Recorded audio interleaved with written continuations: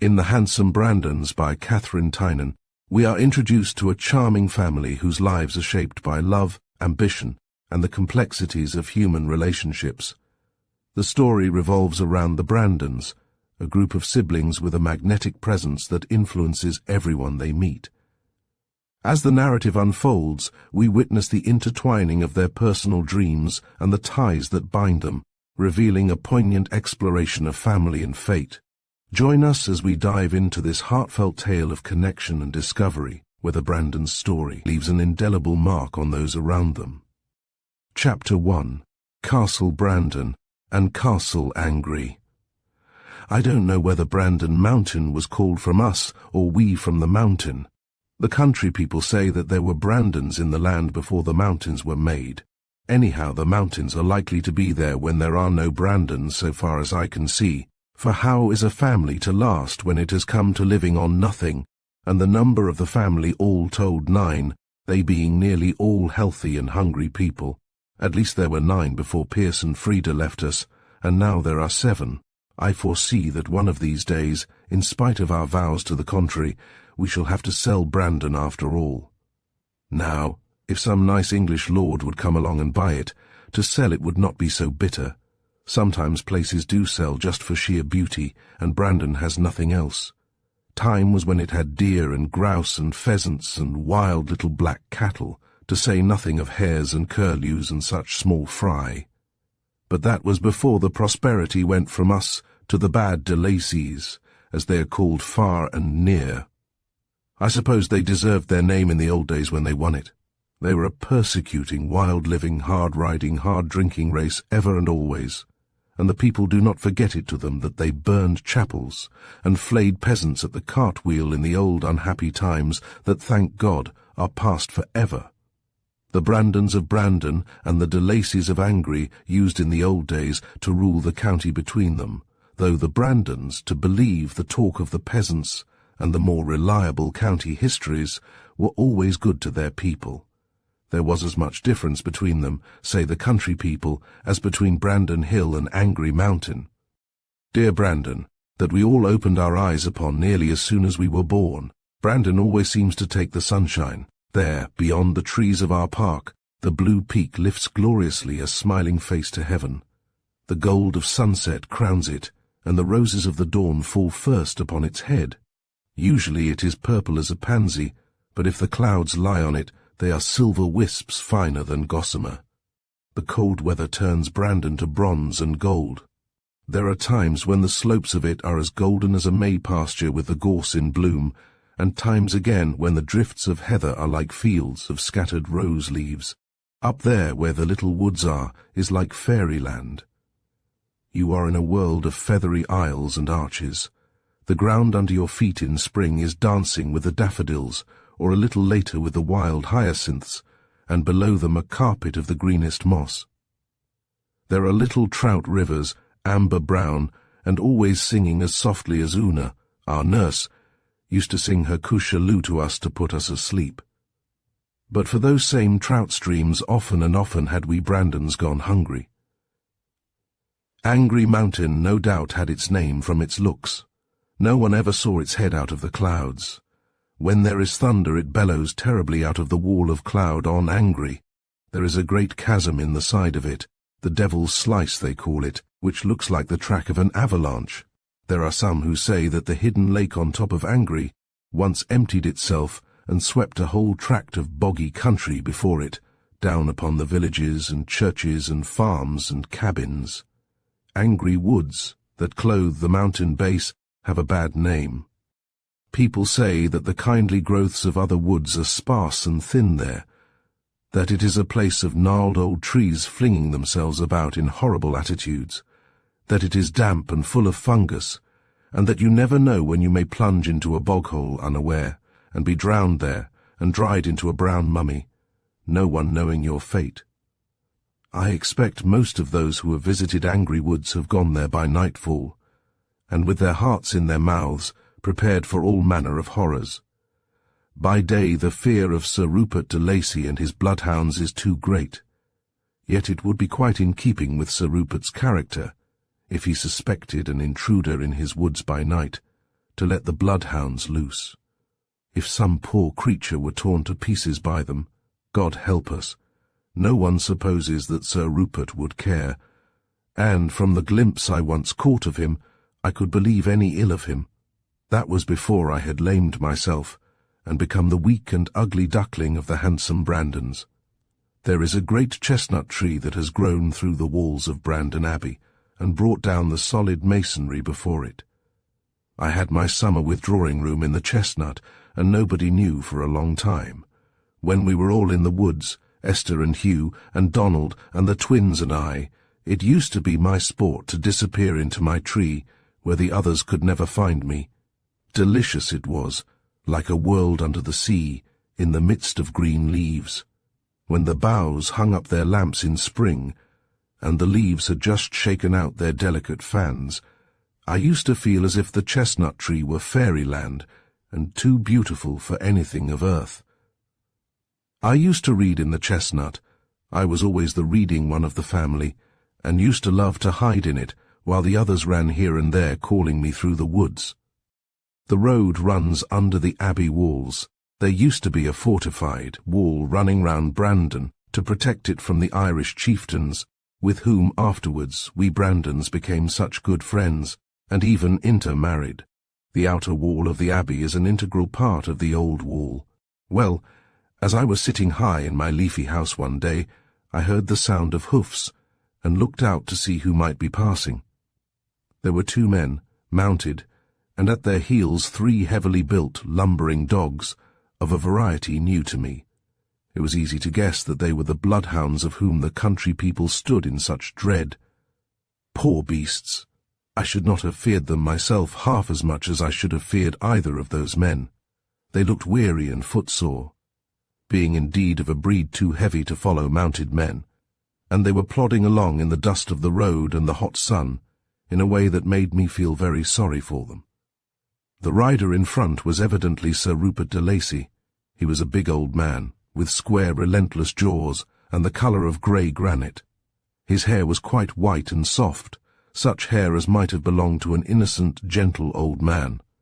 But Sir Rupert had eyes as ferocious as a wild beast's, with curious red lights in them, which I should say were the lights of madness. You will wonder how I saw all this, but as it happened, Sir Rupert was riding bareheaded, and as he passed below my tree he pointed with his whip towards Brandon, and then laughed. My description of him owes nothing at all to fancy, though the others laughed at me about it, and said it was only my romantic way to fancy I could see the fires in our old enemy's eyes. Behind him, a pace or 2 rode James Gaskin, Sir Rupert's steward, Sir Rupert's devil, as I have heard him called. When a man has a mind to be wicked, indeed, Satan generally gives him tools to his liking, and if half the stories about Gaskin were true, he was as much more wicked than Sir Rupert. As hell is wickeder than earth. Gaskin was yellow and shrivelled, with a slight hump between his shoulders. He was grinning in answer to Sir Rupert's speech, and the grin showed teeth like fangs. I have never, indeed, seen a face in which evil was so terribly written. Now, as they passed below, poor Dean, my little half-bred Irish terrier, who was lying in my lap, must needs cock his ears and growl. The men did not hear it, but the dogs did, and growled in answer. Then the man, Gaskin, snatched from his pocket a horrible knotted whip, and leaning over, lashed at the poor beasts that were doing no harm. 2 of them shrank away whimpering. The third never flinched, but, lifting her tremendous jowl, faced the man with her black lips drawn back over her great teeth, and every hair on her bristling. I almost laughed aloud to see how Mr. Gaskin trotted forward to put a good space between himself and the brute. Sir Rupert burst into laughter, a harsh and insolent laughter without merriment. "Take care, Gaskin," he spluttered, "or venom will pay off old scores on you one of these days. She hasn't forgotten that touch you gave her with the red-hot irons. She'll do you a mischief if she can. I'd confine my attentions to the other brutes if I were you." So much I heard before the pair rode away out of hearing, a blot on the sunny day. It was seldom that Sir Rupert was seen in our part of the world, or indeed anywhere outside his own castle of Angry, where they say that he and Gaskin drink together, and the peasants suppose that the devil himself often makes a third. Somehow, I guessed that he had come, casting his shadow on Brandon, that he might see the place he is bent on making his own. Alas, Sir Rupert is our one probable purchaser for our dear old home. Who else would want it, all gone to ruin as it is, and stripped of all but its beauty? How often we have declared hotly that we would die ere he should have it, every one of us, from Aline to the youngest twin. But there he sits like a great grey old spider in his web, waiting and waiting till we are obliged to walk into it, and he gobbles us and our poor Brandon up. And also the poor innocent people as well, in their wretched, neglected mountain farms, who exist simply by reason of our forbearance. Yet Una, our nurse, remembers when Sir Rupert was a dashing young gentleman. No one ever suspected that he would grow into an ogre. He had the bad drop, though, Una will say, wagging her old head. He was personable, but never to my liking. Your grandmamma, Miss Hilda, could never abide him, and wouldn't have married him not if your grandpapa had never been born. She guessed at the bad drop in him, dear young lady, though her ears had been kept from hearing what other people knew of him. Your grandpapa and he were like day and night, the one all goodness and brightness, the other with the black passions already marking his face.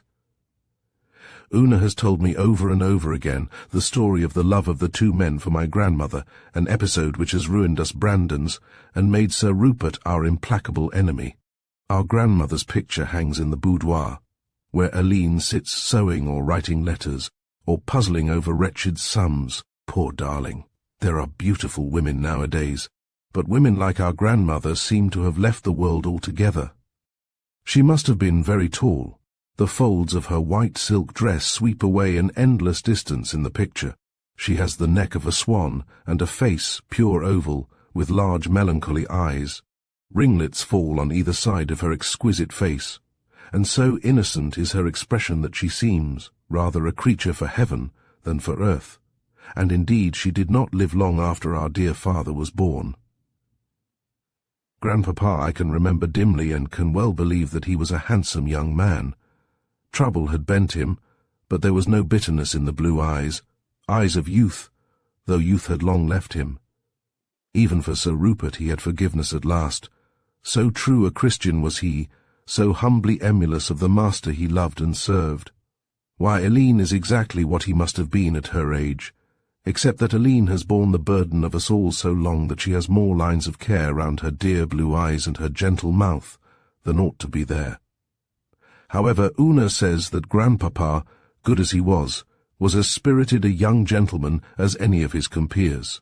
No one could say of him that he was a milksop. He and Sir Rupert were ever something of rivals from the days they were boys at school together, and not in bookish matters. At games and sports they strove to outstrip each other. They were ensigns in the same regiment, and in the wars abroad none could say which was the better man in the field, though even then Sir Rupert had begun to have something of a bad reputation. Then the peace came, and the two young gentlemen swaggered it a while against each other in London drawing-rooms, before coming back to their neighbouring patrimonies. They both fell in love with the same woman.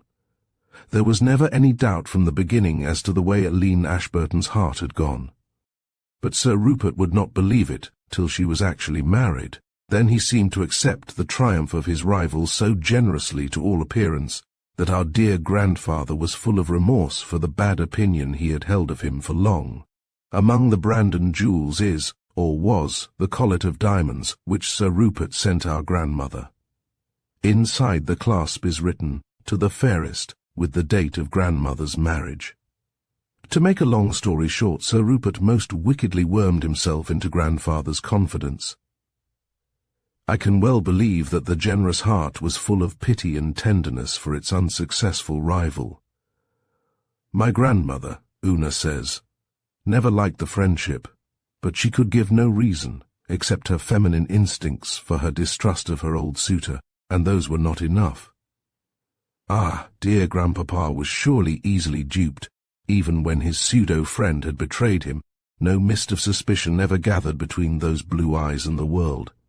In his latter days, indeed, he grew so much like heaven, so little like earth, that his righteous anger against Rupert de Lacy was lost in his profound pity for the sinner, such pity as an angel might have, who should realize all the horror of sin, and yet yearn over the soul for which Christ died. Sir Rupert, even in those early days, had had something of a taste for science, and in the years that followed his disappointment in love, he had devoted a certain amount of time to study in the laboratory which he had fitted up in his house.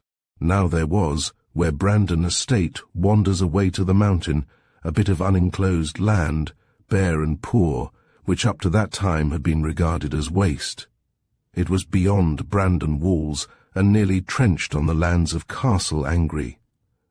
Well, Sir Rupert easily enough cozened my grandfather out of it. There was water there, he said, and his cattle had but brackish bog pools. My grandfather was for giving it to him, but Sir Rupert would not have it so, and the deeds were regularly made out, signed, and delivered. Then, too late, it was discovered why Sir Rupert wanted the land.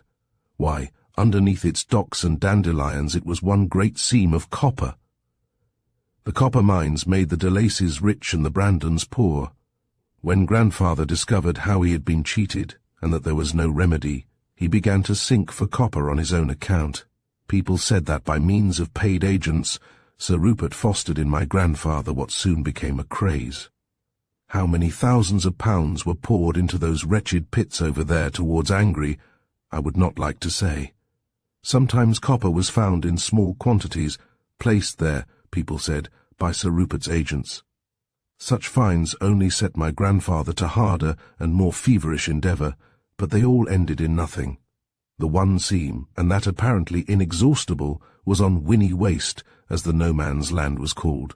While my grandfather was ruining himself and future Brandons, Sir Rupert was heaping up gold.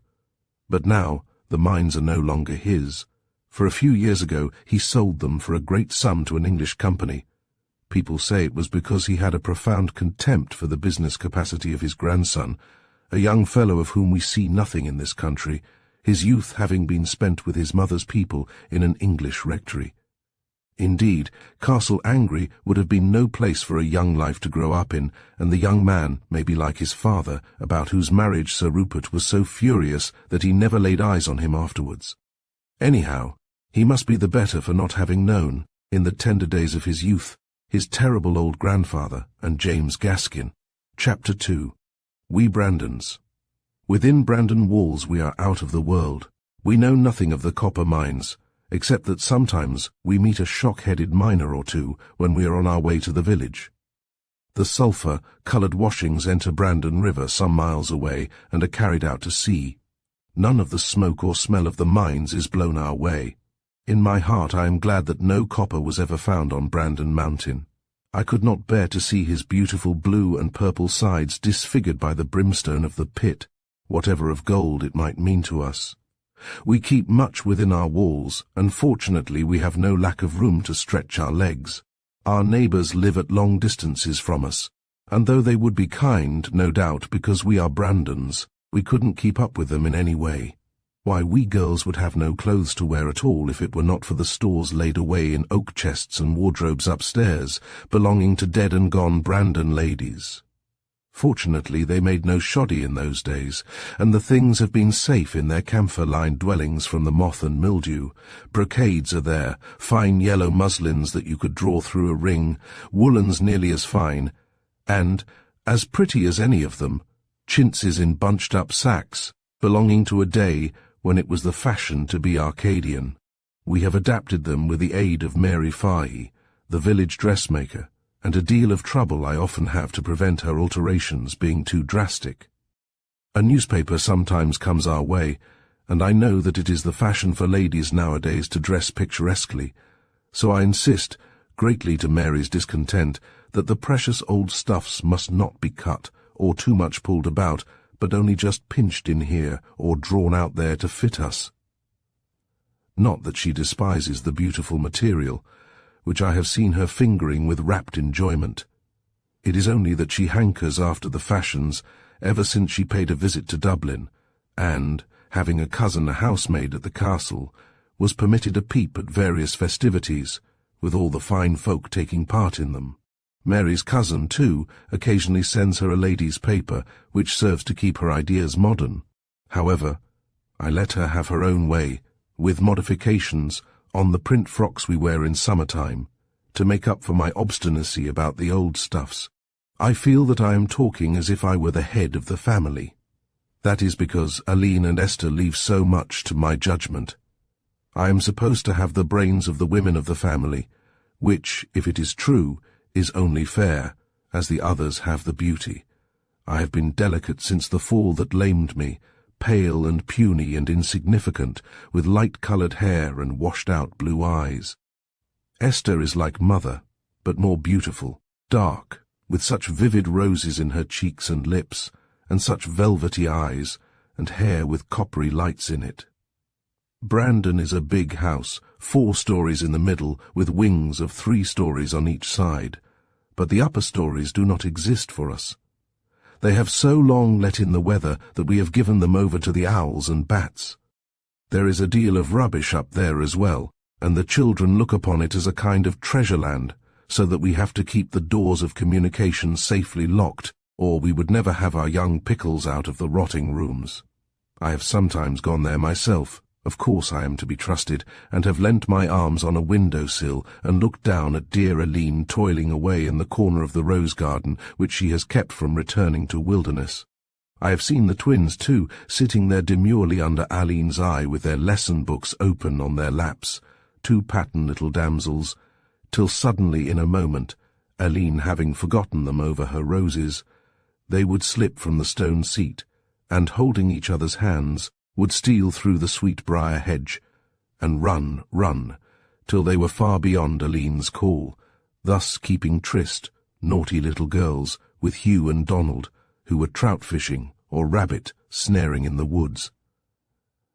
Then my gaze would wander over the tree-tops to our dear Brandon, and on to Angry Mountain, fuming with clouds. I could see the towers of Castle angry in the fissure the old bog-slide had left, there on its solid land, and the bog-holes and little rivers which surround it, so that it has to be approached by a causeway.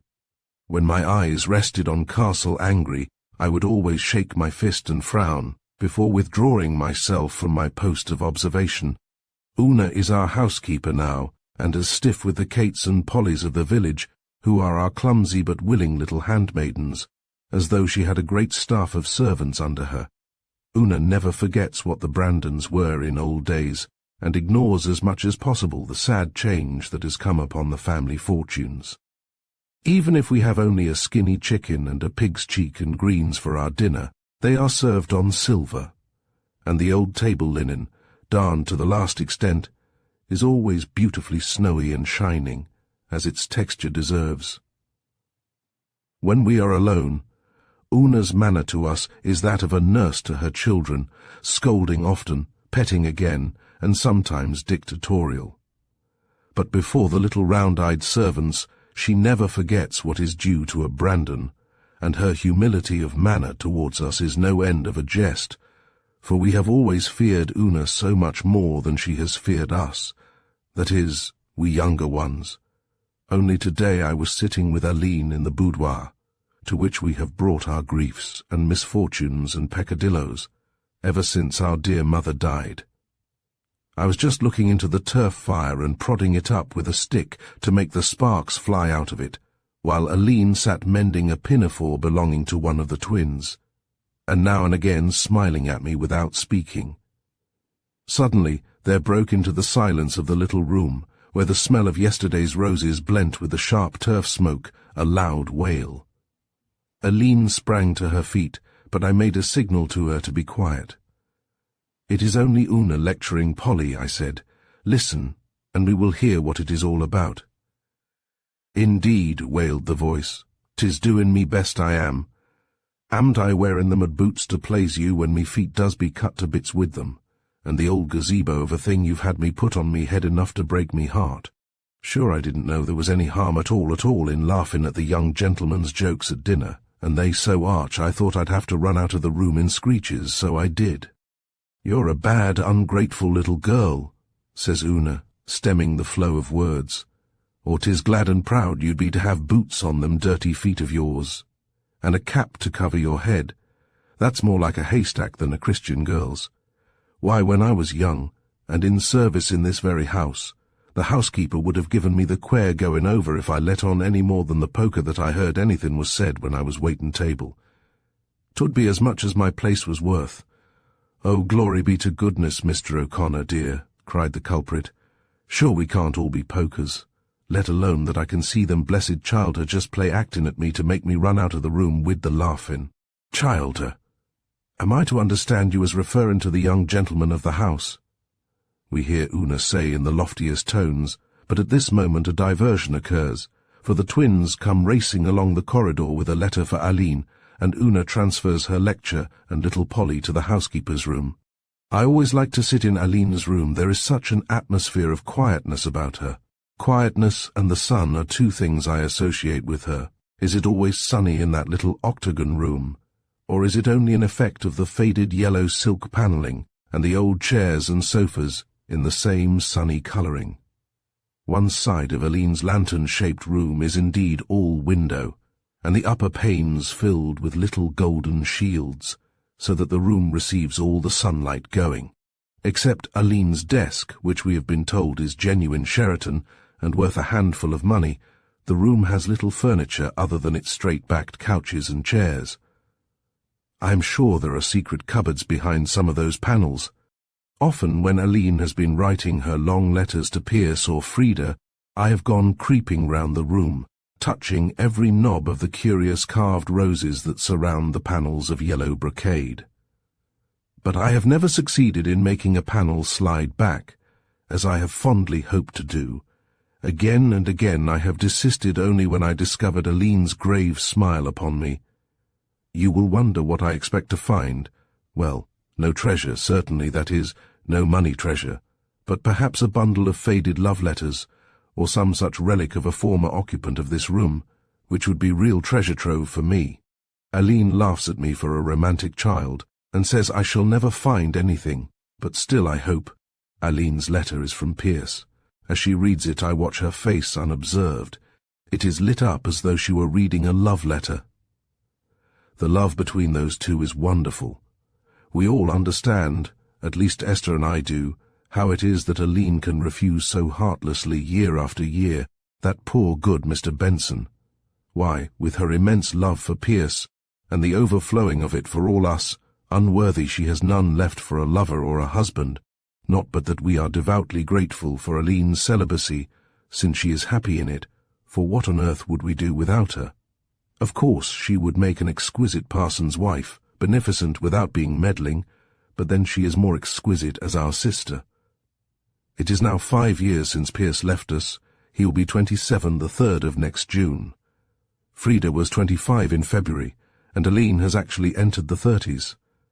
Pierce was a tall, slim, active fellow when he went away, with Aline's golden hair and blue eyes, and Aline's sudden radiant smile in a serious face. Those two always rather held aloof from us, much as a very devoted husband and wife might hold aloof from their grown-up children. They used to walk together a good deal in the woods, and when Pierce would go fishing, Aline would accompany him with her basket of mending or her book, and sit by him through the long hours of the day, while we young barbarians held our revels unchecked. It must have been a great blow to Aline when Pierce went so far away. She has always had an air of loneliness since, as of one who has lost her mate. We have a way of going in couples in our family, Aline and Pierce, Esther and I, the twins, of course, and those two dear boys who are always together. I don't know where Frida came in, but of course it mattered less, as she married so young, and was so absorbed in her gym. Pierce's going came about through Mr. Desmond's visiting the old country. Mr. Desmond is one of our personalities, and we are immensely proud of him, especially as he was born on Brandon Estate. He is the son of a small tenant farmer, and came into the world, one would say, with a very hard iron spoon in his mouth, and the same spoon quite ignorant of even wholesome stirabout. However, despite his humble origin, he has become a great man, a pioneer in dark continents, a letter-in of light on the hidden places of the earth. He is very wealthy and powerful, yet he is very simple, and as plain living almost and plain spoken as the peasants he sprang from. All his people are long dead, and the little house where he was born levelled to the ground, so it must have been a lonely home coming for him when he arrived that May day now more than 5 years ago. And walking into the wretched little Brandon Arms asked if he could have a bed and board for a few days. I believe the people round about would have made a great fuss over him if he had not quietly and shyly slipped through their fingers. He made nothing like a public appearance, but spent his time walking about by himself revisiting the places he had known in childhood. When he left, in about 10 days after he'd arrived, the only tangible signs that he had ever come were the magnificent cheques he sent the rector and Father O'Sullivan to be used as they thought well among the poor people. But he carried off our Pierce. He had come upon him fishing, and had sat and talked with him the length of an afternoon, while the May flies danced above the water, and Pierce filled his basket with beautiful silver trout. The next day Mr. Desmond called, and sent in his card to Aline. The first we heard of him was that Aline had invited him to lunch, which consisted of Pierce's trout, cooked as only Una knows how. He came 2 or 3 times afterwards, and then we heard that Pierce was to go to Africa with him. Pierce seemed fascinated by the man. So indeed did Hugh and Donald, whose noses at that time were not much more than above the tablecloth. But their scent was as keen all the time for danger and adventure as if they stood 6 feet in their stockings. Aline said to us over and over during those days that it was a great thing for Pierce to have found such a friend as Mr. Desmond, and that he couldn't always be at home doing nothing, and that maybe he would become a great man himself, and build up the Brandon fortunes again, to all of which we gave a cheerful assent, though the tears were big in Aline's eyes. We had great food for speculation then, about what would be the extent of Pierce's fortune when he came home, and how much it would take to put Brandon on its legs again. However, all that proved quite futile. Mr. Desmond and Pierce had been together only a couple of years when, for some reason, they quarrelled and separated. Meanwhile, Aline has long worn that look of expectation, which means, we know, that she hopes any day may bring Pierce, or news that he is coming. Every month his room, the upper room of the octagon, is turned out, and afterwards Aline herself puts it to rights, setting all the things tidily just as Pierce left them, in the old untidy fashion. His rod and fishing tackle, his pipes, his gun, his cricketing things, and all his old rubbish she dusts and sets back in their places. If Pierce walked in any day he would find the room ready for him. Every night, long after I'm in bed, I know that Aline's light is burning, for our rooms communicate, and a long shaft of gold comes in under the door after my candle has been extinguished. I do not hear her moving about, and then I know that she is praying for Pierce. Chapter 3. Anagassan Races. It was the very month before Pierce left us, and brilliant April weather, when we played that prank, which ended so disastrously for me, and the incidents of which I can never recall without a blush. I was a pickle in those days and ripe for all sorts of mischief, while Esther was then, as now, ever ready to follow where I led. As for the boys, did you ever know boys who didn't like forbidden fruit? As they say hereabouts, would a duck swim? And the duck's attitude towards her native element was precisely that of Hugh and Donald towards any wild freak, whether suggested by themselves or by those who ought to have known better. It was an exquisite day, more like June than April, and Pierce and Aline had gone for one of their fishing excursions together, taking a basket of luncheon with them. "You'll be good children," Aline had said to us, "and not get into any mischief, and be in punctually for luncheon, and not give Una any trouble." We said we would be all she desired us, and she went off with her look of placid contentment. We really meant to behave very well, but we had not remembered then that it was the greatest day of the year for the whole countryside, the day of Anagassan Races. Well, we remembered it soon enough, too soon, after Aline had gone, and at first we had no wilder idea than to ensconce ourselves in the ivy of the old Abbey gable and watch the country people walking and driving by. "There'll be no one left in the village," said Donald. "Even the babies are going." "Barney McGee will be left," said Hugh, "for he told me yesterday he was took with the rheumatiz fearful." "Yes, wouldn't be after wanting the little mare in the sidecar," said he, "for if Yes would, Yes'll be kindly welcome." I say, I cried out on the impulse of the moment, why shouldn't we take Barney's offer and see the races? The boys stood up and jumped over the backs of their chairs to express their enthusiastic approval of the suggestion. Only Esther timidly asked what Aline would say. "Say," I responded disingenuously. Why, what would she say? She never said we weren't to go. "Let us ask Una to give us our lunch to take with us," said one of the boys. "If you do," said I, "Una will smell a rat and spoil everything. I have threepence, and we can buy some gingerbread. Mind, the twins aren't to know, or they will tell Una, or they will make us take them. They're horrid, cheeky little things," said 12-year-old Donald, "and it would be ridiculous to be seen with a pair of kids like them." We got off without Una suspecting us, and made for the village. So far as sounds of humanity were concerned, it was silent as the grave, the place being given over to cocks and hens and goats and pigs and cats and ducks and turkeys, except that old Barney sat on his doorstep wearing an expectant look. I thought Yes had come today, being offered the convenience of the car and horse. Sure, young blood'll be young blood, and even the dogs is off to Anagassan races. Not so much as an intelligent baste for me to exchange a word wid until the people comes trooping home in the cool of the evening. The boys yoked up the old mare under Barney's supervision. She was a very Rosinante of a steed, and her harness, which must have been the first harness made, was broken in many places and tied together with stout twine. The car was coated with years of mud, which hung down in stalactites behind, and the old cushions protruded their hair stuffing in every direction through the rags and tatters that pretended to cover it. However, Barney looked at it with such pride when it stood ready for us that none of us had the heart to find fault with the equipage.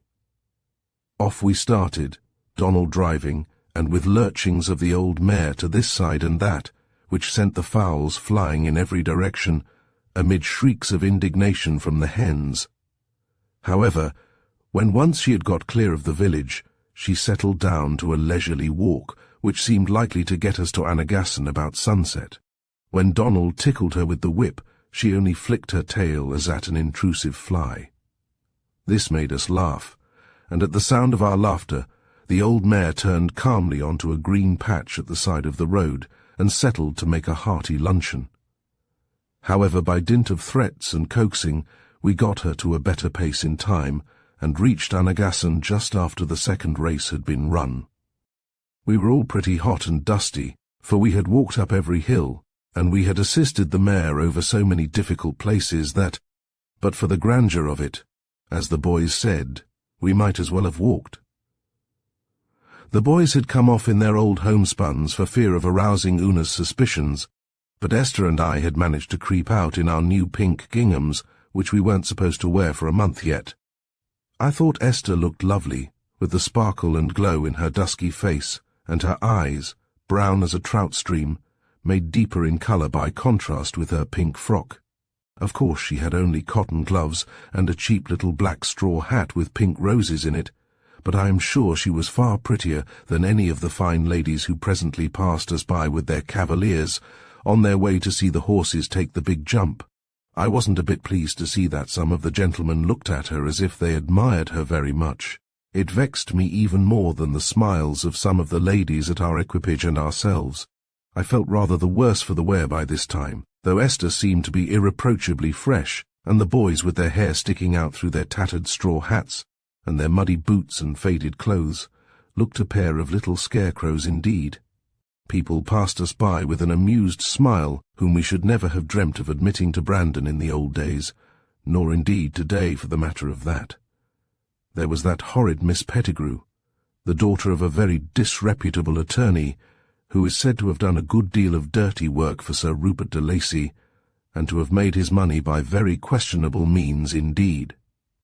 Well, I saw this great flaunting peony of a creature look at Esther's unconscious face with a toss of the head and an impudent, jeering smile, which made me furious for a moment, till I remembered that she was only Pettigrew's daughter, and could know no better. She took occasion to pass very near to us, flaunting her silks like any peacock, so near that we had to stand back a little to let her pass. There was a gentleman with her, and for a moment I included him in my glance of haughty indignation. But only for a moment. He was quite young, and his face had a very bright expression, but just then he looked grave, almost angry, I thought, and it occurred to me that what Miss Pettigrew had whispered to him disgusted him not a little. Anyhow, as he passed quite close to us, he lifted his hat gravely, and I caught a glimpse of bright brown hair, rippled all over, despite its close cutting. Then they were gone. I turned round to find Mag Byrne, the beggar woman, and one of the characters of the country, at my elbow. Mag had seen the little drama, and now spat out expressively. To think of the likes of her rubbing her dirty skirts against rail quality like yourselves, Miss Hilda, dear. Why, I remember her father thankful to get a plateful of mate at the kitchen door of your own house, my dear. That's a shoneen now, and his daughter traipsing about with the officers from the barracks. I laughed at Mag's indignation, and my own somehow disappeared. So Miss Pettigrew's escort was one of the officers from the barracks. Well, he looked a gentleman at all events, however he came to be in such strange company. All the fine folk were in the carriage enclosure or on the grand stand. We were out on the hill among the farmers' carts and the dancing tents and Aunt Sally's, and Esther and I enjoyed the humour of it all greatly. Quite early in the day the boys had gone off to amuse themselves, but as they came back frequently to share their raptures with us, we were not anxious. Fortunately for them, the place was full of their friends, people who had lived on Brandon land for more generations than they or we could count, and to whom it was untold pride and joy to treat the young gentleman to all the fun of the fair. I offered them some of the 3-penny worth of gingerbread, but my offer was received with scorn. They had been royally banqueted on ham and chicken and ginger beer and rhubarb tart, and had seen the bearded lady and the giant and the dwarf, and were inclined to be rather contemptuous of us. We ourselves were not a bit sorry when Mrs. O'Sullivan, Una's cousin, came over to us and implored us humbly to share her home-made bread and butter, and the little pot of tea she had made by the aid of a spirit lamp. We were very hungry by this time, and we were not proud with our own people. I am quite sure that the chicken and the champagne on the drags in the enclosure wasn't half so much enjoyed as was our repast out of Mrs. O'Sullivan's basket. The people about us vied with each other in being kind and courteous to us. Indeed, they were quite congratulatory to Anagassan races for being honoured by our presence, though they abstained from looking at Barney's car and mare, while they detailed reminiscences of our grandfather's appearance driving a coach and 6 at these same races. If there had only been our own dear good people, I could have enjoyed the races as heartily as the boys did, but somehow, as the afternoon went on, and the bevies of fine folk passed and repassed us, I grew vexed and disquieted. It was not the supercilious glances of the ladies so much as the behaviour of some of the gentlemen. As they passed, they stared hard at us, and presently they would come back alone, or accompanied by other gentlemen, and walk past slowly, or stand at a little distance looking at us. That was the worst, I said to myself crossly, of having a beauty sister, for of course they could not want to look at me. Esther had forgotten her misgivings, and was enjoying the day as thoroughly as the 2 boys. She had the air of rapture which very small joys have the power of awakening in her, and as she sat there radiant and smiling, with her red lips parted over her little white teeth and her eyes shining, I couldn't wonder at people liking to look at her.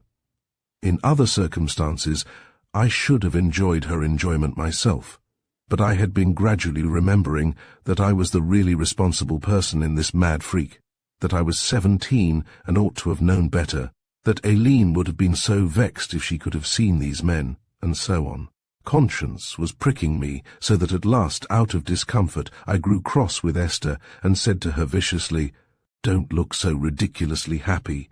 You are for all the world like Juliet in the play, and you are making those people stare at us." Then I was quite sorry, for her dear face fell and her eyes clouded over. "There, there," I said repentantly. I didn't want to frighten you, at which her face slowly brightened again. "After all, since we are here, there's no reason why you shouldn't get all the enjoyment you can out of it." Soon afterwards, I had forgotten the disagreeable things myself in excitement over the great race of the day. The race lay between an English horse and a little mare called Brandon Biddy that came of stock from my grandfather's stables, so that my excitement was at once a family affair and an affair of patriotism. Someone on the hill had brought us a little glass, so that I was able to watch the mares green and white as the horses and their jockeys spread themselves over the course like a many-coloured ribbon. The mare won by a length, and all at once I forgot myself and shouted as wildly as anyone there, though, as everyone was shouting, it wasn't likely that I should be noticed. However, when I discovered what I had been betrayed into doing, I felt myself turning crimson. I shut up the race glasses sharply, and took a furtive look round to see if anyone had observed me. The crowd on the hillside was laughing and cheering and shaking hands all round, and some men were even flinging their hats in the air again and again in the exuberance of their delight. I was sure I had not been noticed, and I was able to turn to Esther and answer her, "Oh, Hilda, isn't it splendid?" with a cheerful affirmative. But just then I saw, standing quite near us, the gentleman who had been with Miss Pettigrew earlier in the day. His face was full of amusement, and it flashed upon me in a minute that he had been watching my ridiculous capers. I was furious, and looked so, I suppose, for his amused look gave way to one of such gentleness and deprecation that I felt my anger quite giving way, though I was sure that I should never cease to blush for having appeared so ridiculous. However, just then the boys came up. "They're saddling for the last race," cried Hugh, "and we'd better be making our way out of this crush, or we won't get home till midnight with the old mare. We'll see the last race just as well from the upper road." We agreed, and I was delighted with the boy's foresight, for I didn't want to be coming through the gap side by side with all the carriages and drags. So we turned our Rosinante around, and came down from the hill and across a field, and through the gap, where half an hour later there would be such a tremendous struggle for precedence. The mare was eager for her stable and trotted briskly enough over the grass fields to the road. We halted to see the last race run, and then we turned from the upper road into a quiet by-road which would take us to Brandon village by a slight detour. By taking it we should escape the crowd, and as we turned off the high road and caught in the distance already the shouting and tumult that showed the people were trying to get first through the gap, I heaved a deep sigh of relief. Then I turned to the others with a smile. "Well," said I, "we've had a delightful day and no harm done. All's well that ends well." But just at that moment there came from the upper road a blast of a horn, followed by the clatter of hoofs. Barney's mare started and flung herself almost back on us. Then she was off like the wind. Barney had always said that she had a touch of the racer. Perhaps the events of the day had wakened it in her. Anyhow, the noise of the drags was too much for her, and she was off. Chapter 4. I Pay the Reckoning. I just remember the boys shouting at us to hold on and sit steady. We didn't require that instruction, for every country-bred girl knows that the only thing to do when a horse bolts is to keep quiet and do nothing. I gripped my side of the car and watched Hugh, who was driving beside me, fling himself halfway across the car in his effort to keep a tight grip of the reins. The wretched car was swinging from side to side, and I caught a glimpse of Esther, rather pale, holding on quietly to her side as I was doing to mine. I wondered at the calm of my own mind. "If we meet nothing," said I, "and the harness holds, we are safe enough, for it won't take long to tire her out.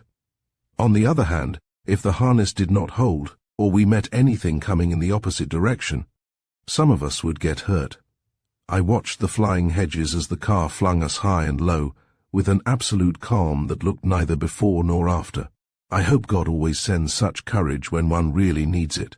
So the mad flight went on in absolute silence as far as we were concerned, But of course the wretched harness could not stand the strain.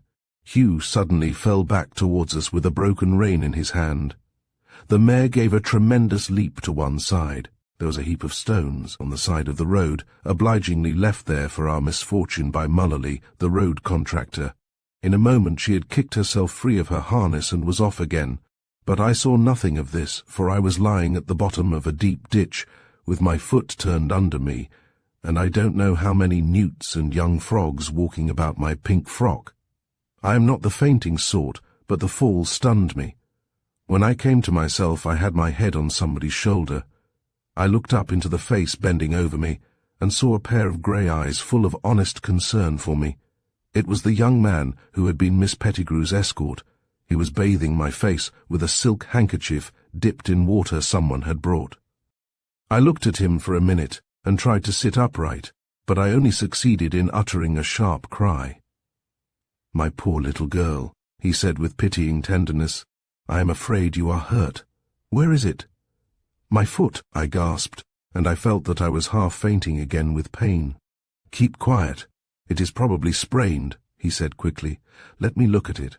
I heard him call to someone for a coat, which he arranged under my head. Then I remembered.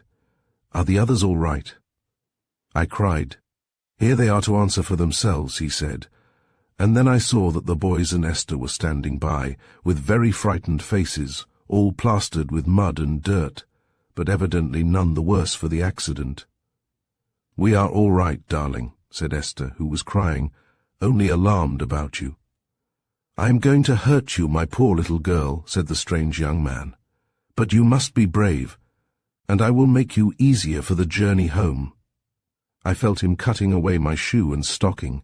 It was agony, every bit of it, but I endured it, only saying my prayers, as I had seen the peasants do when they suffered. Then I felt him binding my ankle about with something cold and wet that seemed to relieve me a little. When he had finished, he bent over me again, and I smiled faintly at him. "You are very good to me," I managed to say. "Good to you," he echoed. "I wish I could save you the horrible suffering I know it is. I hope it is no worse than a bad sprain, but a doctor must see it immediately you get home. But how to get you home, that is the question. I'll run to the crossroads, volunteer Donald, and bring Larry Brady's ass and cart. The ass will travel as slow as you like, and she can lie full length in the cart. Right, my boy. If they can send a feather bed and pillow, so much the better." Donald was off like a shot. "I hope you have not far to take her," he said, turning to Esther. I saw she was about to tell him, and I darted a warning glance at her which she understood. "Not very far," she said haltingly. "To Brandon village?" he asked, "or one of the farmhouses yonder?" "I don't think this road leads anywhere else, except to Brandon itself." Now I was vexed at his taking us for peasants or farmers' daughters, though I didn't want him to know we were Brandons. So I took the words out of Esther's mouth. "Yes, to Brandon village," I said, which was true enough, for we had to pass through the village, and some of us would have to explain to Barney the accident to his property. That was worrying me too, for we could ill afford to make up the damage. I closed my eyes after that and said nothing, for the throbbing pain in my ankle made me feel exhausted. Through my closed eyelids I could feel the pity in the kind, strange eyes that were watching me. He was so kind that I felt I could forgive him not only for not recognizing us at once as Brandons, which I should have hated him to do, but for having walked with that Pettigrew creature. Evidently she had not told him who we were. Whatever her jibe had been, it had not told him that we were Brandons, the proudest and most impoverished race within the 4 seas of Ireland. My thoughts went from one thing to another, and presently grew hazy and dull with continued pain. Then I became aware that the ass-cart had arrived, with Mrs. Brady as well, full of lamentations and wirass-throughs. I was very much afraid she would give us away to the stranger, but he was so engaged looking after my comfort that I don't think he heard a word she said. It was he who lifted me into the little cart, so gently that my ankle scarcely hurt. As he lifted me, I saw his fine bay horse fastened to a gate. He must have been riding from the races and witnessed our mishap from the upper road. He laid me down gently on the soft feather bed, As he bent low to do it, his face almost touched mine. "Good, brave little girl," he whispered. Then he turned to the others. "Who is going to lead the ass?" he asked. "I," said Hugh. "I," said Donald. "You had better lead, being the oldest and wisest," he said to Hugh with a smile, "and take care you do not jog her. Fortunately, the road seems pretty level." He lifted his hat, and I thought I detected a wistful look in his eyes. I am sure he wanted to know who we were, and to ask if he might hear how I progressed, but nobody said anything. He stood watching us as we moved off slowly, and when we had gone quite a long way, before the road turned, Hugh looked back and said, "Your friend is watching us still, Hilda," and then added in his emphatic way, "I call that no end of a good fellow." I said nothing. I was thinking dreamily that the stranger had never once looked at Esther, always at me. I wondered who he might be. Anyhow, we were never likely to see or hear of him again. We never went out anywhere we were likely to meet him, and if he was, as Mag Byrne had suggested, an officer from the barracks, he would presently leave with his regiment and go out into the wide world, where even friends find it so hard to meet. But here we were at last at Brandon Hall door, and Aline was running down the steps. Esther had gone on before to explain things to her. I saw that Aline looked very much disturbed, but when her eyes met mine, they held nothing but love and pity. Well, they sent for old Dr. Devine, who came and examined my sprain. He was very grave about it, for it was no sprain at all, but a compound fracture.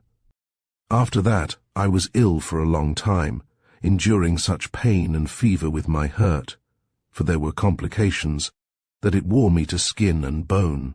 Then Aline sent for a Dublin specialist, for Dr. Devine was very old, and not altogether to be trusted. Indeed, the Dublin doctor found things so bad that a bone had to be broken again and reset. However, after months of it, I was carried downstairs, hollow-eyed and the ghost of my old self. But I had plenty of cause for gratitude, for I had very narrowly escaped being a permanent invalid, though, when I could walk about, I was a little lame, as the Dublin doctor had feared I should be for a long time, and I have never been quite my old strong self again. However, they have all been so good to me, that even in my misfortune there is sweetness. It was quite a novelty in our strong family to have someone to wait on, and I believe the boys and the twins were delighted beyond telling in carrying my footstool or fetching a shawl or pillow for me, or when I went with them on their expeditions, carrying a little bundle of rugs and wraps, with which I should be made comfortable when we sat down to picnic among the harebells, or in a sunny hayfield sloping to the river. I think it was a comfort to Aline to have me to distract her mind when Pierce went away. Once, after a long time, I said to her that I was sorry for the escapade which had ended so disastrously. "Poor little Hilda," she said. "You have had to pay heavily for a bit of childish folly," and she stroked my hair in her exquisite way. "Yet I think that if all had ended well that day, Aline would have been very angry with us, for she is so proud, and lying quietly so long, I seem to have grown up suddenly, so that I understood how she might wince under the incidents that had seemed glorious fun to us younger ones. As she sat beside me another day, feeding me with little bits of a peach, I asked her a question which had been in my mind. "Aline," I said, "where does all this come from, the peaches and grapes and game and wine? And how did you pay for the Dublin doctor for me?" She bent down and kissed me again. "I sold the collet," she said quietly. "Sir Rupert's collet." I almost shrieked. "But it was your own, the one beautiful thing you had. Grandmother left it to you herself."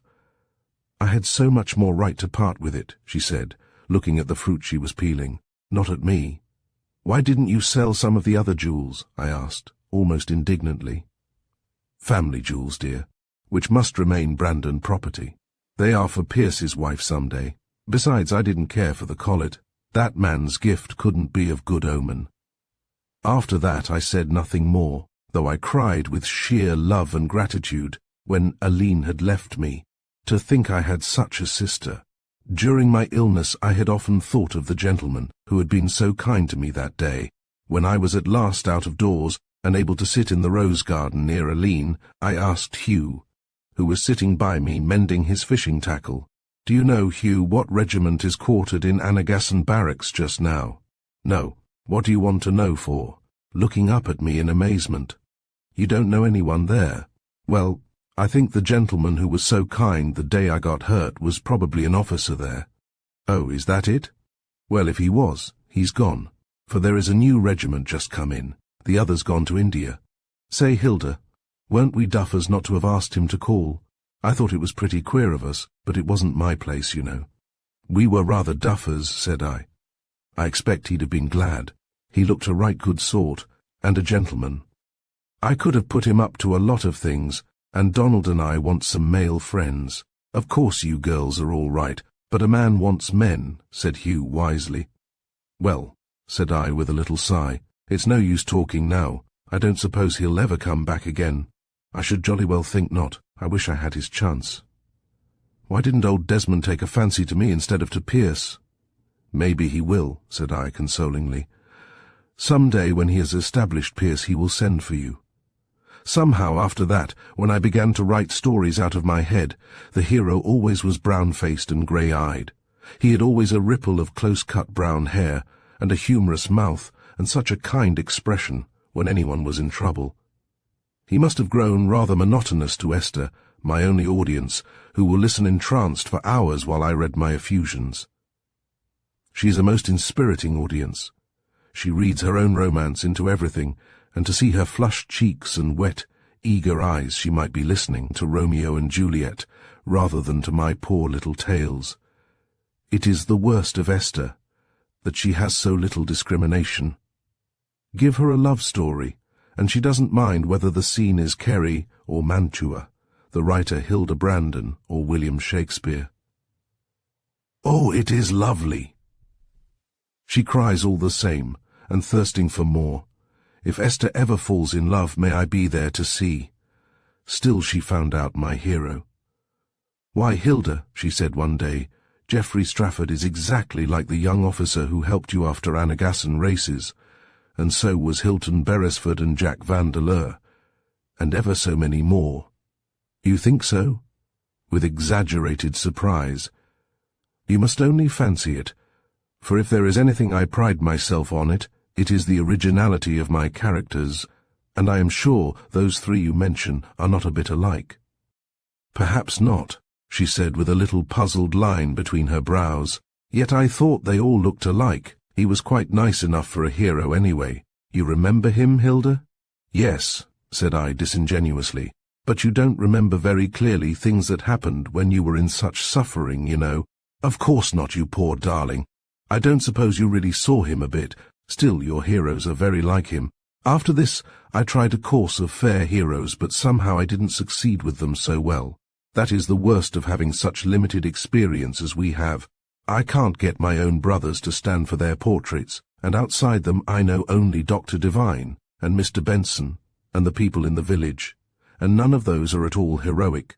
Chapter 5. Frida. Aline always said that it was providential that Frida should have married, and married a rich man. She told Frida so herself one day, I remember, for I was in the room, but Frida only put out her red mouth and said that she couldn't see things in that light at all, that she could have endured poverty with the best of us, and as for Jim's being a rich man, well, she would have married him if he hadn't had a sole to his boot or a rag to his back. Poor dear old Jim, it was as hard to imagine him shabby as it is now to imagine Frida back again in our ramshackle life. He was always so fresh and trim, with such immaculate linen, and clothes that even we rustics felt were a marvel of the tailor's art. What a dear, jolly, open-handed fellow he was, and how little any of us could have believed that he would only live 2 years and leave Frida a young widow at 20. But after all, as Esther says, Frida was perfectly happy for 2 years, and that is not given to many people. And then, too, she has her little son, who is such a dear little boy, or was when we saw him 2 years old, that no mother could be very unhappy possessing him. Jim had been visiting old Mrs. Doyne at the Valley House when he and Frida saw each other and fell in love at first sight, And that, says Esther, is the only possible love. I remember Frida that summer. She used to wear a green muslin that had once belonged to our grandmother, and she looked lovely in it. She was wearing it the very first day she ever saw Jim. Mrs. Doyne was an old friend of Mother's, and while she lived, we used to go a good deal to the Valley House. Her only son, Alec, was in India, and she was very lonely, and liked to have us about her. I think she hoped that Alec would come home, and that he and Frida would make a match of it, for Frida was her favourite. We hadn't the least idea that she had a visitor that June afternoon, when Frida and I set out to have tea with Mrs. Doyne, I looking forward agreeably to the strawberries and cream and the tea cakes, and the delicious rich tea in the faded sweet-smelling drawing-room at the Valley House. Frida could never bear to be shabby like the rest of us, and I remember that when I came out of the house and found her waiting for me on the lawn in the sun. I thought she looked as fine as heart could desire. She was wearing her sailor hat, and had tucked a large bunch of dark Camille de Rohan roses into her belt, and the green frock, with her pale face and red lips, and all her little golden rings of hair like a baby's, was charming. I was rather down at heel, and my dress was crumpled, and I swung my hat by the string as I walked. I dare say I made a most effective contrast to Frida, who was so spick and span and fresh and cool, though it was very hot weather. Well, we sat blinking like cats in the big shady drawing-room after the brilliant sun outside, and then dear old Mrs. Doyne came in and kissed us, and having made us sit near her, kept stroking Frida's hand absently, as she had a way of doing. She had asked after everybody, and had rung the bell for tea before she came to what was quite an exciting piece of news for our corner of the world. "I have a young gentleman staying with me, my dears, a friend of Alec's, and such a nice lad." "Oh, Mrs. Doyne," said I, "but isn't he a bother, and how do you manage to keep him amused?" "Well, you see, my dear, the poor young fellow's not very strong. He's home on sick leave, and he promised Alec he wouldn't return without bringing him news of his old mother. And so when he was kind enough to come all this long way to keep his word with my Alec, and seemed to find the country so beautiful, and the summer here so mild and sweet, I could do no less than ask him to stay. Could I, Hilda, my dear? And would you believe it? He seemed quite pleased to be asked. "And why shouldn't he be?" I said. "It's easy enough to be happy in this house. Only I was thinking of an ordinary man. Sons and brothers are different, of course, but one always thinks a man must be wanting to do something. Of course, if he's ill, it makes all the difference." "He's scarcely ill now," said Mrs. Doyne. "He says he finds the air here wonderfully curative, and I assure you Susan and I enjoy cosseting him. It's almost like having Alec to pet again, though, of course, Alec, dear fellow, was never ill, and no subject for our port wine jellies and beaten-up eggs which Mr. Hazeldine seems to enjoy so much." "What does he do all day?" asked Frida. "Oh, he's not at all troublesome, my dear. He likes to lie in the sun, with his cap over his eyes, and soak in the air, as he says, or he reads and talks to me when I am ready for him, or knocks the billiard balls about, or takes long walks with Rory. Poor Rory hasn't had such good times since his master went away. Oh, by the way, I thought of making a little picnic and asking you young people, just ourselves, you know, to Inver Waterfall. I could have the barouche out for anyone who didn't care to walk, and the donkey cart could take over the hampers." Of course we were rejoiced, and said so. Just then the door opened, and Mrs. Doyne's visitor came in. He evidently had expected to find no one but her, and at first I think he could hardly make us out in the dark room, though Frida's gown made a radiance in her corner, as if the sun were looking in through green leaves. I thought him pleasant, looking at the first glance. He would naturally be bronzed, and a little brown was already stealing over the pallor of recent illness. He was freckled, and smiled pleasantly, showing a row of white teeth, as he was introduced to us. Then he went over to Frida's corner and sat down beside her, and in a few minutes they were talking quite like old friends. I watched them while I drank my tea.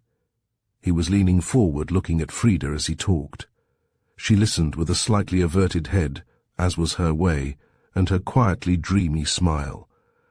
Afterwards he went out into the garden, and Mrs. Doyne and I walked together while the other two somehow fell behind. The dear old lady talked on about her roses and her pet doves, and her dairy, and her dear Alec, while she was filling a little basket with strawberries for us to take to Aileen. After a while we found a shady seat and sat down. "Did it strike you, my dear?" asked the old lady suddenly, "that Mr. Hazeldine seemed quite taken with your sister?" "I should be surprised if he weren't," said I. "Do you know, Mrs. Doyne, I admire Frida so much. I think in that green frock she is exactly like a lily of the valley, don't you?" "It is very pretty of you to think so, dear Hilda, and she is indeed very fair and sweet." She sighed a little, and I guessed it was with a faint fear that her Alec might be too late to appreciate that sweetness. "He seems a good lad," she went on, "and my boy thinks a great deal of him. He has made a very fine position for himself for so young a man, and his father, Sir John Hazeldine, is a very rich man, a London banker, my dear, though of course he has other sons than this one." Now this didn't interest me much, for I couldn't look as far ahead as Mrs. Doyne. Anyone with eyes in his head must admire Frida, but admiration and love are different things, and I didn't care a bit about Mr. Hazeldine's prospects. I was such a goose in those days that I believe the fact of poor Jim's prospects being so rosy rather diminished my interest in a possible romance. "That's pleasant for him," said I, standing up and opening my ragged parasol. "But now, dear Mrs. Doyne, I think we must find Frida and be thinking of getting home." We found the pair calmly strolling up and down the avenue of chestnuts by the trout stream, which we used to call the Lovers' Walk, and I thought Mr. Hazeldine looked as if we had come too soon. Well, the picnic occurred a day or two later, and after that Mr. Hazeldine seemed to be always coming over to us, or a party of us going to the Valley House for tennis, or a gypsy tea or something or other. But from the beginning there was never any doubt about Mr. Hazeldine and Frida. He didn't pretend to think of anybody but her. Indeed, his adoration was so embarrassing that we were always glad when, after a few minutes, they would go mooning off down the sycamore alleys, or round the pond at the garden foot, and relieve us of their presence. It made the boys very contemptuous of poor Jim. Hugh used to say that if he thought he could ever look like that, he'd hang himself, and as for Donald, his scorn for the man who could prefer the company of a girl to a man's company, by which, I suppose, he meant his own, was something too crushing. Frida looked lovely in those days, paler even than usual, but somehow as if there were a light burning inside the whiteness. I think it was really only about 4 weeks from that day Frida and I went to the Valley House that Jim spoke, but we thought it very long. It was the first love affair we had had in the family, and it embarrassed us all. I'm sure Aileen and Pierce did their best to be very business, like when Jim broke in on them one day and announced that Frida had accepted him, and he wanted to be married before the summer was over. But there was no real difficulty in the way. Mrs. Doyne knew all about Jim, and after he'd gone over to England to see his father and mother and tell them about Frida, they wrote saying how sorry they were not to be able to take the long journey to see their son married, but that they looked forward to seeing Frida afterwards, which seemed very satisfactory, though the letters read rather stiltedly. That might be, however, because they were English people. I had a kind of idea at the time that Lady Hazeldine resented her favourite boy being married by a wild Irishwoman. However, that may have been fancy, but we thought it a little odd that none of them came to the wedding. Jim came back from London that time simply laden with the most beautiful gifts, not only for Frida, but for the smallest child in the house, and for Una, and the little maids, and some of the poor people about, whose acquaintance he had made. We all agreed that Jim and Frida were well matched, for she was always good at giving, though her few pretty things were dear to her. We received Jim's gifts rapturously, but he would say, laughing, "Don't thank me. Wait till you see the pretty things I'll send you from India, when I have Frida to help me choose them." And Frida looked on at his giving and his promises with a grave delight, as if he were fulfilling wishes of hers which had long been denied. It was really such a wonderful thing to have money going round in the family at last. Dear old Mrs. Doyne gave Frida her trousseau. It was so dear of her, for we all felt that the marriage destroyed her long-cherished hopes. However, it was fortunate that Frida didn't wait for Alec, for he married the following year, and not long after that our dear old friend died, so that Alec will hardly ever again come to the Valley house. Well, Jim and Frida were married one beautiful September morning, and Esther and I were bridesmaids so fine in some beautiful gauzy silk stuff, which Jim had brought us from London. We were all rather miserable, for Frida was going away so far, and she cried a few tears herself too, though she couldn't help looking as if she were in a seventh heaven all the time. But, as Aline said, it was happiness to know that Frida was safe from the poverty and the fear of having to leave Brandon, which is the lot of the rest of us. I know that Aline's heart is troubled for all her chickens, and in addition to the comfort of feeling that one was safe, I think she had a little hope that Frida, if she was going to be rich, would help with the boys and the twins, for how they are to get their schooling, much less be provided for later, heaven knows. I remember the last thing I whispered to Frida was, "Be sure and tell me if they have gold plate every day at the Hazeldenes," for Esther and I had been romancing about the wealth of Jim's people, and she laughed, though her eyes were full of tears, and said she would be quite sure to tell me. But she never did, though she wrote long letters to us all, and kept sending us all kinds of useful and beautiful things. She said very little indeed about Sir John and Lady Hazeldene, but we thought it was because she was so very full of Jim, for her letters were nothing but Jim, Jim, Jim, and how good he was to her, and what a happy woman she was. And so it was after they went to India. Then the little boy was born, and we were so excited about him, at least we girls were, for boys can't be expected to care about babies, and Frida sent us a picture of him when he was 8 months old, with his Indian nurse, and we thought he was the quaintest and sweetest little thing we had ever seen. Alas, poor Frida, that all her palaces should have crumbled into dust. Poor Jim took a chill after playing a fast game of tennis one day, and died almost without warning. I don't like even to think of it, I who had seen the two meet and the summer of their love begin. When Frida came to see us a year or so later, soon after her return from India, she was not the same Frida. Such wide, sorrowful eyes, in a face the soft roundness of which had given way to piteous hollows and angles. We young ones were not much with her. We used to go away out of her hearing with the little boy, and have rare games, for in spite of his black clothes, he was as full of fun as a kitten. Frida used to sit with Aline in her little room, silent for the most part, but one day I was sitting in the window seat, reading, when Frida broke silence suddenly. "I have been with you long enough, Aline.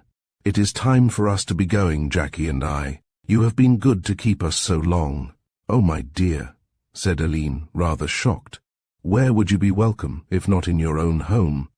I suppose you cannot stay with us altogether, as we would all have wished. It is not likely you would be content." "Oh, no," said Frida, with a curious, unmirthful laugh. "It is not at all likely I should be content." Aline looked hurt a little, but I thought Frida could not mean to be so unkind as the words seemed. However, I said nothing.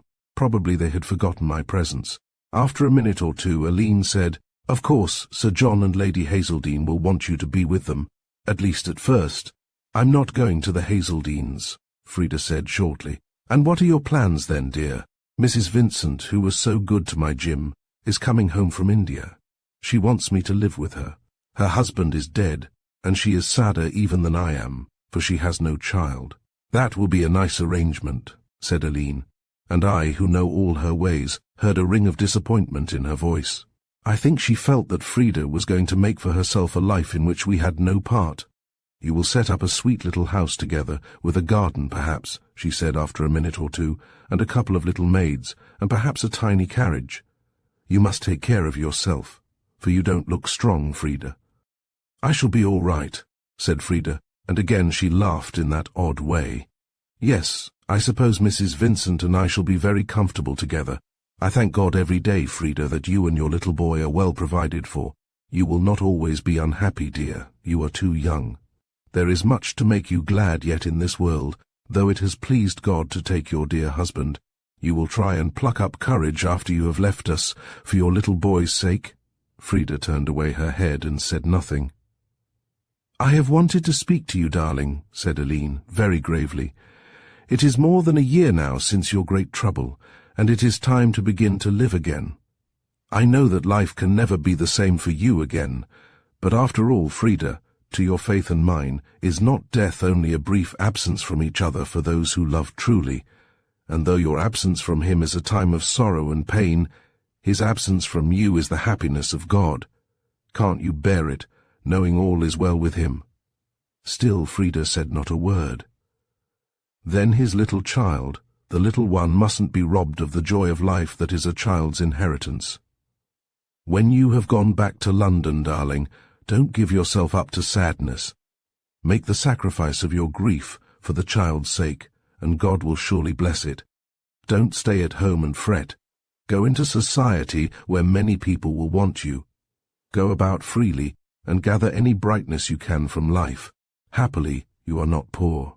Even I can see that it would be harder to escape from grief if one were very poor." "Yes," said Frida, facing her for the first time, and with the oddest expression, "it would be harder if one were very poor." She spoke with a kind of bitter amusement. Then Aline went over and kissed her. "You won't think I am making little of your grief, you poor soul. I could never be so unjust to you, Aline.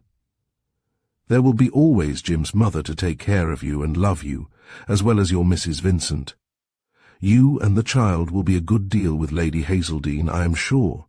She spoke wistfully.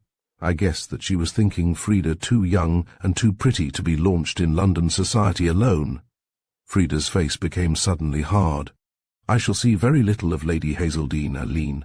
Perhaps I shall not need to say more when I tell you that she suggested to me that I should give up my boy to her." Aline turned red and pale. "Give up Jackie," she said incredulously. "Yes, she had the insolence. But I will say no more.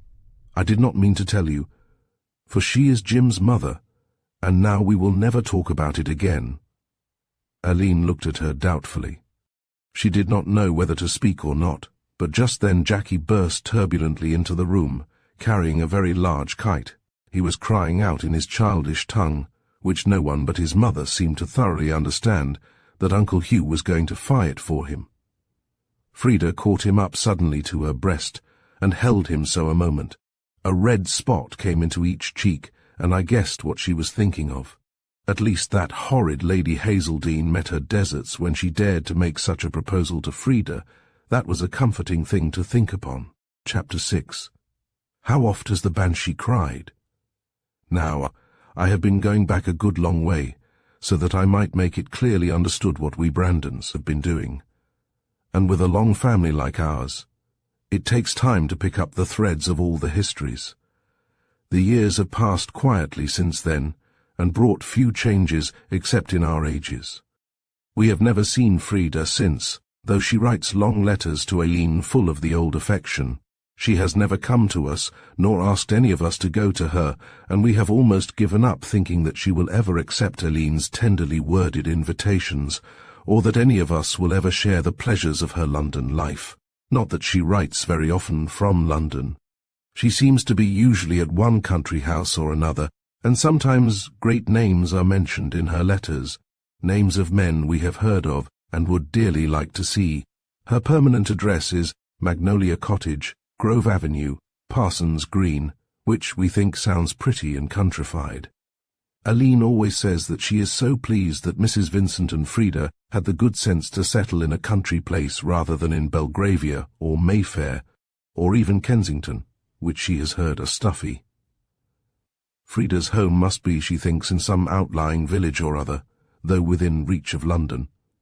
We imagine it a quiet place with a church and a little bit of common, and the houses of a few gentlefolk standing round amid their hollies and laurels. It must be so good for Jackie, who does not seem to go with Frida to the country houses, to live among rural surroundings rather than in the dust and smoke of the great city. One event of the years has been Pierce's quarrel with Mr. Desmond, though they had seemed, from the letters Pierce wrote during their first years together, to be almost like father and son, or perhaps it would be better to say, like an elder and younger brother who dearly loved each other. Pierce's letters in the old days were full of Mr. Desmond, for whom he seemed to have a kind of hero worship. Then, without warning, we heard that they had quarrelled, and that Pierce had left Mr. Desmond and gone farther up country. We never heard what the quarrel was about. Pierce merely wrote to Aline that the thing was so, though behind the quiet of his letter there was evidently a cold anger against his former friend. Then Mr. Desmond wrote to Aline, a letter that I, for one, liked. It was so gentle and deprecatory. He seemed to feel that Aline had trusted him with Pierce, and that he had failed to keep his trust, but not through any fault of his own. He, too, gave no explanation of the quarrel, but only said something about young blood being hot, and his hope that presently the boy would cool down and recognize his real friends, and come back to him. This letter Aline never answered. Of course she stood by Pierce, and thought Mr. Desmond must have been in the wrong, but though she carried it off so bravely because her pride and love were up in arms, afterwards she fretted about Pierce. You see, our boys have been such home-keeping boys that we are afraid, knowing that one is out in the wide world. Pierce writes to Aline, of course, but tells her little about himself, and the letters come at longer intervals. There is never a word about the fortune he was to have made, and since those early years when he was with Mr. Desmond, he sends home no money, though he must know how poor we are, and becoming poorer every year. I wonder how much longer we will be able to keep the wolf from the door, and Sir Rupert de Lacy out of Brandon.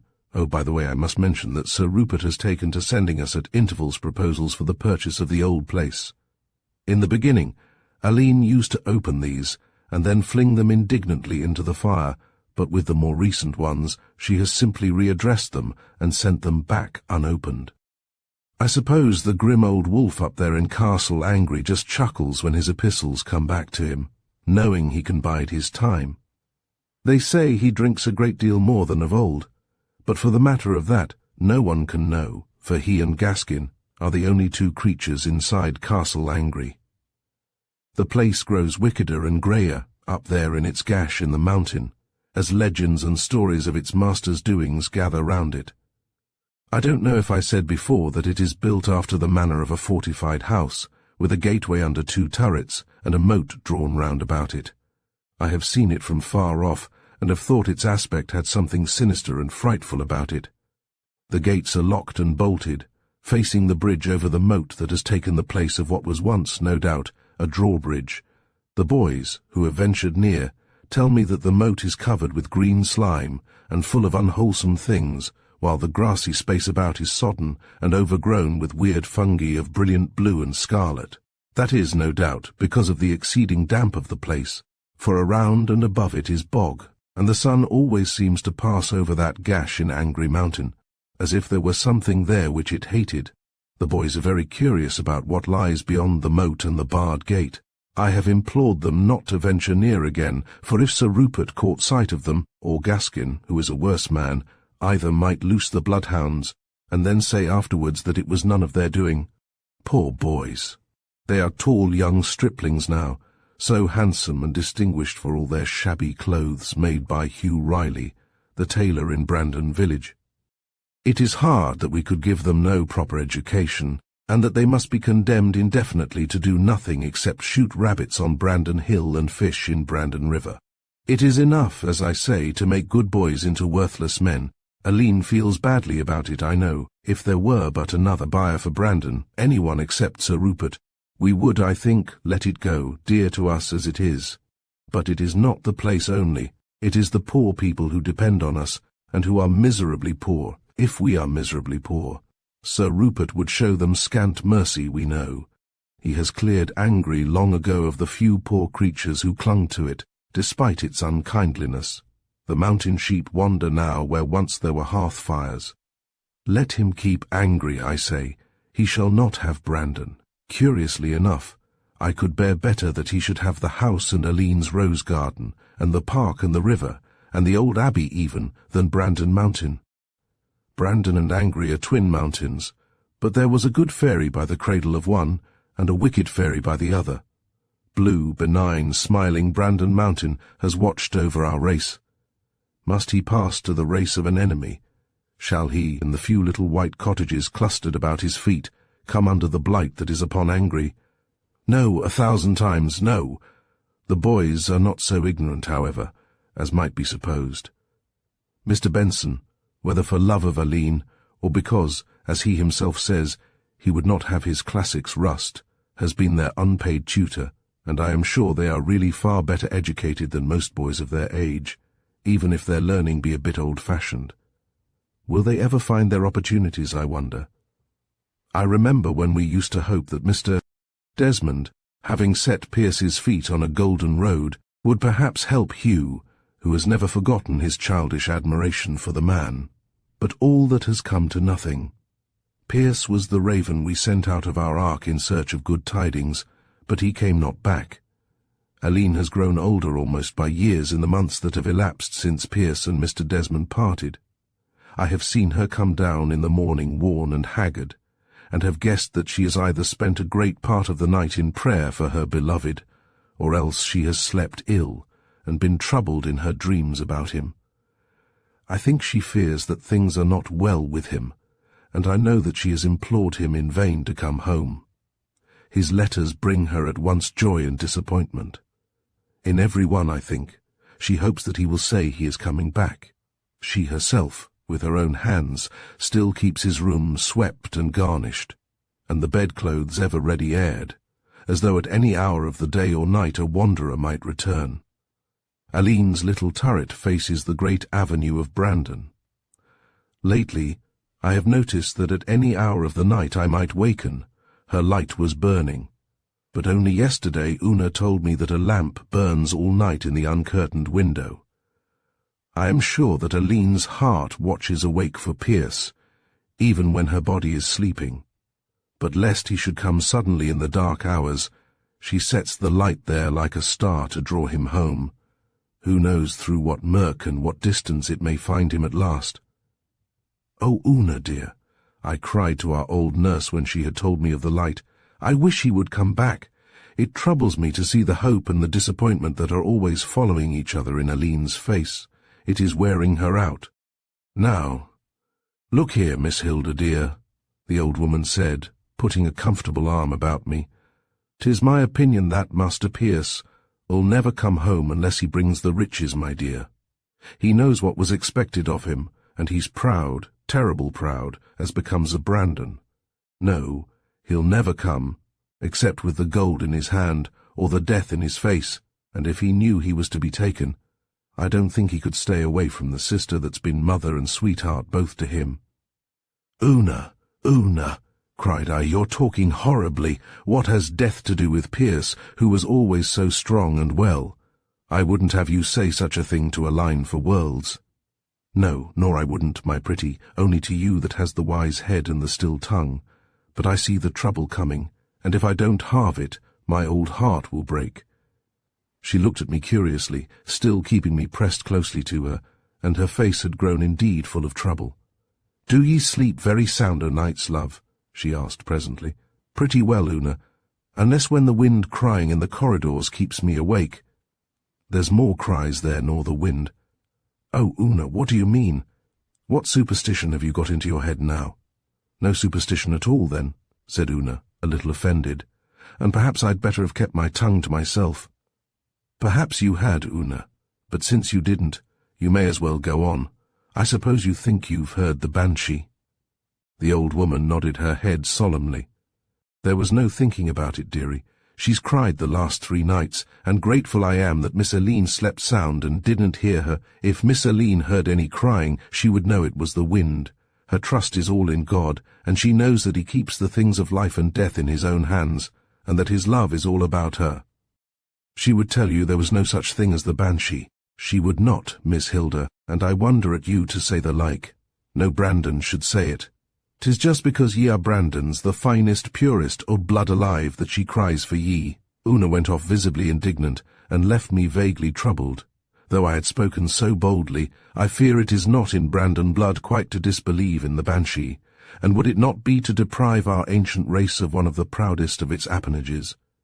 We have lost so much that we may well keep this shadowy retainer of ours. After all, I am not surprised at Una. It is all very well in the broad daylight to deny the banshee, but it is different at night when the lights are out, and one is alone, and starts from one's pillow to hear the wind or something crying through the old half-ruined house. This morning put it out of my mind, for the boys had been wild duck shooting before it was daybreak, and had heard a bit of news from their crony, Jim Haggerty, with which to regale the breakfast table. News is scarce with us, I needn't say, and like all country people, we dearly love to hear of our neighbours. Jim says Sir Rupert's grandson has come to visit him. He arrived on Saturday, and there was no one to meet him at the station, and he had to have out O'Hare's fly to carry his portmanteau and things over to Angry. And the next day a groom arrived with a fine horse and asked his way to Castle Angry. But Jim says he went away by the train the same evening. I suppose there was no place for him at Angry, adds Donald, taking up the tale.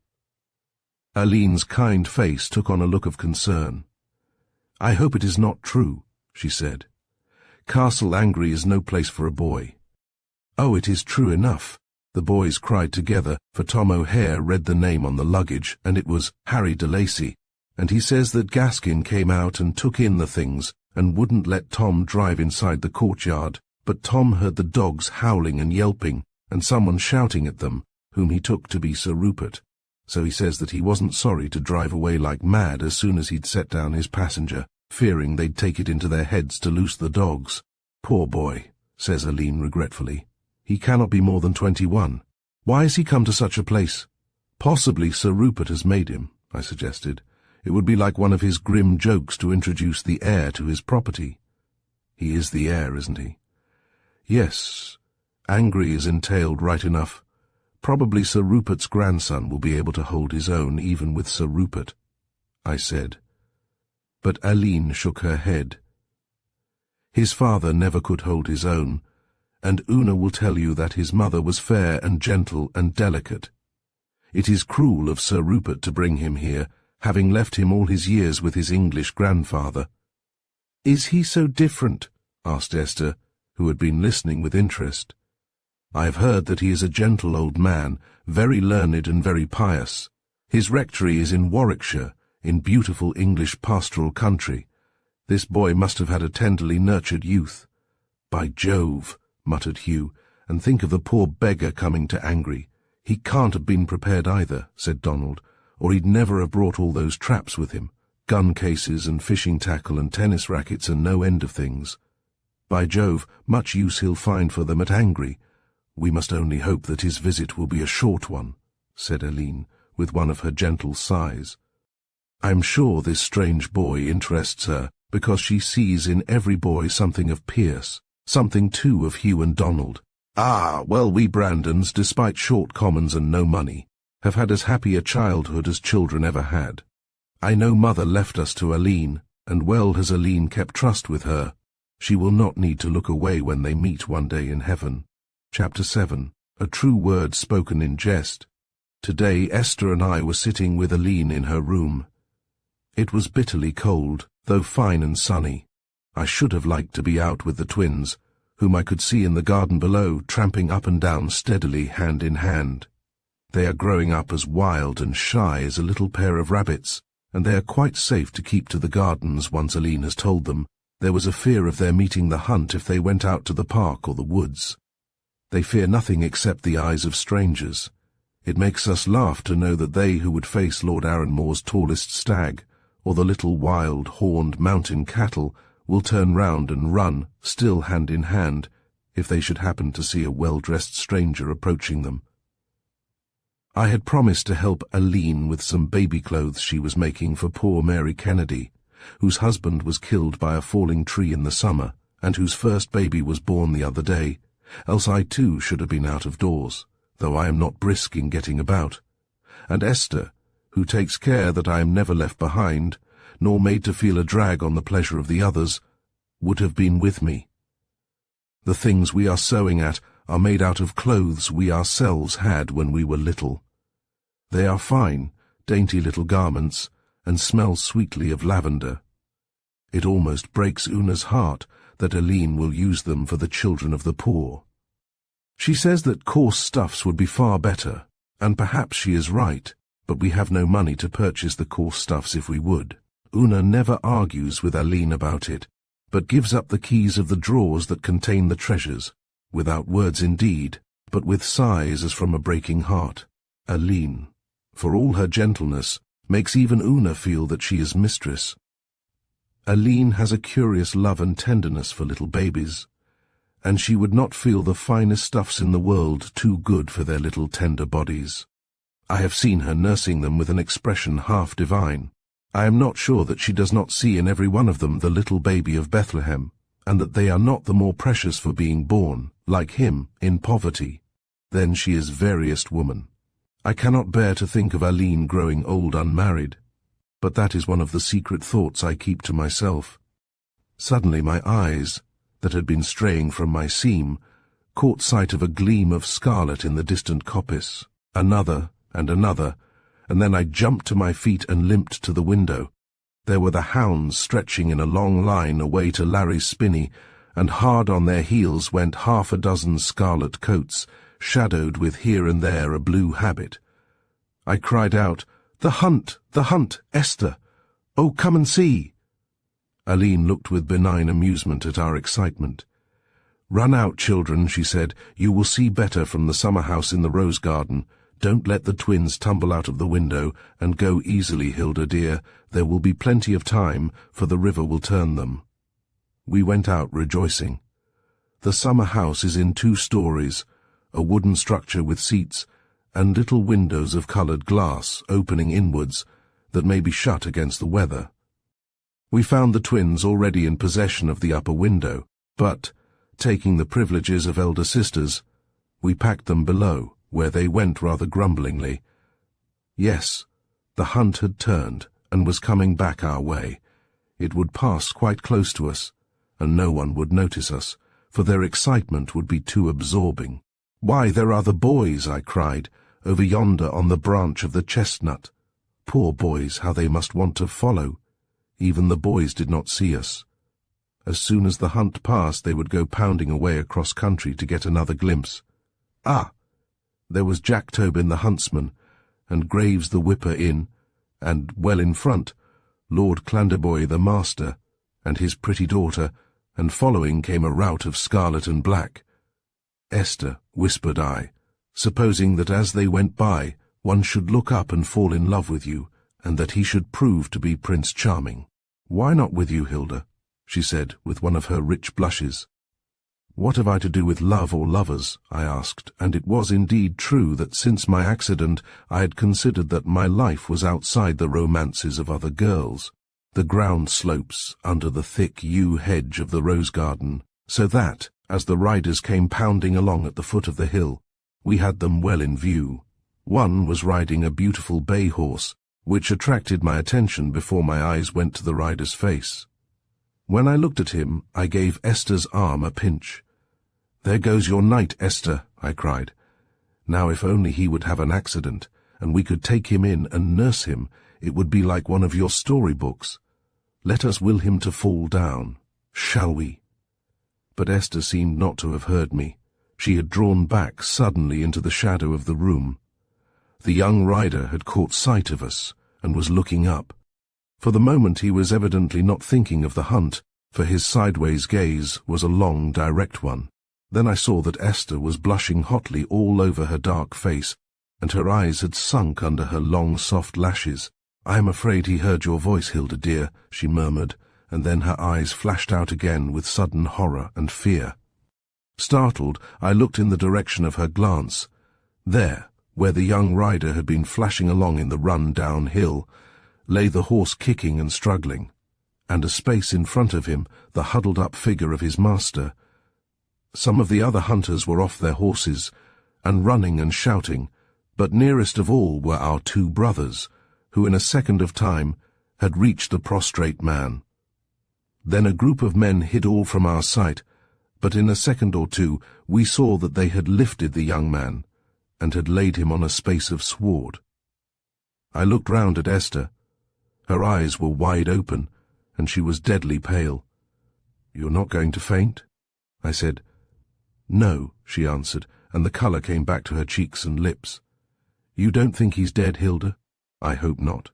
"Dr. Rivers is there, fortunately. Come, and we will see what has happened. Someone will tell us." "Yes," said Esther. "Come and see. Of course he must be taken to Brandon." "Unless he is near his own home," I suggested. Esther looked at me almost angrily.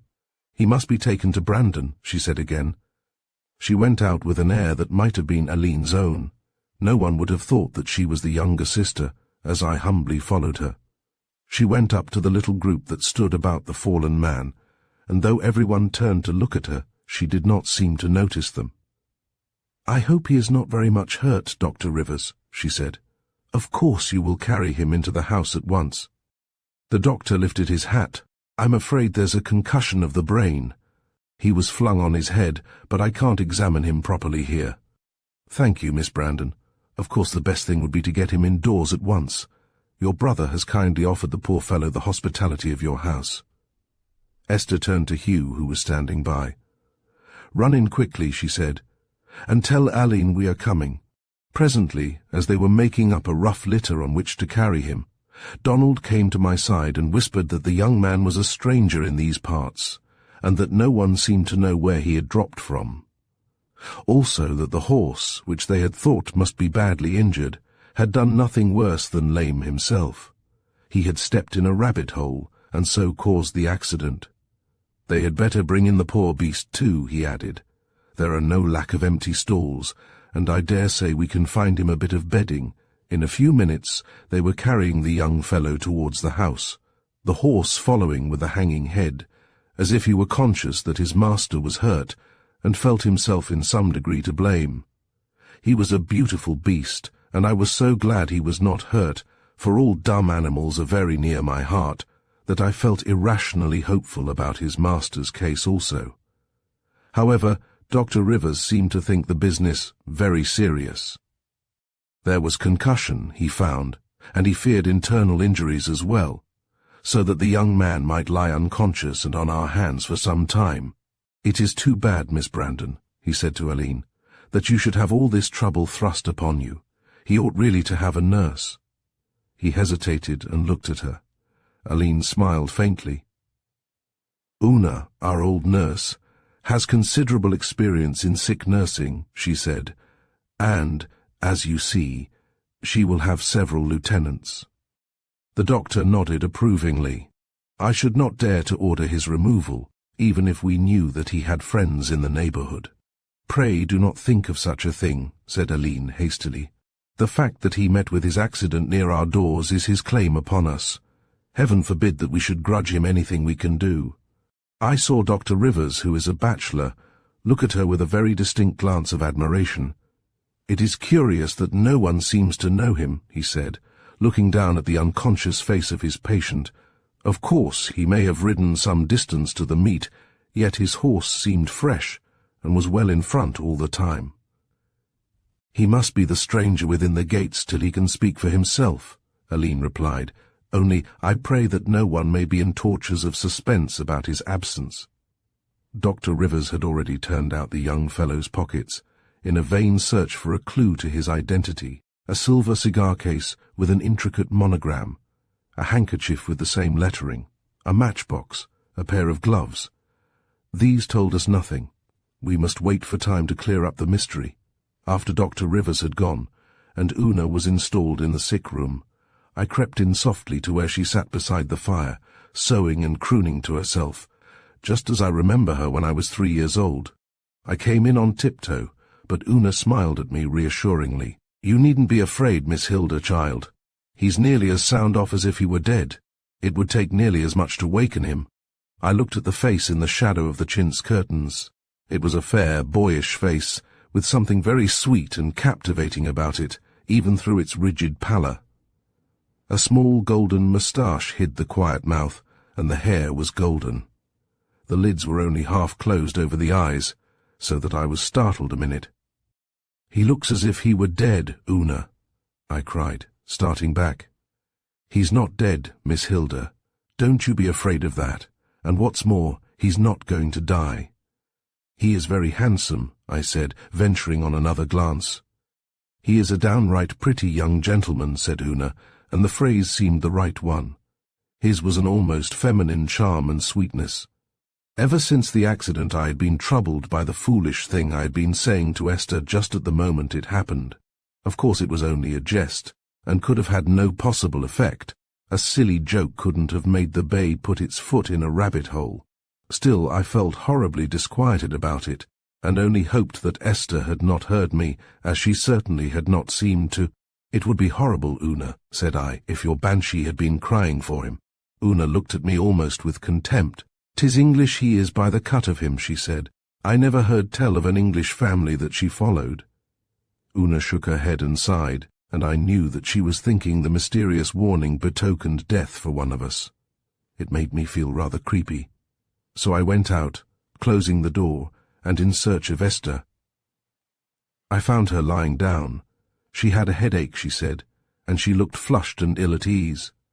"Dear old Essie," I said as I patted her pillows. "The shock of seeing the accident has upset you. You must try and sleep, and then you will be better." I felt a little lost for want of Esther's company as I stole down to Aline's room.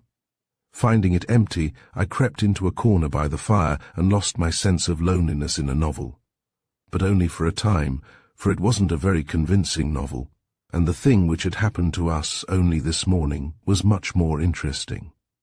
Presently my novel slipped from my knee, and I sat with my chin propped in my hands, looking into the heart of the cosy driftwood fire. All of a sudden an illumination came to me. Why, the boy upstairs must be Sir Rupert's grandson. How amazing that nobody should have thought of it but me. This makes a horribly awkward complication, I thought, having made up my mind on the first matter. If Aline recognizes the probability of my guess, she will think it her duty to send word to Sir Rupert. I feel quite sure that Sir Rupert is wicked and determined enough to remove the young fellow at the risk of his life. He wouldn't be beholden to a Brandon for anything. Then, if the removal didn't kill him, the tender mercies of Castle Angry would be sure to do it. I shuddered to think of the poor young fellow lying ill at Castle Angry. Why, Sir Rupert or James Gaskin might kill him in one of their orgies.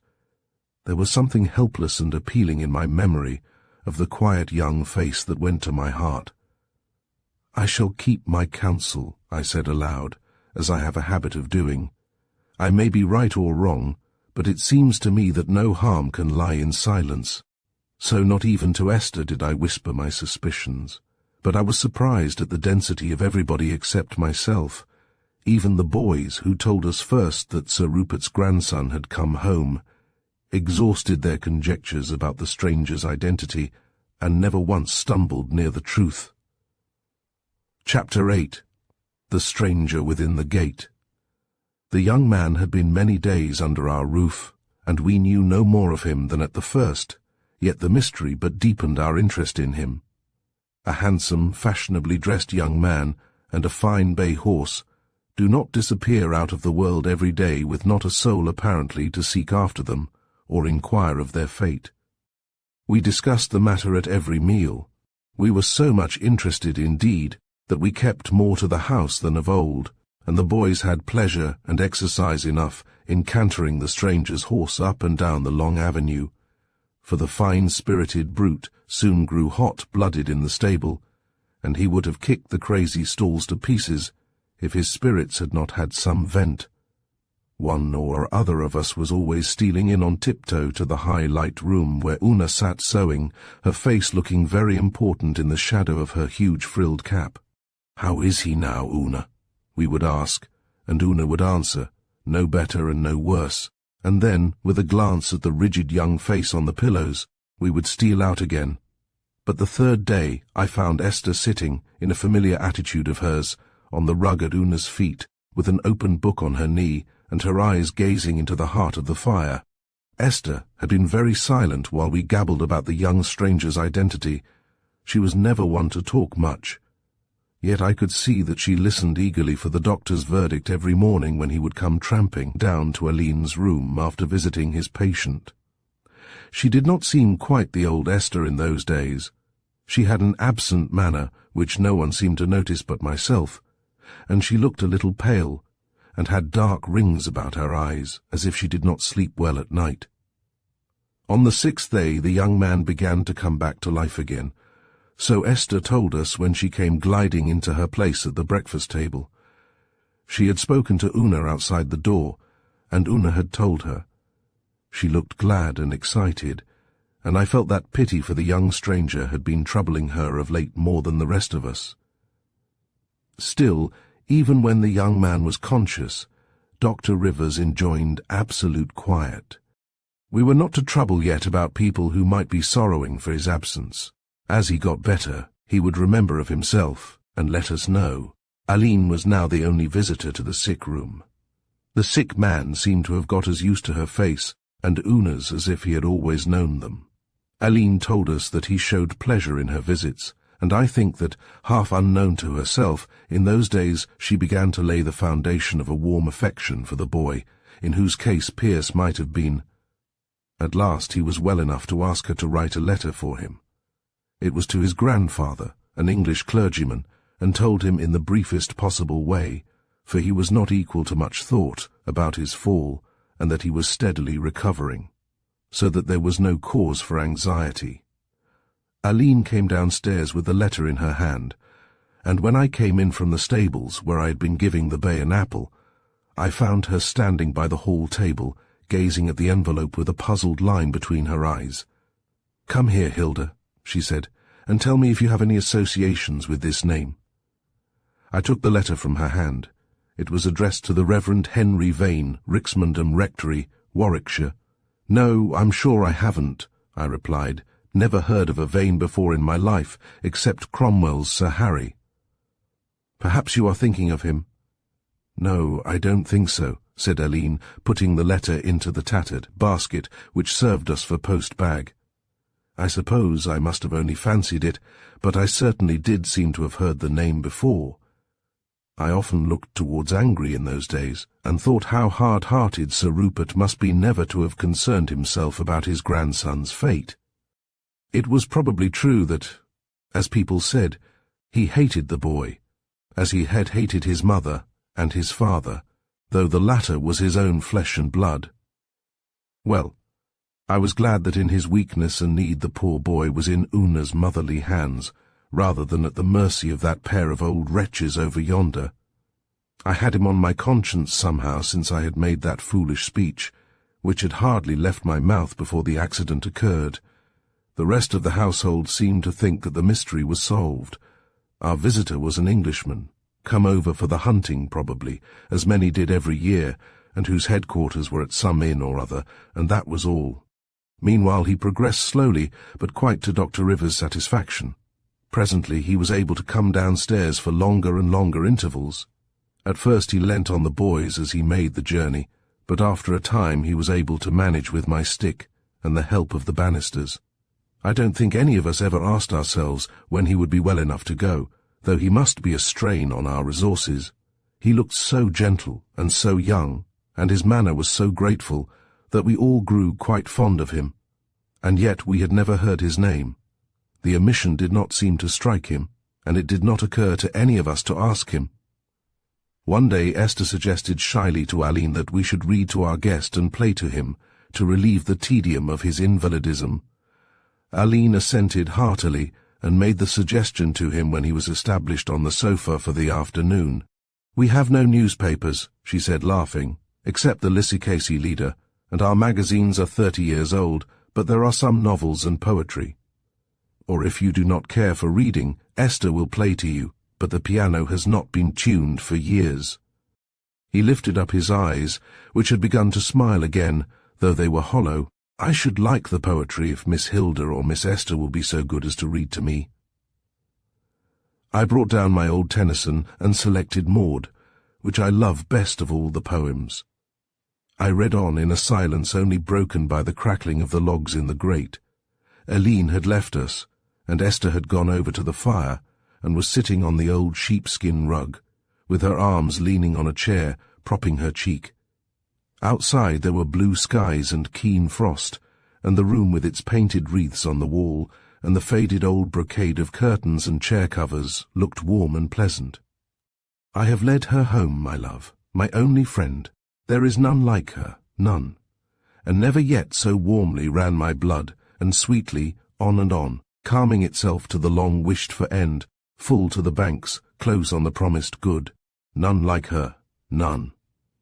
Just now the dry-tongued Laurel's pattering talk seemed her light foot along the garden walk, and shook my heart to think she comes once more. But even then I heard her close the door. The gates of heaven are closed, and she is gone. There is none like her, none, nor will be when our summers have deceased. Oh, art thou sighing for Lebanon, in the long breeze that streams to thy delicious east, sighing for Lebanon, dark cedar, though thy limbs have here increased upon a pastoral slope as fair, and looking to the south, and fed with honeyed rain and delicate air, and haunted by the starry head of her whose gentle will has changed my fate, and made my life a perfumed altar flame. When I had read so far, a sense of something electrical in the room made me look up suddenly from the page. The invalid had lifted himself a little on his elbow, and was gazing at my sister's lovely unconscious face, with such a curious intentness and yearning that I felt a shock of surprise and consternation. As my voice ceased, he fell back on his pillow, and at the same moment Esther turned slowly like one waking. "Oh, do go on, Hilda," she said. "It is lovely." I read on, but no more forgot myself in the poem. My thoughts were perturbed. Was it possible that my foolish speech the other day could come true? Was there really such a thing as love at first sight? And if the young fellow was in love with Esther, and if she should respond to him, how would things be? The hereditary enemy, why, it would be Romeo and Juliet over again. The romance of it fluttered my pulses a little, but I have a certain measure of plain common sense, which Esther has not, where it is a question of romance. I didn't see how such a love affair could end happily, for Sir Rupert would move heaven and earth to keep his grandson from marrying a Brandon, and no doubt the young fellow was dependent on him till his death. These thoughts came between me and the page. I knew I was reading badly, for the invalid sighed once or twice uneasily, and even Esther turned and looked at me in wonder. At last I went over and put the book into her lap. "Go on, Essie," said I. "I am tired."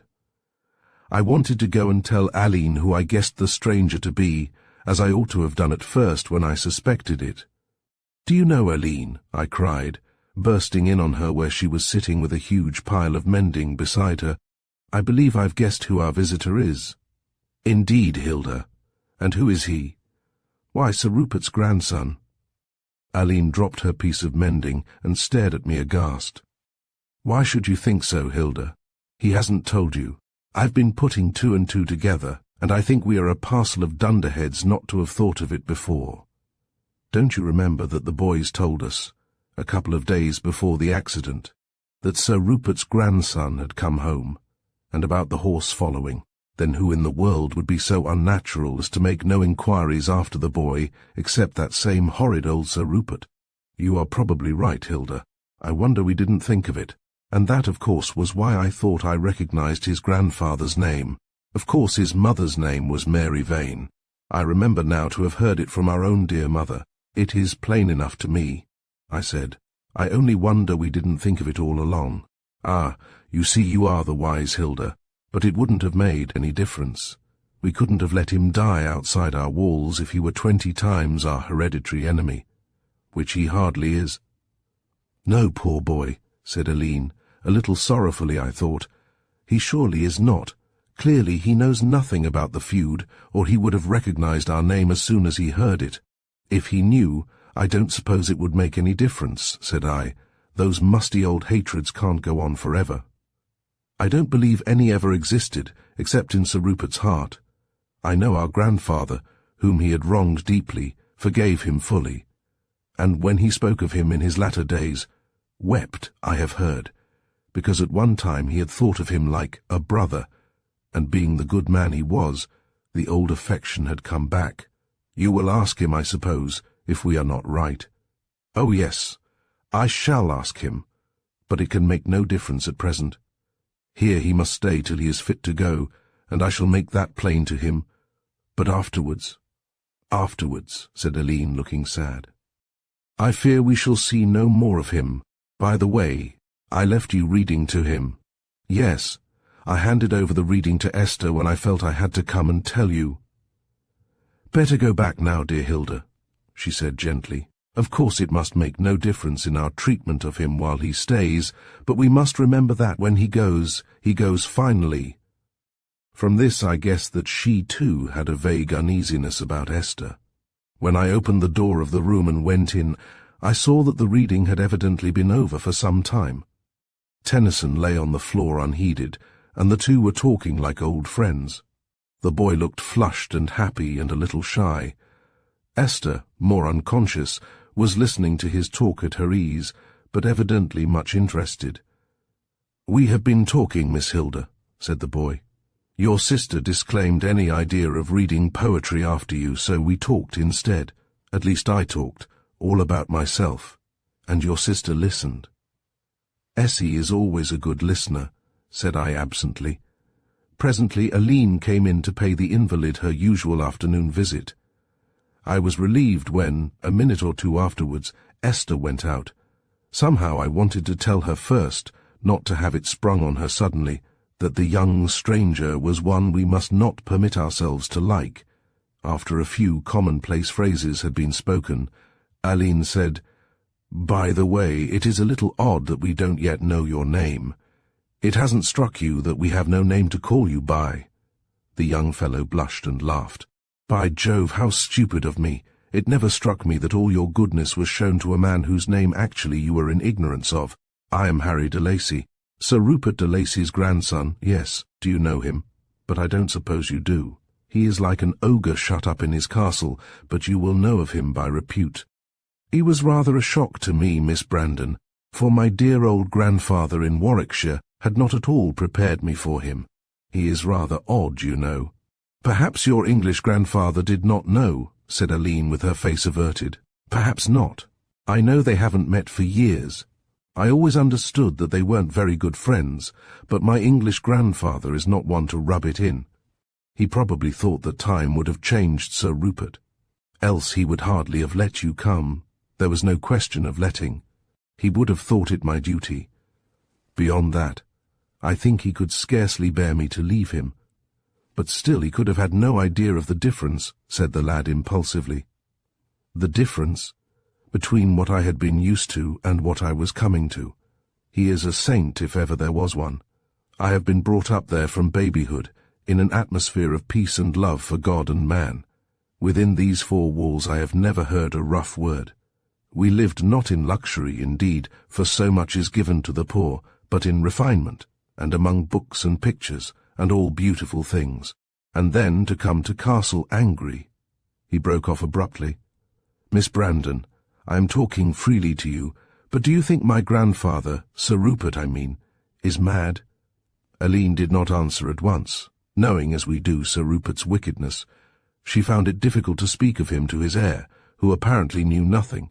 At last she answered, looking down. Perhaps he is. Only God knows. I found the place so filthy, he went on excitedly, why a decent kennel would be sweeter and cleaner. The floors are rotting, the plaster falling from the walls and ceiling. Everything is going to pieces with damp and neglect. It is horrible, horrible, poor boy, said Aline, turning her large limpid eyes upon him. Poor boy. The tears suddenly started into his eyes.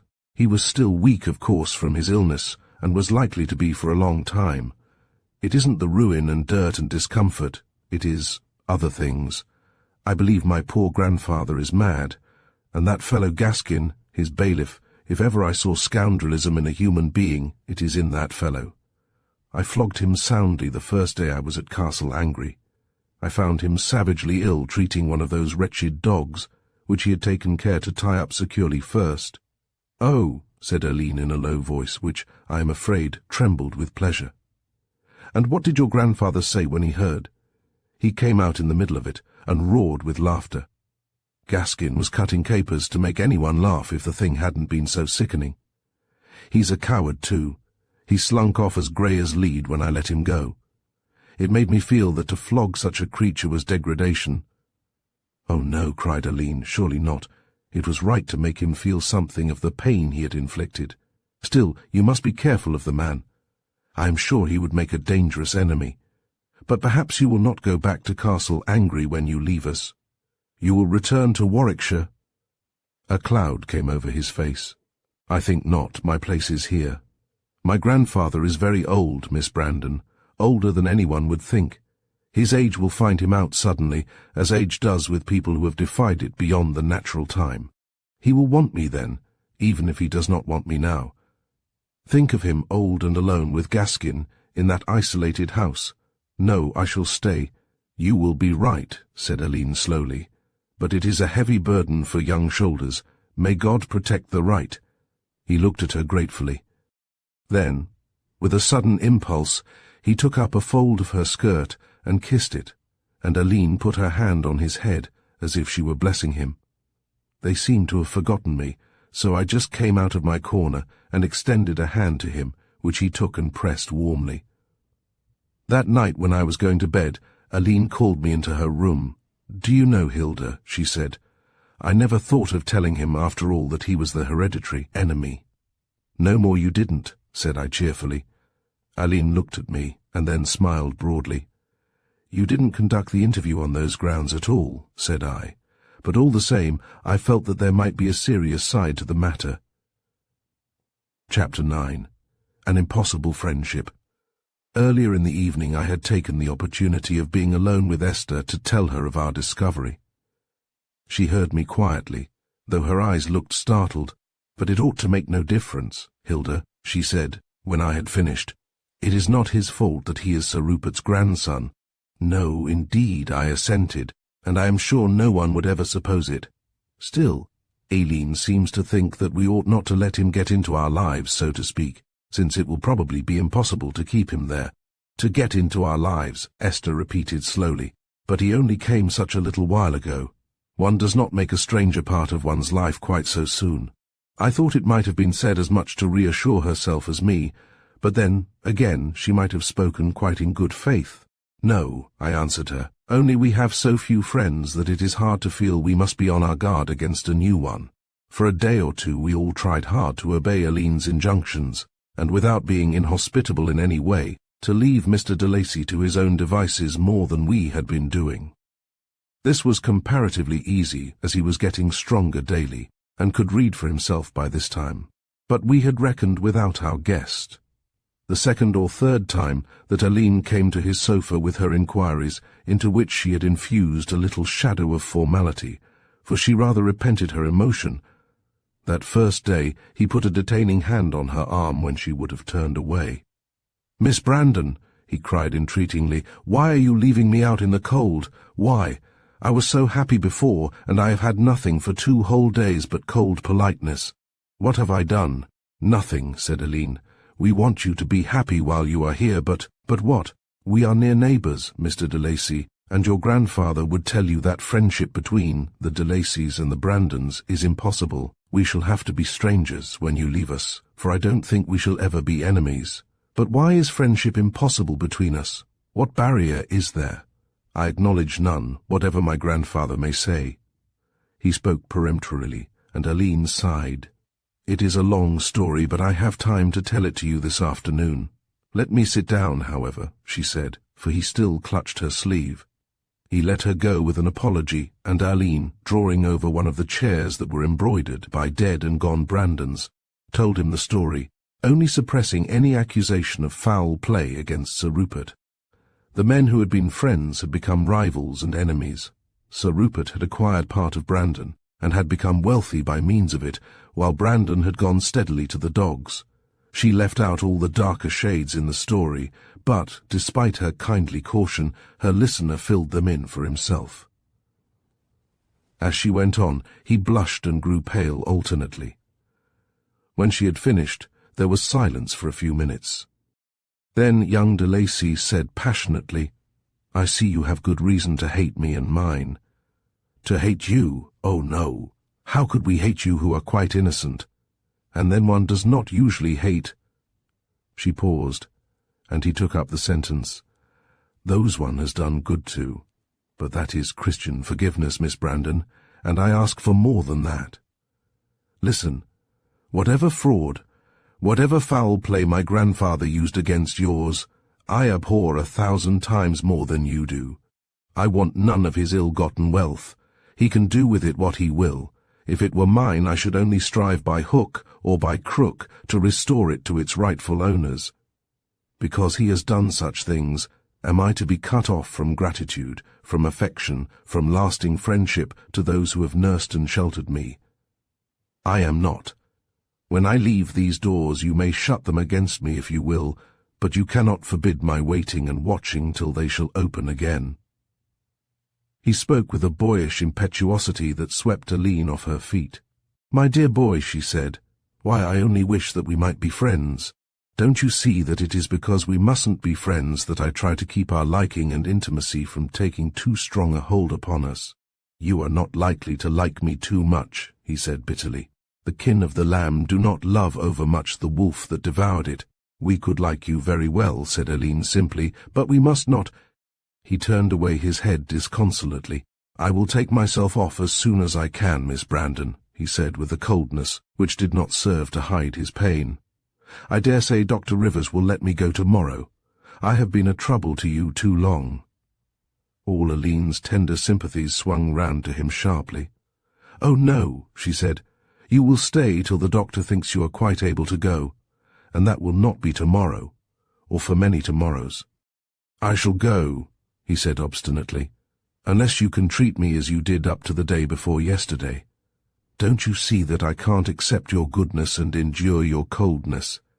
I should go if it meant my death. There, said Aline soothingly.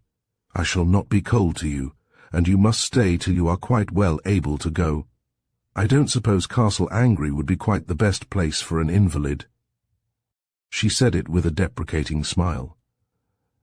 No, he answered seriously, I don't think at all that I should get well there. But when I leave here it must be for Castle Angry all the same. So it came that our precautions were set at naught. Aline had told the younger ones who our visitor was, but it had not seemed to impress them very much. We had no hereditary hatred in our veins, and the boys, who listened with delight to his spirited accounts of big football and cricket matches, of the life of a public school, and such things, pronounced him no end of a jolly good fellow, quite irrespective of the fact of his being a de Lacy.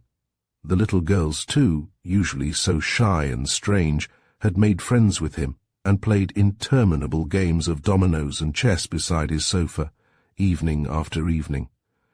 As he grew stronger and was able to stay up later, his sofa grew to be, in a way, the centre of things in the big drawing-room. We could not very well be at one end and he at the other, and of course we all converged towards the fire, near which his sofa was drawn. There was no doubt at all that he had very attractive ways, gentle, well-bred, and gracious, and we all grew to like him very much indeed. But there were no more of these readings of poetry. I took care of that. I noticed, too, that Esther seemed now to be the one he had least to say to, which pleased me well. After all, that look I had caught that day I read Maud might have meant nothing, or only the strong admiration which Esther must awaken in the breast of anyone with a feeling for beauty. Daily she grew more beautiful. She seemed to glow in the shadowy corners which she always selected for herself, like a deep damask rose half hidden in leaves. I seemed never to have understood my sister's beauty before. At last Dr. Rivers pronounced our visitor fit to leave us. He had known for some time who the young fellow was, and having, like all the countryside, heard strange stories of Angry, was much pleased that we gave him the freedom of Brandon so long. No word was sent to Sir Rupert of his heir's illness or return. He has not shown so much solicitude, said the boy, reddening, that we need consider him in the matter, nor is he likely to find the joy of my return too great a shock. The boys did not seem to understand at all that with their friends going the pleasant, friendship must come to an end. Aline postponed telling them so till he should be gone, and there was a sadness in hearing them make their plans for the future, which should include him. At such times he would say nothing, only look his pitiful appeal at Aline, who would refuse to answer his eyes. At the last, he made a last appeal that we should not exclude him. "You could only come by concealing it from Sir Rupert," she made answer. "Don't you see that we couldn't endure that?" A spark of hope leaped into his eyes. "But if my grandfather were willing—" "You don't know him," said Aline, "or you would not think it possible." He went off in the station fly one day, with his beautiful Red Rover following, led by Lanty McGoldrick from the village. As we turned into the house after watching him, till the last glimpse faded in the long line of the avenue, we felt as sad as if someone had died. Only the boys still thought they were to keep their friend. Aline told them afterwards, and at first they were sulky and inclined to be rebellious. Presently they saw she was right, and came back to their own sunny selves. "Why, after all," said Hugh hopefully, "the old duffer won't live forever. Any night," added Donald, "he and James Gaskin might burn up old Angry and themselves together." "Donald!" cried Aline, shocked.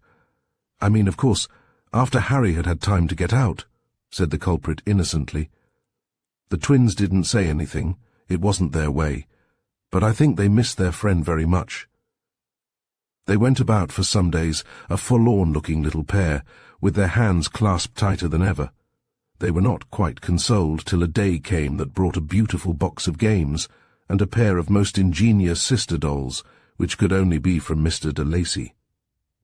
Hugh got a new gun and Donald a fishing rod on the same momentous day. They wanted to write and thank their friend, but Aline thought it better not, as she was not sure of the letter reaching the right hands. He had said he would expect no answer, in the brief note he had written to Aline from Angry, and which had ended, "Tell Miss Hilda and Miss Esther that I shall never forget them." After that there was silence. We often wondered how things were going with him, and if he were getting well in that grey old house that frowned ever blacker and blacker in the gorge of the mountain. But we had no means of knowing, and our lives gradually went back to their old uneventfulness. I often laughed at myself about my fear as to Esther's heart. Why, she of the whole family missed young de Lacy least. She never, like the rest of us, wondered what he was doing, or if he had forgotten us.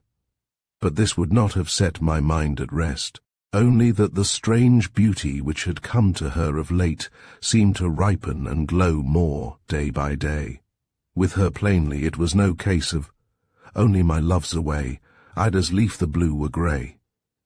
In the spring I took a cold, and was for a time more or less kept to the house. Esther as usual took her walks abroad, and would bring me home primroses from the wood, or wild anemones, daffodils and violets from the cloisters of the old abbey. She was everything that was sweet to me, as always, yet I noticed that she was less dependent on me than of old. In the old days, if I could not be with her, she too kept the house. But I could not grudge her walks, seeing how she came in from them full of life and vigour, and would lay her cold, fresh cheek to mine with such compassion for my housebound state. Then something happened that put Harry de Lacy for the time out of all our minds. For with us Brandons, blood is thicker than water in a truer sense than it is of most families. Chapter 10. From the Night and the Storm. For some time Pierce's letters had been irregular, and when they came had been the merest scraps, very unsatisfactory to Aline, one could see, though she often said that, moving about so much as he did, Pierce couldn't be expected to write letters like a home-keeping woman. Then had come a couple of months of silence, during which Aline fretted visibly, at least during the latter portion of the time, for of course she did not begin to worry at once, and there had been the distraction of young de Lacy's accident and convalescence in the house. It was now April, and blithe, beautiful weather. The smaller trees were all in leaf, and the bigger ones were cloudy with the coming leafage. It was sunny every day, with a touch of east wind, which brought the most beautiful colours on Brandon Hill, bronzes and crimsons and golds, instead of his usual soft azures. The kitchen garden was a forest of white blossom, and the apple buds were pushing open a little rosier every day. I was getting rid of my cold, and was out walking every day on the sheltered side of the house, in the gardens, or on the grassy terrace overlooking the rose garden. I came on Una one day in the kitchen garden picking spinach into her apron. "Why, Una," I said, "you are going to give us an early dish. I thought you wouldn't be putting it on the table for a fortnight yet. There'll be a stranger to dinner, Miss Hilda. 3 nights running I've dreamt of a man dressed in black, but the face of him I couldn't see coming in over the threshold stone, and this morning there was a stranger in my teacup, so there's someone coming over the hill." "And you've picked the spinach because of your dreams?" "Yes, and killed a pair of chickens. One of them was a pullet, but as she'd learned to crow, it couldn't be lucky to keep her. Chickens, and a bit of bacon, and a dish of spinach is good feeding for anybody, if it was Miss Frida or Master Pierce even." "Your banshee never came to anything, Una," I said. "The year's not out, Miss Hilda," she answered solemnly, but I was not to be depressed by Una's superstitions this bright spring morning, so I went off laughing and left her shaking her old head in its snowy cap frills. The day passed without event, and it was late afternoon. Esther was still out, and I had thought I would go a little way to meet her, so after Aline had wrapped me up in a soft old Indian cashmere shawl and enjoined on me not to go too far, I started off down the avenue. I went farther, perhaps, than I intended, for I expected Esther to come in sight at every turn. Anyhow, all at once I felt a little tired, and so sat down on the mossy trunk of a fallen tree to wait for her. The evening was rosy now, and translucent yellow, and palest green, and Brandon had flushed rosy pink, and was wearing the evening star in his hair. "If she doesn't come soon," said I must turn back. And just at that moment I heard, in the silence, wheels and the trotting of a horse's hoofs on the road. The sound was coming nearer every minute, and was sufficient of a novelty to attract my attention, for, as I have said before, the road to Brandon led nowhere but to Brandon, the only exit from it, after Brandon Gates, being a horrible rutty boreen, too narrow for anything but the smallest donkey cart. "Hullo," said I to myself. "I have learnt slang from the boys, you see. Una's stranger for a ducat." And I began to feel rather excited. With the sensitive hearing of a country girl, I could follow the sound of the car through its many windings and turnings, and could even catch the murmur of voices when the turning was towards Brandon and not away from it or in a hollow. Presently there was a pause, and I knew the car had stopped at the gate, and that the driver was leading his horse through, for our last lodgekeeper, Larry Hefferman, had been dead 2 years, and we had not filled his place. Then I heard the car coming on towards me up the avenue. I listened in strained expectancy, still keeping my place on the log. It came nearer and nearer. Then it turned on to the long straight bit, at the other end of which I was sitting. There was one person on it besides the driver, a tall man, much muffled, despite the clemency of the April evening. As they came near me, I saw him lean across and speak to the driver. Then the car stopped, and he alighted slowly and painfully, and taking a bag from the seat, came on to where I was sitting, while the car turned round and drove slowly off. The man came up to me and stopped. I could scarcely see his face, for the muffling and the soft hat, but there was something familiar about it, and yet unfamiliar, which made me jump up, trembling slightly. "Why, it is little Hilda," said the man, and with the sound of his voice uncertainty vanished. "Oh, Pierce," I cried, "Pierce, how glad Aline will be." And then I added, nearly in the same breath, "But what have you been doing to yourself? You are not the Pierce that went away. Have you been ill, Pierce?" He stooped and kissed me and laughed. 5 years make a difference in a man's looks, little woman, and then he coughed a hard, dry cough, which seemed to be tearing through flesh and bone. "And how are they all? How is Aline? And you and Essie and the twins and the boys and Frida?" He pushed the soft hat off his head, drew a long breath, and looked all around him. 5 years! Ah! It might have been 25, so great was the difference. This was not our Pierce, this hollow-eyed, gaunt-cheeked, white-lipped stranger. He looked taller, too, by a head, but that might have been because he was very thin. "Dear heaven," he said, "how sweet it is to be at home. How often I have longed for a sight of old Brandon there, and to smell these delicious woods." He patted my hand, which he still held, softly. "Come along, little girl. Let us get home.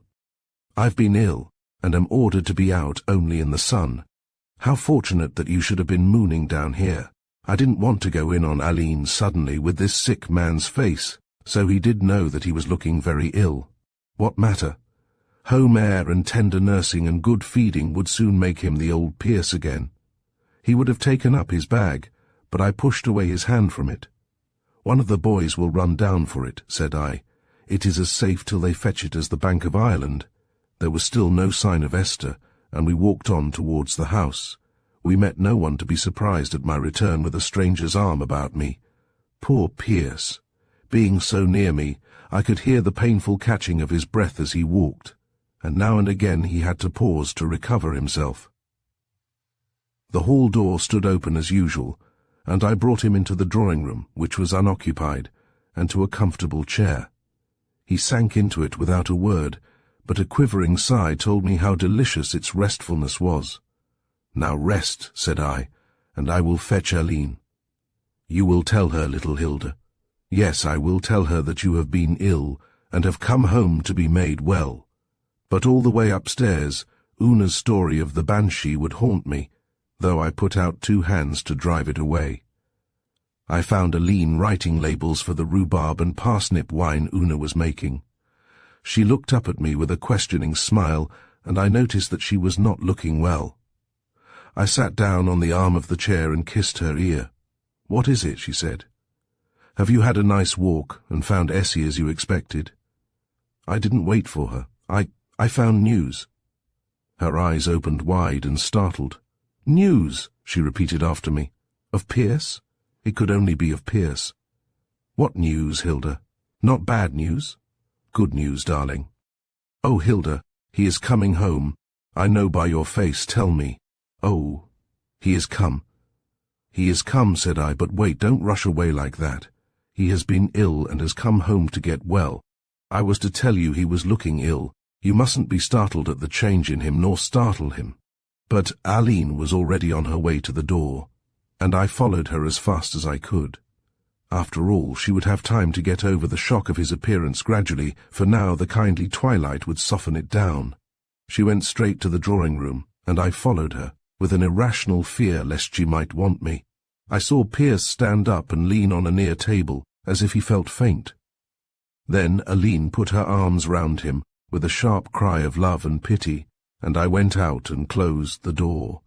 Half an hour later, Pierce came into the dining-room and was installed in a big chair by the brisk little wood fire, which had been lit because the nights turned chilly.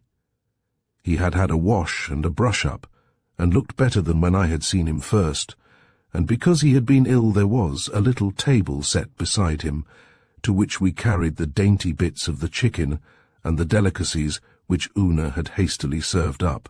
The young ones, of course, could not see how woefully Pierce was changed, which was a relief to us. Now that the lamp was lit, I could mark the changes in his face. He had left us a sunny-hearted, sunny-faced boy. Now some immense trouble had drawn a myriad fine lines on the skin that had been so smooth.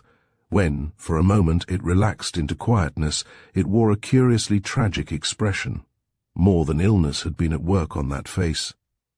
I, in my dim corner, wondered and wondered what the years had held for him to change him so greatly. Aline had taken the shock of his changed looks well. I think her secret fear for him out in the briars and thorns of the world had been so great that to have him at home was for the time being joy enough. He himself seemed to think that all he needed to get well was Brandon, and she was only too glad to believe him. And now Una came to our help with all the knowledge and love that is in her faithful old heart. After a night's rest, Pierce, who seemed overjoyed to be back again, was for all sorts of exertions and expeditions, as if he were a strong man, but Una put down her foot.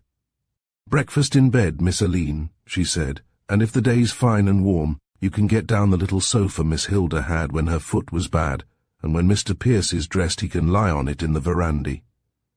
He'll have to be stronger before he goes racketing and tearing round the place like them young colts boys." Aline acquiesced silently, But when she was telling Pierce the arrangements that had been made for him, she added, "You must rest well, you see, after the fatigue of the voyage, and be patient, and do as Una bids you." He laughed with some of his old merriment. "I have always done as Una bid me, and though I feel as strong as a horse this morning, she is probably right. I used to think on the way home that I should never be able to get rest enough." After that the days passed, and Pierce seemed to have accepted the invalid's part even gratefully. I would have said he was quite content, except that once or twice he reproached himself for being an expense to us. "I am a useless beggar, little Hilda," he said to me one day when I was alone with him, "and I am bitterly ashamed to have come home empty-handed. I fought against that as long as I could, so long that it was near being a case of never coming home at all." "Oh, Pierce, that would have been the real cruelty and the real wrong," I cried out. "I felt that, Hilda.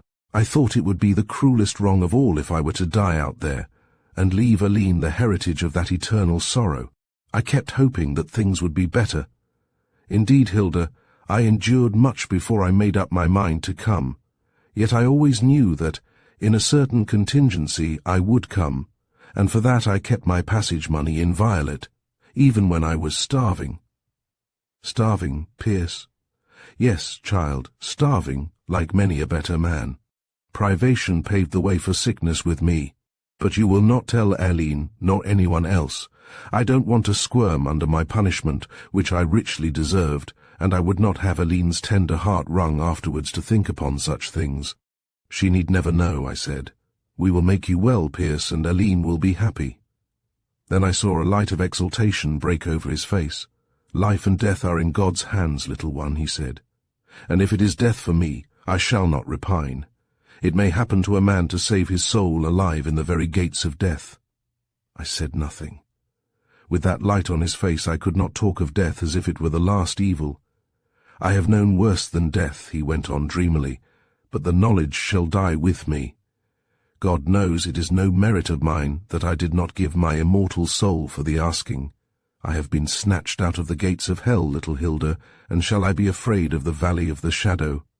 Ah, there are terrible things in the world out there, crueler than wolves, deadlier than serpents."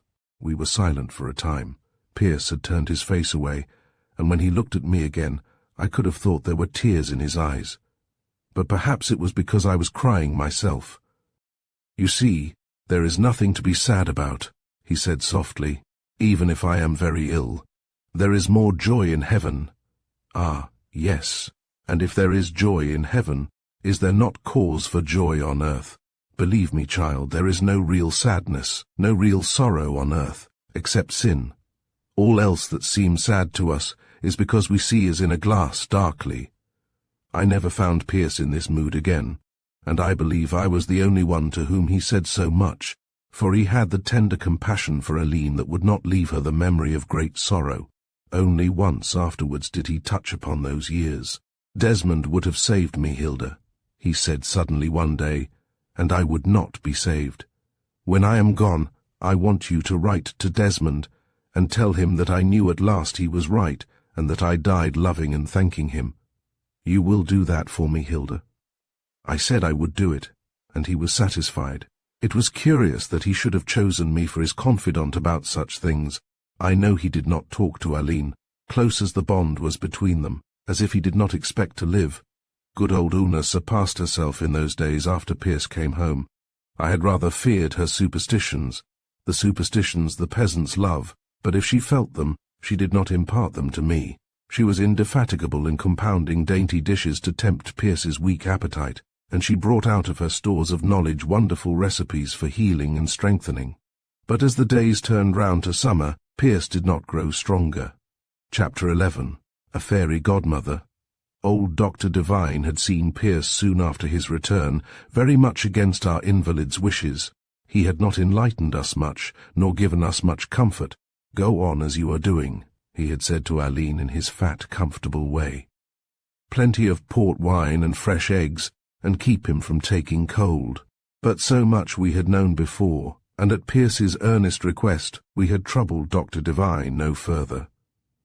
"Hilda," said Esther to me one day, "do you remember that when your foot was so bad, Aline sold her collet, to get you the best doctor that could be procured for money. Could I forget it? Said I. Well, don't you think that something ought to be done for Pierce in the same way? Yes, said I, but how are we to raise the money? I do think Frida ought to help us. I believe Aline thought the same thing when she wrote to her all about Pierce's illness, but Frida evidently thinks differently. Do you remember how generous Frida once was? Yes, said I wisely, but then she was a girl. I believe she has grown selfish for that child. There, I have said it, and it is the first time any of us have. What is the use of our going about wondering at Frida in our secret hearts and shutting our lips upon it? It is strange about her.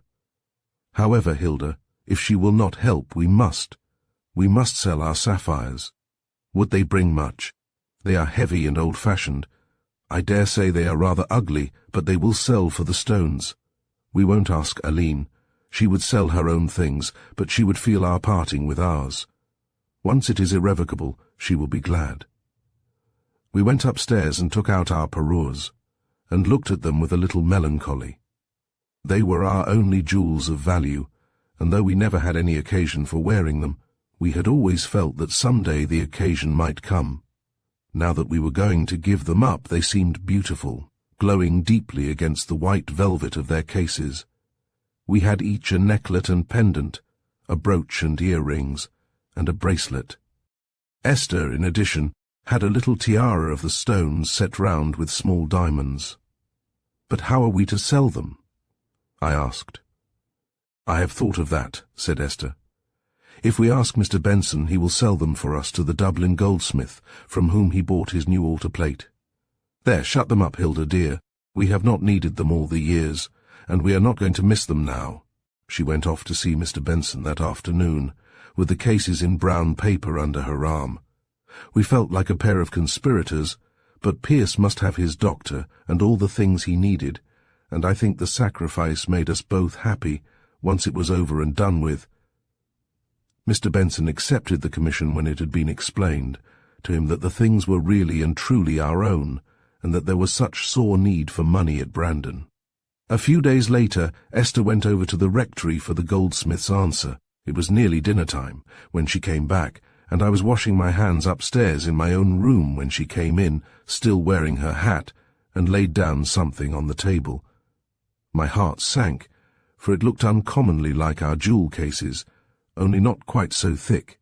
Ah, said I to myself, so the old things were worthless after all, and Pierce must go without his doctor, and his port wine, and game, and all the things that may save his life. But Esther, who had not spoken, had locked the door and returned to the table. She had bright spots of excitement in each cheek, and as I dried my hands on the towel and came towards her, she put down a heavy, lumpish parcel on the table, and reaching for my scissors with a hand that trembled, she cut the cord, opened a little bag that was inside, and spilt the contents on the table. I was so near screaming out at the sight that I had to clap both hands on my mouth. There, on the table, glittering before me, was a substantial heap of sovereigns, a great heap, it seemed to me at the first glance. £100, said Esther in an exultant voice. Actually £100 for the old sapphires. That dear Mr. Benson went to the bank and cashed the cheque, and got it all in gold, knowing it would delight us so. And to think they've been lying there so uselessly all those years, said I. They could never have served us as they will now, said Esther again, and we both stood gloating over that heap of sovereigns as though we were a pair of misers. Then Esther began putting back the gold again in the little bag which had held it. When she had drawn the strings and wrapped it in its outer covering of brown paper, my eye fell on the other square-shaped parcel. "What is this?" I asked. "Oh, Hilda," said Esther rather guiltily, "Mr. Benson thought we would not sell both parures till we saw what one would fetch. He guessed the stones were valuable, so I have brought back yours." Well, for the moment I felt nothing but vexation, which quite put out of my mind the fact that it had been rather a wrench to give up the sapphires. "You wretched, mean girl," said I. "You know it was my place to give the sapphires, seeing what Aline had done for me. You should have kept yours, What use are jewels to me, seeing that even if we were asked to balls and such things, I would have no place there? Hush, hush, Hilda, said Esther in her gentle way. Your jewels may be wanted later, and in any case mine were the more valuable, and brought in the bigger sum. Now I'm afraid this makes us seem rather unnatural, for girls by nature love their pretty things only, you see, as we were both well on in the 20s, and had never had an opportunity of wearing jewels and never seemed likely to have, the things were not of so much account in our happiness. Besides, money was wanted so sorely that the old jewels counted for very little by comparison. I shall never need mine, never, said Esther with conviction. And in any case, mine are yours, added I. Then we went down to Aline and spilled the money in her lap. We were a little nervous about acting on our own responsibility, so we blurted the story out in a great hurry, and then, when Aline would have held up horror-stricken hands at the loss of the sapphires, we simply cried out, "It is for Pierce, you know, for Pierce," and so silenced her. We kept from Pierce the secret of how the Dublin doctor's fee was paid, but all the same he was vexed and disturbed when he heard that we had sent for him. The great man came and went, and left us sadder than before. Whatever hopes we had had from his visit were dissipated in thin air after he had gone. "I can give you no hope of your brother's ultimate recovery," he had said to Aline. "Constant and tender care may keep him with you a little while, but the mischief is too deep-rooted for our skill to reach." He had looked at her compassionately out of his stern grey eyes, and pressed her hand in silence. After all, we had known it all the time, had known we were only buoying ourselves up with faint hopes.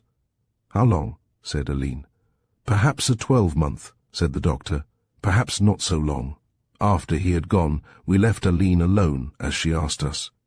She wanted to gain composure before she went back to Pierce. In her little octagon room, holy with the atmosphere of her prayers and long patience, we left her to gain courage and comfort from the source. Our hearts were heavy for her, but we knew her comforter would not fail.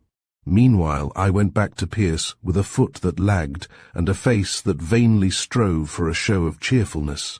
It was June then, and Pierce was out every day, sitting in a comfortable wicker chair under the shade of limes. He certainly looked less ill than when he had come home, but that might be because he was rested and refreshed now, and his mind at ease to be among his own people. I sat down on the rug at his feet, being glad not to meet his eyes, but he leant forward and pulled my face round towards him. As he did so, I lost my hard-won composure. "What tears," he said and smiled. He was the only one of us had heart to smile that day. "The doctor's been telling you that I've got my marching orders," he said. I bowed my head silently. "I wish you could come over here and stand beside me." He spoke as if an immense gulf divided us, "and see from my side how death looks. There would be nothing to cry about, little Hilda." I answered by a half-stifled sob. "My only trouble is," he said, "that I cause you all sorrow.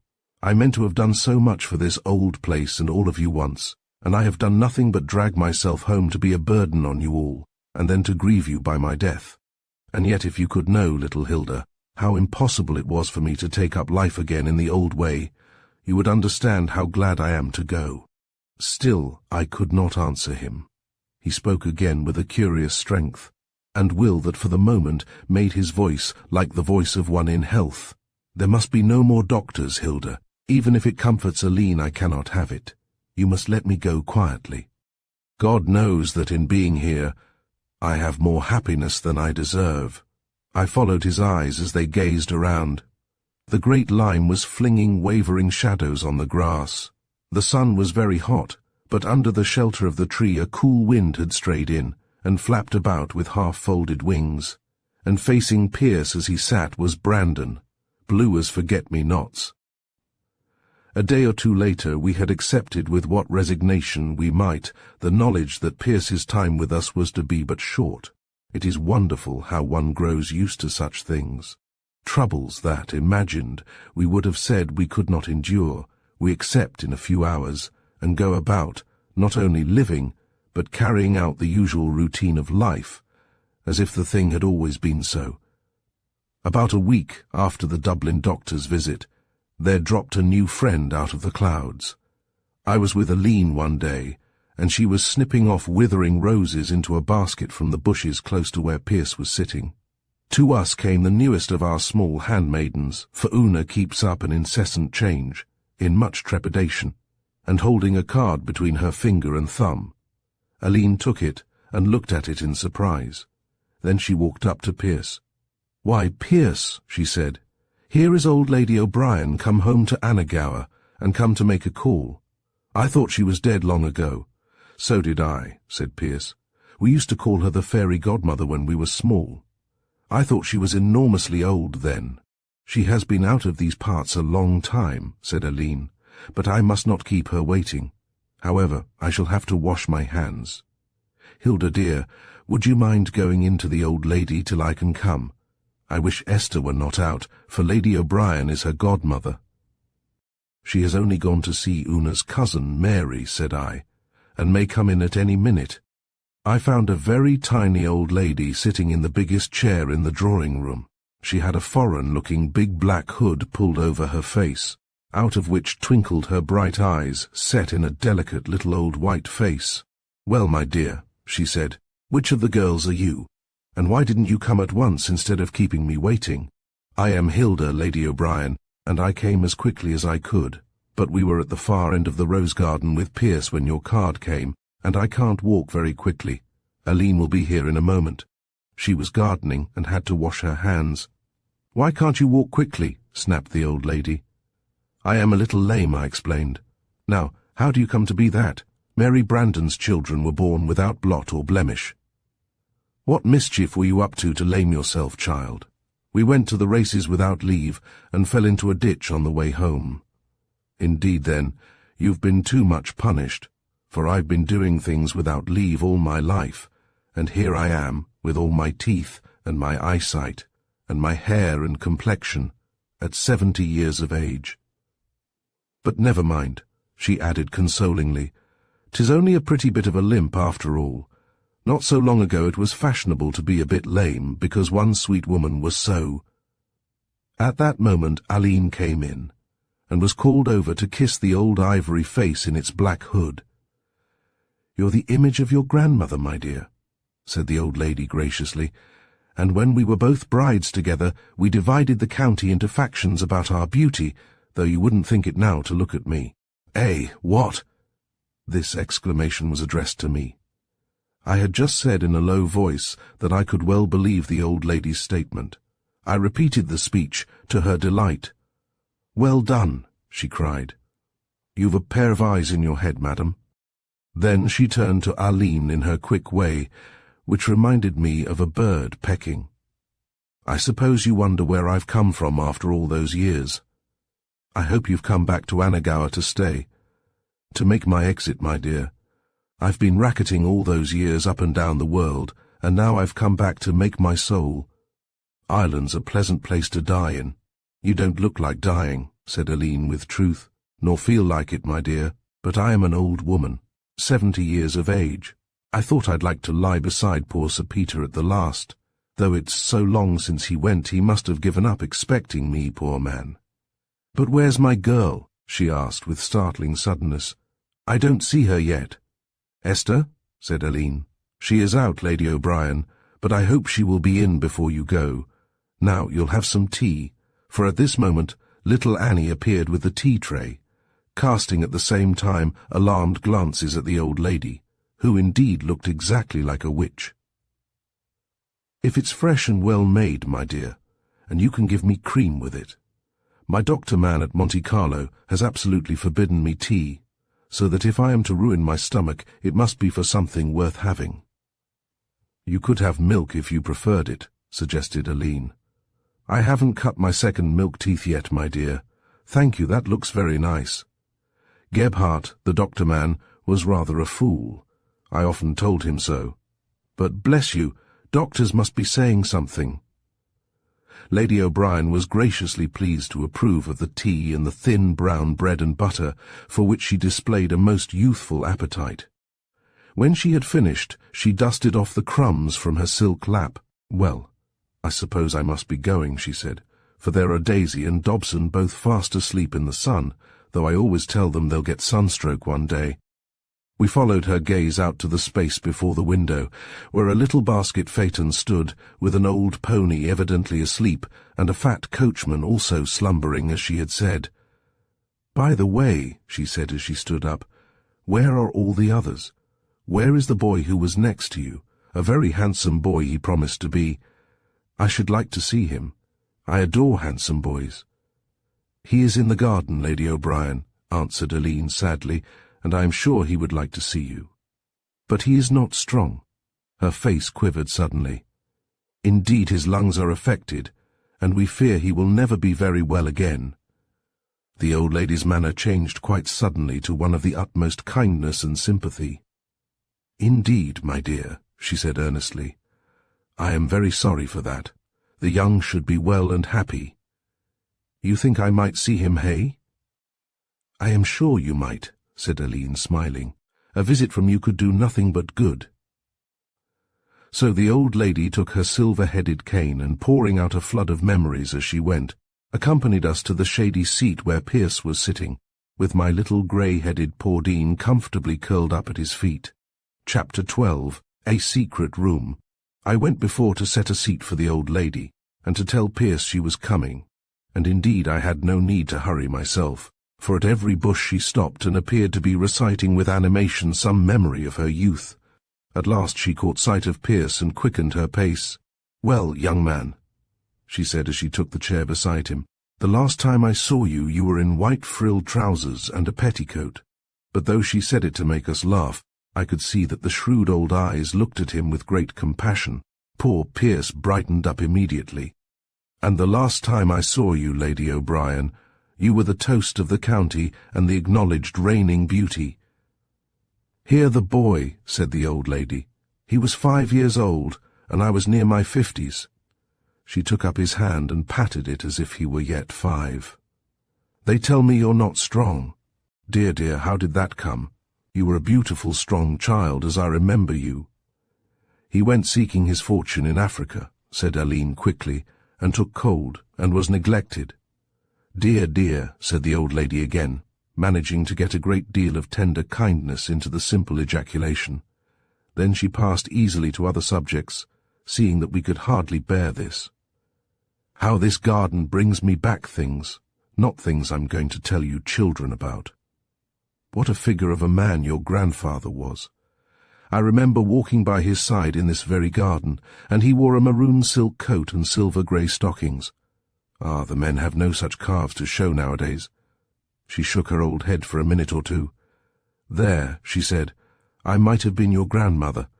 And poor Peter had never a calf to him at all. He was beef to the heels, as they say, and he born into the time of small clothes, too. What's become of that rapscallion de Lacy? He still lives over there at Castle Angry, but he is seldom seen, I believe. He keeps within his own walls," said Aline. "He hasn't found the grace of God yet." Aline shook her head. "Well, well, he was always a bad lot, was de Lacy. I must drive over some day and give him a bit of my mind. He was in love with your grandmother, but I think he had a bit of a soft place in his heart for me too. It wouldn't be safe, Lady O'Brien. Sir Rupert lives in almost savage isolation. At least he did up to quite recently, with barred gates and bloodhounds walking about inside." "Like an opera," said the old lady delightedly. "But why do you say up to recently? Have you any hope that he has mended his ways?" Aline told her then of young de Lacy's accident and of his determination to stay at Castle Angry at all costs. "There must be something in the boy," she commented. "I must have him over to see me after I've been there. Tut, tut, I'm not afraid of de Lacy or his dogs. He'll keep them off me. I'll go bail." Just then Esther came in view, coming towards us down the long straight path. "Here is Esther now, Lady O'Brien," I said. The old lady drew out a pair of glasses attached to a long tortoise-shell stick, and levelled them at poor Esther. She said, apparently satisfied. "So that's my girl. I have no fault to find with her. Indeed, she would have been exacting if she had, for Esther's confusion only added to her beauty." When she had reached us, the old lady enfolded her in a warm embrace. "I suppose you've never thought of your godmother, my dear, and small blame to you. I don't believe you've heard of me since I gave you your christening mug. An old hunks of a godmother, surely, hey? Never mind," she went on, without waiting for an answer. "I must do what I can in the time that's left me. Now I'll tell you what. To Aline, I'm going to come over and take this young man for drives whenever I can, and it's fine. When I can't, I'll send Dobson, who's eating his head off, and Daisy, who's no better. There, don't thank me. It will be a blessing to give the lazy creatures something to do. And you must all come over to me as soon as I've shaken down a bit. Now, goodbye, goodbye, my dears." She kissed us all affectionately, only extending to Pierce a tiny bejewelled hand which he, understanding what was expected of him, kissed reverentially.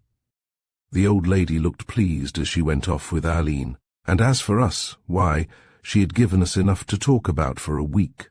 Aline told us afterwards how nice she had been about Pierce. "Has he had the very best doctors?" she had asked. "If it is any question of expense, you will trust the oldest friend you have."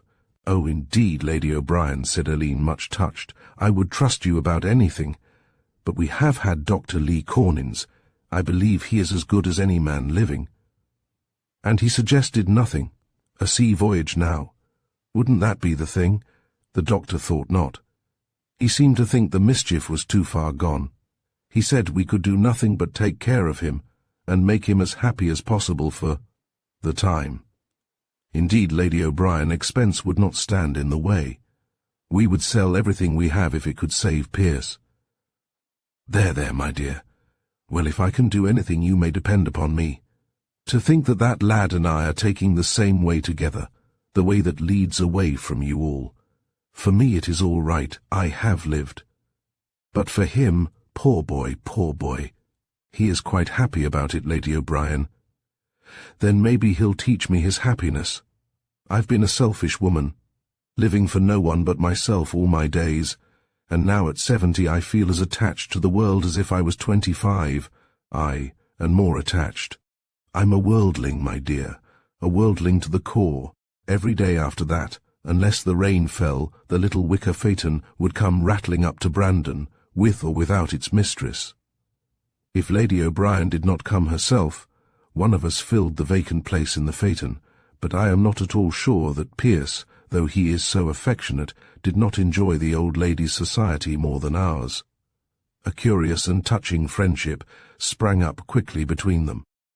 They never seemed to tire of each other's company, and the old lady's shrewd, humorous, slightly biting comments on men and things, and her glimpses of the world she had left behind her, seemed to afford great delight and refreshment to our poor invalid.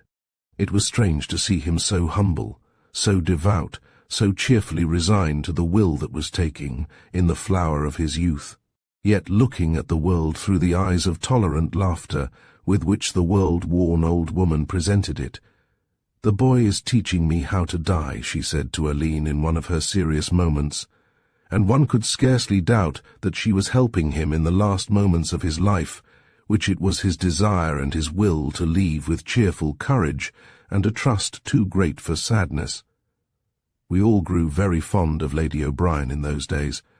She had come in the nick of time for Pierce. She brought us all out of our shells. Once we dined at Anagower, Aline and Esther and I, but only once, for Aline would be with Pierce all she could, and she did not like to leave him a portion of the evening alone. But we often went to tea, Pierce and Aline driving, and we following, Esther and I, and the boys, and hugely the boys enjoyed it, for Lady O'Brien had a most generous idea of catering for boyish appetites. She was still in process of settling down at Anagower, and still many of the pictures and curios she had gathered up stood in their cases unpacked. Part of the house was yet in the hands of workmen, for it had got damp and uninhabitable during the years of its mistress's absence. It was, or is, a long, low, pleasant house with a green porch and roses nodding at the little windows. The room which I associate most with Lady O'Brien is a low-ceiled, panelled room, covered with Indian matting, which looked so cool that hot summer. White curtains hung before the windows, through which the light came green, because the gardener had been forbidden to prune the roses and honeysuckle outside. The room was full of the most comfortable chairs, all petticoated in green and white chintz, and there was old china behind the glass lattices of the corner cupboards. The twins used to say that there was no tea like Lady O'Brien's, and I'm sure we all agreed with them. That was an ideal tea table to my mind, and we were always so hungry after our walk. Her continental life had not taught our old lady to scrimp about honest eatables. Delicious pink ham and cold fowl were flanked by thin bread and butter, and strawberries and cream, and honey and marmalade, and hot home-made cream cakes, and boiled eggs for those who liked them. And the tea, so hot and fragrant, with delicious rich cream. Then our hostess, though she ate little herself, expected us to eat much, and was so delighted at our enormous appetites. Even the twins did not scandalize her, and how they could eat so much after feasting on the raspberries and strawberries in the garden was beyond me to say. Young people should eat, she would say, wagging her old head. Eat and grow, that is all young people should be asked to do. I really think that she quite put Esther and myself on a level with the boys and the twins in those matters. Then, when we were leaving, we would find in the pony carriage a little hamper packed with the dainties we had been forced to leave. Martha would be so vexed if she thought her sweet things weren't appreciated, was the regular excuse. Martha was Lady O'Brien's invaluable cook, housekeeper and personal attendant, and the two had been together years out of mind, though Martha was but a personable woman of 50. Martha, indeed, would have been sorely hurt if any of her confections had had to go to the kitchen to be devoured by Curtis, the page boy, whom Martha always referred to as that dratted boy, or Fat Dobson, or the pretty housemaid, who was the old servant's bête noire. Then there was no end to the dainties that were sent for Pierce, to Una's mingled jealousy and delight. Once, when we had been visiting at Annagower, Lady O'Brien brought me upstairs, alone, in a rather mysterious way. "You can keep a still tongue in your head?" she asked as we went along the low corridor under the thatch. "I think so, Lady O'Brien." "I have that reputation," said I modestly. "Well, you shall see my secret room," she said. A little farther she opened the door of a room and motioned me to step inside. The room was fresh from the hands of the workmen. It had a green-painted ceiling following the lines of the roof, so that it was very low on the side where the gable window opened. It had been papered in pink, a pretty paper with roses on it, and the woodwork was white. A little brass bed, hung with green and pink, stood in the corner, and there was pretty white enamelled furniture, and several low wicker chairs were covered with the rosy and green chintz. I sighed with delight as I took a long, long look. "You think it pretty?" inquired the old lady, who had been watching me anxiously. "Pretty? It is delicious. A girl would be happy in it, hey?" "A girl would adore it," said I. "It would be all her own. Her little bed would be made soft and white, and her books would be in the bookshelf, and she would come upstairs to find her little pink dressing-gown on the back of a chair, and her little pink slippers to thrust her feet into, and a bunch of roses on the dressing-table, and all her little fal-lals about, and no one would bother or disturb her. She would be a very happy girl," said I, meeting the old lady's rapturous gaze. "I always wanted a girl of my own. I would have known how to be good to one. But the Lord didn't see fit to send me any babies. I've got this little room ready, as if it were for the little daughter or granddaughter I never had. I think I shall have a young lady coming soon on a visit." Now I knew as well as if she had told me that all this was for Esther, but I did not betray my knowledge. Would you think now that she'd be so happy that when she came on a visit she'd be willing to stay altogether? "I should not be at all surprised," said I. After all, there was no reason why Esther shouldn't come to Lady O'Brien and be happy. She would not be far from us, and of late the close companionship that used to exist between Esther and myself had somehow lessened. Esther, more than of old, seemed to like to be alone, and I no longer knew all her thoughts and feelings as of old. I came out of the room with a little sigh, but as I met the bright, wistful old eyes, I nodded reassuringly. There can be no doubt at all about it, said I, no doubt at all.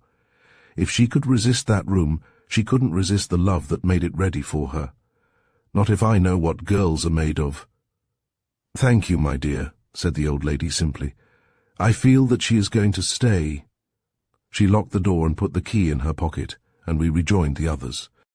Of course I kept my own counsel about Lady O'Brien's secret room, and gave myself up more and more to the companionship of my books and papers. They, at least, would not fail me. And then I have always Pordine, of whom I have been saying too little in this narrative. Chapter 13, Cinderella. The summer had turned round to autumn before Lady O'Brien broached her project about Esther. I think she waited till she had us all bound fast to her by ties of affection and gratitude. Things were much the same with us, except that Pierce had grown a little thinner, a little more pinched and peaked like an old man, and a little weaker every day. His couch now was in Aline's octagon room, and though the autumn was a fine one, fires were pleasant. We were there one day, Pierce and I, and Pordine at Pierce's feet. A little wood fire sparkled in the grate, though outside the world was full of brightness of blue sky and yellow sun, and golden and scarlet woods. The leaves were beginning to fall, and old Brandon's shoulders were visible now, where a month ago we could only see the top of his head. I was restless, and kept going round the panelling as I had so often gone fruitlessly, pressing the spines of every rose, and the leaves and buds, in search of the hiding place I always said must be there. Pierce lay watching me with contented eyes which had a spark of amusement in them. I am quite sure it is here, I said, pausing opposite to him. Listen, doesn't the panel ring hollow? I tapped with my finger, and he listened. There may be only the wall behind, he said, but it certainly does ring hollow. If there is a hiding place it should be easily discovered, he said again. I have always found a singular innocence in those contrivances. Now each panel fitted in squarely, being carved separately and set into the wall, so that a door might be suspected of any one of them. I went tapping and pushing in a dissatisfied way round about the room, and finally came back again to the panel that rang hollow. On the leaves in many places there were little beetles of the kind we call ladybirds. They had specially exercised my mind, for they stood much above the surface of the carving.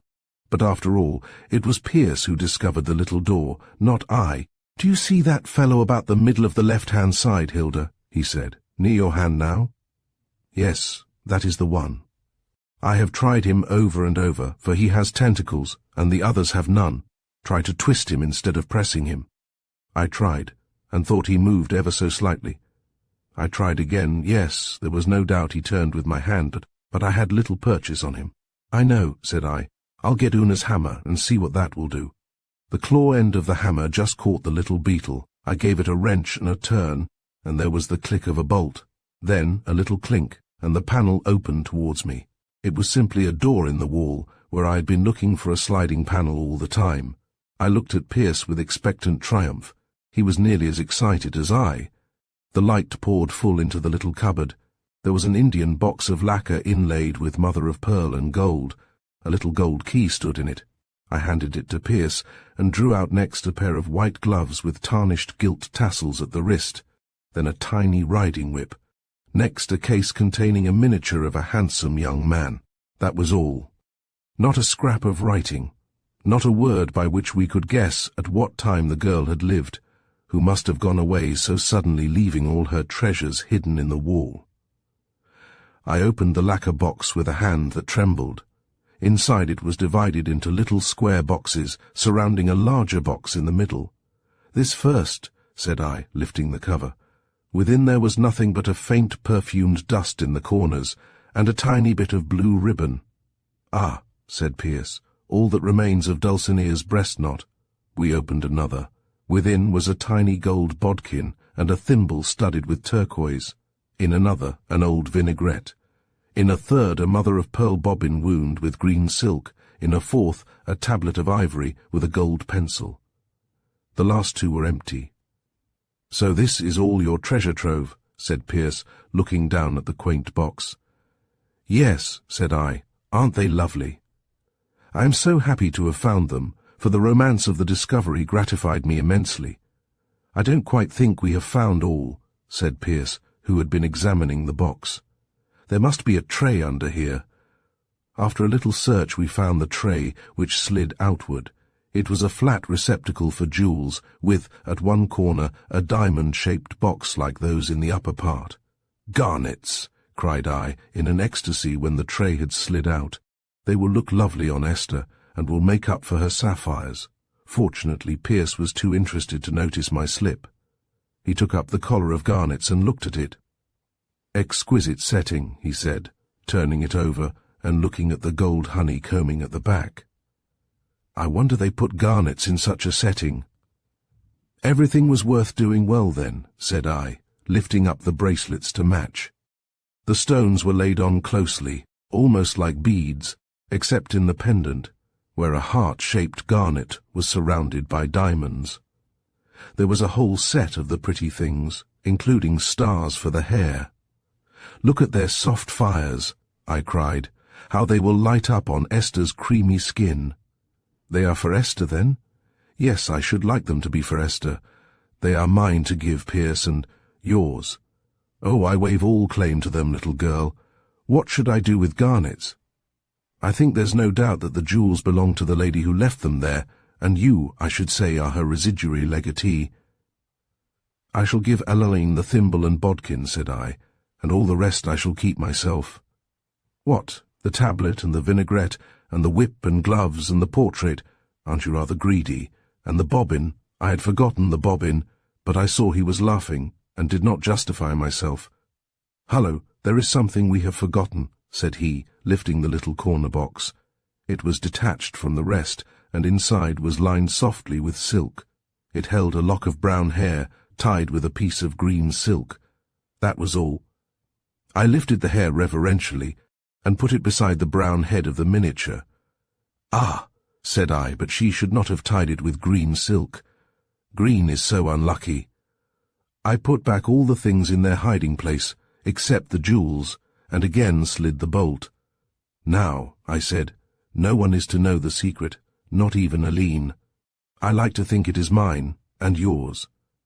But even as I said it, I felt that it would not be his for long.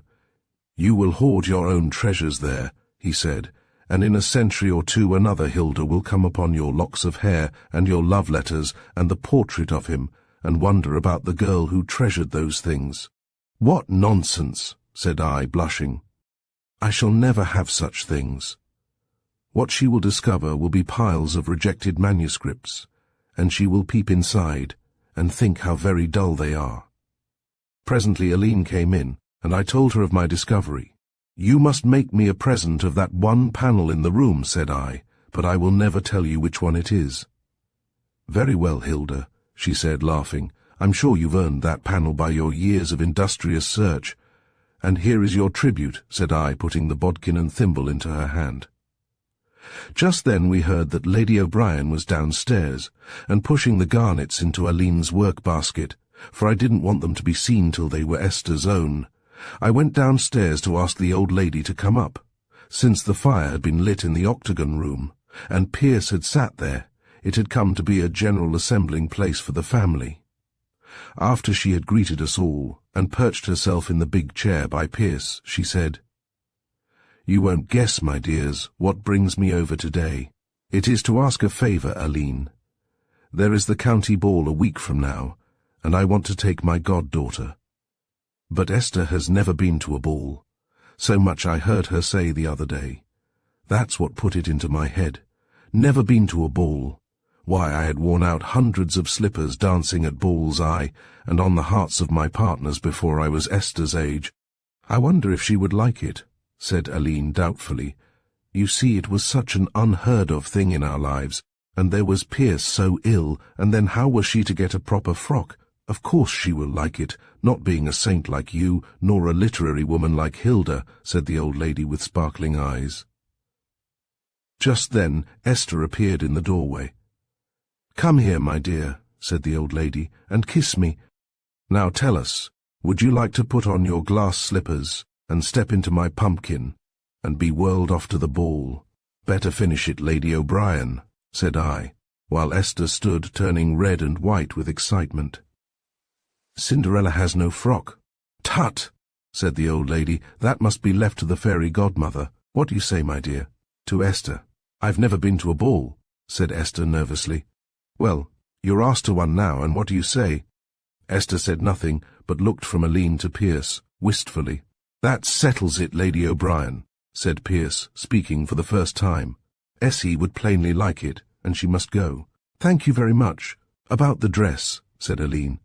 "I don't think we need trouble you, our kindest of friends. I have a few lengths of silk somewhere, and we have a dressmaker who can make it up. I have a little Frenchwoman who'll do it in half the time and with 1,000-fold the wit.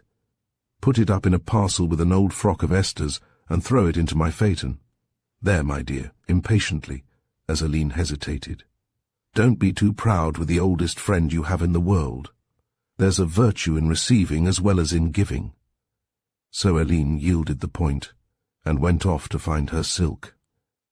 I wasn't quite satisfied about the silk myself, though it was a lovely bit of old grey silk gauze powdered with violets. But grey is just the one colour that spoils Esther's looks, and then the garnets with those violets. However, we can't have everything. I shall never forget Esther's face of joy when she came timidly to ask if I would lend her my sapphires, and I put the garnets into her hands, and told her they were her own. The day of the ball, Lady O'Brien sent over the phaeton for Esther with a note saying that if I would come over to dine and help her to dress, they would drop me at Brandon on the way back. Now it was an ideal arrangement, for we were all anxious to see Esther dressed for the ball, and more especially the twins, for those little girls have a most amazing taste for finery, especially considering that they have hardly ever seen any. When we arrived at Annagower, we found, instead of dinner, one of Lady O'Brien's delightful high teas, which was much more to our taste. "I know girls always think dinner a dull meal," said our hostess. "It is only as they grow older that they discover how much consolation is to be found in it." I noticed that the old lady looked a little excited, and I guessed that Esther was to be introduced to the pink room that evening, and I was right. Towards the end of the meal, to which I did justice if Esther did not, Lady O'Brien left us, saying that she would have Martha's services first, and that when Esther rang, Martha would come and do her hair. "But where am I to dress?" asked Esther. "Hilda will show you the way to your room, my dear," said the old lady, going off rather hurriedly, as if to avoid any more questions. Just as we had finished tea, the fat page boy came in with a little covered dish, and set it before Esther. "Her ladyship's love," he said with a grin, "and she hopes Miss Esther will like the dish." He whipped the lid off in a hurry, and there was a key with a little label to it. "What is this?" asked Esther wonderingly.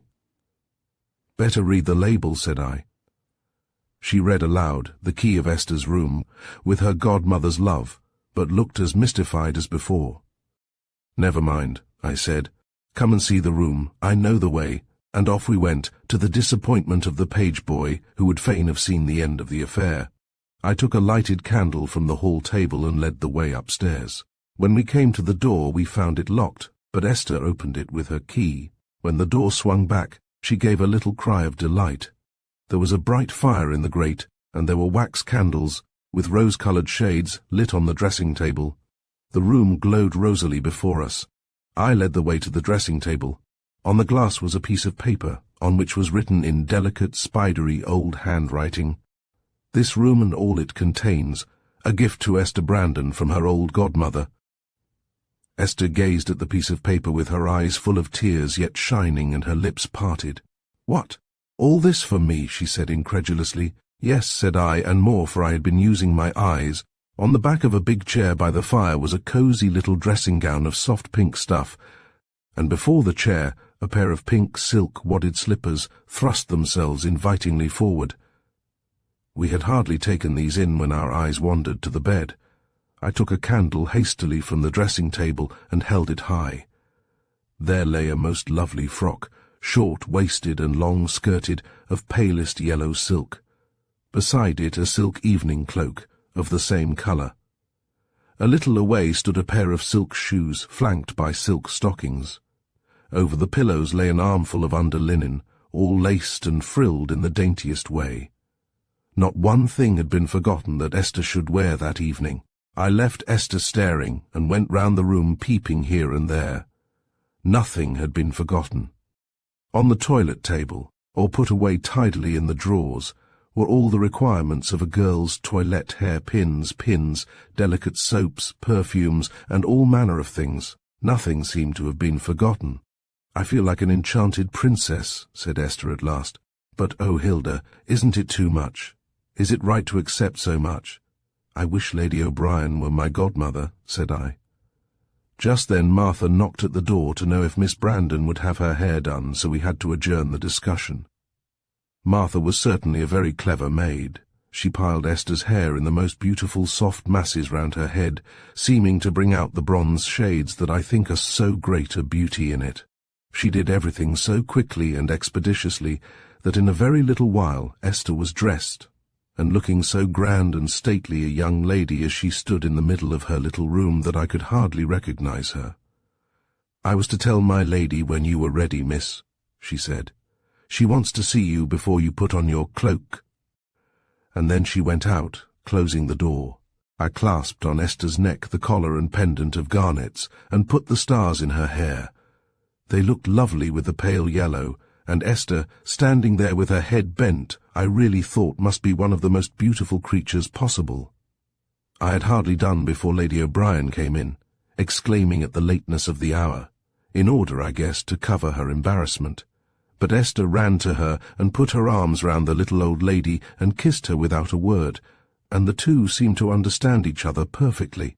I noticed that Lady O'Brien had carried in a little packet with her, and presently when she put back Esther and stood a little way off to look at her, I saw that it was a jewel case. Her eyes rested on the garnets. "I brought you a little string of pearls, child," she said, "but you have far more beautiful jewels, and they go better with your frock." "They are garnets," said Esther, "and Hilda's gift to me. I should like to wear them." "Garnets," said the old lady, peering closely. "They are no garnets. Take off the collar till I see it in the light." I felt much abashed, for if the things were mere glass, the pleasure of my gift to Esther would be gone. Lady O'Brien turned them this way and that way. "Humph! Garnets indeed," she cried contemptuously. "They are rubies, and exceedingly fine ones, if I know anything about it. There won't be a woman there tonight with finer jewels. I'm only afraid they're too fine for a girl." Then Esther turned to me, and said that if the stones were indeed rubies, that they must be mine and not hers. But I laughed at her, for to my mind and my love, Esther is far above rubies, and I told her so. But there was no time to continue the discussion, for just then the page boy knocked at the door to say that the carriage was round, and Lady O'Brien took the cloak and wrapped Esther in it with great tenderness, as if she were her own child. I noticed the pleasure and the gratitude shining in Esther's eyes, and said to myself that she would not refuse to become Lady O'Brien's adopted child. What excitement there was at Brandon, where the twins sat demurely on chairs against the wall of the big bare drawing-room, and the boys stood on the rug pretending to feel bored, and Aline leant on the edge of Pierce's wheeled sofa, which had been brought in, all waiting for Esther's appearance, and peeping in at the door were Una and her handmaidens. I stood by the door and whisked off Esther's cloak as she entered. I heard the twins' rapturous groan of delight, and the murmur of admiration from the others, and felt a share in Esther's triumph. Withal, she looked so sweet and modest, that we all felt she would never be spoilt by the world or its vain praises. "But the frock," said Aline, bewildered. "Ah, my dear," said Lady O'Brien, who had a bright spot of excitement in each cheek, "that is a little liberty of mine, and nothing at all to what I shall be taking presently. Nothing at all, my dear. Come home early tomorrow, Essie," we cried, as the carriage drove off, "and tell us all about the ball." Chapter 14. The Romaunt of the Rose. We expected Esther quite early in the morning to tell us how she liked the world, but the morning hours passed and lunchtime, and still she had not come.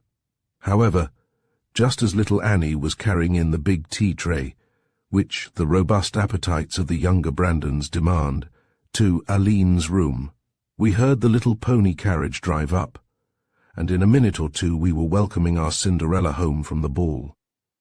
Esther certainly looked a very different person from the radiant princess of last night. Our winter jackets have grown rather threadbare, without any great hope of new ones, and Esther's seemed to show unusually thin and skimpy in the western light, which was pouring in on the tea-table and its hissing urn and pile of hot cream cakes. "Well," said Lady O'Brien emphatically as she seated herself, "I have brought the belle of the ball to see you. Congratulate her, my dears." Esther blushed, and we all laughed, knowing Lady O'Brien's way, but the old lady was in earnest this time. "I assure you there hasn't been such execution since I came out myself at the very same hunt ball, and the next morning there were no less than 3 challenges over the last dance I had to give. Ah, my dears, there are no such men nowadays, as I'm never tired of saying. Sir Connor Doherty winged Councillor Slattery, and poor Tom Kinsella went with the ball in his knee from that day. And to think I passed them all by for Peter, that sat mumchance in a corner, and hadn't the spunk to approach me for a dance. All the better it was, for if he had, he'd have torn my Limerick flounce in flitters. And that's something I'd never have forgiven." She stopped to take breath, and Pierce put in, "I hope Essie's been spilling no blood, Lady O'Brien." "Only heart's blood, my dear boy. It's all that's ever spilt now, more's the pity. I suppose in your day they tapped the less important organs. You talk as if the seat of life was somewhat less important than the nose, shall we say." "Hear the impudence of the boy," cried the old lady, diverted. "I'll be after tapping your nose, my fine fellow, one of these days, if you give me any of your sauce." "Well," said Aineen, coming in, "I hope Essie had a very nice time." "It's like your cold-bloodedness to put it that way, Aline," said the old lady, "but all I can say is that if Studdarts and Frenches and McNamaras come proposing for Esther, you just tell them that they'll have to wait till she sees more of the world and has had her pick and choice. Poor Essie." "Is she to become a worldling then?" said Aline, with a fond glance at Esther, who had kept silence, as was often her way, while we all chattered about her. "You haven't taken off your jacket, dear." "Aren't you hot?" she said, noticing that Esther still wore her outdoor things. Esther looked shyly at her godmother. "Well, Aline, my dear," said the latter, "to tell you the truth, Esther's not going to take off her jacket.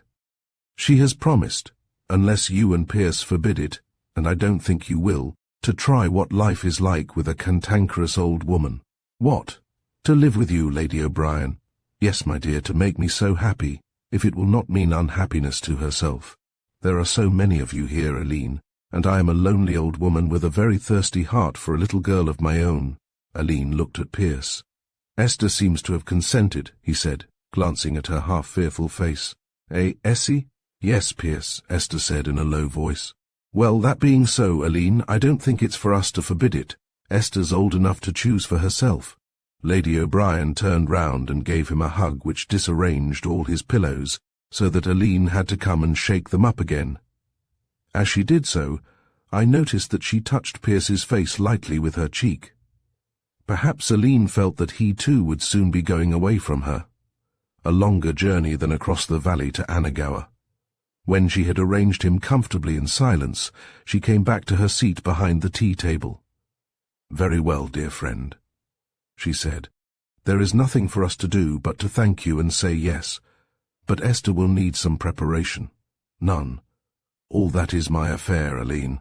If you could know how I have longed to dress a girl."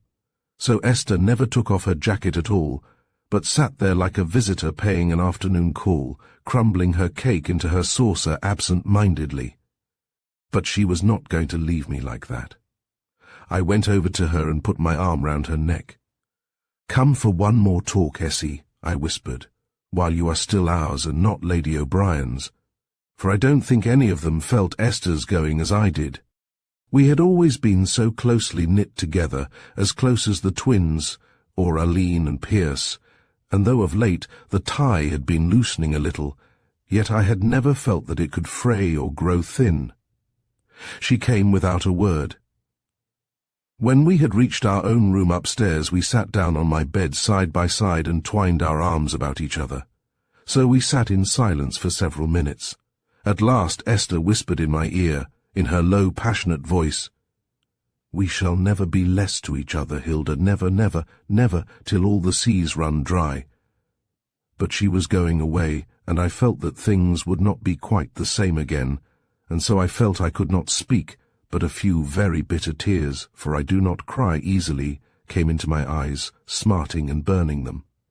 "You will be happy, Essie," I said, "and your happiness is what really matters, and you will make that dear old soul as happy as the day is long." "Happy," she said, answering the first part of my sentence and not the last. "I do not know about happiness, Hilda. My dear old godmother would buy me the world if she could, but happiness may be beyond her reach." There was something in the way she said it that alarmed me, and stirred all my late misgivings about Esther. "There is nothing, Esther," I whispered. "You are not in trouble, dear." She looked at me half startled. "I spoke generally, Hilda. Everyone has trouble." "Oh, is that all?" said I, but my mind was not the more at rest. Still, I did not want to surprise Esther's trust. I drew myself a little away from her as I asked in a sprightlier voice, "And the ball, Essie? Were you really so brilliant a success as her ladyship says? Tell me all about it now that we are here quietly by ourselves." "Oh, the ball," answered Esther, coming back as from a distant country. "Yes, it was very fine, and everyone was so kind. Even Lord Cahirduf would dance with me, though he has gout in his knee, and Lady Cahirduf, who is such a handsome woman with grey hair and bright eyes, said she couldn't make out how it was we were such strangers, that she had known our mother well, and asked if she might call. But Lady O'Brien said she was to come to Anagawa one day, Tuesday, I think. Lord Cahirduf is such a dear old man, and pays such handsome compliments, and Lady O'Brien and he kept up a fire of jokes, and Lady O'Brien seemed to like him very much, for she slapped him with her fan several times, and called him an impudent fellow, just as she does Pierce." "Of course," said I, "he was one of her early lovers, and remained single for her sake years after she married Sir Peter. But the young men, Essie?" "I will show you my programme," said Esther, producing it, very crumpled, from her pocket. "The young men were very pleasant, and I could have danced every dance many times over. The girls, too, were very pretty and beautifully dressed, and there were many I thought I should like to know. The only one who was not nice was that horrid little Miss Pettigrew. Do you remember her, Hilda, that day long ago at Anagasson races? Well, she spoke to me once when I sat near her, resting from a dance, and was by way of being very polite, but I couldn't respond very cordially. She didn't seem to know many ladies, I thought, though she had plenty of partners. "I dare say," said I carelessly, "but she's not worth talking about. I see a great many initials here. Which of your partners did you like the best?" Esther blushed. "They were all very pleasant, dear Hilda," she said, and then, with a little jerk of the voice, as if she did herself violence in speaking, "Mr. de Lacy was there too, Hilda." "Oh, was he?" said I. "I was just thinking that the frequent delay here stood for him. And how is he, Essie? He did not look well, Hilda, though he said he was well. Those internal hurts take long to heal, and then it must be horrible for him at Angry, horrible. It is plucky of him to stay there when he might be with his dear old grandfather in Warwickshire. Yes, isn't it? I think it noble of him, Hilda. He asked for us all. Yes, most affectionately. He thought of everyone. He asked me if I thought Aline would ever withdraw her denial of Brandon to him. She might, Hilda, don't you think? It would be only kindness, seeing how alone he is and young, and ill-fitted for what he has to endure. If he were our friend Essie, he might have harder things to bear. What do you mean, Hilda? You cannot guess." Suddenly Esther turned from me and hid her face in her hands. Her shoulders began to heave up and down, and a heavy sob broke from her. It struck me suddenly that this was the weeping of one used to a burden. The tears flowed very fast, as if they had been held back for a long time, and the sobbing went on with a quiet patience that brought a pain into my own heart. "Poor Essie," I said, "poor Essie," and then I put my arms about her and let her cry her fill. "Oh, Hilda, she whispered at last. "He looks so ill, and I cannot bear it. They will kill him, and I shall die too." "When did it all begin, Esther?" I whispered back again. "The first minute we saw each other, I think. But he went away without speaking, and yet he knew I loved him, and I knew he loved me. It is love forever with both of us, Hilda." "You haven't been meeting him, Esther?" "Oh, no, you don't think I could? Not secretly, and within Brandon walls. If I met him, I should tell everybody. But I'll tell you how it happened. You know your hiding place in the Abbey, of which you gave me the secret, my tree." "Yes." "Well, I used to go there after he left, where I could be quiet and think. You were keeping the house at the time with a cold, so I was undisturbed, and the second day I was there I saw him riding by, looking so sad and delicate. He did not seem fit to be on horseback at all. And while I was looking down at him, he looked up and saw me. I didn't show myself indeed, Hilda. It was as if he felt I was there, and obliged me to show my face. I was wearing one of those pale monthly roses in my frock, and he halted under the tree and looked up at me and called out, 'Give me your rose, Esther, and I shall understand.' And I threw the rose to him. You should have seen his face as he caught it. But I wouldn't stay to speak. I swung myself down from the tree and ran away as fast as ever I could. After that it came by degrees that I used to be there most days to see him pass by, and every day I gave him a rose, and if it happened that I could not be there at that hour, I used to go early and leave the rose in the Abbey window where he could find it." "And was the rose all? Did you never speak?" "He used to say a word or two sometimes, but I would not wait to listen. I knew he loved me. And just then Aline was so troubled about Pierce, and I could not bear to deceive her. I would have felt the deception a stain on our love. And it went no further than the rose, no. Was it very bad, Hilda? It was superhumanly good, Esther. But I am glad you were so good. However, you talked last night." "He said a great many things which I had always known," she said, her cheeks all one soft fire. "Well, Essie dear," I said consolingly during her recital. The tears had dried themselves away on her hot cheeks. "We must only hope for the best. Of course it's a pity you should have selected the grandson of the hereditary enemy to fall in love with, but, as a matter of Christianity, there's no reason why the feud shouldn't lie with Sir Rupert in his grave. He made it, and I don't see why it shouldn't end with him. And then it would be a pretty bit of poetical justice if his heir should marry one of the family he has impoverished." "Marry!" cried Esther. "I had not thought about marrying." "I don't suppose you had," said I, "but those things generally end that way. All the same, I dare say it's as well you shouldn't think about it just yet, for I've no doubt that the fact that Sir Rupert is still alive will indefinitely postpone it." "I should be satisfied," said Esther, with one of her enraptured looks, "just to know that he loved me, and that things were well with him. I think I should be happy, so, if I were never to see him." I kissed her for answer. Dear Esther, she was always one to give up all and never count the cost. "Now, bathe your face and come down," I said, after a few minutes, "or Lady O'Brien will think I have kidnapped you. By the way, you will tell Aline that you met young de Lacy at the ball." "I suppose so," said Esther. "Or will you, Hilda? I should be afraid of betraying myself." "I dare say your godmother will save us the trouble," I suggested. And sure enough, when we went downstairs, the first name we heard from Lady O'Brien's lips was de Lacy. Fortunately, the room was full of dusk and firelight by this time, so that the mantling colour which I felt sure Esther wore was invisible. "I'm inclined to agree with you," Pierce was saying as we went in. "If I'd been here, I should hardly have backed up Aline in shutting the door against the lad. He had right on his side when he refused to be made an enemy on his grandfather's account." "He's a throwback, as his father was before him," said Lady O'Brien. "Or how does a de Lacy come by those gentle eyes and delicate ways?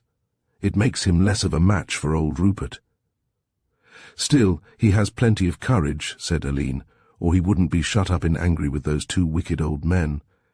"Indeed, then, 'tis no place for him," asserted Lady O'Brien.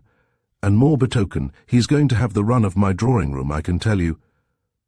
I saw a quick look of alarm in Aline's face.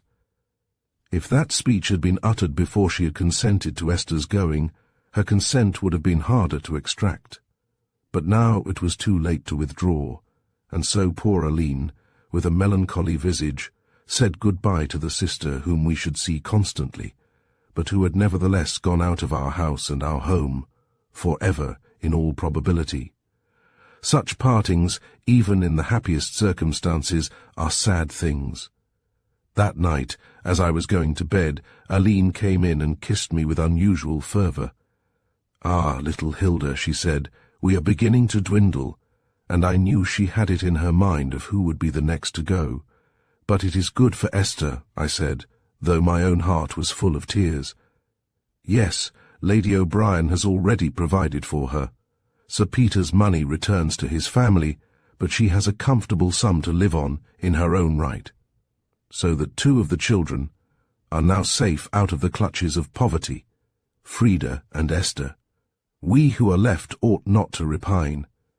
If there was anything else at her heart, she did not speak of it to me that night. Chapter 15. Pierce goes on a journey. That winter was a very quiet and a very sad one. As the days passed, we felt the wings of death brooding closer over the house. Little by little Pierce had given up the ways of one who was to live, had given up his bath chair which was Lady O'Brien's present, and the sofa in Aline's room, and the coming downstairs. We knew now that he would come down no more till he was carried down, and we dreaded the spring that would bring further weakness to our beloved invalid, and the summer that would take him from us. He liked to get up about noon, and lie on a sofa drawn near the fire, and have us to talk to him. And as the days turned towards the spring, he lay by the window where he could see the cloudiness coming on the bare boughs and Brandon turning bronze and pink in the fresh cold air. What his room became in those days I never could tell. Whatever had befallen our Pierce out in the world, and he carried the secret with him to the grave, he had saved his soul triumphantly out of it. To see him there dying in the flush of his youth, so resigned, so gentle, so merry even, clutched at our hearts. He prayed incessantly when he was alone or quiet, and in those latter days he came to have visibly the light of God's countenance upon his face. His room was like the cell of a saint to which we went for help and comfort and refreshment.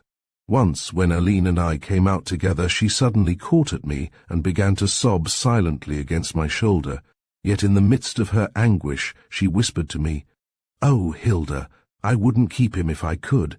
I can see that he is ripe for heaven, and yet, it breaks my heart to see him so glad to go." All this put Esther's love affairs greatly out of my mind. Daily she and her godmother drove over to see how Pierce was, and to sit with him a little. When his voice had sunk almost to a whisper, he still tried to keep up the old merry banter with the friend who had been so good to him and us, and I have seen the dear old woman respond bravely, while the big tears stood in her eyes. Once, when she had had to go away to conceal her emotion, she said to Aline, "'Tis not tears of sorrow, my dear, I'm giving him. 'Tis only that it dazzles my sinful old eyes to have sight of one of God's saints passing. Hush now, my dear, don't be grudging him his joy. 'Tis for you who love him to be glad for him. But he is so young to die," said poor Aline, "and he and I were to have been always together." "Ah, my child," responded the old woman with a sudden intuition, "you might have lost him more cruelly. Don't you see that he's had some trouble, young as he is, that has just ended his life for him?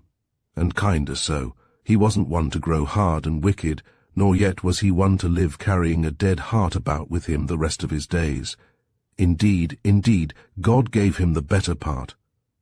"Oh," said Aline, "you think he has had a great sorrow." "I am sure of it, child. But maybe it was just through that same sorrow that God gathered him. Yet let him keep the rest, but keep them with repining restlessness. Let him be rich and weary, that at least, if goodness lead him not, yet weariness may toss him to my breast." I said softly from my corner, where they had not seemed to notice me. Lady O'Brien turned round sharply. "That's it, Hilda, that's it. Your poetry has said it 1,000 times better than I ever could." Esther, during these visits, would sit on the floor by Pierce, and now and again would lay her cheek to his hand. "I wish I could tell him, Hilda," she said once, "but I can't trouble him now." If all were well with us, it would be another matter, but I must not bring trouble near him. And yet his touch comforts me. Esther's fears now were mainly concerned with her lover's health. Her experience of Pierce had taught her to look for the signs and tokens of illness, and sometimes she came to me in a paroxysm of terror because she thought Harry de Lacy looked frailer than when last she had seen him, or because she had heard him cough or noted the transparency of his hand against the light. He was not an over-frequent visitor at Anagawa, not more so than many other gentlemen, and as yet the understanding between him and Esther was not a formal one. She could not, she said, in these sad days, trouble anyone about her affairs, and it was better that he should be very patient and not come too often, nor try to force things to a conclusion. If I had him to nurse and feed up and take care of, everything would be well, she used to say, but now I fear that he will stay at Angry, only to die there. I wish he would go back to Warwickshire and grow strong. I could bear absence, silence, anything, if I had not this dreadful fear. Except separation, I suggested. Only death could bring that about, said Esther solemnly. If he were to leave me, and I were to hear nothing from him, I should know that he was dead. The trouble that was brooding over us seemed to bind us Brandons more closely. The poor boys were always hanging about with wistful faces that spring, wanting to do something to help if they could. They used to come into Pierce's room and sit down with a great parade of not creaking or making noise, and soften their rough young voices to a hoarse whisper as they addressed him. I have seen the old humour flash into Pierce's sunken eyes as he looked at them, humour oddly blent with immense tenderness. Then, out of sheer kindness, he would send them off fishing or shooting, with an expressed desire for a trout or a quail, for which, when they arrived, he had no appetite. The twins, too, proved themselves little hearts of gold. They would bring in their treasures from garden and woodland to show to Pierce, early primroses, or a group of tall daffodils, or a mass of wild hyacinths. Such things brought to him by his shy little sisters seemed to give him great pleasure. He would stroke their brown heads and tell them to be very good to Aline, and then would watch them fondly while they sat before the fire, their two heads bent over one book, till he fell asleep. At Easter Frida came for a week. We thought she would have waited for the end, though that was not a thought we put into words for each other, but it seemed strange that she could not stay by Pierce as long as we kept his precious body on the earth.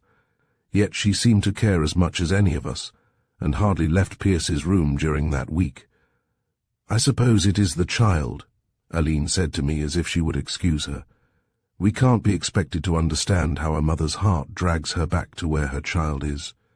"Yet I should think," I said, "that she might have trusted him to Mrs. Vincent for a while, so that she might stay with Pierce while... And here I broke off with a sob and went out of the room.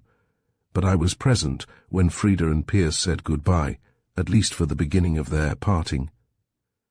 Frida had come in with her hat on and looked very pale, I noticed, but tearless. She knelt down by Pierce, and I heard her say, "I have to go, darling. You know, darling, that I must go, though it is breaking my heart to leave you now." "I know, Frida," he said, "and it has been good to have had you this week. Goodbye, my dearest. When I am gone, you will have two instead of one in that distant country." I saw Frida wring her hands. Then I got up and went out of the room. I thought it best to leave them together. So Frida went away, and though we said nothing, Aline, I am sure, felt a little chill at her heart against her that she could go. Yet, having seen the trouble in her face, I could not judge her. There must be reasons that we did not know, but when Lady O'Brien broached the subject, I did not know how to answer her. "I don't want, my dear," she said, "to be prying and impertinent, and I can't think badly of a Brandon. Yet, how is it that your sister couldn't stay to see the last of that dear saint, and to be a comfort to poor Aline when the time comes?" "I do not know, Lady O'Brien," I answered truthfully. "And why didn't you ask her, my dear?" Yes, the old lady was right.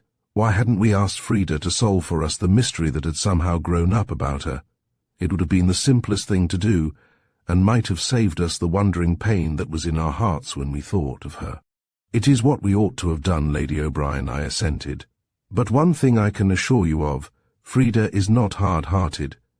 If you had seen her face as I did, when she said goodbye to Pierce, you would be as sure as I am.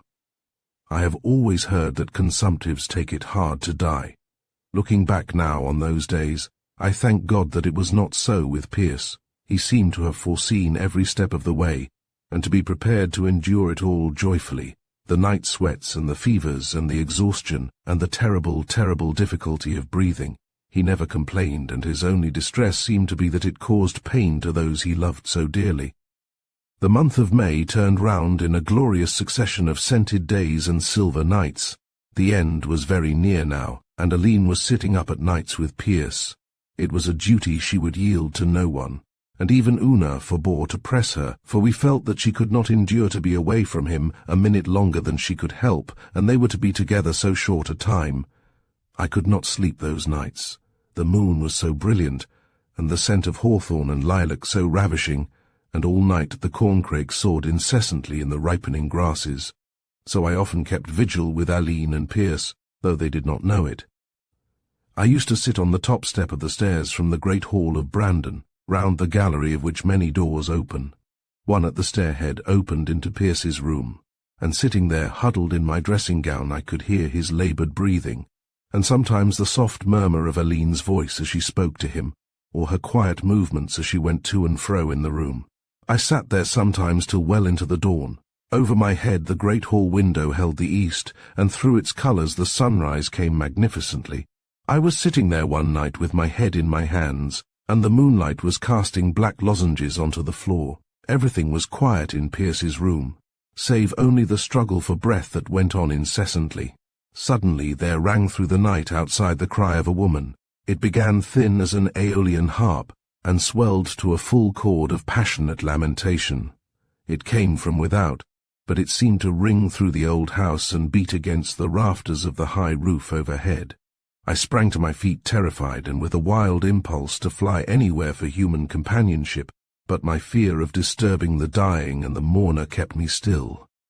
Again the wild cry rang out, more piercing and heart-broken. I looked at the sick-room door, expecting Aline to appear, but all was quiet. The third time it rang, and now it was close by me, close against the great window. I lifted my eyes in fascinated terror, and for a moment the moonlight was blotted out. Something like the wings of a great bird, or the trailing veil of a woman, passed slowly across the panes. Then I fell, huddled up, with my head against the upper step. When I came to myself, I was lying on my own bed, and Una was bathing my head with something sharp and aromatic. The grey dawn was filling the room like a tide. "Oh, Una!" I cried. "What was it? Did you hear it, the dreadful thing?" "Wisht, my lamb." I heard her. Many's the time I've heard her these sorrowful months. But she's not dreadful, my jewel. She loves every one of ye, and 'tis because her heart's breaking for the trouble in the family that she cries like that. "They didn't hear, Una?" I asked with a new fear. Not a sound. Master Pierce was asleep when I went in, and Miss Aline, poor lamb, was sound off, with her head against his hand. "She's wore out, sure she is." I didn't disturb her. "Sleep, my honey," I said, for I knew she'd need all her strength for the trouble that's so close at hand. "Why, when I found you in your white gown I thought 'twas you was the banshee, Miss Hilda, darling. There, never be afraid of her. Sure she loves every hair of your heads."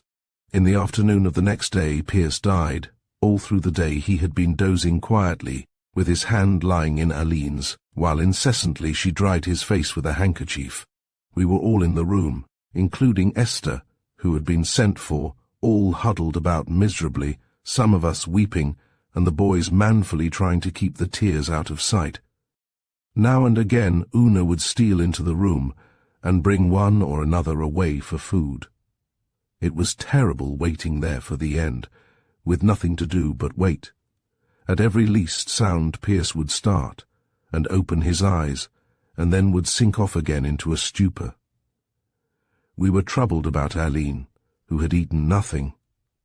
After all, it was Hugh who persuaded her. He brought some nourishing jelly to her, and when she shook her head, he was not to be put off like the rest of us.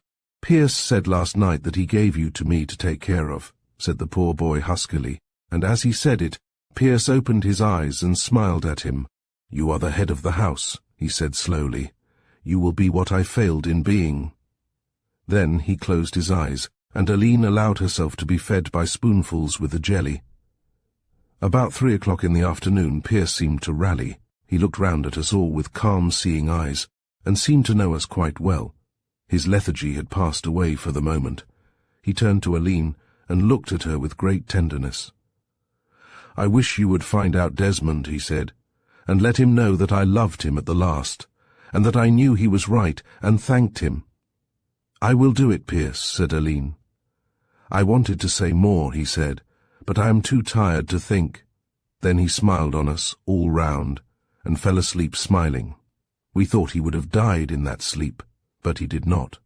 The clock in the stable yard had just struck 5 when he opened his eyes, full and wide, and gazed upwards. "Remember me," he cried, "when thou art come into thy kingdom." And then a film seemed to settle on the brightness, and the light slowly faded out. Chapter 16. Honey Among the Roses. That was the loneliest summer that ever I remember. Soon after Pierce had left us, Lady O'Brien carried Aline and Esther off to Kilkee. Aline bore her sorrow bravely, with more hope and faith than we had dared to expect. But if you have been building all your thoughts and cares and wishes and anxieties about one human being for nearly all your years, and then you are bereft, the empty place is terrible. Even our Lord himself endured desolation, and he does not spare it to his creatures, though he walk with them through the shadows. There had been some talk of my going after a time when Aline should return. Lady O'Brien had taken her cottage till the end of September, but I begged her to keep Aline and let me stay at home. I knew Aline's mind would be at rest while I was in charge, and I had my wish. But oh, the unutterable loneliness of it!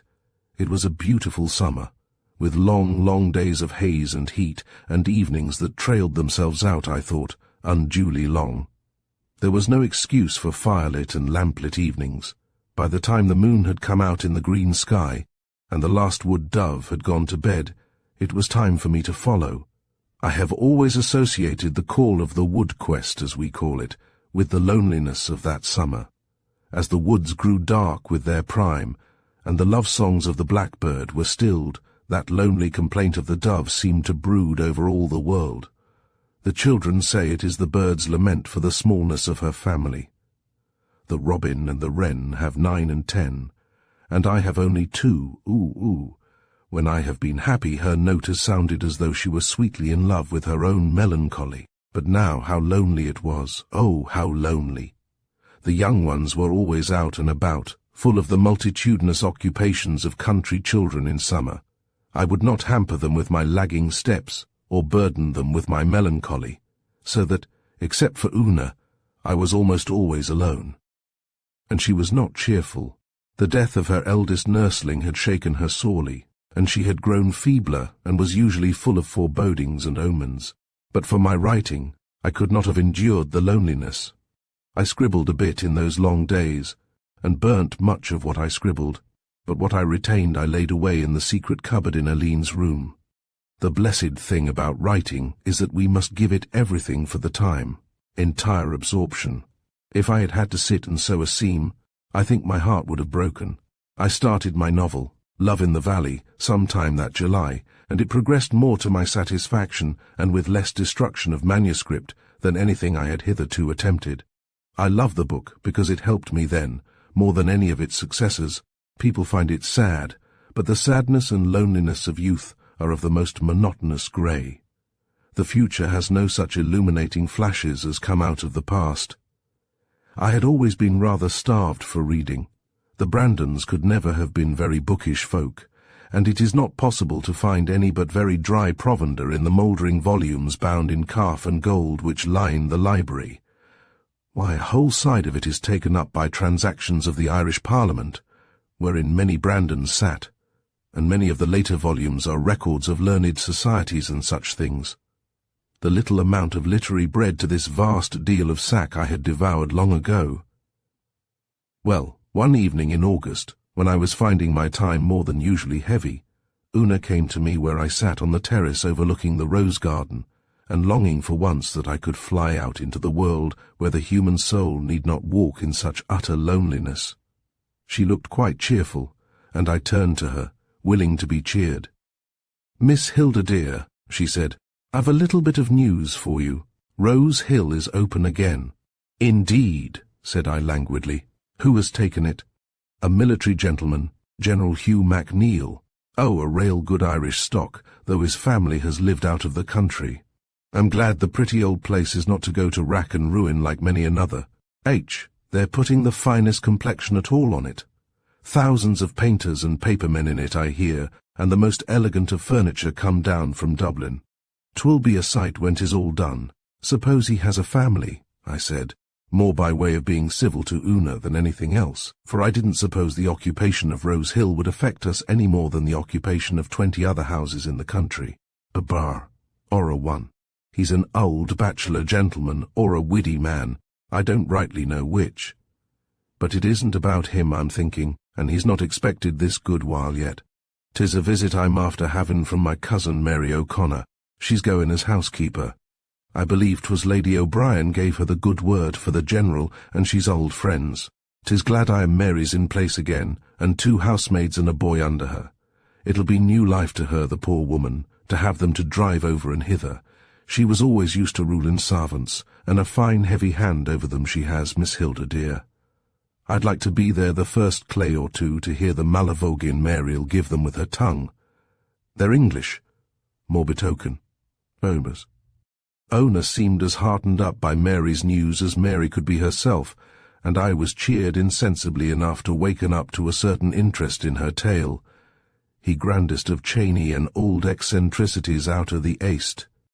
Mary says there is heathen gods and goddesses that hasn't a screed on them, and ud be downright ondecent, only they're brute bastes, and silver trays as big as a cartwheel, and little houses, pigodies, Mary says they're named, of ivory, and big old elephant tusks. There's no end to the grandeur, and Mary's duty to you, Miss Hilda, and if you'd bring over the little ladies, and Master Hugh and Master Donald, she thinks they'd like to see the ingenuities, and proud she'd be if you'd take a cup of tea afterwards. It would be very pleasant, Una, I said, if you are sure there would be no danger of intrusion. Sure isn't Mary housekeeper, and the master not expected this month yet, let alone that him and Lady O'Brien's old cronies, and I expect Yes'll be in and out with him, like a dog at a fair, all the time as soon as he gets settled. Then we shall certainly go, Una, I said. The twins would love it, I know, and so would the boys. Oh, Miss Hilda, dear, cried Una, her voice changing to one of tragic supplication. All I ask you is to keep them darlin' boys from the older swords and pistols and trumperies that Mary says has come down by the cartload.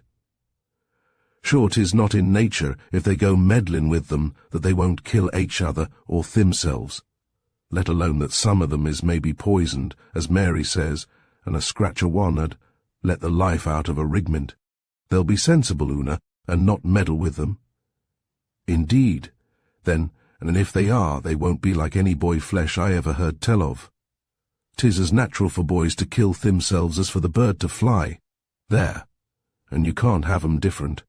The Lord made them so. The next day, the party of us went over to Rose Hill, accompanied by Una, who could not refrain from seeing the ingenuities as well as ourselves, though she put it on the score of seeing that the boys and the twins didn't get into mischief. Rose Hill is built on the side of a little ravine, down which it looks to the plain and the distant sea. You ascend to it through a tiny wood, and you look down from the winding pathway upon a little brown trout stream in the valley below. The house is fancifully built with balconies and green outside shutters, and stands but 2 stories, to the second of which you ascend by the hall door steps. But it stretches away at the back to a considerable size.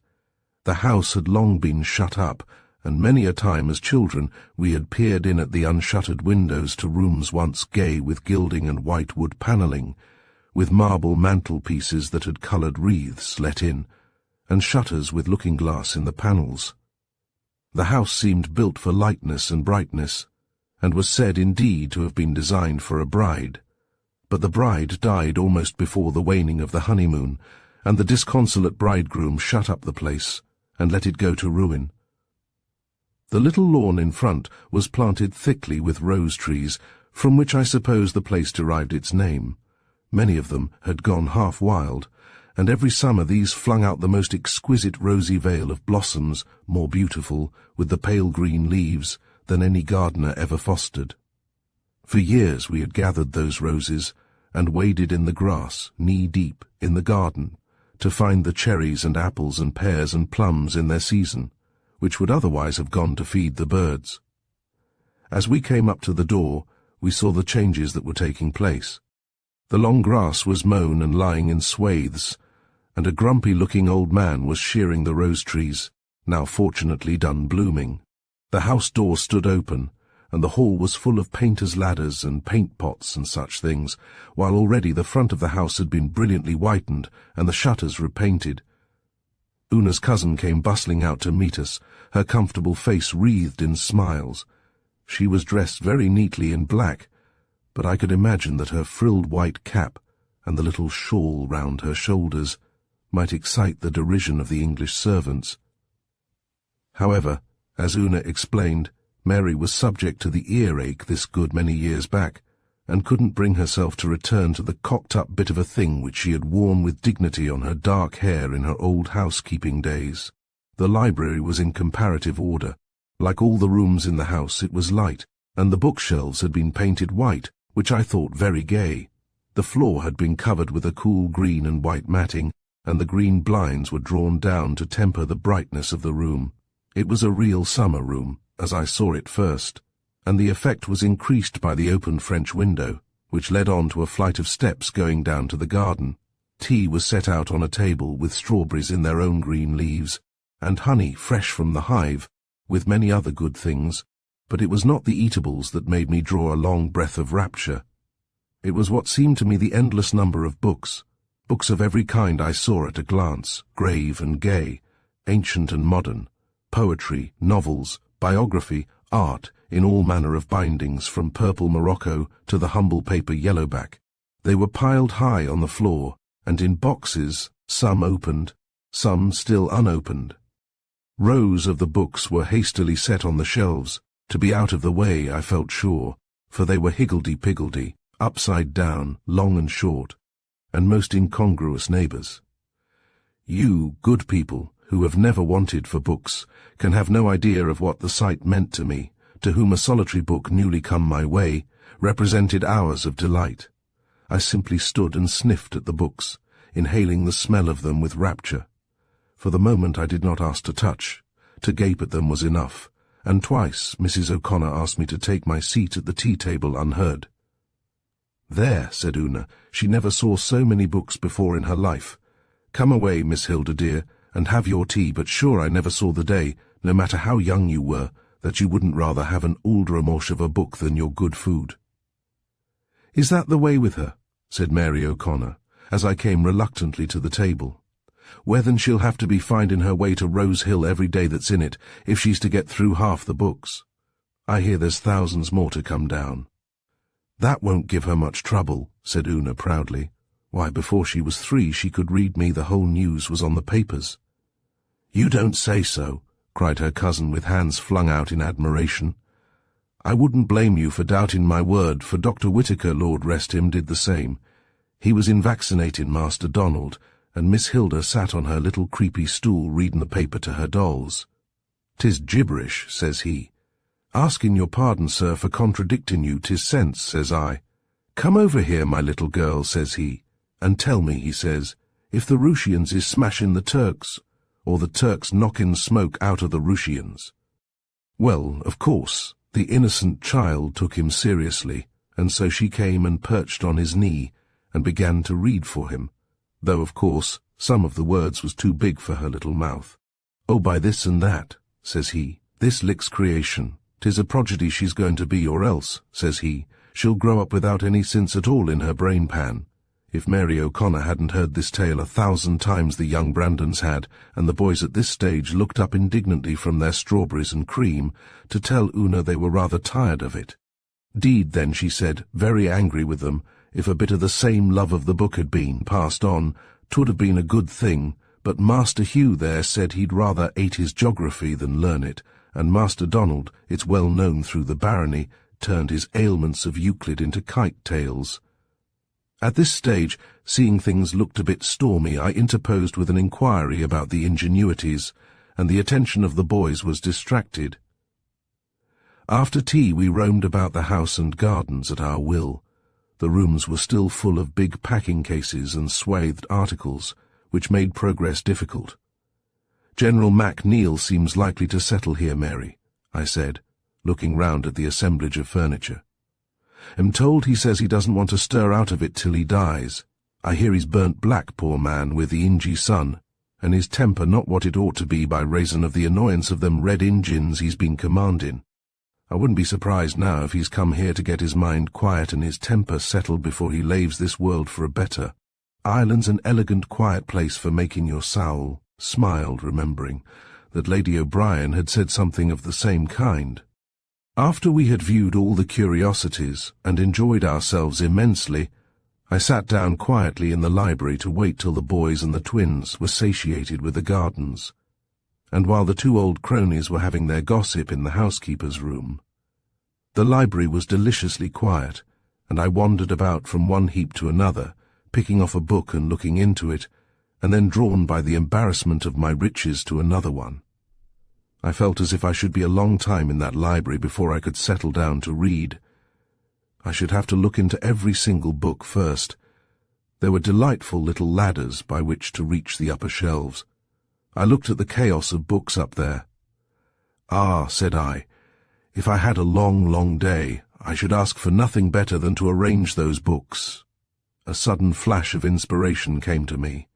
"Hilda Brandon," said I, "you were born to be a librarian, and indeed it seemed to me at the moment as though the earth could hold no fairer plot of peace than this cool place, with the green garden below, and the atmosphere inside cool green like the woods, and all those books waiting to be handled, and dusted, and loved." Presently the twins came up the garden steps, and said they should like to go home, by which I guessed that their fruit-eating capacity had come to an end. "I hope you won't be horribly upset tomorrow, little girls," said I. But they assured me that they could have eaten a great deal more if they really wanted to, only they feared that the boys would make themselves ill with the green apples they were eating after all the ripe fruit. However, a boy's digestion is a wonderful thing, and the interest those boys, and the twins as well, showed in their supper on the way home fairly amazed me. Before we left, Mary O'Connor gave me a very urgent invitation to come and read all the books I liked, and Una seconded her.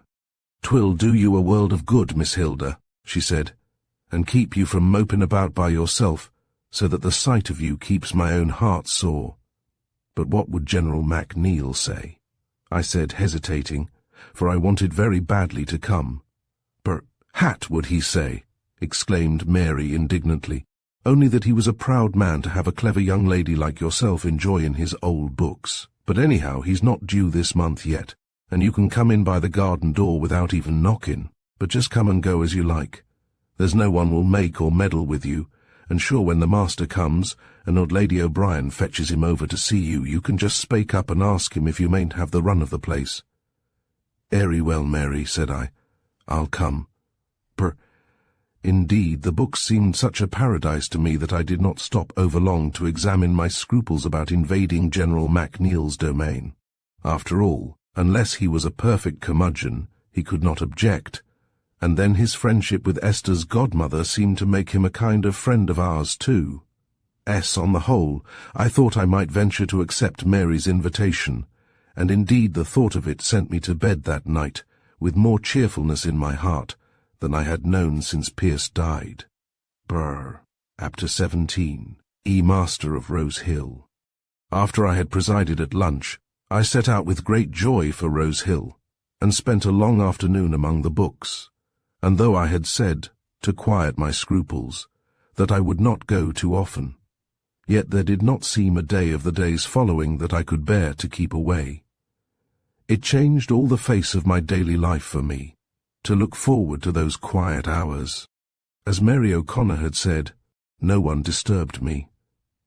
I went in by the garden and up the rose-wreathed steps, and found the door standing invitingly open every day.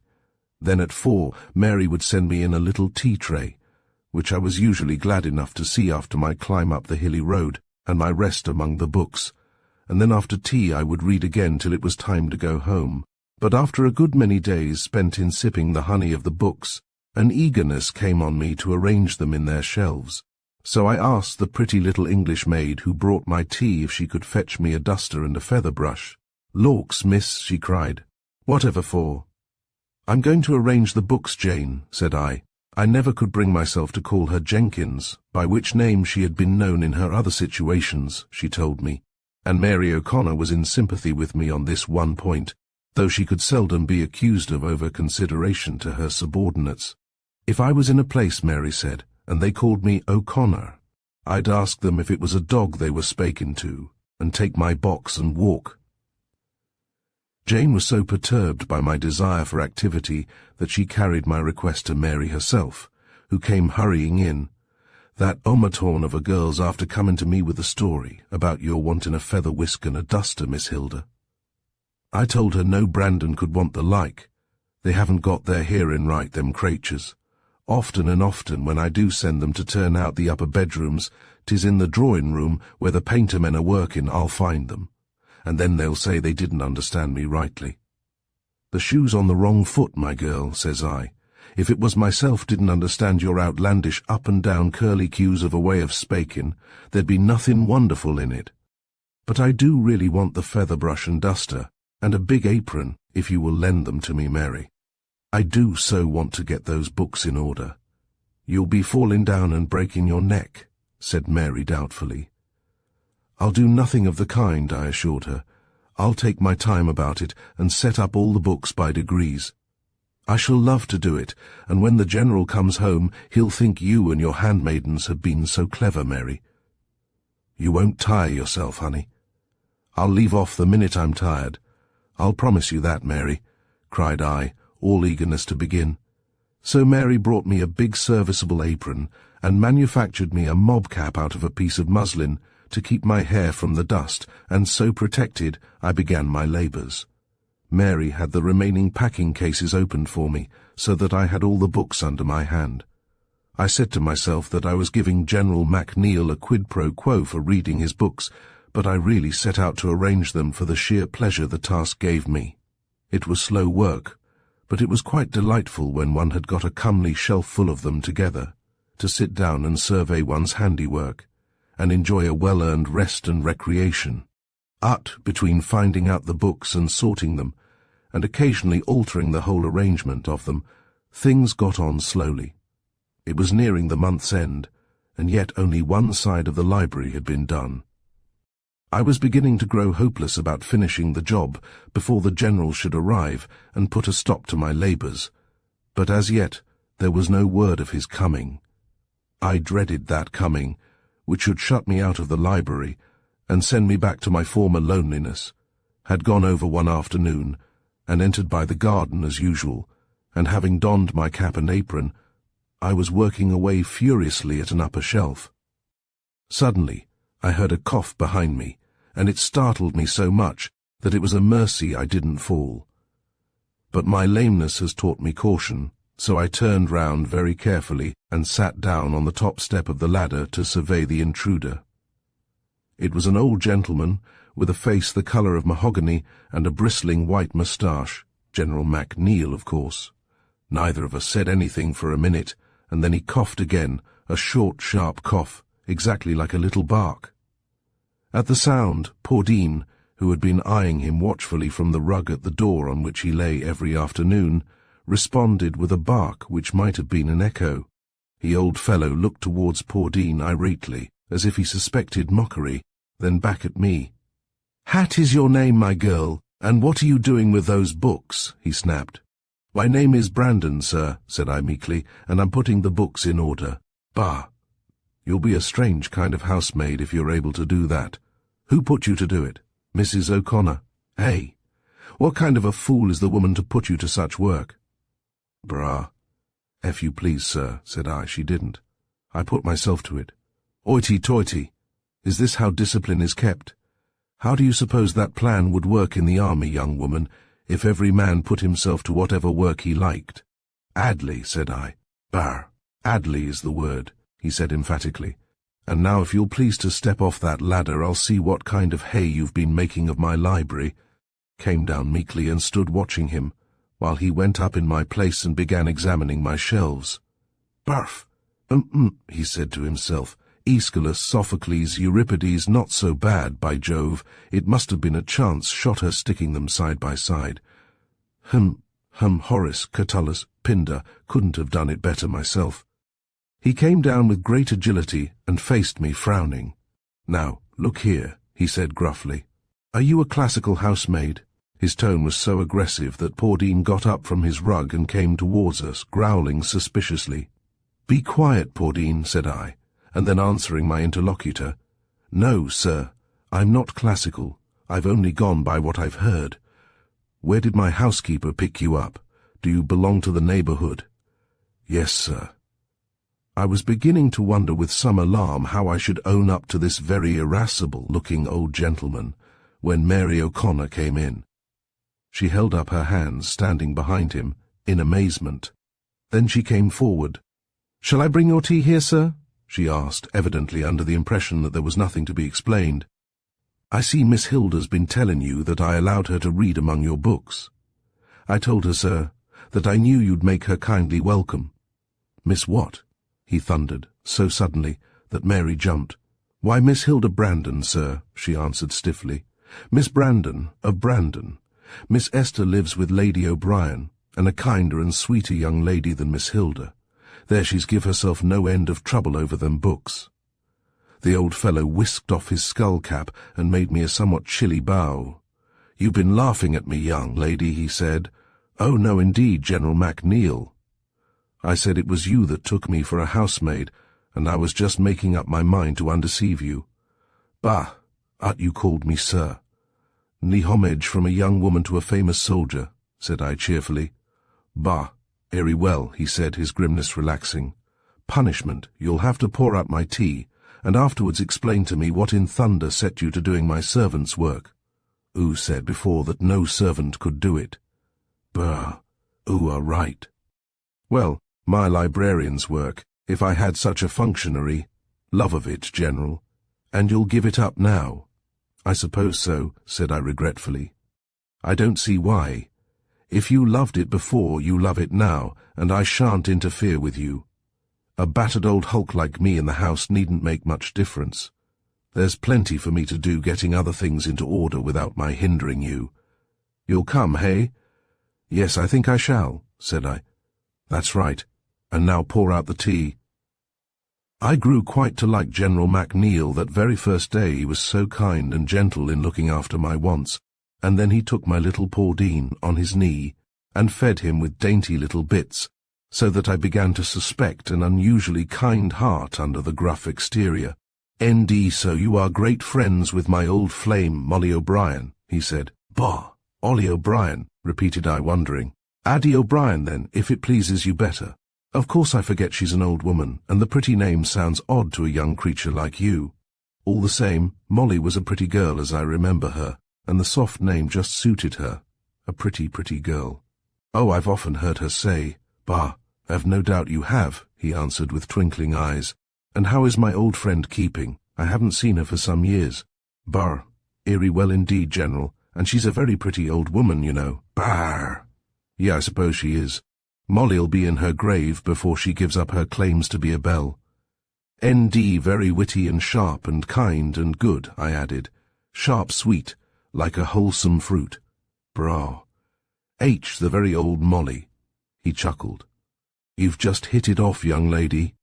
Well, Molly and I were young together, and both handsome, though you'll laugh in your sleeve at my saying so, bending a somewhat fierce gaze upon me, and here we are now, two lonely old hulks cast high and dry, side by side, to moulder to our last end. Ah!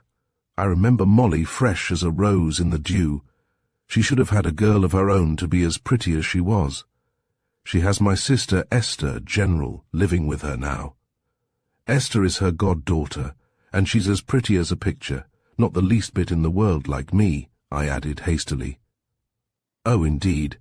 I'm glad Molly's got a young girl to live with her. And your sister's very pretty, and not the least bit in the world like you. Well, well, we can't all be pretty, he said, with a humorous glint in his eyes, which, now I noticed, were quite startlingly blue for the eyes of an old man. The Brandons are all handsome and strong except me, said I. And you're good, I suppose? No, but I'm supposed to have the brains, said I. And which would you rather have, brains or beauty? He asked, with great gravity. Beauty, said I, of course. But brains are a great comfort too. Now, I'm glad to hear you say that, he said. I'd have distrusted you if you'd said you'd rather have brains. But how do you use them? Are you cramming that little head of yours with a lot of knowledge that'll never be any use to you? Examinations, degrees, all that sort of thing? If I were, I should be almost afraid to tell you, said I, while you frown at me like that. Never mind my frowns, said he, they mean nothing. My bark's worse than my bite. See, your little dog has found that out. I looked at poor Dean, who was sitting with a confiding paw in one of the General's palms. Poor Dean's a very wise dog, said I, but I don't think it takes much wisdom to discover that. You saw it with half an eye, eh? He said, frowning more fiercely than ever. So you don't think I'm an ogre that'll eat you up? Well, I'm glad, as you're going to arrange my books for me. Still, some that should have known better took me at my angry word and went away from me. What would you think, young lady, of one who had known me all his life, and yet knew no better than to go when I said go and let me see your face no more? If it was a he, said I, that makes it difficult. If it were a she, I should say she was a dunderhead. But in a matter between two men, there come in questions of pride and dignity on which I am not able to speak. I don't know enough about it. Well, well, we won't talk about it now. I am glad Molly O'Brien has your sister, though. And now tell me about yourself. You have other sisters? Why, I remember your grandmother, my dear. You favour her rather. Not a bit, said I, with some scorn. Aline is like her, I believe, but more like grandpapa. Oh, Aline is another sister, I suppose. Yes, said I, our eldest, dear sister, who has mothered all of us. And then I found myself telling him everything about ourselves, as if I had known him for years. I told him even about dear Pierce, at least till the sobs came up in my throat, and I was obliged to walk away from the table and keep silence for a few minutes to recover my composure. When I came back to the table, I found the General sitting as straight as a ramrod, and stroking poor Dean with great gravity, and so we passed on to less trying topics. But you didn't tell me, he said, how you propose to use those brains of yours. Brains are given to be used, young lady. Oh, not in passing exams, said I. I am not clever enough for that, I suppose. I am trying to write, I said, looking down at my hands, for I am shy of betraying my literary aspirations. Write, he echoed. What kind of writing? Oh, novels, poems, plays, I answered. Well, well. So you would be an authoress. Have you published anything? Nothing yet? Ever tried? Not yet, I burned reams. Ah, not easily satisfied. That's the right way to do good work. Well, the pen has a mission too, young lady. You won't forget that? You won't strive only after worldly honour and success. You won't forget the giver of the gift. I was not long in finding out that General MacNeil, like many military and naval men, was very strongly and simply religious in his character, and his religion entered into all his life, even to the extent of holding his naturally fiery temper greatly in check. Though, as he told me afterwards, the struggle between the flesh and the spirit was an ever-continuing one. I could not have imagined him without his peppery temper, and I have often thought that I could not be so fond of him if he had quite succeeded in driving out the old Adam. Still, he was one of those essentially manly men who are always soft and gentle towards women, so that his greatest irascibility towards myself had a touch of tenderness in it, which took out all the sting. Yet I could imagine that with a man, the dear old man might have been trying. He was dictatorial, when the flesh rather than the spirit had the upper hand, and I could well believe what Hawkins, his soldier servant, said of him, half regretfully, "Bah!" Miss, the master isn't the man he was before he found religion. He never has none of the old rages now, and the language he'd scatter in them days was, well, it was lively. Sometimes I do feel sorry for him trying to satisfy himself with dashes and bloomins, and often I've thought he'd do himself a mischief through not having the old words to let himself go on. Not but what he did change the face of the regiment before he left, and a good thing too. And terrible down on language he was. Why, he got rid of the regimental parrot because it wouldn't change its ways. But all this belongs to a later stage when I had learned to appreciate and love the dear old general, and to bless the hour he came to settle at Rose Hill. Chapter 18. The Story of a Sorrow. After that I continued my work of arranging General MacNeill's library with a mind very much at rest, and in a spirit of thorough enjoyment. I saw now no necessary end to my use of this delightful place, for soon after we had made friends the General presented me with a key to the garden entrance of the library. "'Tis a symbol," he said, "of your right to come and go without consulting me or anyone else, and I thought you'd like to have it, though of course there'd be always someone to open the door to you, and no one at all to say you nay." He was quite right. That symbolical key did add to my happiness in the library, for I no longer felt an outsider, but as one who had an inalienable right there.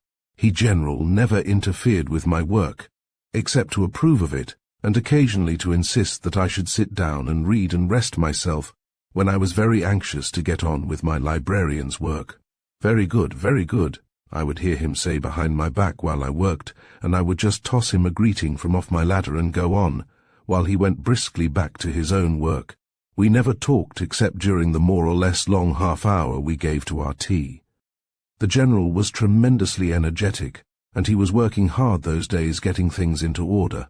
No one, he determined, should place his bric-a-brac or statuary or pictures but himself. He had an extreme sense of tidiness, and was fidgety about his things. He would have no help from the women servants. He and Hawkins did all the unpacking and hanging and setting up. I could understand better now his angry indignation when he found me handling his books, and took me for a maid-servant, and I was quite proud of the immense compliment he paid me when he left me so much to my own guidance among them. He was not exactly a reading man, though he could enjoy an hour with a book and a pipe as much as any man living. A great part of his library had come down to him from his grandfather, the Bishop of Westchester, and he had added to it with knowledge and pleasure, yet without any very overweening delight in the books as books. He told me once that he liked books about fighting, whether the fight was in the natural or the spiritual world.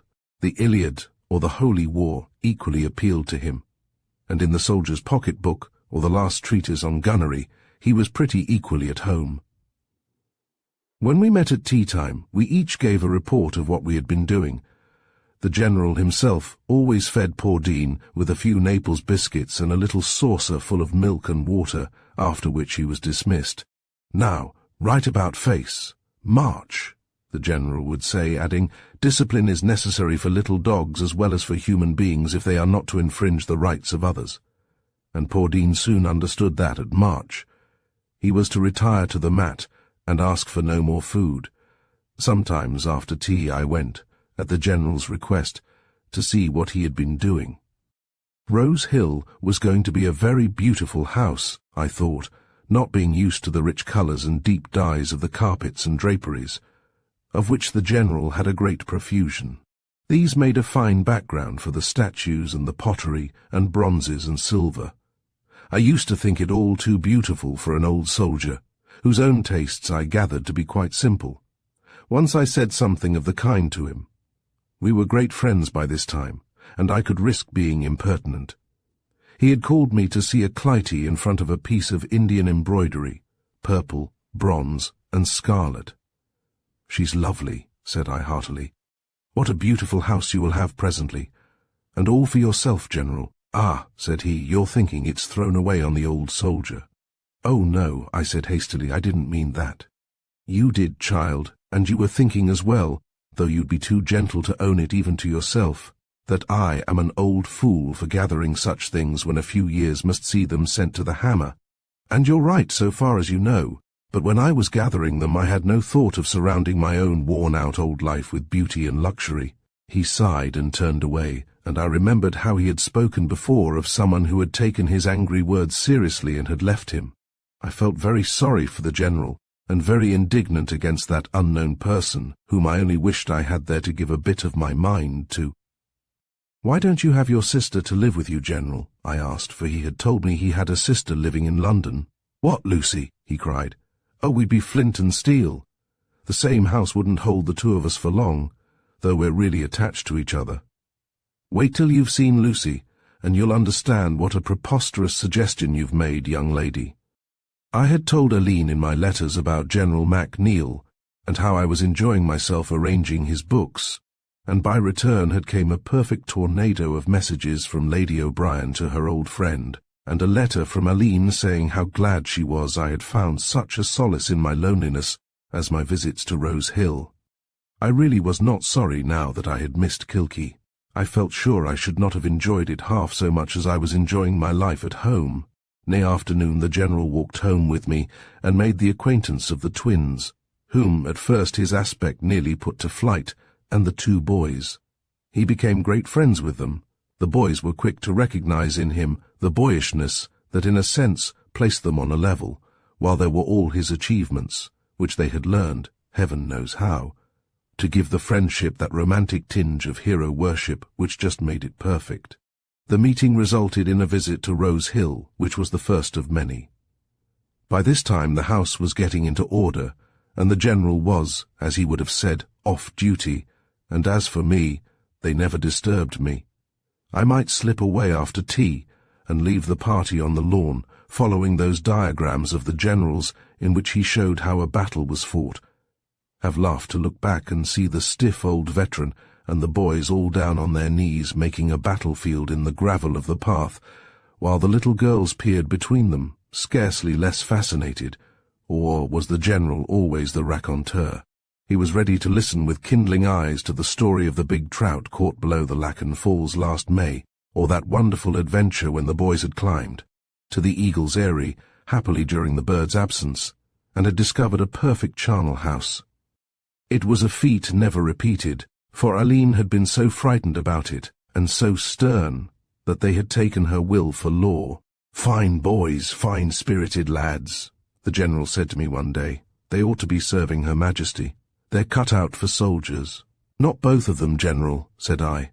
"We want one boy at home to take care of so many women. He'd take care of you all the better for a few years soldiering. However, duty's duty, and if the lad sees his post is here, and he can find work to occupy him, let him stay. Why isn't the second lad at Sandhurst?" "Sandhurst means money, General." "Pooh," he said very fiercely. "What is money? A commodity which we Brandons lack very much." He looked at me sharply, and muttered to himself that something must be done. The fine lads couldn't be allowed to loaf the best part of their lives away, but as he didn't speak to me, I took no notice of what he said, and the matter dropped. A day or two later, when the General was having one of his field days with the boys and the twins, I heard them all come in from the lawn, and person upstairs to the General's private domain. I did not hear them come back, and presently the tea was brought in and set on a table. "Ring the bell, Jane," said I. Jane rang the bell and departed, but no one came. The tea stood some minutes, and then I rang again, but with no result. "Ah," said I to myself, "they are so absorbed in their discussion that they have not heard." And so I went in search of them. I found my way to them by the low hum of voices, and when I entered the room where they were, I came upon the whole party bending over a table on which there was an open map. The General was tracing for them the path of a retreat, and so absorbed were they that they did not hear me come in. I looked about me with interest. The room was bare, even to nakedness. A little iron bed stood in one corner. There was a high wooden desk, a few penitential chairs, a bath with a can of cold water standing in it, a shelf with a few shabby books obviously of a devotional kind. On the wall, between some soberly coloured texts, were one or two prints of famous soldiers, and above the mantelpiece, with its row of pipes, its pistol cases, and a long sword in its scabbard, there hung a portrait in pastel of a young man, the one bit of colour in the room. I gazed at it fascinated, It recalled to my memory the young man who had been so kind that day long ago at Anagasson races. Why, it was he surely. The expression, the eyes, the mouth, at once grave and humorous. I had not forgotten him all those years, and I had no doubt about him now. How strange to find his picture here in General MacNeil's room. Bah! "Ullo," said Hugh, suddenly espying me. "Here's Hilda. You'll have to do it all over again for her, General." "Perhaps you don't know," said I, "that the tea's been standing a quarter of an hour, and the bell has rung twice. It's not what I call discipline, General." "Bah." "Oh, more it isn't," said the General gaily. "I've been training the young recruits badly, but we were fighting, Miss Hilda, and in wartime we take a snack when we can. Run away, youngsters, run away, or the tea won't bear drinking." Next day, when we were alone, I spoke to General MacNeil about the portrait, with a curious shyness for which I was at a loss to account. "Bah, the portrait," he said after me. "You noticed it? And what did you think of it, my dear?" "Bah." Film came over the fine blue eyes, and I was half sorry I had spoken of it, yet I was very curious to find out who the original was. "I'm not interested in it as a work of art," I said, "but I can't help fancying that I once saw the original." "Did you now?" said the General with eager excitement. "Like enough, my dear. He was stationed close by here with his regiment some years ago." "It's the very same," said I. "I thought I remembered the eyes and the mouth. I wonder the boys didn't notice it, but perhaps they've forgotten him. They were only children then." "How did you meet him? Tell me everything about it," cried the General, and in his excitement the film of suffering rolled away from his eyes and left them bright once more. I told him the story of my accident. "Ah," he kept saying, "that was so like my Lance." Yes, Lance was always so kind and clever. He kept his wits about him when other people got theirs scattered. "Ah, good boy, and so on. When I had finished, he sank into a reverie, so that he forgot to tell me who Lance was. I had to recall it to his memory. "I have often wished," said I, "to know the name of the gentleman who befriended us in so timely a way, but in the confusion I never asked, and afterwards we found that he had gone away. I don't even know to this day. Why, bless me, haven't I told you? Lance is my boy, my own boy, my son." "Why, to be sure he is," said I. "Now I know how it is that when you look kind and funny you have reminded me of somebody. Of course the colour is all different, but the expression is the same. In looks Lance is the image of his dear sainted young mother. But I dare say there is an expression, as you have seen." "Why isn't he with you then?" said I bluntly. The General lifted his eyes upwards, and again the strange film of suffering came over them. "For 5 years now," he said, "I have not known if my son is dead or living." "Poor General," said I stupidly, feeling for the moment as if I too had had a blow. "I deserved my punishment," he went on in a low voice. "I had not then learned to bury my will in the will. I was a hot-headed, wilful, evil-tempered old man, though even then the light was leading me. I tried to force my will on the boy, and when he would not have it, for he too had a will of his own and something of a temper, I bade him begone, never thinking he would take me at my word. But he did, and from that hour to this I was alone till you came." "But why don't you ask him to come back?" said I. "He volunteered for special service in Afghanistan, and there he disappeared. Whether he was killed or taken prisoner, none knows except God. But I am sure that if he could have come to me, he would have come long ago. His anger against me could not have endured all these years." "You poor old man," said I, beginning to cry. The story had made me feel so lonely and forlorn. The General came round and stroked my hair tenderly. "Good little girl," he said, "to be so sorry for an old man's trouble. But indeed I felt as if the trouble were my own.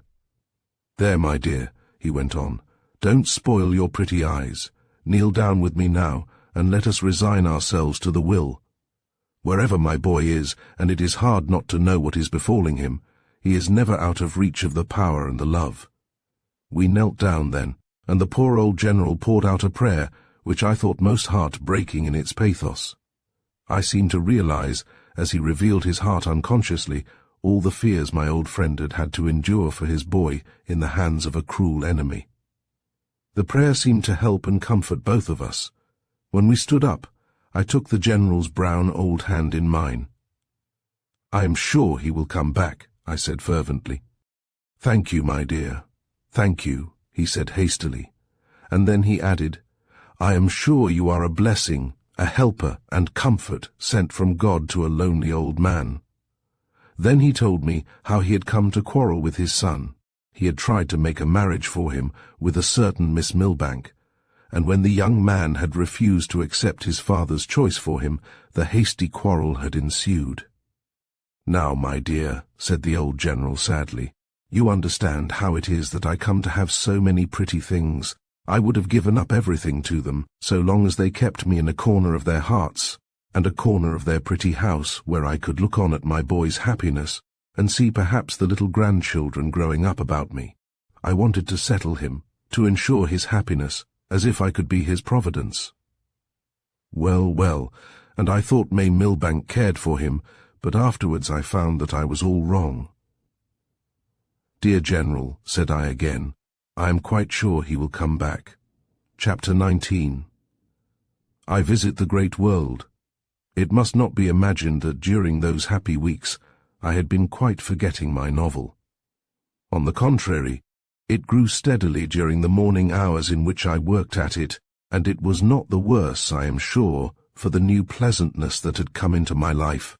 As time went on, and the friendship between myself and the general throve, I even allowed myself to be persuaded to read him some chapters of it, and finding him so full of interest and so excellent a critic, I went on with the reading of it as it grew. He had all the love of a story which belonged to the youthfulness of his heart, and I found that the more romantic I grew, and I had been rather shy of the romantic passages at first, the keener grew his interest. Indeed, he took my characters as seriously as if they'd been living men and women, and would argue with me vehemently about the exact course of conduct that might have been expected from one or another, a delightfully flattering thing to an author.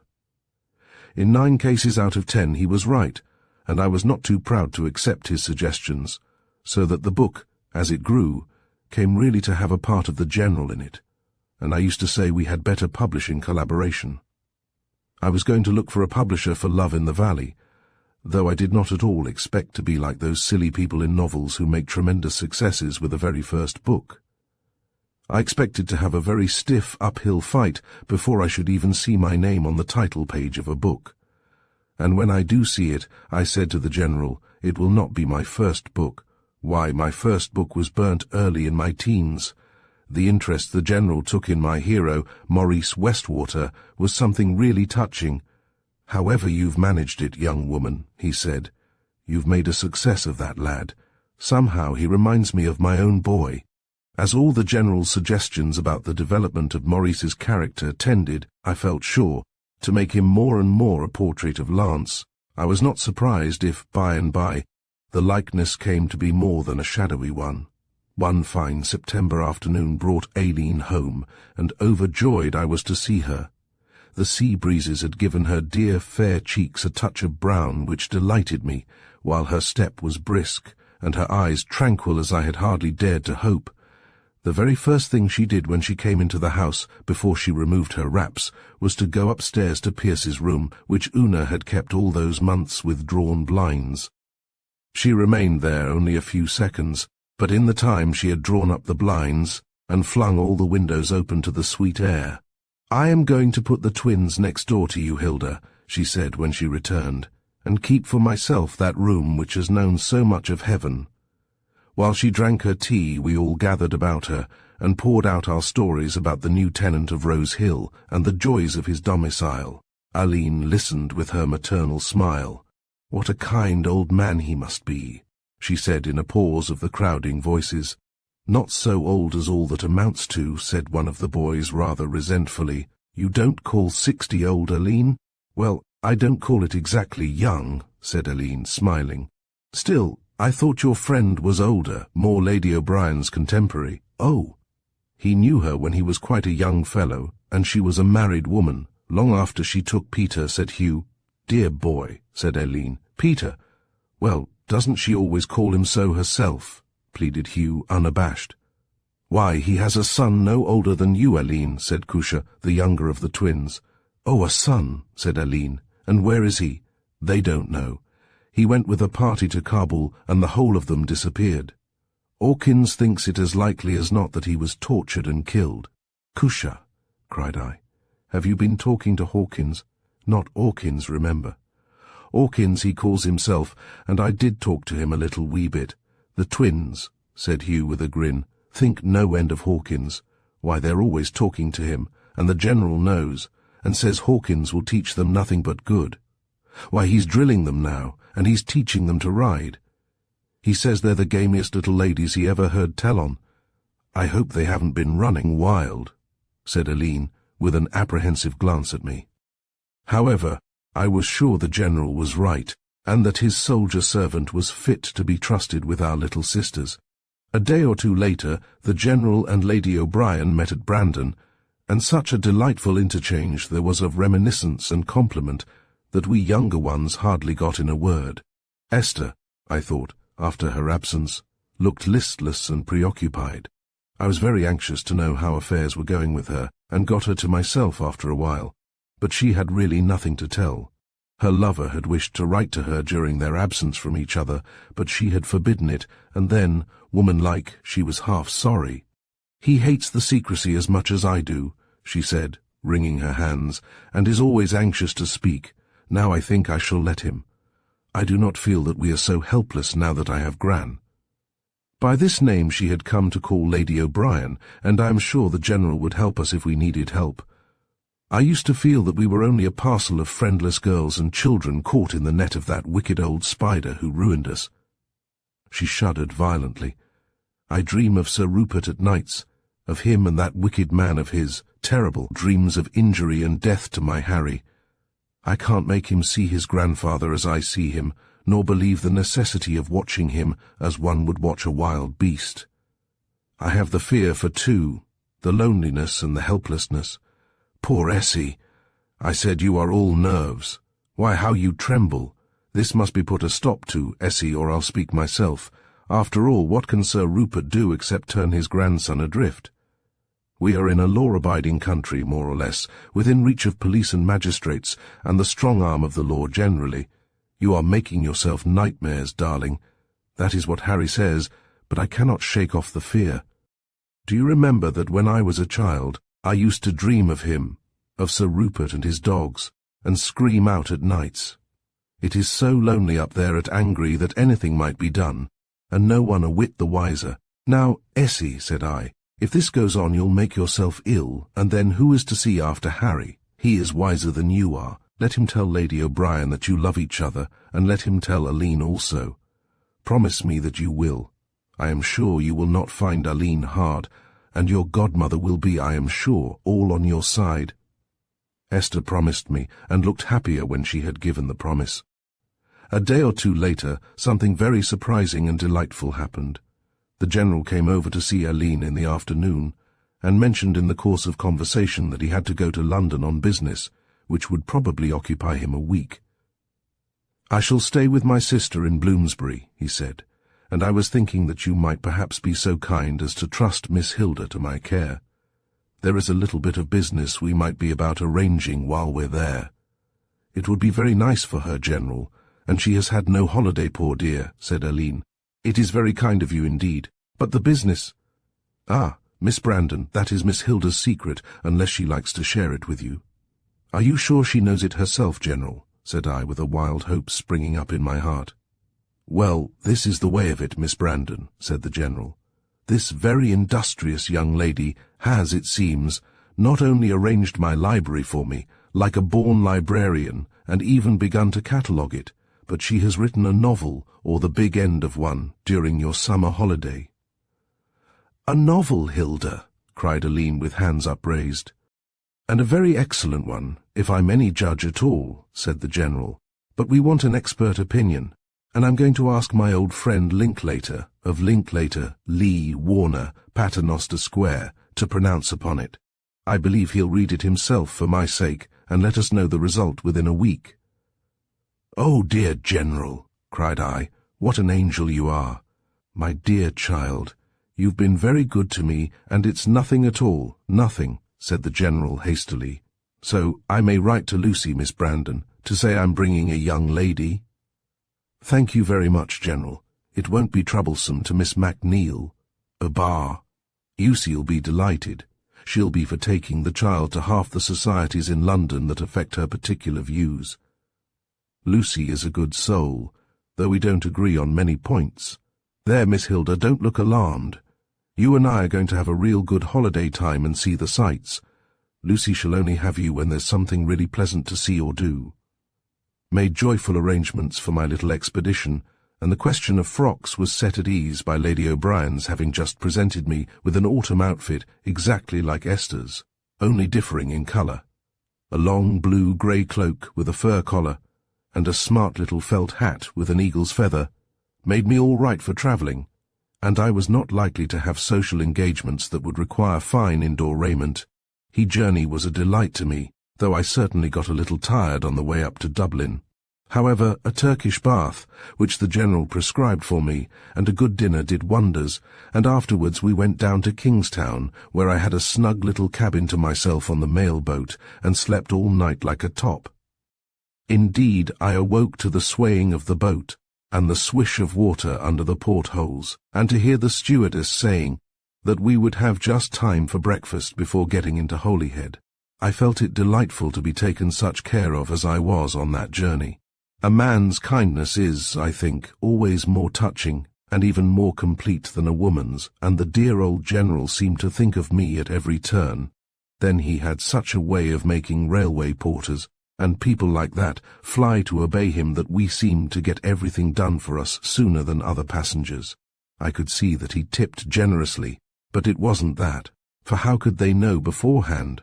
Perhaps his way of looking in a towering passion imposed on them, though with my knowledge of him it made me laugh to think of anyone being afraid of the General. When we reached Euston, our luggage, there was not very much of it, was piled on top of a hansom, which I thought such a strange and delightful vehicle, and the General gave an address which I did not catch, but which certainly sounded different from Bloomsbury. When he had got inside, he explained to me, "We are going to dine before we go to my sister's, my dear. My sister has some very odd ideas about food, as you'll discover presently, and I take all my meals out when I'm with her. But when we get to her you must follow my example, and pretend to eat. Don't say you have not had your dinner. There is no such thing as a white lie, child, but seem to eat when she sets the things before you." "But won't she know we're very late?" said I. "Not she. Lucy's meals occur according to the hours she comes in from her committee meetings. She never knows what hour it is apart from those." We had a most enchanting meal at a very gorgeous French restaurant, all lit with electric light and very gay with coloured shades and flowers and mirrors. And such odd people. "I thought you'd like it," said the General, highly pleased at my little cries of rapture. "Personally, I prefer the Blue Posts, but there is a man here who can cook a sirloin, and you can enjoy the kickshaws." I did enjoy the long menu very much indeed, and rather pitied the General and his plain fare. When we had finished, he rose up and uttered a sigh.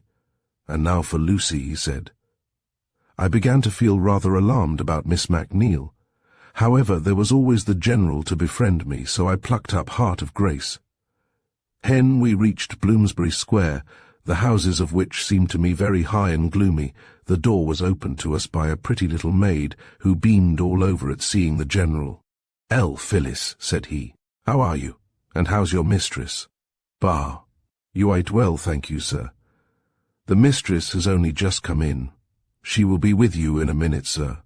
Us take this young lady upstairs to get her hat off, and make her very comfortable, Phyllis. Mind, very comfortable, like a good girl." "Purr. Hat I shall, sir," said Phyllis with a pretty smile. "Found my bedroom very dainty, and what amazed me in London, it looked into a great chestnut tree, of which the leaves were all a warm, lovely gold." "Purr. Hi, how comfortable I shall be, Phyllis," said I. "It all looks so nice. Bubby arse. "Ease, don't it, miss?" said Phyllis. "'Tis a very comfortable 'ouse, only for the eating which it is awful." Notice that Phyllis pronounced her H's very curiously, but I shall not attempt to reproduce her pronunciation. "He mistress, she's vegetarian, miss, and expects everyone to fill themselves with what I calls garbage. And as for beer, you wouldn't get a drop, not if it was ever so. But cook, she's recommended by the Vegetarian League, and supposed to be strict. She has a joint sent in regular by the greengrocer, and put down for artichokes and such like, so we gets our bit. There, poor girls has to take care of theirselves." And with a defiant little flounce of her head, as if she rebutted my imaginary objections, pretty Phyllis marched out of the room. I found Miss MacNeil a very brisk old lady, with bright eyes and rosy cheeks and white teeth, quite like what the General would have been if he had lived at home in peace and a temperate climate. He had been to a meeting of the Anti-Animal Food Society, and was very full of the subject. She told some very dreadful stories, and had a way of flinging them at the General's head as if he were a monster of cruelty, though I am sure, poor dear, he loves the animals as much as anyone could, and the greeting between him and his sister's asthmatic pug and waddling poodle had been very pleasant to witness. E bore his sister's stories wonderfully for a while, I suppose because he was conscious of his own deceit about the dinner. At last he got testy. "Pah! Rop it, Lucy," he cried. "Can't you see you're making this child quite pale? It isn't a subject for dinner anyhow." "Hugh," said Miss Lucy, with a little spark of battle coming into her eye, "I've seen you sitting down to a meal of bleeding flesh, which didn't seem to repel you the least bit in the world." The General recovered his temper suddenly. "Brr, hat was in the old days, my dear," he said. "If I could really believe you were changed." She sighed. "Nyhow," he said hastily, "here's this child sending away her food untasted." "Bar! Thought this low of the General. Oh, mustn't take things to heart, my dear," said Miss Lucy kindly. "What you're eating has caused suffering to nothing that lives. There, I must go slow with you, I see. But after you've been a week in this house, my dear, you'll never see meat eaten again without a shudder. I've just brought out a new pamphlet, Hugh, the Feeder on Flesh, or the Human Vampire. The League tells me it is most successful." "I dare say," grunted the General. "But what is this I am eating now, Lucy? Some sort of truffle? It isn't half bad. We call it vegetarian beefsteak. It is a sort of toadstool which grows on rotting bark," said Miss Lucy, looking pleased. "Great heaven! Lucy, do you want to poison us?" "Don't touch a bit of it, Hilda. I don't mind being dosed, Lucy, but when it comes to being poisoned, it's another matter. I wish you'd tell us beforehand the constituents of your feeds. It is impossible to reproduce the contempt and loathing which the General managed to impress into the last word." Miss Lucy smiled placidly. I noticed after a time that when the General grew angry she became calm. "Ah, Hugh," she said with an air of affectionate reproof, "if you'd only give up your horrible bloodthirsty diet, how your temper would be the gainer, to be sure." Chapter 20. Frida's Mystery. "Miss Lucy," said I next morning at breakfast, "do you know the way to Parson's Green?" "Parson's Green, let me see. It's somewhere beyond Chelsea, I think." "What do you want to know for, child?" asked the General. "I have a sister living there, whom I wish very much to see." "Ah, you'd better go today then, for I've to spend a tiresome morning over business. We can meet again in the afternoon, and I'll take you to a theatre in the evening. Perhaps Lucy would come too." "Not I," said Miss Lucy good-temperedly. "My theatre-going days are over. I wonder that you, with your convictions, Hugh, would be seen in such places." "I saw a play once," said the General simply, "called The Flag of England. The hero was a very brave man and a good soldier. I thought that anyone must be the better for seeing it. Of course, I don't know much about theatres, Lucy, but I thought I'd like to show this young lady some gaieties. Perhaps you could advise me where to take her." I was going to offer to take her to the annual meeting of the Society for the Abolition of the British Army. "No societies, please, Lucy," said the General a little gruffly. "I forgot you were a man of blood," said Miss Lucy, "and didn't mean to be personal, Hugh, but about your theatres, if you'll stick to Shakespeare and Adelphi drama, I think you'll be quite safe. You'd better book seats for Irving in Henry V. "Thank you, Lucy, I will," said the General meekly. And then turning to me, "If you've quite finished breakfast, my dear, you'd better come along. I'll put you on the way for Parson's Green." I said I had quite finished. I had eaten a little porridge, but found nothing else that I could eat. Eggs were forbidden according to Miss Lucy's creed, and though she had made a concession to my weakness so far as to allow me milk, she ate her own porridge with treacle and drank her coffee black, because, as she said, she'd feel that she was robbing the innocent offspring of the cow if she were to do as we were doing. I felt rather hungry as I stood up, but I really couldn't face Miss Lucy's macaroni and haricot beans at a meal which I always like best of all the meals of the day. When I came downstairs with my outdoor things on, Miss MacNeil looked at me critically. "Bah! Hat kind of a feather is that you are wearing, my dear?" she asked a little sharply. "Bah! An eagle's feather," I answered. "I hope they don't tear it from the living bird," she said severely. "It would be worse for them if they did," said I. "It is a feather the boys found on the side of Brandon, which the golden eagle had dropped from his wing. Oh, I suppose if he dropped it, there can be no wrong to him in your picking it up." "I should think not," said the General. "Be easy about Hilda, Lucy. She's as incapable of cruelty as you would be yourself. You won't find her wearing ospreys." "Oh, no, indeed," I asserted fervently. "I wouldn't if I were to go hatless all my days."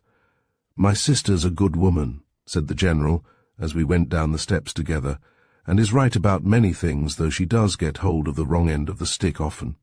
Still, I dare say if I had her convictions I'd act up to them as she does. Aren't you hungry, my dear?" "I am rather, General, so am I.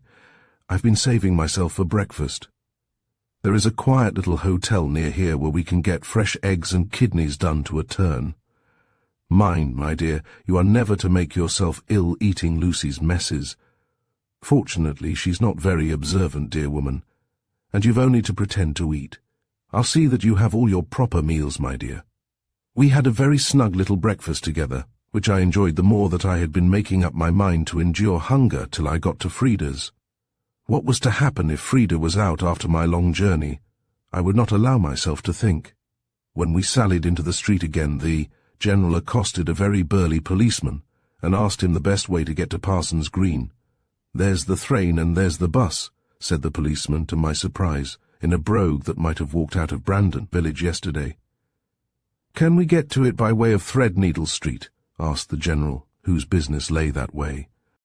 "Ye could," said the giant, with a genial smile that robbed the speech of any suggestion of impertinence, "just the same way as you'd get to the spot I'm standing on be way AV Cheney in America. That is, you'd be turning your back on it all the time till you pulled up straight fornint it.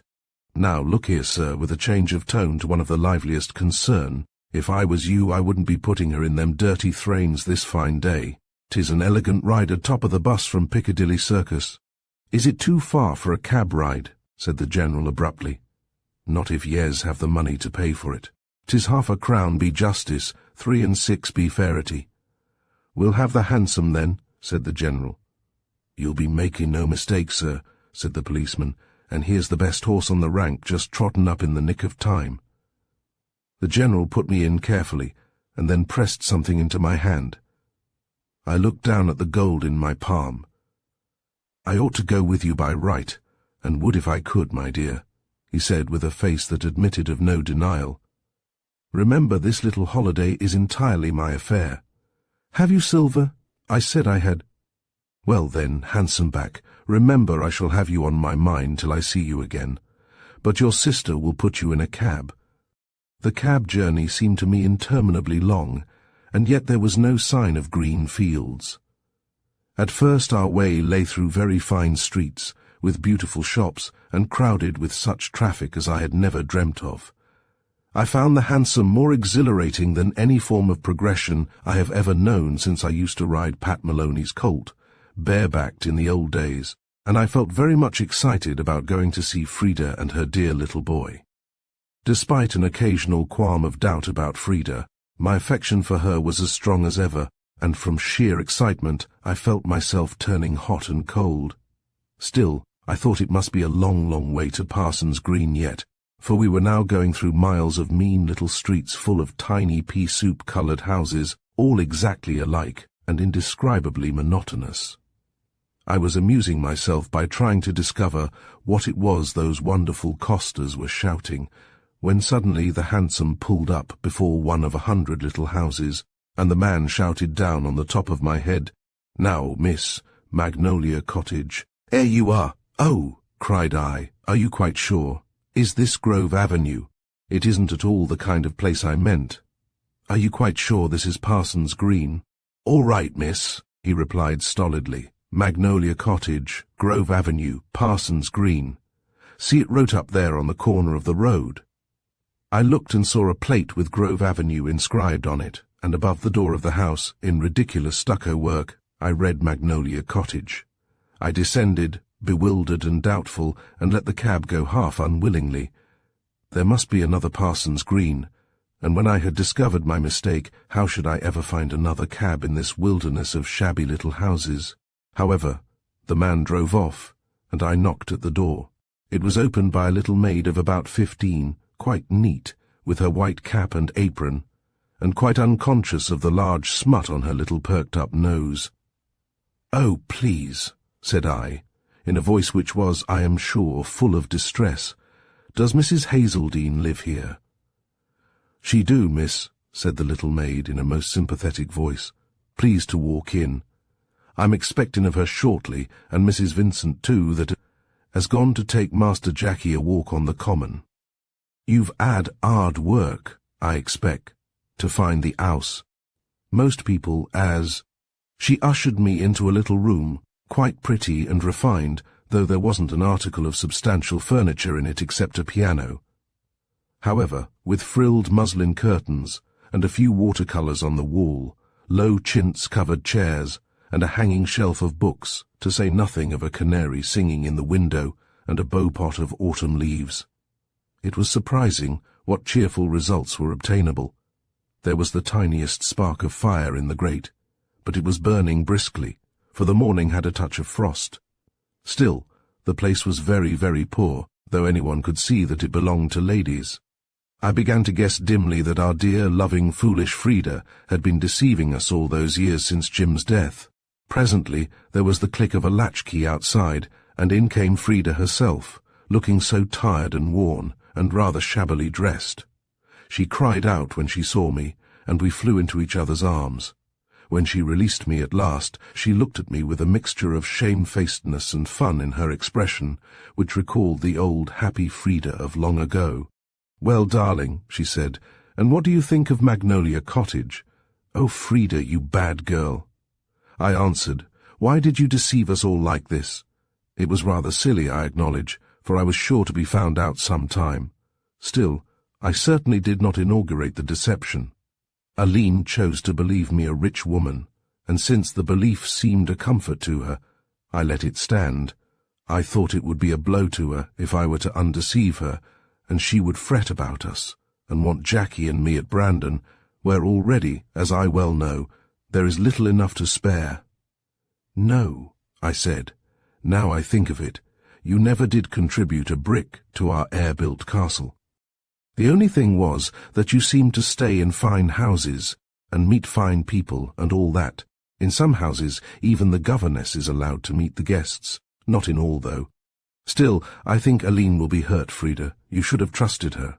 "Ah, well, if I did wrong I was punished. I have felt often and often that you must all think me such a mean wretch, rolling in riches and never doing anything for any of you. I often felt inclined to throw it up and confess. Perhaps I distrusted myself, for there have been times when I grew tired of the struggle, and if Aline had known and had said come, I would have been spiritless enough to come and to stay. Still, the times have not been many," she said more brightly. "The world has not been bad to me as a whole, and I had always my dear old friend to come to, and she kept my boy for me more tenderly than I could myself. This room is really pretty, Frida." "The rooms are all pretty, I think, because a woman like Mary Vincent dwells in them and imparts something of the fragrance of herself to them. In Magnolia Cottage it is possible to forget Grove Avenue. And just think, Frida, we took your house from the extreme rurality of its title to be situated in a delicious country place.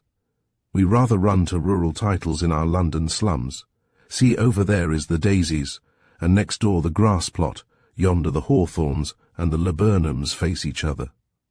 Who lives in them? Usually working men and their very large families. We're considered guilty of sinful waste, so Polly, our handmaiden, tells us, because we don't let lodgings. But come upstairs and see the rest of the domicile. You'll take off your hat and cloak and stay for a good long day. Oh, by the way, you haven't told me yet how you come to be here, I told her, as I was taking off my hat and washing my hands, which I was surprised to find seemed to require constant washing in London about the General, and his business and my business, and that I had not to meet him till 6 o'clock. How lucky I was at home, she cried. We are going to have such a long, long gossip, for though Eline's so faithful a letter writer, there are 1,001 things that never get into letters. Yet, if you had come last week, you would have found only Mrs. Vincent and Jackie. I have just left a place, and am going on to another next week. You poor dear, said I. The last must have been a very nasty place, to make you look so tired as you did when you came in. It was rather nasty, she said, but the next is going to be much nicer. It is in a lovely part of Devonshire too, and I shall like the lady to whom I am going. When we had left the pretty little chintz-hung bedroom and were seated at the fire downstairs, I asked Frida how it was she came to be so poor. Jim had saved nothing, she said.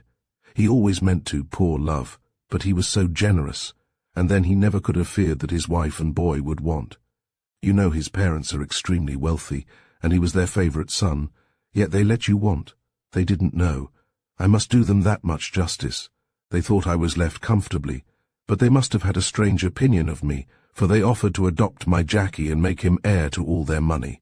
I took the suggestion as an insult, and walked out of the house. I have never heard of them since, and I am sure Jackie and I have disappeared as effectually from their ken as if the sea had opened and swallowed us. What horrid people, cried I impulsively. They are very good people in their own way, answered Frida quietly. But they are bitterly prejudiced, Lady Hazeldene especially.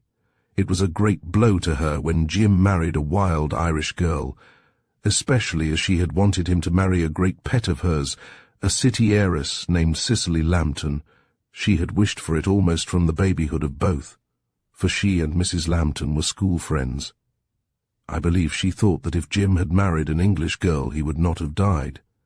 Stupid woman, said I, not knowing how to express my indignation against Jim's mother to Jim's widow. Why, she ought to have loved you 1,000 times better, because you loved Jim and he loved you, and you both have lost him. That doesn't always follow, little Hilda. Perhaps I shall not love the woman who will one day step into the first place in Jackie's heart and evict me. Tell me, Frida, said I, have you had horrible times? Is it so bad for her who fareth up and down another's stairs? I don't know, she said thoughtfully. I have met hard and unkind, as well as gentle and kind people. Yet, on the whole, I am not sorry that I have had to work. It would have been worse if I had had to sit down with folded hands and look at the wreck of my life, worse surely amid the Hazeldene luxury, worse even at dear Brandon. Ah, no, no, work has made it possible for me to live.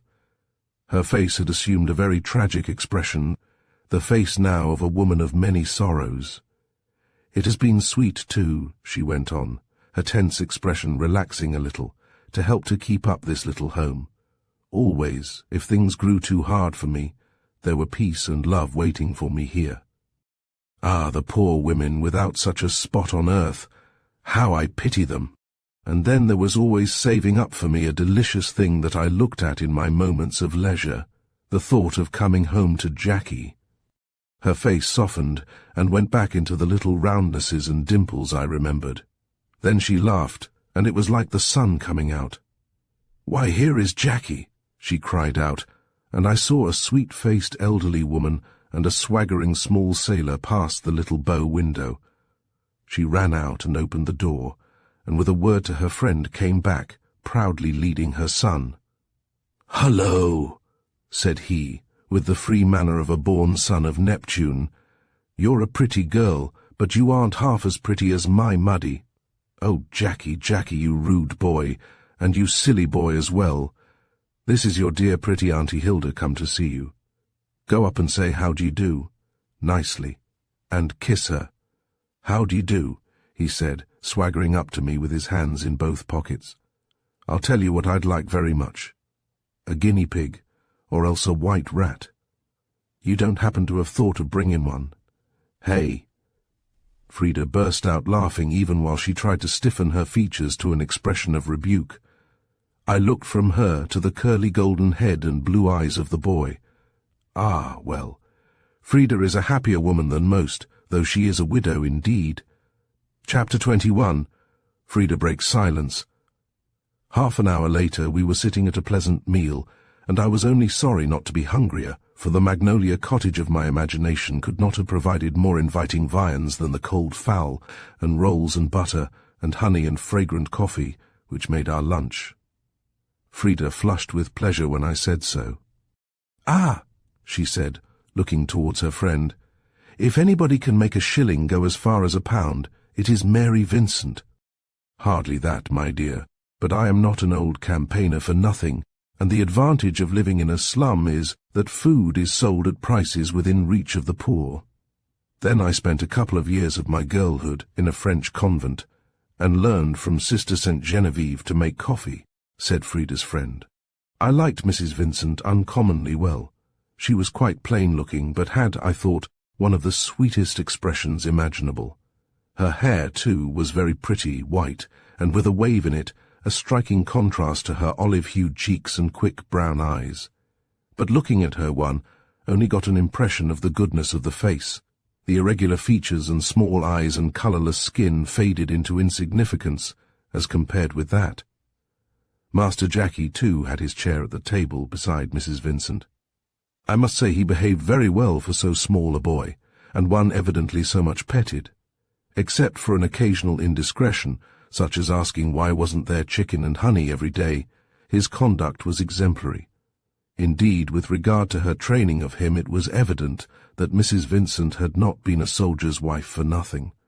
She had a number of military words of command, which she uttered with an immovable face whenever the young gentleman seemed on the point of becoming obstreperous.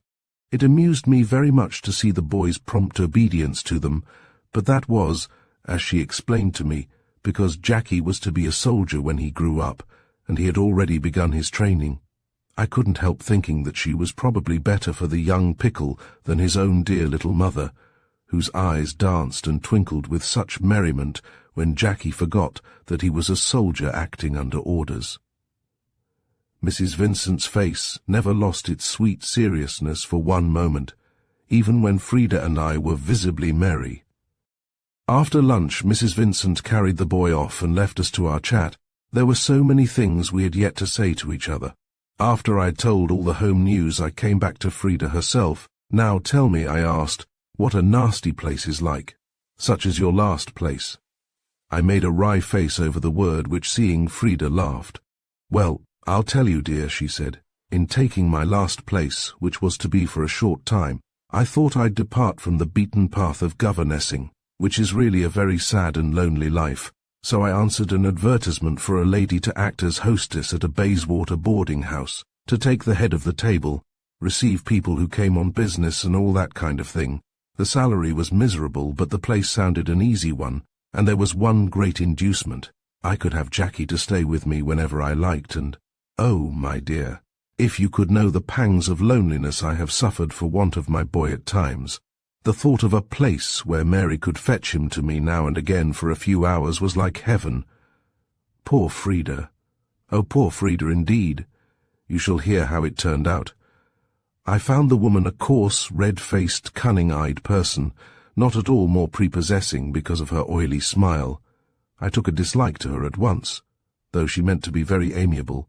She said that her business was so large that she could no longer carry out all the duties of hostess herself. She required another lady to help her. The real truth was that she was conscious of her own deficiencies, and had come to see that she lost clients by receiving them herself. She really did want a lady to coax people to come in. She must have had common sense anyhow, said I. Oh, my dear, she knew well. She wasn't sensitive, even with regard to herself. She told me that my duties would be, besides presiding at table, receiving visitors, to do such small household tasks as a lady would naturally do in her own house. She hoped, she said, that I wouldn't mind doing a little mending. Well, I said I didn't mind anything in reason. Then she took me upstairs and showed me my bedroom. It was the merest attic, but I could see a tree or two from it, and at the foot of my bed there was a little old cot, which clinched the matter for me, for I imagined Jackie in it, and the joy of undressing and dressing him myself, and listening to his soft breathing all night. So I said I'd come, without further ado. Is it so seldom you have Jackie to yourself, Frida? Well, you see, Hilda, Mary Vincent has been like his mother so long that when I come home I don't like to disturb the existing order of things. She, dear woman, would utterly efface herself if she had the least suspicion of my longing to do everything for Jackie once in a while. But when I come home she thinks I need rest, and am to be waited upon, and will have me lie in bed in the morning while she does everything for both of us. She sighed a little wistful sigh, and then smiled. But I always say to myself that I am Jackie's mother, and that is enough happiness for me. I can yield the rest to her who loves him so much also, and has never had a child of her own. It is so long since I have had things to do for Jackie that I dare say I should be awkward and unaccustomed now. Poor Frida, I said again, and rich Frida, she laughed. I will confess to you, Hilda, that I got over my first great pang when I let my friend bathe Jackie while he was yet a baby. That was— She broke off abruptly, and I knew she had been going to say after Jim died, and then had choked over it. She had been so good to us, to me and Jim, that when I saw she was hungry for the child, I stood aside. She never guessed that it cost me anything, dear soul. I cannot understand now how mothers give up the personal care of their babies to anyone else if they can help it. In that way, at least, rich women are not so happy as poor women. But the boarding house, Frida? I said. Ah, yes, I was forgetting. The money was very small, but having Jackie whenever I wished, as the woman said I might, outweighed everything, so I went. Mary thought, too, that the duties, being light, would not wear me out, as I have been worn out where there were half a dozen energetic children. But I soon found that I was to be a kind of white slave. I was to be housemaid and housekeeper and hostess, all rolled into one. Even at the hour when a servant's duties are over, mine were going on. If Mrs. Tatlow, that was her name, saw me sitting still for a moment, she found new work for me. Why, after a hard day, I have sat up till 2 in the morning mending house linen. There were years of arrears of mending, all waiting for me. Why did you stay when you found what it was like? I couldn't come home at once, because I had been having a long rest, and the money was all spent, and Lady A had promised to secure me the place I am now going to in Devonshire, so I thought I would stay on, and endure it without complaint for a while. Then the summer came, and there was an unusual demand for rooms, and Mrs. Tatlow came to me one day with her oily smile, and said she had been obliged to take my room for a time, and if I would not mind the inconvenience of sleeping downstairs, she thought she could make me very comfortable. I said I shouldn't mind, for I had not then seen the room, and my attic, since the hot weather set in, had been so hot that I thought I couldn't be much worse off. But oh, Hilda, if you had seen the room! It had no window, but was lit by a grating in the door. It ran under the street. It was dark, noisome, unwholesome in the last degree, for it had only been intended to put brushes and such things in. My wretched little bed almost filled it completely. I protested when I saw the place, but quite in vain. My own room was already taken. And you slept in it, Frida? I cried out, horrified. I could do nothing else. Mary had taken Jackie to Broadstairs. We have always managed to give him a month at the sea every summer. This little house is taken for that period by 2 maiden ladies, friends of Mary's, who like to come up once a year to see the pictures and shops. I had nowhere to turn to. I sat down in the horrible little hole and cried bitterly. Then I concluded that I could stand it till Mary came home, and so I set my teeth to it. The woman ought to have been put in prison, I said angrily. Frida laughed. That is precisely what Susan, the kitchen maid, said. She did ought to be in Holloway, that's what she ought. Indeed, I got plenty of sympathy from the overworked, badly fed, worse-housed kitchen staff. I often wondered at the warmth of their partisanship, poor dears. They were worse off, as far as sleeping accommodation went, than myself, though of course a servant has always this advantage over an untrained lady, that she can leave. There are so many of us, said Frida, with a watery little smile. You had some friends anyhow, I said. Yes, though I wouldn't listen to their sympathy, not so much for my dignity's sake. That sort of thing levels human beings somehow, as that I couldn't bear it at the time. You poor darling, I cried, embracing her.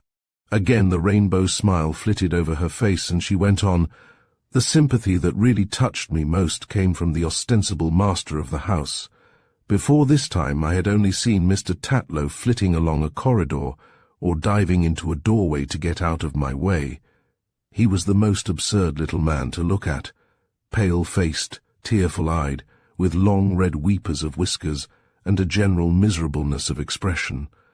So well he might have, said I acridly. Well, so well he might, my dear. Susan informed me that he had to clean all the boots, sometimes 40 pairs a day.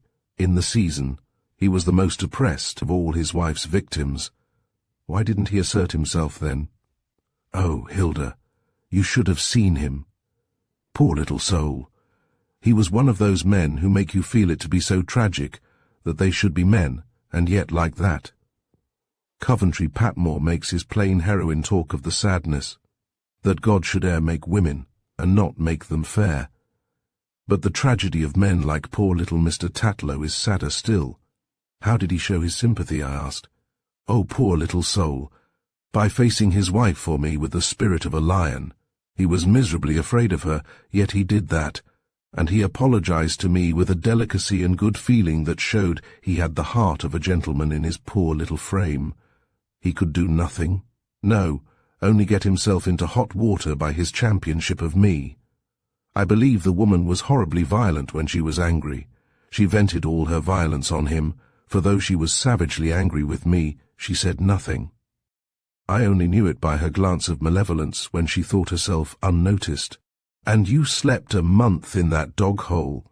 No, I'm ashamed to say I didn't. I'm not made of the martyr's stuff. I had been 10 days or so in it when Lucy, the chambermaid, told Miss Dahlia Warner, an American who was staying in the house, about my habitation.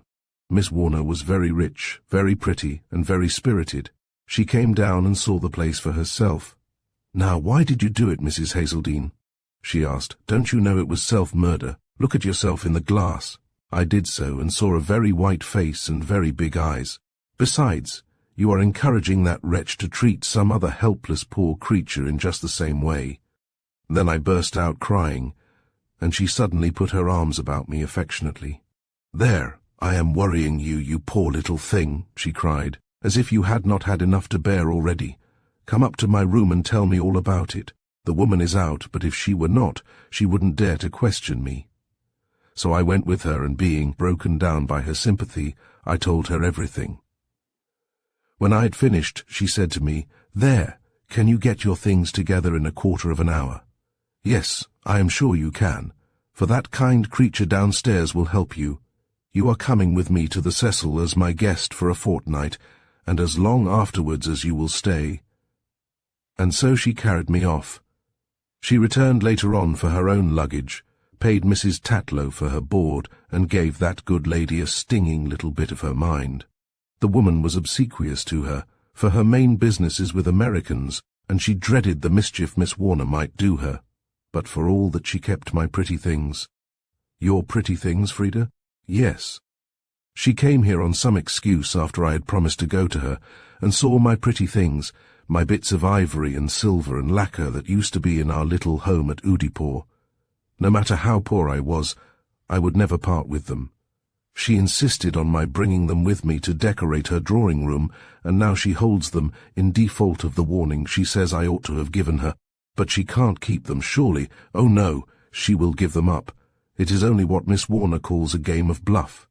That good friend was recalled suddenly to America, and since I would not go with her, as she wanted, she put me and my affairs in charge of her betrothed, who is a young solicitor in an old firm in Chancery Lane. He, Mr. Douglas, says that Mrs. Tatlow is only squirming a little before giving up the things. So we shall let her squirm. And now, Frida said, let us have some tea, for I seem to have been talking an incredible amount. When she had ordered the tea, I said to her, Is Aline to hear this, Frida? I think not, she said wistfully, unless you think that I had better own up to everything, but it would only grieve her. Indeed, I think you are right, I said. It would nearly break her heart. I think you were cruel to us too, Frida, to endure such things. Well, it was not for very long, she answered. I hope that place was quite exceptional, I said, again mouthing the distasteful word, and with a severe aspect. Oh, quite. There aren't many Mrs. Tatlows in this world. By the way, Hilda, since the mood for confession is upon me, I may as well own up something else. What? More boarding houses? I cried. Oh, no. I am done with boarding houses. But what will you say when I tell you that I have been lady's maid to a real lady's maid, not a sort of lady's maid? I exclaimed, rather horrified. I thought you would be shocked. Yet it was the pleasantest work I have ever had.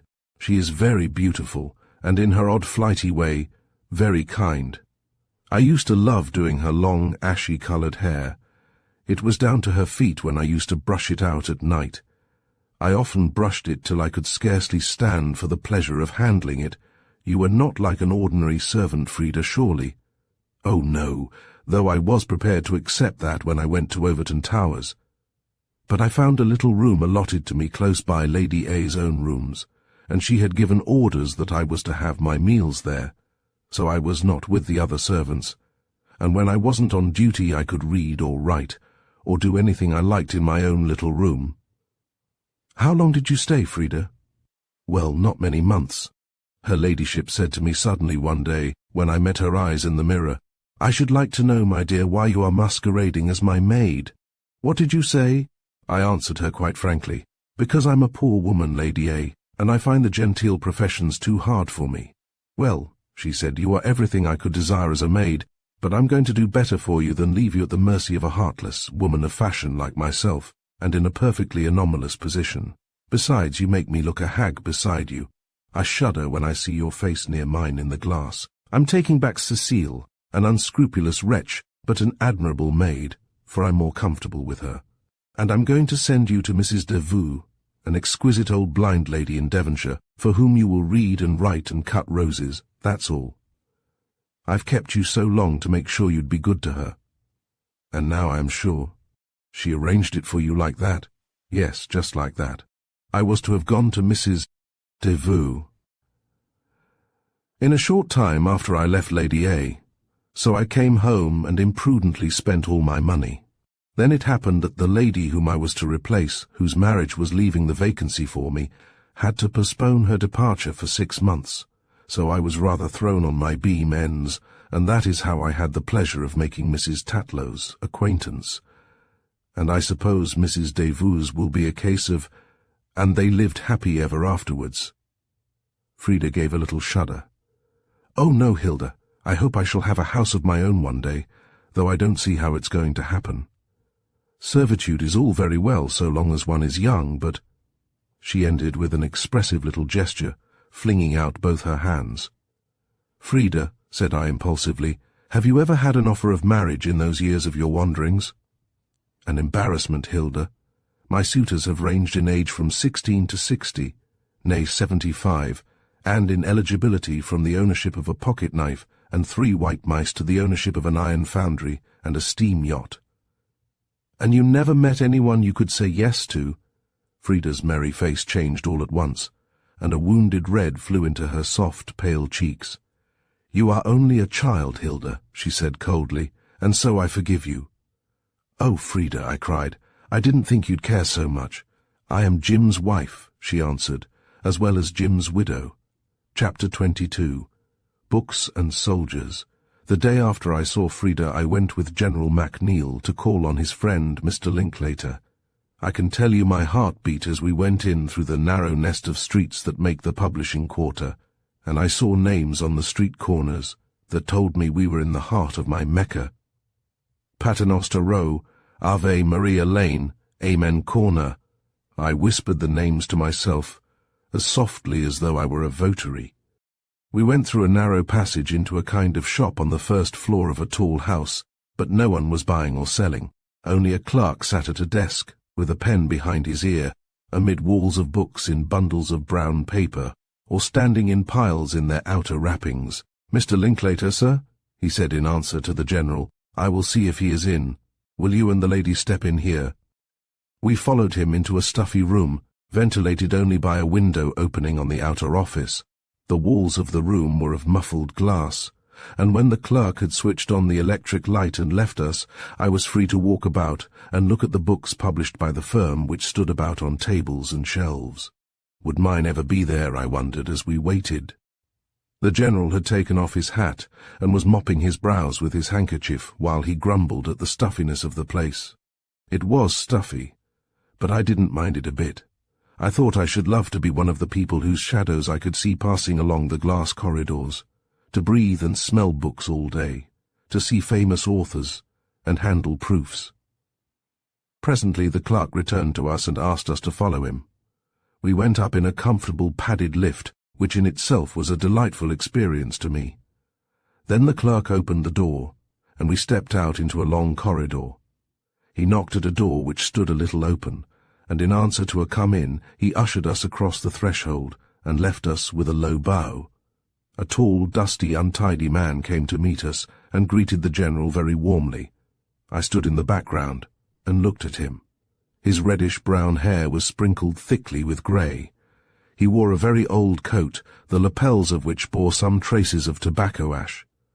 He had a rough greyish-brown beard and bright, shrewd hazel eyes.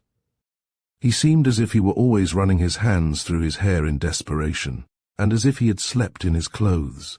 So much I noticed while the old friends were greeting each other. Then the two turned to me. "And so this is the author of Love in the Valley," said the great publisher in a singularly musical voice.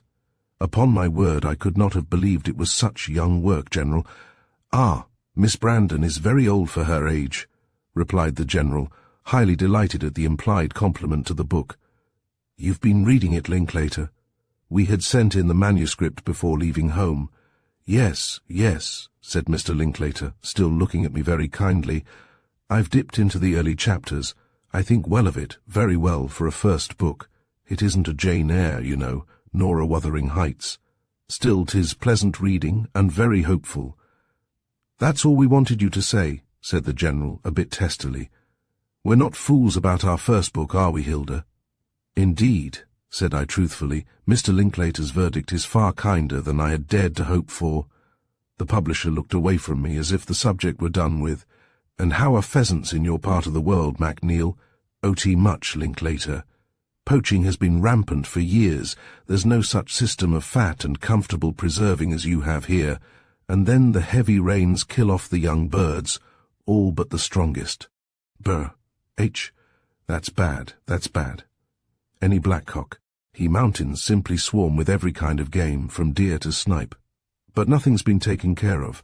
My place has been derelict for years. I'll put in a couple of keepers, and next year you must come and judge for yourself, if God spares us all." "Brr. Why shouldn't he?" said the publisher hastily. "Brr. H. Linklater, you're a young man still, while I've turned 60, and life is uncertain to the youngest of us." "So it is, so it is," said the publisher, as if the question had no interest for him. "I hear you've good trout rivers over there." "The best in Europe," said the General heartily. "My cook will send you up a salmon trout if you'll come over next May or June, off your own rod too, that you'll never forget as long as you live." "You were always a lucky dog," said the publisher enviously. "I suppose there's no man alive hates the smell of printer's ink more than I do, and yet here I am, condemned to it all my life, while you've been living the life of a man, fighting half the time, and now sitting down to enjoy your elder years in a half-wild country flowing with milk and honey, "You are shocking this child, Linklater," said the General, and indeed I had heard him in amazement. "Miss Brandon thinks Paternoster Row the centre of the universe." The publisher looked at me kindly. So did I when I was her age, or I shouldn't be where I am now. "Hear him," said the General. "Who would think the man was one of the finest scholars alive, grubbing among the bones of dead men? My lad told me that when he was at Oxford you were still remembered as the Bodleian bookworm. I had less complimentary names than that. I was an idle dog in those days, or at least learnt nothing that could bring me honours. I read at my own sweet will, and came out badly in the schools, though better than I deserved. I was really the idlest man of my time, except Fennings of New, who lay all day in a hammock with a pack of cards, and played the right hand against the left when he could no longer get anyone to play with him. He afterwards became a great colonial administrator, and you a scholar, whose scholarship altogether overshadows you as a publisher. Well, well, I ought to have been a farmer, and tramped the furrows all day in muddy boots. Books are not living." "You're an ungrateful fellow," said the General. "If you were one of the failures now—" "Ah," said the publisher, "everyone knows in his own heart how much he has failed or succeeded. But here is Miss Brandon, a beginner still at the crossroads, and with the will yet hers to choose which she will take. You're not afraid of hard work, Miss Brandon?" "Not a bit," I answered fervently. "You can bear having your things rejected by stupid editors and publishers, while they publish work you feel to be infinitely less good. You can bear to see popularity pass you by, on its way to writers whose work you think beneath your contempt. You can bear to see your books published and forgotten, as utterly as a stone is forgotten that is dropped in the water, and to endure the stupidity and neglect of the critics, as well as of the public." "I can bear it all," said I cheerfully. "Well then, if you can," said he, with a change of tone, "you will find the roses in your path thicker than the thorns. The work is exquisite for its own sake, and if it is good, and it will be good, you will have a little audience that will love you and it. You will never write a word to fall on deaf ears. You will find even a few critics to believe in you, and say so, and you will gain the most unselfish friendship. I have heard of envy and malice in literature, but I have never yet discovered them." "Ah, there speaks the cynic," said the General, "and yet you would person the furrows and depend on the weather. I would plant cabbages against the rainy time, so that if my oats were rotting, my vegetables would be waxing fat. The weather is a good or a bad fellow, according as you take him. Well, Linklater, we're taking up too much of your valuable time. I'm the idlest man in London this minute. Well, if you are, come and lunch with us at the Cecil." "Ah, but others are not so idle as I. I have a good many people to see before lunchtime. By the way, we must meet again. Suppose you dine with me one evening. I want to hear a good many things about yourself." As we went out, Mr. Linklater drew the General aside and said something to him in a low voice. I guessed at its purport, for the General shook his head very sadly in answer. "Ah, well," said the publisher, "I wouldn't give up hope, man. Lance was always a fellow of so much resource, and again men have returned after being given up for lost, as he has been." "And many have not returned," said the General. "But thank you, Linklater, for your sympathy all the same."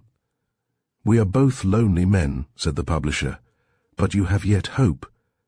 "And you have certainty," said the General, looking up and lifting his hat. "I have often wished I could have as much—" "Ah, that is where you religious men score." "Yes," said the General simply. "I do not know where my boy is, but there is one that knows." The two men shook hands in silence. Then the publisher turned to me with his kind smile. "We shall make you formal publishing proposals in a day or two, Miss Brandon.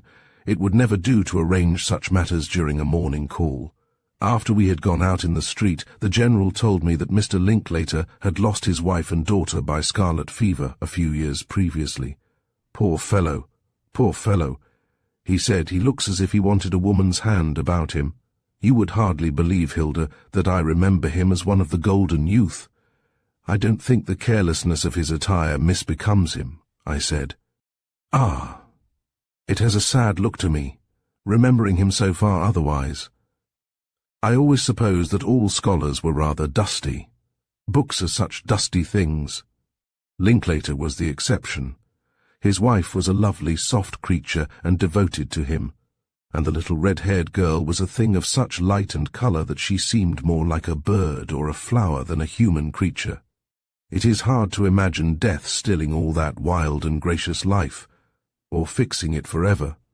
True, my child. He carries the elixir of life if we would only see it. But now, how are you pleased about your own affairs? Oh, dear General, how could I be anything but pleased? And I owe it all to you. What a blessed, blessed day it was that brought you to Rose Hill. It was blessed for me. I have often since thought it so strange that we should have been brought together, you having known my boy. I said nothing in answer to this, but as we were in a hansom, I just pressed my old friend's hand to assure him of my sympathy. Then, to distract his mind, I told him about Frida and how I had got to the root of her mystery. He was greatly interested. She must be a brave creature, he said, though I think her foolish to have kept you all in the dark. But young people are romantic, and will take views, especially in the matter of self-sacrifice, that we sadder and older ones cannot share. And there was no willful deception. The thing seems to have grown up of itself. But don't you feel happier, now that your golden castles for her are all in ruins? I feel as if my sister had been given back to me, I said, and if I'm not mistaken, Aline will feel just the same way. Ah, that's right. Better to have her heart in the right place than to have her a rich woman, eh? Much better. I fancy I knew Mrs. Vincent at one time, he said musingly. At least I remember meeting the wife of an excellent soldier and good comrade, Ned Vincent, of the Frontier Rifles. I heard he died of fever up country. I wonder if it could be the same. I am sure it is, said I, for Mrs. Vincent always speaks of Ned. I had no idea he left his widow poor. Something ought to be done for her if she is Ned Vincent's widow. I wonder if I have enough influence at the War Office to try. You had better make sure about her first. Supposing we go tomorrow, I'll send a card to Frida tonight. The thing was agreed upon, and the General and I drove down to Magnolia Cottage next day. The General had gone out in the morning on a mysterious business, and several brown paper parcels of odd shapes had been left afterwards by quickly arriving errand boys. I didn't ask what the things were, but I guessed pretty accurately without the assistance of Miss MacNeil's indiscretion. He had accompanied us to the hall door, and noticed the General, with a pretence of there being no secrecy about the matter, carrying his parcels to the hansom. "Brrr! Ah, whatever have you got there?" she blurted. "Not a toy drum, surely? You're not going back to your second childhood, Hugh." "Adam," said the General in his angriest voice, "folly and meddlesomeness are not confined to any age, as you've the best right in all the world to know." N.D. He stalked away from the gibe I saw trembling on Miss Lucy's lips. Henry was seated and packed round about with very angular parcels. He explained to me apologetically that he had taken the liberty of bringing some toys for the little soldier. "Our sister won't mind, my dear," he said. "She will forgive an old man who once had a little soldier of his own. She will think it very kind," I assured him. And indeed those toys were a passport for the General to the hearts of the two women who loved Jackie more than all the world. Mrs. Vincent proved to be the widow of the General's old friend, and as they seemed to have 1,000 things to talk of, Frida and I left them together while we made Jackie's toilet. It had been made earlier in the day, but he had undone it all by falling into the bath while giving his puppy, Captain, a bath in honor of the brave soldier man they were both going to be introduced to. Jackie certainly looked very smart when we had got him into a fresh white sailor suit, and with his hair more curly than ever after his cold water dip, presented him to the General. Jackie immediately stood at attention, with his finger to his curls as a military salute.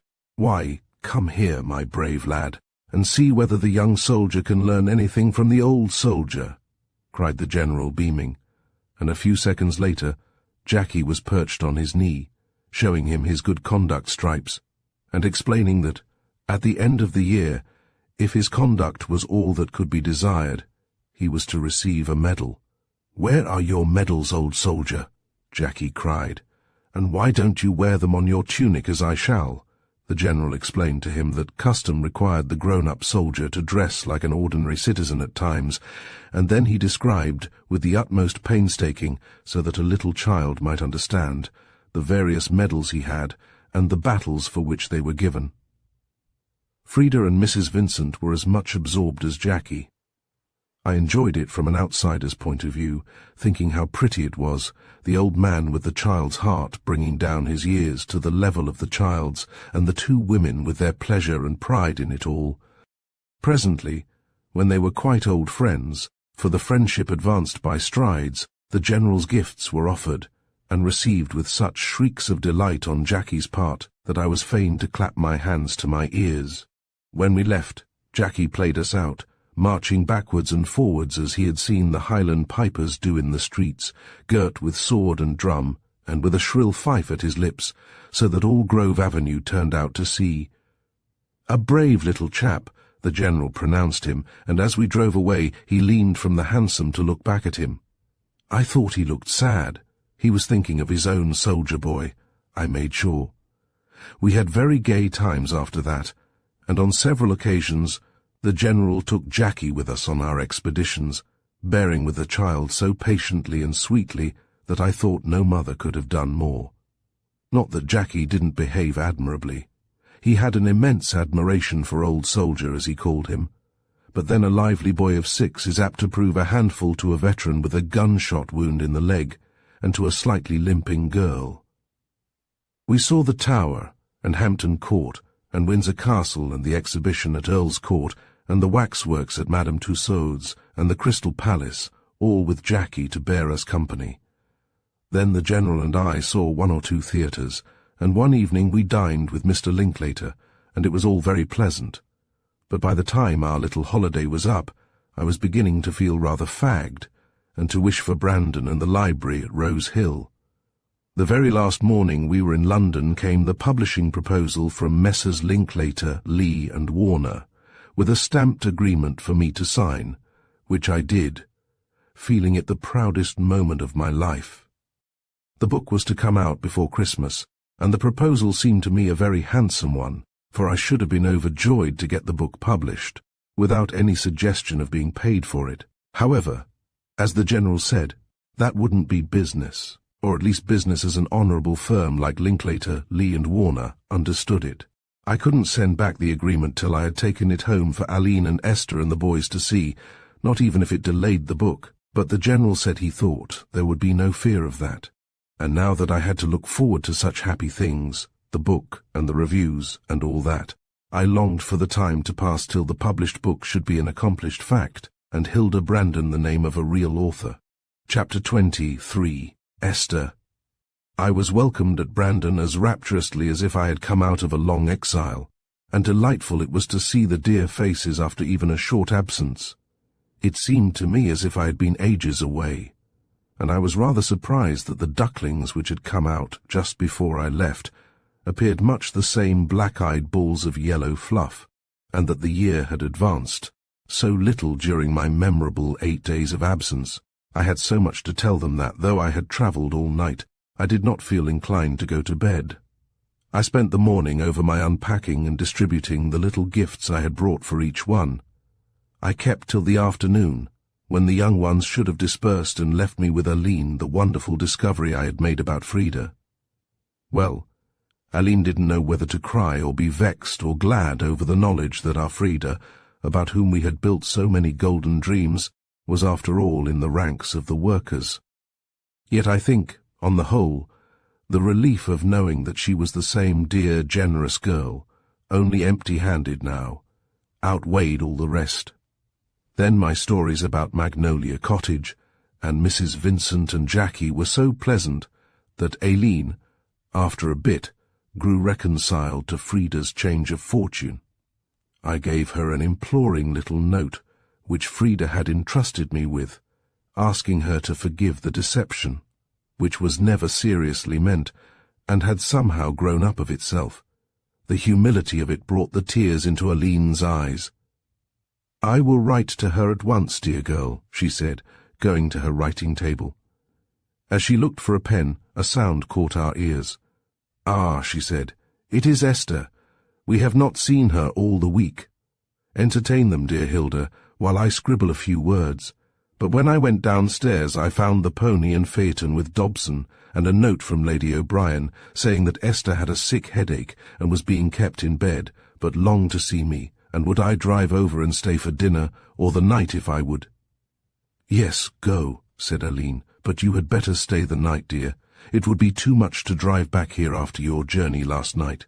So I put 1 or 2 necessary things into a handbag and drove off to Anagawa. When I went into the drawing-room I found Lady O'Brien alone, but no Esther. "Your sister is asleep, Hilda," she said, "and I won't waken her, for I want a good long chat with you. Just take off your hat and cloak and come to the fire, and we'll have tea in and be comfortable. Have you a pair of slippers in your bag? Well, just put them on, don't mind going upstairs. You look rather fagged already." I found the low chair and the footstool before the fire very comfortable indeed, for I was tired, but by no means sleepy. I felt that Lady O'Brien wanted to say something, and feeling sure that it was about Esther's trouble, I was too interested to be sleepy. When we had each our cup of tea in our hands, and the fat page boy had gone out, closing the door behind him, Lady O'Brien opened the matter which I had seen all the time trembling on her lips. "Your sister has told me everything, child." "Ah," said I wished she would. "Has anything new happened?" "Nothing, but Esther is in trouble. We have heard nothing of young de Lacy, though I have written twice to ask him to come. That is curious." "It is, because the boy is a gentleman, and because he is head over ears in love with your sister. I have seen that all along. But I picked the locks of no confidences. I knew that presently my dear girl would tell me of her own accord. He may be ill. That is what she says. She keeps saying over and over that she can never undo the silence of the last few months, during which he may have been ill and dying. She has fretted herself into a fever. I am afraid he is not very strong. He is not strong enough for ill usage. He would be all right in the life he was brought up to. I'm afraid Rivers was right when he was anxious about the boy leaving Brandon. Where there is internal injury, it is so hard to know whether healing or hurt is going on. What are we to do, Lady O'Brien? That's what I wanted to consult you about. You have a clear head and a still tongue. Of one thing I am certain. My girl is not going to have her tender heart broken if I can help it. The Lord helping me. She got up and paced about the room, all her little frame tense with a nervous energy I had not suspected in her. You think it has gone deep with Esther, Lady O'Brien. What do you think, you who have been her dearest companion from babyhood? I think it is once and forever. I am sure of it. She is very innocent and very romantic. She feels that she has been waiting for him all those years, and about him all the dreams and the poetry of her innocent and ardent heart have gathered. You know as much of her as I do, whose dearer self she has been all our lives. The old lady nodded a queer, triumphant little nod. Ah, Hilda, she said, love is a wonderful teacher, and I love her like my own child. I would do everything within the law of God to make her happy. You don't think it hopeless? Lady O'Brien snapped her fingers. Hopeless? I see no obstacle that other people can raise. The only obstacle I would acknowledge would be the lad's coldness or unworthiness or— She broke off abruptly. Or death, I said for her. That is in the hands of God, she replied. But I pray that he may will this girl, the joy of my old age, to be happy. What do you propose to do? Propose, child. Well, first we have to find out what's the matter with the boy. I've written to Sir Rupert. What? I cried. Written to his old villain of a grandfather, who, I expect, is at the bottom of the mischief. I sent a boy with it on one of your wild mountain ponies. He ought to be nearly back by this time. You didn't tell him. I merely asked for an interview. I had thought of driving over there, but I was afraid the rapscallion would bar his gates against me. The country people would tell you it wasn't safe. Pooh! What a mass of superstition has grown up about the place, just because it stands in a dark spot and is surrounded by unwholesome weeds. Why, if I could have hoped to get past the gates, I'd have gone like a shot. Dobson would come and fetch me out after a certain time. He's as brave as a lion, though you wouldn't believe it. There are those horrible dogs. Poor, lumbering, unhappy brutes. I should never be afraid of them. All the same, I'm glad you didn't go, you intrepid little fairy godmother. You'll see that I can be intrepid where it's a question of fighting for my girl's happiness. Sir Rupert will never consent to the marriage, Lady O'Brien. A fig for the man's consent. I only want to find out where the boy is. If he cuts up Rusty, I'll tell him to go and be hanged. I've a roof to cover them, and enough for a young couple to live on, even with the old woman in the chimney corner.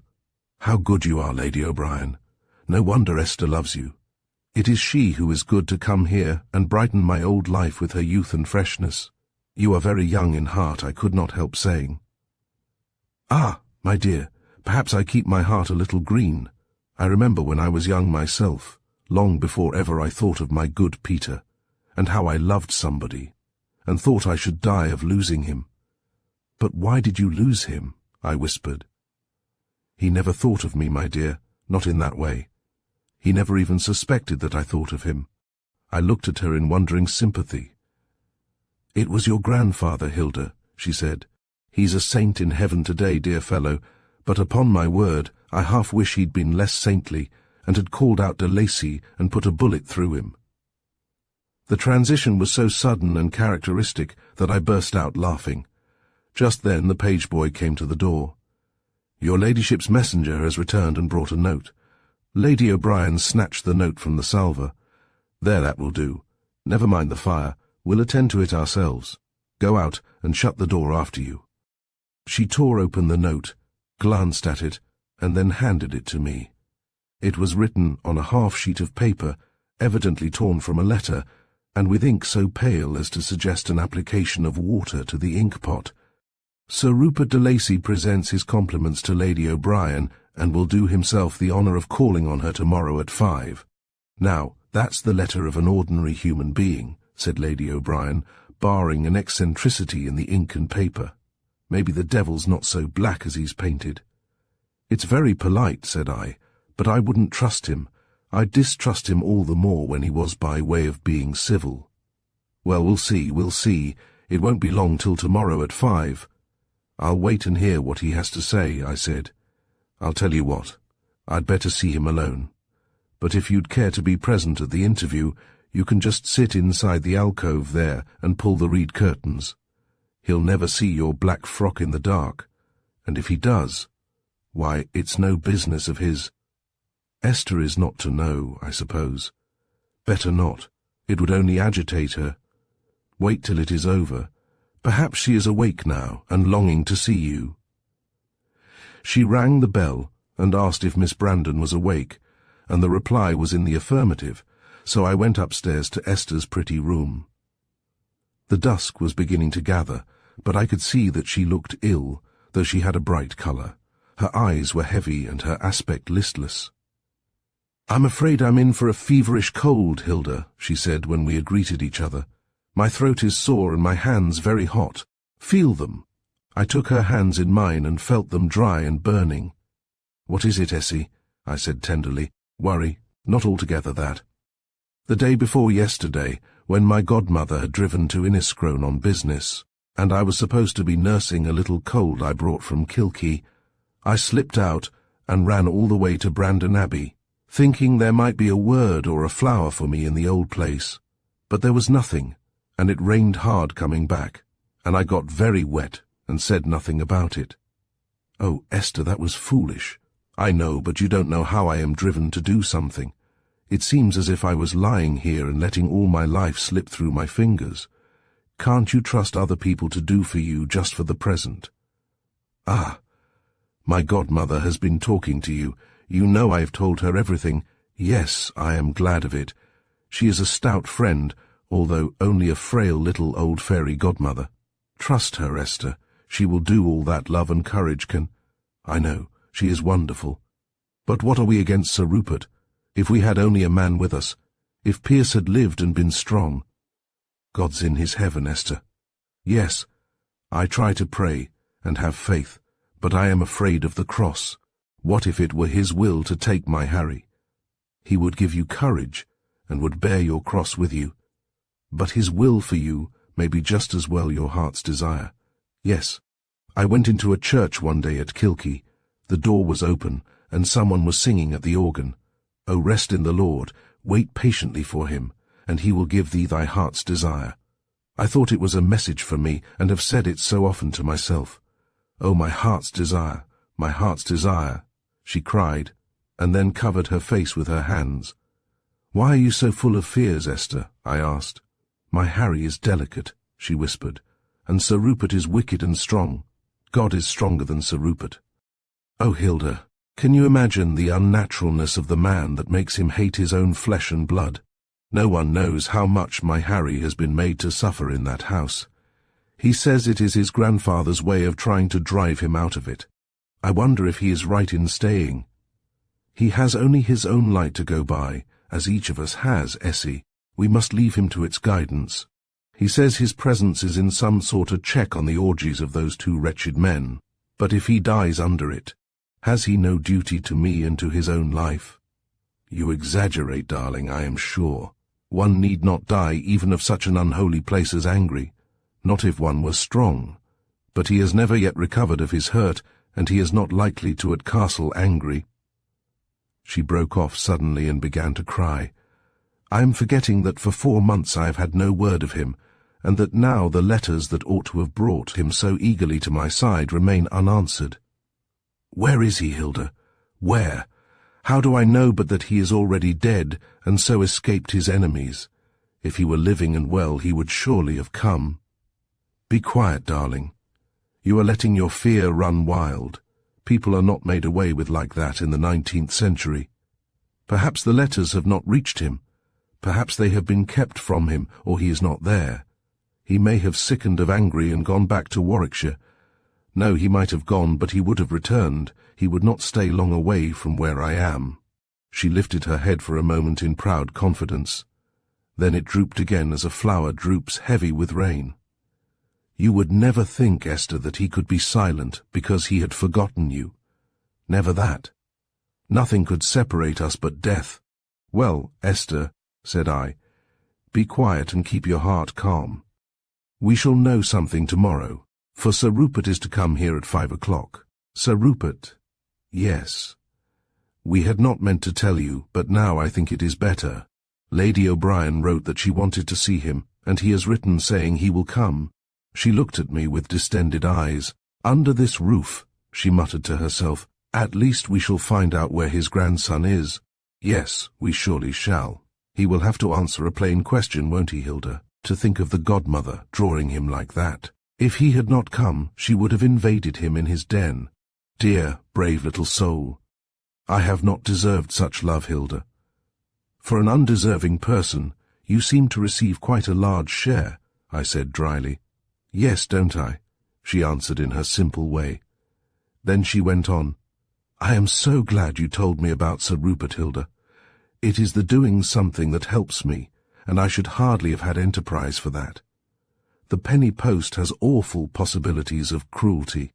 Think of launching those letters into the dark, and then waiting for an answer, the horrible strain of it, and feeling in your cold heart all the time that no answer will come. Poor penny post," I said, laughing, "but think of all the happiness it brings as well. I can only think of the letters that never come, or the cruel and cold letters. But they are easier to bear than the silence." "Well, darling," I said soothingly, "the cruel and cold letters will never come to you, and the silence is only a pause before good news." "You think so, Hilda?" "I was always so afraid of Sir Rupert. I know it is silly, but the shadows out of one's childhood dominate one in a time of trouble." "Now, fret no more, Essie," I said. "I shall be with you tonight, and tomorrow will bring news. Think of yourself as a rich girl with a lover, and pity all the poor unloved ones like Hilda. Ah, time was," she smiled, "in my romantic youth, when I thought the lover stage the one most desirable. Now I think it is cruel and full of fear. But I am going to be strong, Hilda, and hope for tomorrow. You will tell me everything." everything, and be sure all will be well." When I went up to bed that night, I found Esther sleeping placidly. The fingertips were turned towards her palms, like a child's in sleep, and the long lashes made a shadow on her richly coloured cheeks. I prayed hard that night that the morrow might not betray our confidence. Chapter 24. Sir Rupert. The next day was cold and blustery, with winds that shook down the last remaining glory of the trees, and cold rain that beat the orange and scarlet of the dead leaves into so much black mud. It was a day when everything seems dreary. The big sunflowers in the lawn at Annagower broke with their own weight, and hung ruefully on the shattered stalk. The chrysanthemums were bruised and muddy, and the air was full of the repining of the afflicted branches. Even the robin sang as if his heart were not in it. I sat with Esther a great part of the morning, and would not let her talk too much on the subject that was in all our minds. I tried to distract her by telling her the things that had happened when I was in London, but though she was interested about Frida, and unselfishly rejoiced over my success with the publishers, yet I could see that her mind wandered, that her fingers beat the counterpane impatiently as though the time would never pass. But the hours turned round at last to 5 o'clock, and found me hidden like a conspirator in the little alcove off the drawing-room. This was unlighted. It was little more than an archway, in fact, with a few feet of space behind, but with the dusk in it and the lit drawing-room beyond. I had no fear that even Sir Rupert's unflinching old eyes, as I remembered them, would discover me.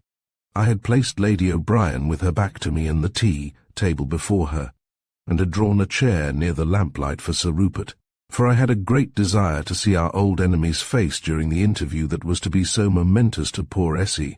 I had not long to wait, for he was punctual to his time.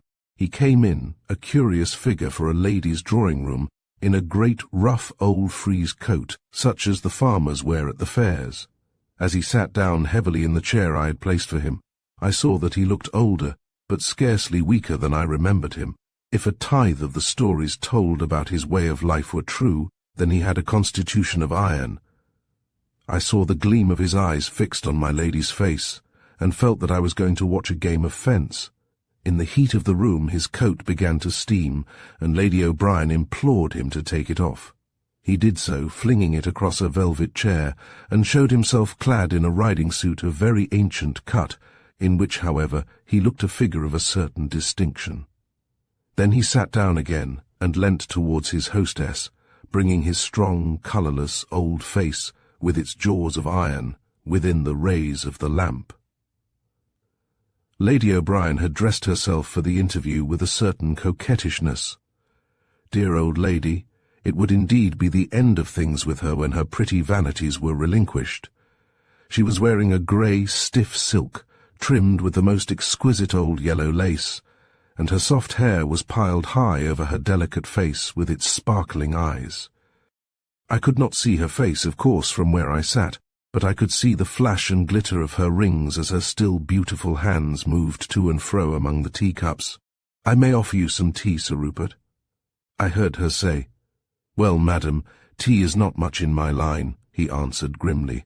"It is a good many years since I have known the taste of it, in fact." "Oh, Sir Rupert, you men," said the little old lady, lifting a reproving finger. "It is well for you I know your ways."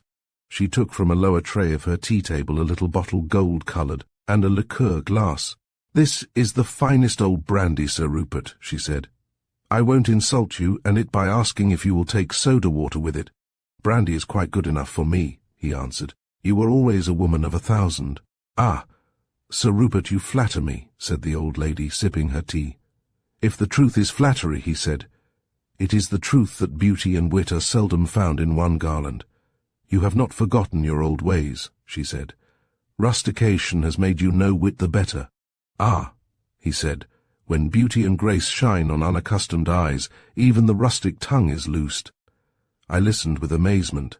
I had thought that the Sir Rupert, who was a man about town, and a pretty fellow ages ago, was quite lost in Sir Rupert the ogre of Angry Castle, the false and vindictive friend, the patient waiter upon vengeance, the sinner stained with so many crimes that it was easy to credit him with all. Yet, grim as he looked, His air now was not saturnine. He seemed to have forgotten for a moment his later years and turned back to a page of his youth. He had settled his huge shoulders comfortably in the low chair, and was swallowing glass after glass of the brandy, which apparently did not affect him in the least. "You will be wondering," said my lady, "why I should have asked for this interview." She had settled down for serious conversation, having replaced her cup in the tray. I could see the pretty fan with which she had provided herself waving to and fro against the firelight. "No reason was needed, my lady, except that you had not forgotten me like the rest of the world. Was that enough to bring you 6 miles in drenching rain? Since when have I been afraid of a shower? Oh, Sir Rupert, you know you are a recluse by your own choice. The world would not have forgotten you if you had not willed to be forgotten. This being so, I did not lightly invade your solitude. The wish to meet again and recall old memories had been quite enough."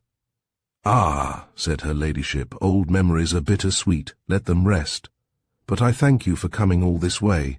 I would have found my way to your solitude, but I was assured you barred your gates against all the world. Country folks' tales," he said, "but it would be to reverse the natural order of things if you had come. Besides, my house is hardly fit to receive a lady. That is why I longed to come." "Because you had heard strange stories about me and it, eh?" he said shrewdly. "Perhaps. You are somewhat of an ogre, de Lacy. Yes, I let the go-bemooches say their say. Do you mean that really Castle Angry is like any other old house?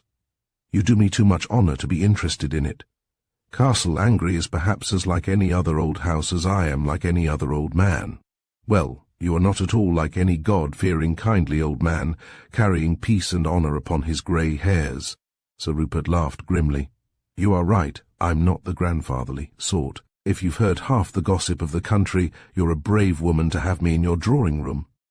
There are a good many milestones between this and our last merry meeting." "I'm not a bit afraid of you, de Lacy," said my lady, still waving her large fan. "Though I know you're a bad lot. Still I remember that some good people loved and trusted you once upon a time, so I hope the Lord may yet change your heart." "Ah, thank you," said Sir Rupert shortly. I guessed that my lady's reference was to my grandfather, and that it had angered Sir Rupert. "Well, your reason, madam, for desiring an interview," he said with a slight baring of his strong yellow teeth, "since it is not for the pleasure of my company." "You have a grandson, Sir Rupert?" "I have, madam." "A charming youth," said my lady pensively. "I congratulate you upon him. Did you send for me to say so, Lady O'Brien?" "Of course not, de Lacy. But I have missed him of late. He is a fortunate fellow. I am fond of young society.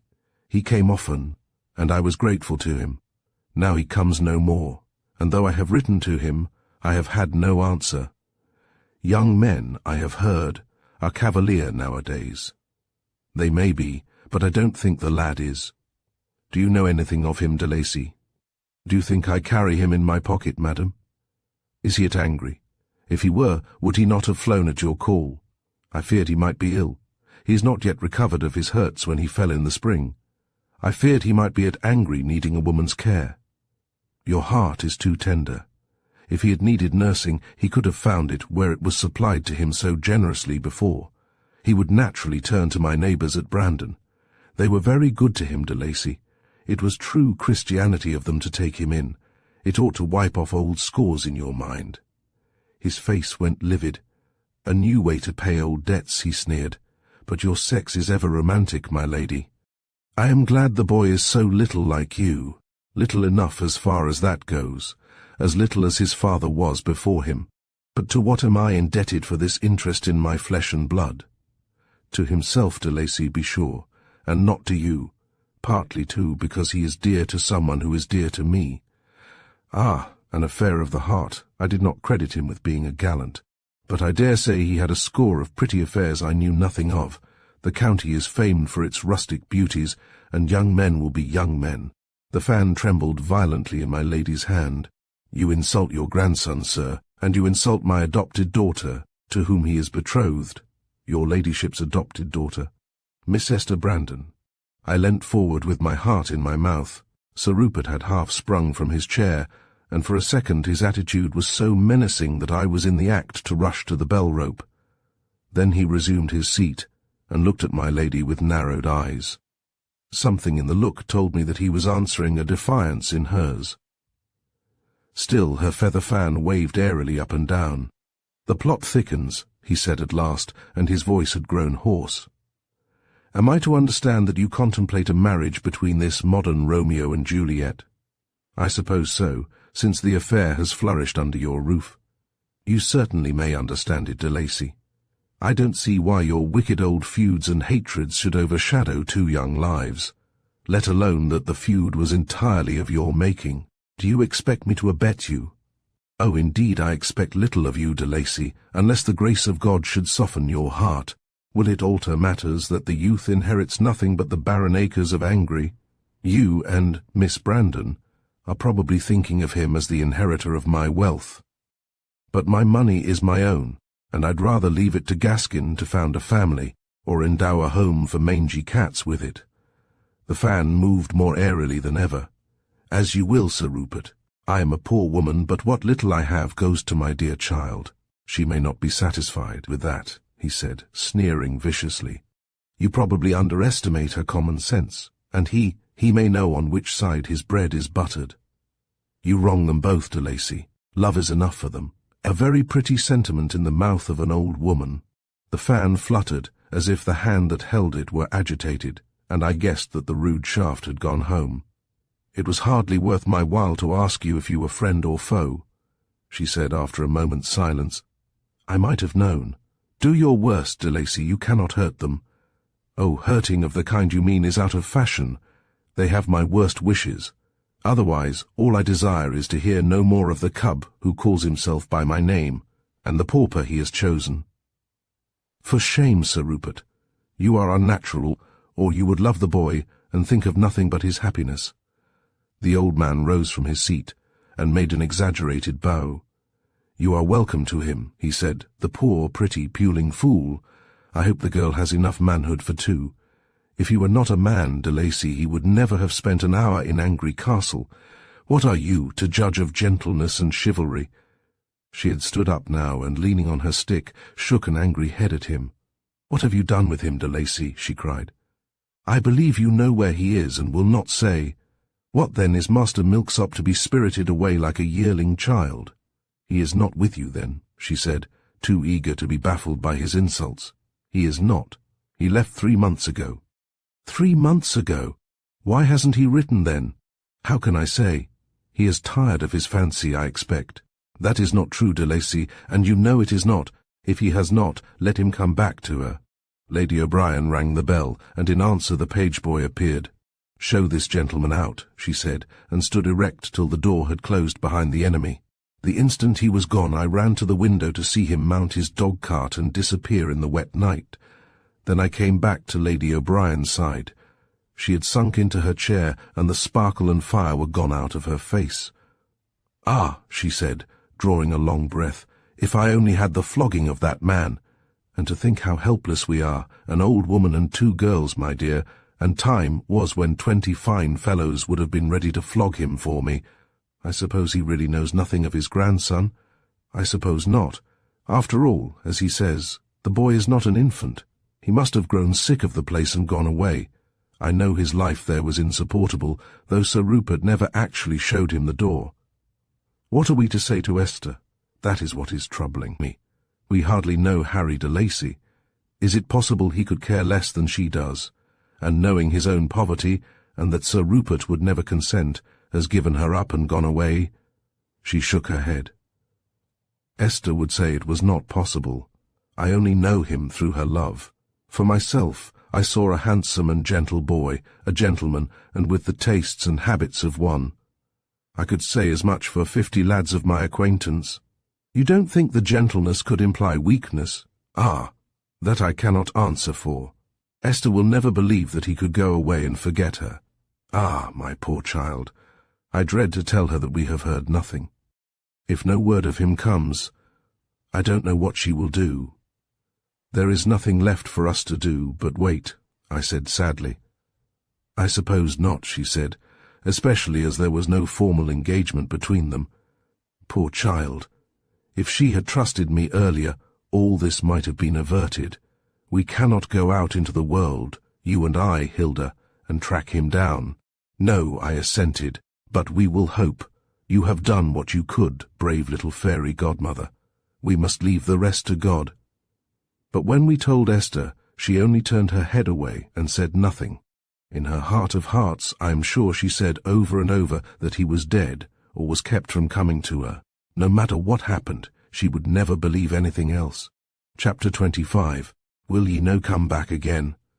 That winter was like to be nearly as melancholy as the previous winter, when Pierce was dying slowly. The months passed, and no word came of Esther's lover, and as she had taken our ill news that first day, so she took it always, with her face to the wall and in silence. Her secret lay between her godmother and me. It seemed scarcely worthwhile to reveal it now, even to Aline. If Harry de Lacy did not return, we said, she would have to live it down, as many another girl before her has had to live down such a trouble. We could do no more to help her, her godmother and I, though either of us would have sacrificed anything in the world for her happiness. We could only wait with our love till she should be able to turn round and find comfort in it. Now, except for the constant silent testimonies of love, it was better to leave her alone, and we left her alone. She came out of her feverish cold slowly and languidly, and looking very thin and pinched. Her godmother was anxious about her, and would have carried her off to a warmer climate, but Esther preferred to stay where she was, and by this we knew that all hope was not dead in her heart. When she got about again at last, in the frosty days before Christmas, it was not to either of us that she first turned for companionship and comfort. Quite unknown to us, she had been friends for some time with Margaret Flaherty, the comfortable wife of a small farmer, who had fostered Harry de Lacy in his delicate babyhood. Now everyone knows that the ties of fosterage are hardly less dear and close than those of maternity itself, and when Harry de Lacy came back to his wretched home at Angry, there had been no heart in all the place to welcome him, except the faithful heart of his foster mother. We were glad when we discovered that Esther had this comfort. Her unhappiness had weighed heavily on her godmother. During that winter, our dear old lady's age seemed suddenly to have found her out. Her bright, brisk, merry ways deserted her, and she began to be racked with rheumatism, the result, I suppose, of our damp climate. Yet she would not go away so long as Esther desired to stay, and when we spoke of it, Esther always cried out for a reprieve, as though news were on its way, which would surely arrive the minute she was absent. All the time she was so tender, so loving, so full of compunction over her dear godmother, that we could not be angry with her or think her selfish. I felt that she was held to the place by bonds which she was powerless to break. Yet she had promised to go in March. They had a project of spending Easter in Rome, and with that we had to be content. The trouble weighed so much on my spirits that I had scarcely the heart to be glad when Love in the Valley, in its coat of delicate blue and silver, reached me a little before Christmas. Nor even when the first reviews were distinctly favourable. I began to grow pessimistic, I who had always been cheerful. Was there nothing but trouble in the sweet world? I asked myself as I looked about me. There was Esther breaking her heart, and we who loved her breaking ours with her in sympathy. There was Aline, looking for ever like a dove whose mate has flown. There was the dear old general, bearing like a saint and a soldier his own terrible trouble. Only the young ones were glad, and they were like lambs playing in the fields, whom every hour brought nearer to the butcher's knife. It is time, I said to myself one day, for something happy to happen. For very long there have been nothing but unhappy things. I spent my time now pretty well between Annagower and Rose Hill. The general at last had his house in order, and was sitting down, as he said, to enjoy life under his own fig tree, but sometimes I thought it was a melancholy kind of enjoyment. He had been used to so active a life, and he was not of those who grow old easily. It would have suited him better to have dropped between the shafts. I used to find it lonely and melancholy when I went in during the short winter afternoons, and found him sitting there with an odd, unhappy air of doing nothing. He used to brighten wonderfully when he saw me, but I knew that the sadness would come again when I went away. Presently, I felt, things would be better with him, for he had not yet shaken down into the new life. "You must become a country gentleman," I said, "and a magistrate, and sit on boards and farm a little. And in the intervals of your busy life, you must write a book about your Indian experiences." Then he would smile and say I was right, and that presently he would find his work to his hand and do it. But brave and resigned as he was, I could see that the uncertainty about his son's fate was weakening the spring of life and energy in him. We had finished cataloguing the library and getting it into order, and very proud I was of my work. The house was in the most spick and span condition, and there was nothing left for us to do. And now I began the feast of reading which I had promised myself. Well, a day came when I bullied the general at last into getting into his cords and boots, and riding to a meet, which was at no great distance. "Every country gentleman hunts," I said, "and you are shirking the duties of your state in life by not hunting." "I was never a shirker, little girl," he replied, laughing, "and I suppose I must obey orders." "I will wait and dine with you," said I, "if you're very good, and afterwards you can drive me home." By this time General MacNeil was nearly as much our friend as Esther's godmother, and, like her, had brought untold pleasure into our humdrum lives. E rode off, looking quite cheerful, and I felt that already he was better in the prospect of meeting his fellows and having a good day after the fox. I was in a pleasanter mood with myself and the whole world when I settled down to my long quiet day, alone in the library, or alone except for Paudine, who is the most unobtrusive company, and is never so rowdy but what he can vent his high spirits on tearing the paper in the waste-paper basket into infinitesimal strips. Tea was 12 o'clock, I found, after the general had departed, for he had only a short distance to ride to the meet. Hours passed with luxurious slowness. At 1:30, a maid brought my lunch and set it on a table drawn close to the fire. After lunch I read again till it was nearly tea-time. I expected the general to be in for his tea, a repast which he fondly loved. About 4, Mary O'Connor herself brought in the tea-tray and lit the spirit lamp under the urn.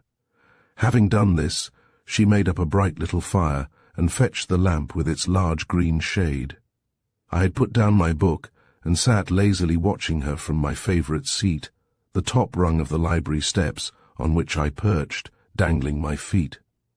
"You've no idea, Mary," I said, "of how jolly the room looks from here." "Glory be to goodness, child," said Mary for the 1,000th time. "I wish you'd come off that old flight of steps and sit in a chair like a Christian. 'Tis breaking your neck you'll be one of these days." After she had gone out of the room, I sat there listening to the song of the tea-urn, and feeling drowsily comfortable. Any moment I knew might bring the general, and it didn't seem worthwhile to get absorbed in a book again. As I sat there, suddenly the door leading to the garden, which I had left unlocked, began to open. I watched it with some alarm. People were few in our neighbourhood, yet occasionally the mines brought rough customers looking for work, who would not be at all agreeable people to meet. Fortunately, I am not the nervous kind, or I should have fallen off my high seat. As it was, I sat still to await developments, while Paudine made for the door, with hair bristling and little white teeth showing. When the door was fully opened, a man came a step over the threshold and stood looking about the room.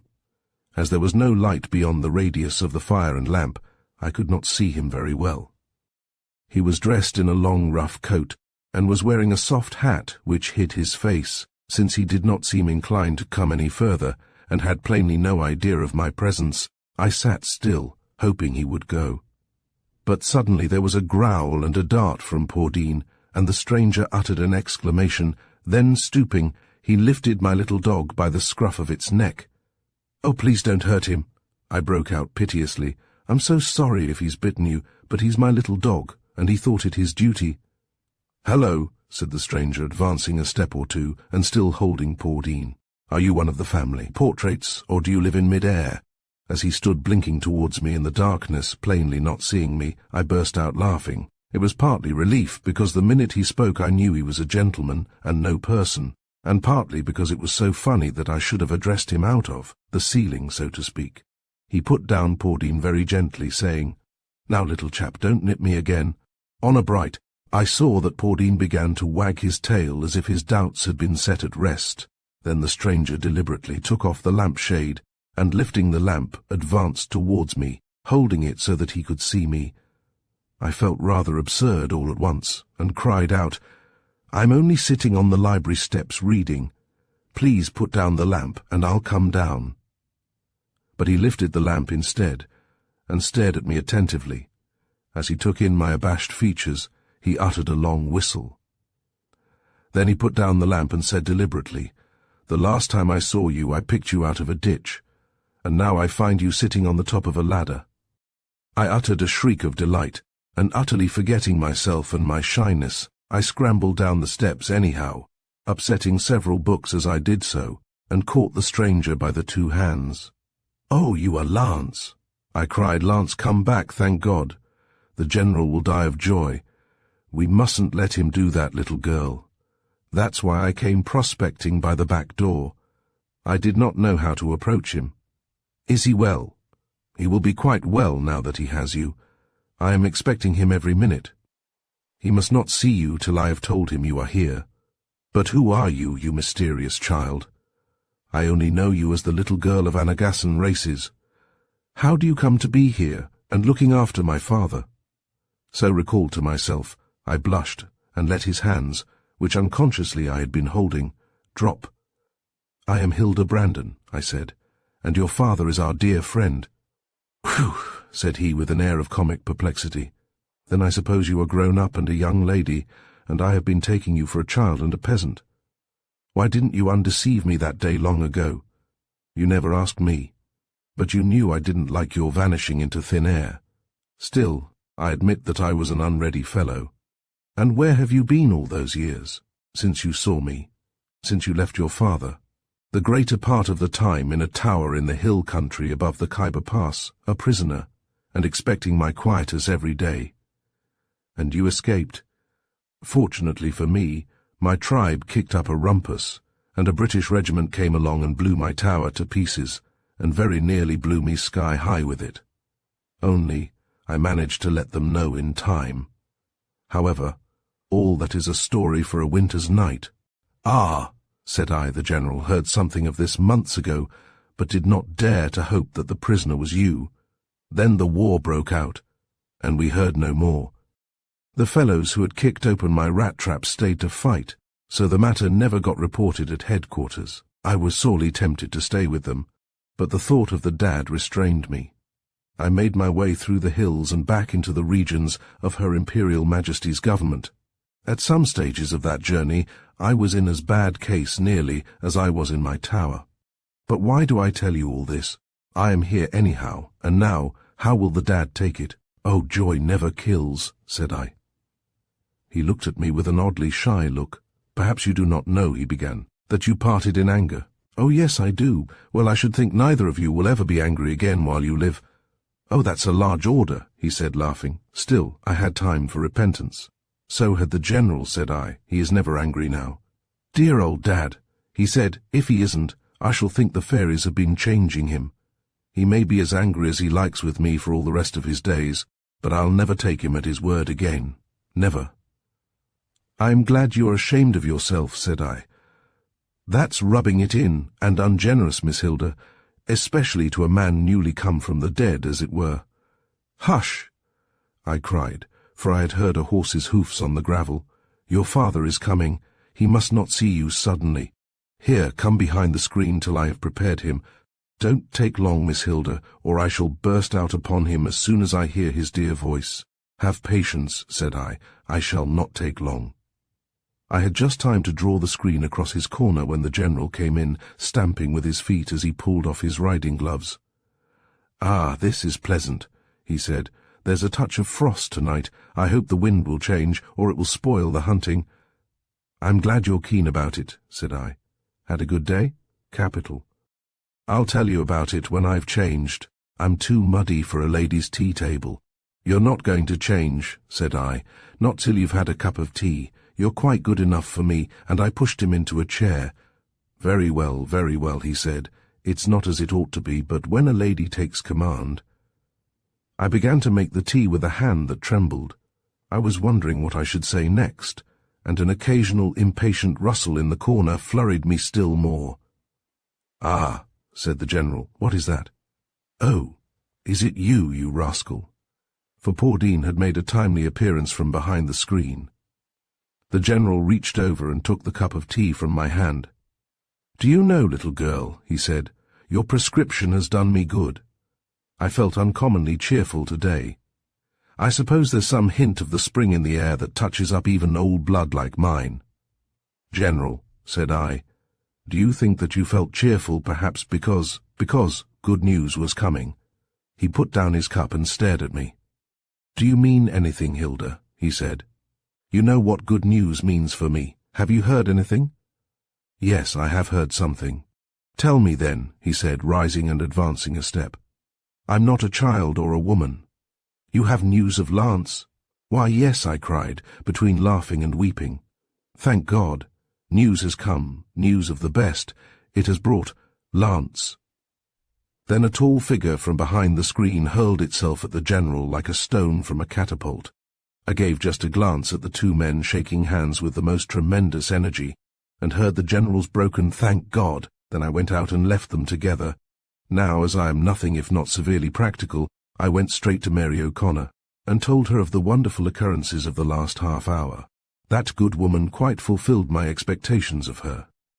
With a flurry, which was no flurry, she issued her commands.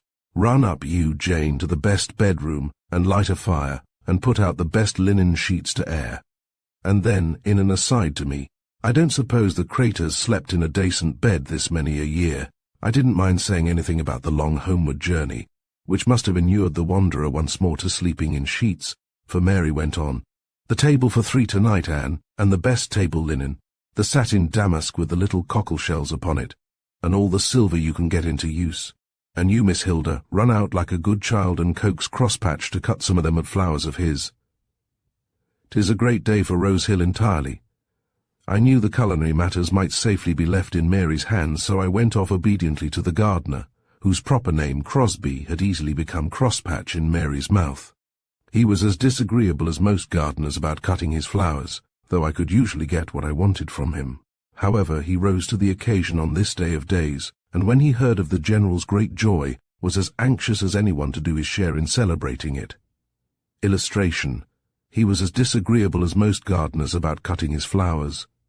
And to think, glory be to God, there's me best Camille de Rohan for you, that the Lord's look down on the master at last. Come down here, you contrary divil, some of them roses is as unwilling to be picked as some people is to die, and sent him home the young master to be the prop and stay of his odd age. There goes the finest malmaison in the county Kerry. Sure, 'tis wonderful, wonderful. Well, the Lord is good to his own. You've destroyed me prospects at the show entirely. Click, click. I'd as soon you'd be cutting off myself as them tuby roses. Here, take them. Don't have me looking at them. 'Tis a holy show you've made of the greenhouse." "Never mind, Crosby," said I. "You don't grudge them today, as I took the heaped-up basket." I try not to," he said gloomily. "But there's that man at the Towers. He'll be having a fine crow over me at Easter. Yerra! Why didn't the master's son put off coming till the show was over for another year?" I left the old man, amid his half-comical regrets, and went to the dining-room, which I found resplendent with silver and fine linen. I had made up my mind to slip off as soon as I had arranged the flowers, so as to let the General and his restored son have their first meal together alone. But just as I was setting the last satiny rose amid its bronze leaves in the last specimen glass, the General came in search of me. "Ah, decorating, Hilda," he said. "My boy's gone upstairs to have a wash. How glad I am that you were here to welcome him and to give me the good news." And very stupidly I did it. I was expecting him to burst cover every minute of my bungling. Oh, no, my dear. It was most kind and considerate. My boy tells me he remembers you quite well, and recognized you at once. "I haven't changed much," I said carelessly. "But now, General, that I have finished, I am going to make myself scarce. Hawkins will drive me to Brandon." "You'll do nothing of the sort," said the General, a choleric spark coming into his eye. "You're not going to drop me now Lance has come, I can tell you. I don't mean to drop you the least bit in the world, but you will have so much to say to each other this very first evening. Nothing that we don't want you to share. Why, little girl," and a wonderful smile broke over his face, "we have years before us in which to talk, please God, for Lance has promised never to leave me again." So I consented to stay, feeling rather dissatisfied with my plain frock of navy blue serge on this day of rejoicing. Still, with a cluster of crosspatches Camille de Rohans fastened at the belt, I brightened it up a little for dinner, and hoped I did not look very dingy when I arrived in the dining room. Chapter 26. The Ugly Duckling. Captain MacNeil, I felt as if I must always call him Lance in my own mind, came forward when I entered the library after the dinner bell had rung. "I'll have to dine with a wild man of the woods, Miss Brandon," he said apologetically. "I have only the clothes I stand up in." "Bah! Ever mind, Lance," said his father. "We're glad to have you in any. We'll go over to London next week, and I'll give you a blank cheque for Poole.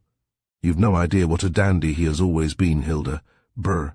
I remember him," said I. "Like Solomon in his glory. That is to say, dressed like any other well-dressed young man. I remember you, and bah." Ance broke off with a quizzical glance. "Oh, my lad, postpone reminiscences till we're over the soup," said the General, as he offered me his arm. Dined at a little round table, which brought us all in close neighbourhood. As Captain MacNeil ate his soup, I had time to look at him. He was a good deal changed from the young man I remembered. No doubt rest and good living would bring back much of the youth and brightness, but there were lines in the keen brown face that would never be obliterated. He was thin and a little haggard. That, of course, was to be expected, but the years of suffering had not changed his eyes, nor his smile, with its quick flash of white teeth. By these I felt I should have known him under any circumstances. "How good everything here is," he said, looking up suddenly. "I never knew how beautiful a thing a dinner table was before. Such flowers in the winter, and how golden the candle light is, to say nothing at all of this delicious soup. Ah, Mrs. O'Connor has done her best with the cookery. I am glad you still care for your food, my boy." Appetite, rightly considered, is a gift of God. The young man's eyes twinkled. "I've the appetite of a schoolboy still, and you remember, Dad, that mine was a record, even for Harrow. I've been saving it up all the years of my imprisonment.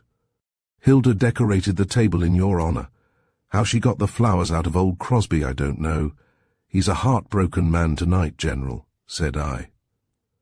Still, to give him his due, he chopped away generously under the excitement of the good news, though to an accompaniment of grumbles. "Crosby's a good fellow," said the General. "I think I must take on that lad of his, though there's little enough for him to do. There's an epidemic of joy in the household, General. If you begin rewarding, I don't know where you'll stop. Hilda thought to reward us, Lance, by running away without her dinner." "That would have been unkind," said the captain seriously. "You don't know what she's been to me, Lance," said the General, looking at me affectionately. "I was such a lonely old man till that day I came into my desolate house, and found her perched on my library steps, a little bit of white and gold like a daisy." "I found her in precisely the same position," said the captain, laughing. "Do you live at such an eminence, Miss Hilda?" "Pretty well," the General answered for me. "She's an uncanny child, and will read in the most uncomfortable positions, till Mary O'Connor goes in incessant dread of my falling down like a precious china figure and getting broken," said I, feeling rather embarrassed at being the subject of conversation. "Hilda has a prescriptive right to the library, Lance," said the General. "I shan't dispute it," said Captain MacNeil. "Is everybody else shut out altogether?" "Hen she wills it. She is a successful writer, you know, and when she comes to a crux in the story, she, having nerves, can't bear the presence of anyone but Pordine, who is sympathetic, she says." "Bruh, were you really an author, Miss Hilda?" said Captain MacNeil, with real or simulated astonishment. "He is, my boy, "And a successful one at that," answered the general. "Shall be horribly afraid of you, Miss Hilda. But what precocity! At what age do people begin to write novels nowadays?" Captain MacNeil seemed determined not to take me seriously. I didn't altogether like his lack of seriousness about my authorship. "MDBR first, as 21 last May," said I. "It is not so very young." "PDBRN. "Really 21, Miss Hilda," said the captain. "Then why do you go on looking 15? "BRB. "'Ors I'm small, I suppose," I said. "But you must have known I was grown up, for I was a big girl when you saw me first 5 years ago." "Bernaumann. "You were," he said. "I remember now that when I lifted you in the donkey cart, I thought you were like a very considerable piece of thistle down that a fairly robust south wind might blow away." "Ace don't talk about that silly time," said I, "but the general is telling stories about my nerves. If I have any, I vent them on poor Dean and the 4 walls of my little room at home. I have never written a line yet in Rose Hill Library." "Time you should begin, Hilda," said the general. "If you'll set up your study here, I'll promise you this fellow, and I won't disturb you. Life seems to be so full of things to be done, now he has come home, that I don't know which thing to begin at tomorrow morning." "Oh, General," said I must be at home sometimes. Why, I have been spending nearly half my life at Rose Hill this winter." "And why not?" said the general. "A couple of lonely buffers like us want you more than Brandon can. Do you know that she catalogued and arranged all our library, Lance?" "Well," said I, half laughing and half confused, "I should think you two could find something to talk about this night of nights other than me." "Why, my dear," said the general mildly, "I like to tell Lance all you have been to me, a bird of good omen in my lonely life. I had had no joy for so long before you came, since this fellow left me, in short, and then you came into my life, like a dear little daughter. She has been like that to me, Lance." "I am very glad, sir," said Captain MacNeil gently, but something in his eyes as he looked at me made me turn, all of a sudden, redder than the roses in my belt. Fortunately, the dear old general never looked at me, but I was acutely conscious of the gaze, half kind, half quizzical, of the eyes across the table. I did not know why I had blushed, and felt furious with myself. You know that Hilda recognized your portrait at once, Lance." "'Ear General," said I, "if you mention my name, or refer to me even indirectly again during dinner, you shall be fined. Do make him talk about his adventures instead." You don't know Lance. He was a laconic fellow from childhood about anything that concerned himself. We'll only get his adventures from him by bits and scraps." But Captain MacNeil seemed to understand that I was really a little uncomfortable at being talked about so much, and turned the conversation in the deftest and kindest way. Gave them their coffee in the library before I went home, and after I had gone in and said good night to them, and they had escorted me to the dog-cart which Hawkins was to drive, I carried away the happiest impression of the peace and joy I had left behind. The night was cold enough to make me nestle down inside the fleecy rug which Captain MacNeil had wrapped about me, but the picture I carried in my mind was of the father and son sitting, one on each side of a glowing lyre, with their cigars between their lips and their eyes fondly regarding each other. That evening I did not go to Rose Hill for a day or so, but on the second day came the general himself driving over to fetch me back. In a week or so, Captain MacNeil, whose wardrobe had become renovated after a hurried run to Dublin, came and called with his father, and won everybody's heart, from Aline's to the youngest of the twins. Boys were now in the shy and gawky stage, and required a good deal of coaxing out of their shells, and for a time they were very awkward with this bronzed man of the world, who had had so many adventures, and was so modest and reticent about them. However, before the close of the visit, I saw that the ice was thawing, and guessed that in a very short time they would be calling him MacNeil, and smoking his cigars with all the ease in the world, and I was not mistaken. In fact, that state of things came about sooner than I could have believed possible, and presently a certain difference of opinion arose between the boys and the twins, for the boys were quite certain that it was only MacNeil's decency that made him put up with a pair of stupid little duffers like the twins when there were men to be had, and the twins, on the other hand, believed, and said openly, that they were the real attraction that so often brought Captain MacNeil to Brandon. Aline, the dear mother of us all, was not without qualms about my visiting at Rose Hill as freely as of old, now that the house contained an additional inhabitant in the shape of an attractive young man. But what could she and I and the conventionalities do against the absolute unconsciousness of the dear old general? If I stayed away he would come or send for me, and it was as impossible for me to repulse his affection as it was for Aline to reveal her scruples to him. At last she consulted Lady O'Brien about it, and that dear woman responded with her usual common sense, and BRR. "Let the child go as before, Aline," she said. "It isn't the world, and there's no one to make invidious remarks, and if there were I'd let them talk till doomsday before I'd come between Hilda and her friends." So I came and went as of old, and soon lost much of my shyness of Captain MacNeil, whom indeed I only met at meals, or for an odd half-hour occasionally.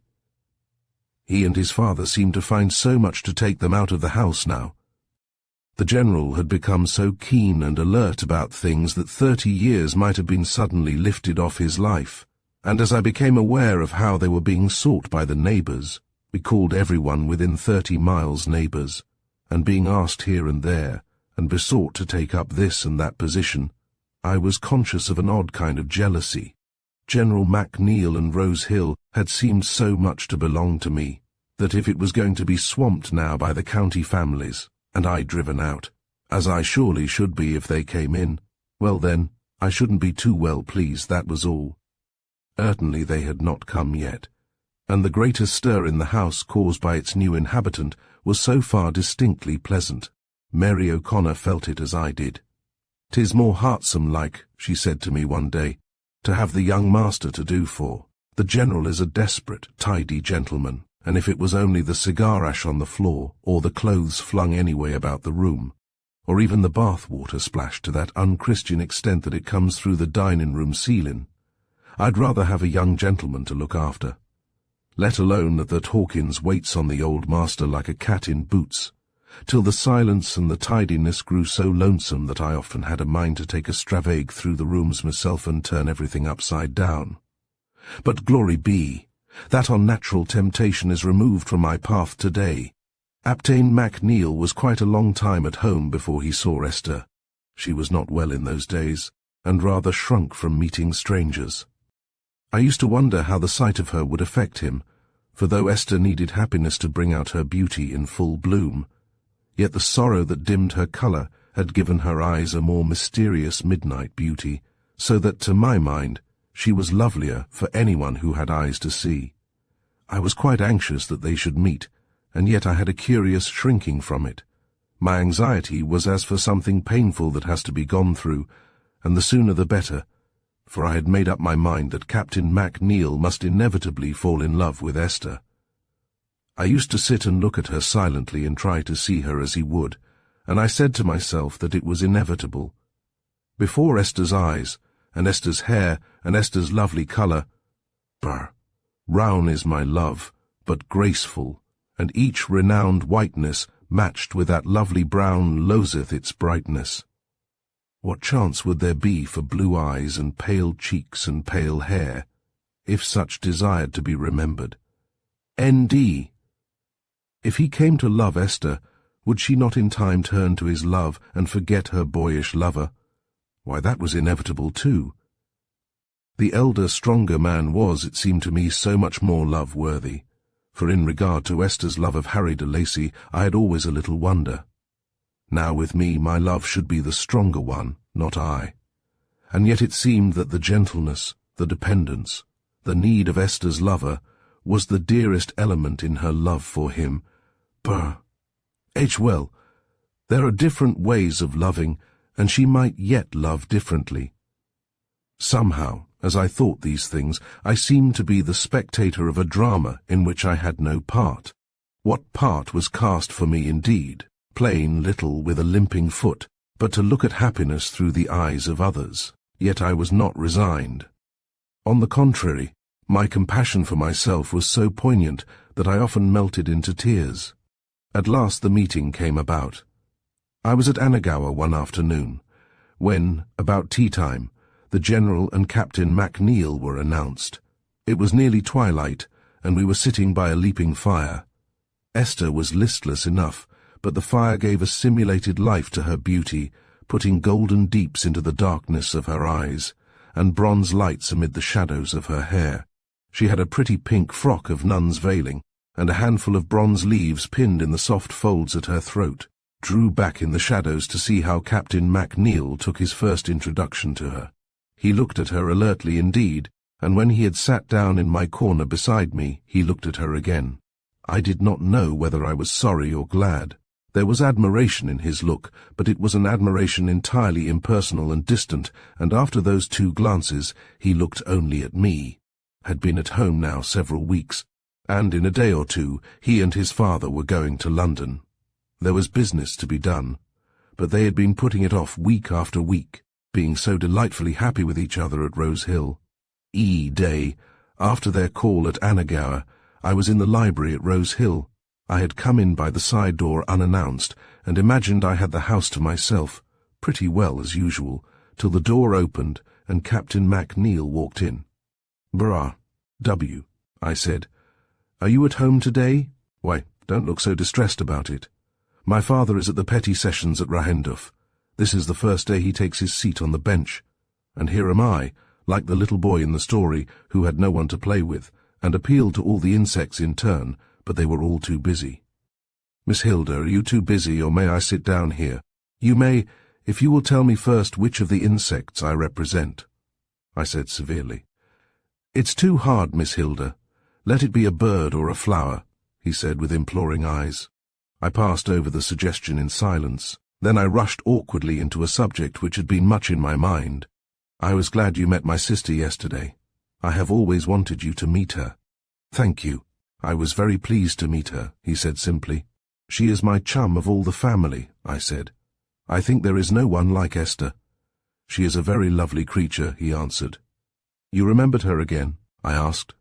"No," he said, looking at me questioningly. "Did I see her before?" Well, I don't mind confessing that a little wave of joy rushed over my heart. I could hardly keep my voice still as I answered him, for I had told myself so often that his eyes that day long ago must have been for Esther. "Why, of course," said I. "She was with me that day at Anagasson races. I only saw one face there," he said softly. "Miss Pettigrew's?" I asked mischievously. "Miss Pettigrew," he repeated in astonishment. "Yes, you remember you were walking with her when you first passed, close to our Chandradan, early in the day." "Ah, I remember. I had forgotten her name. Someone, a man in my regiment, had asked me to take her to see the leaping at the stone wall. I never saw her afterwards. But, with a flash of triumph, you noticed me then and remembered me. I couldn't help it. You were looking at us when I was capering about because an Irish horse had won." "I can see you now," he said. "Don't, please," I cried out. I must have looked too silly. "Shall I tell you how you looked?" My eyes dropped before his, and I trembled, but I said nothing. "I will tell you then. I thought you the dearest, sweetest, softest little white and gold girl in all the world." "Oh!" I cried out, and held my fingers tightly across my eyes. "You couldn't. I am Hilda the Ugly Duckling. How could you look at me when Esther was there?" "Perhaps I like ugly ducklings," he said. "And I have a lame foot," I cried. "Dear little foot. We will cure it." I removed my fingers from before my eyes and said, "The Dublin doctor said it would cure itself. I am not nearly as lame as I used to be." "Ah, that is a good thing," he answered, laughing. "But even if it were not curable, do you think that would come between us?" I said nothing, not quite knowing what to say. "Come down here, you white witch," he said next, "or am I to climb your ladder for you?" "Oh, I will come down," I said, "but why? Because I want the size of your finger. I will bring you the prettiest ring I can find in Bond Street." "Your father will think it very sudden," I said lamely. "He will sing his nunc dimittis," he answered, "but we will keep him with us as long as we can, all the same." Chapter 27. The Web of the Spider. I refused to wait to see the general, but rather made Lance take me home early. "I won't forbid your telling him," I said, "since you think it will make him so happy. But I don't want it talked about for a few days, till I have grown used to it, and you come back." So he consented, only saying how unlike we were, for he wanted everyone to know his new importance, and I did not know whether he jested or not. I made him say goodbye to me on the doorstep of Brandon, and watched him climb into the dog-cart again, grumbling at my tyranny and want of hospitality. I could not trust myself to sit opposite him in the presence of Aline and the others without betraying my secret, over which I felt so exquisitely shy.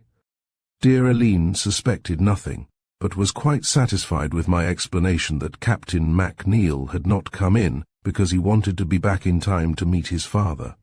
ND now began for me the strangest, goldenest, most exquisite time of dreams. It might have been May in the world instead of January, and the sun shining instead of the rain incessantly falling. That was a terribly wet season. The wettest, said the old people, that the longest memory could recall. Here was distress in Brandon village, and all about the country. Rotting thatch was falling into the poor cabins and onto the reeking mud floors, so that in many cases the wretched fires of half-green twigs were extinguished, and the bed whereon the sick or the old or the babies lay went travelling round the bare walls, seeking a sound spot where the rain would not find it. It was at such times of distress that we felt our poverty most keenly, though I think our good people knew as well as we did how great our will was to help them. Yet even the trouble of others could not damp my joy in those days, or at least it shadowed my life on only one side of it, and the other lay incessantly turned to the sun. But still I thought a good deal about Esther's trouble, which I seemed to understand better in the light of my own joy. Amid my thanksgivings for my own sweet happiness, I prayed hard for her, that her trouble might be removed, and her joy given back, if God saw well to do it. Had not met since the great downpour began, and that was the very day Lance and his father set out for London. It was no weather for being out of doors, and we did not expect the little brown pony chaise to come rattling up as before. The great sheets of leaden-grey water that fell incessantly would have been enough to sweep the little pony off his feet, and as the days passed we began to hear stories of floods covering the country, and bridges being swept away, and at last the boys ran in one morning with tidings that Brandon River was out, and was bringing down hay-ricks, turf stacks, uprooted trees, and even little drowned mountain sheep on its tide. But one morning at last the rain ceased, and we looked out on a watery world indeed, and a grey sky without a rift of blue. Still the rain had ceased, and for that we were devoutly thankful. I was meditating a rush out to get some fresh air, for it seemed likely enough that the rain would soon begin again, when my door was opened softly by Bride, the little new maid. "If you please, miss," she said mysteriously, "this was to be given into your very own hands. Little Johnny from the Inch Farm has come with it this minute." I took the bit of paper from the little maid's hand in wonder, and she went out nodding and smiling, apparently well satisfied now her commission was safely executed. The note was from Esther, and was written in pencil on a leaf evidently torn from a notebook.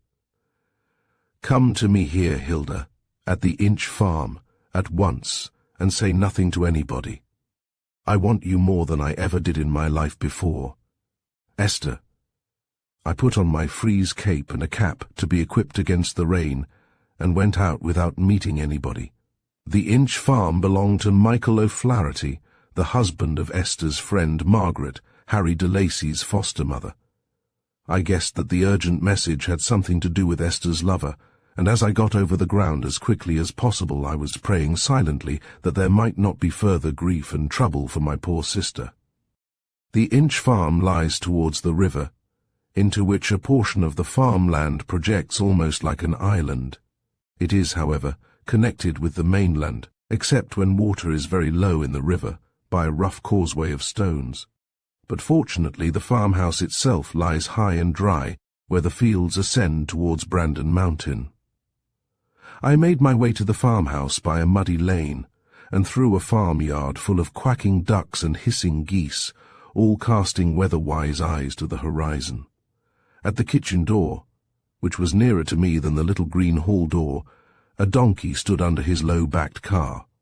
I gave a glance at it as I passed, and noticed with surprise that the cart was filled with rugs and blankets, and apparently a very comfortable feather bed. As I entered the kitchen, Mrs. O'Flaherty's smiling daughter Katie, a rosy-cheeked, black-eyed slip of 16, came to meet me. "They're waiting for you, miss," she said mysteriously. "I'd in the parlour." She opened the door, and I passed into that close-smelling sanctorum of an Irish farmhouse, the best parlour. I did not give a glance at its glories. It was like 50 others I knew, trellised wallpaper, stiff white muslin curtains, flowery carpet and horsehair furniture, and a curious country smell of damp and closed windows.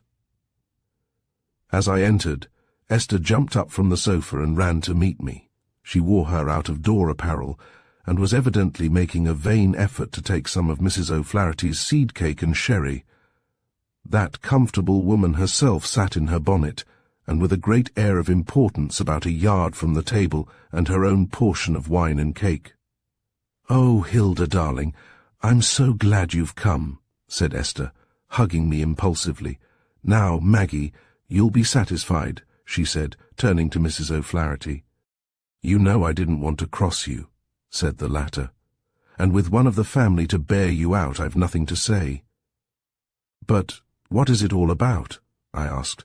Mrs. O'Flaherty adjusted her bonnet strings, and was evidently about to answer me at great length when Esther interposed. "The long and the short of it is," she said, with an excited little laugh, "is that we have discovered that Sir Rupert has Harry imprisoned in that horrible place, and we're going to kidnap him." "There," she said, lifting her finger, "you can tell Miss Hilda everything about it as we go along, Maggie. We'd better start now while the day is young and the rain holds off." I heard everything as we trudged along in front of the donkey cart, while the rear was brought up by Michael O'Flaherty and his big son Larry. It seemed that Mrs. O'Flaherty's youngest, Tim, had heard so much of Castle Angry in the days of his mother's sojourn there, that the place had acquired a fatal fascination for him. "Flying kites he'll be," said his mother, "egging the walls of that unlucky old house, and prospecting for pinkeens and dalgalukas that is minnows and newts in that stinking moat, till I'm expecting him to come home to me in quarters. Shouting out at night he does be with the terror of the drames that does be on him, that Sir Rupert has him, or Yalla Gaskin, that's worse, or them brutes of dogs, though I wouldn't liken them that can't sin to wicked men, but 'tis the nature of boys that the very fear draws him. He owns up to it himself. Often, he says, when I comes to the old wood, I do be digging me finger-nails in the threes to hod me, but I goes on all the same. 'Yera, my boy,' says I, 'maybe 'tis your father's belt will be holding ye.' But he minds that no more thin Sir Rupert or the dogs, and 'tis a long time the same belts, promised him, for O'Flaherty's soft-hearted, and never could bring himself to batten the childer. Well, glory be to them above for that same parvarsity of the boy.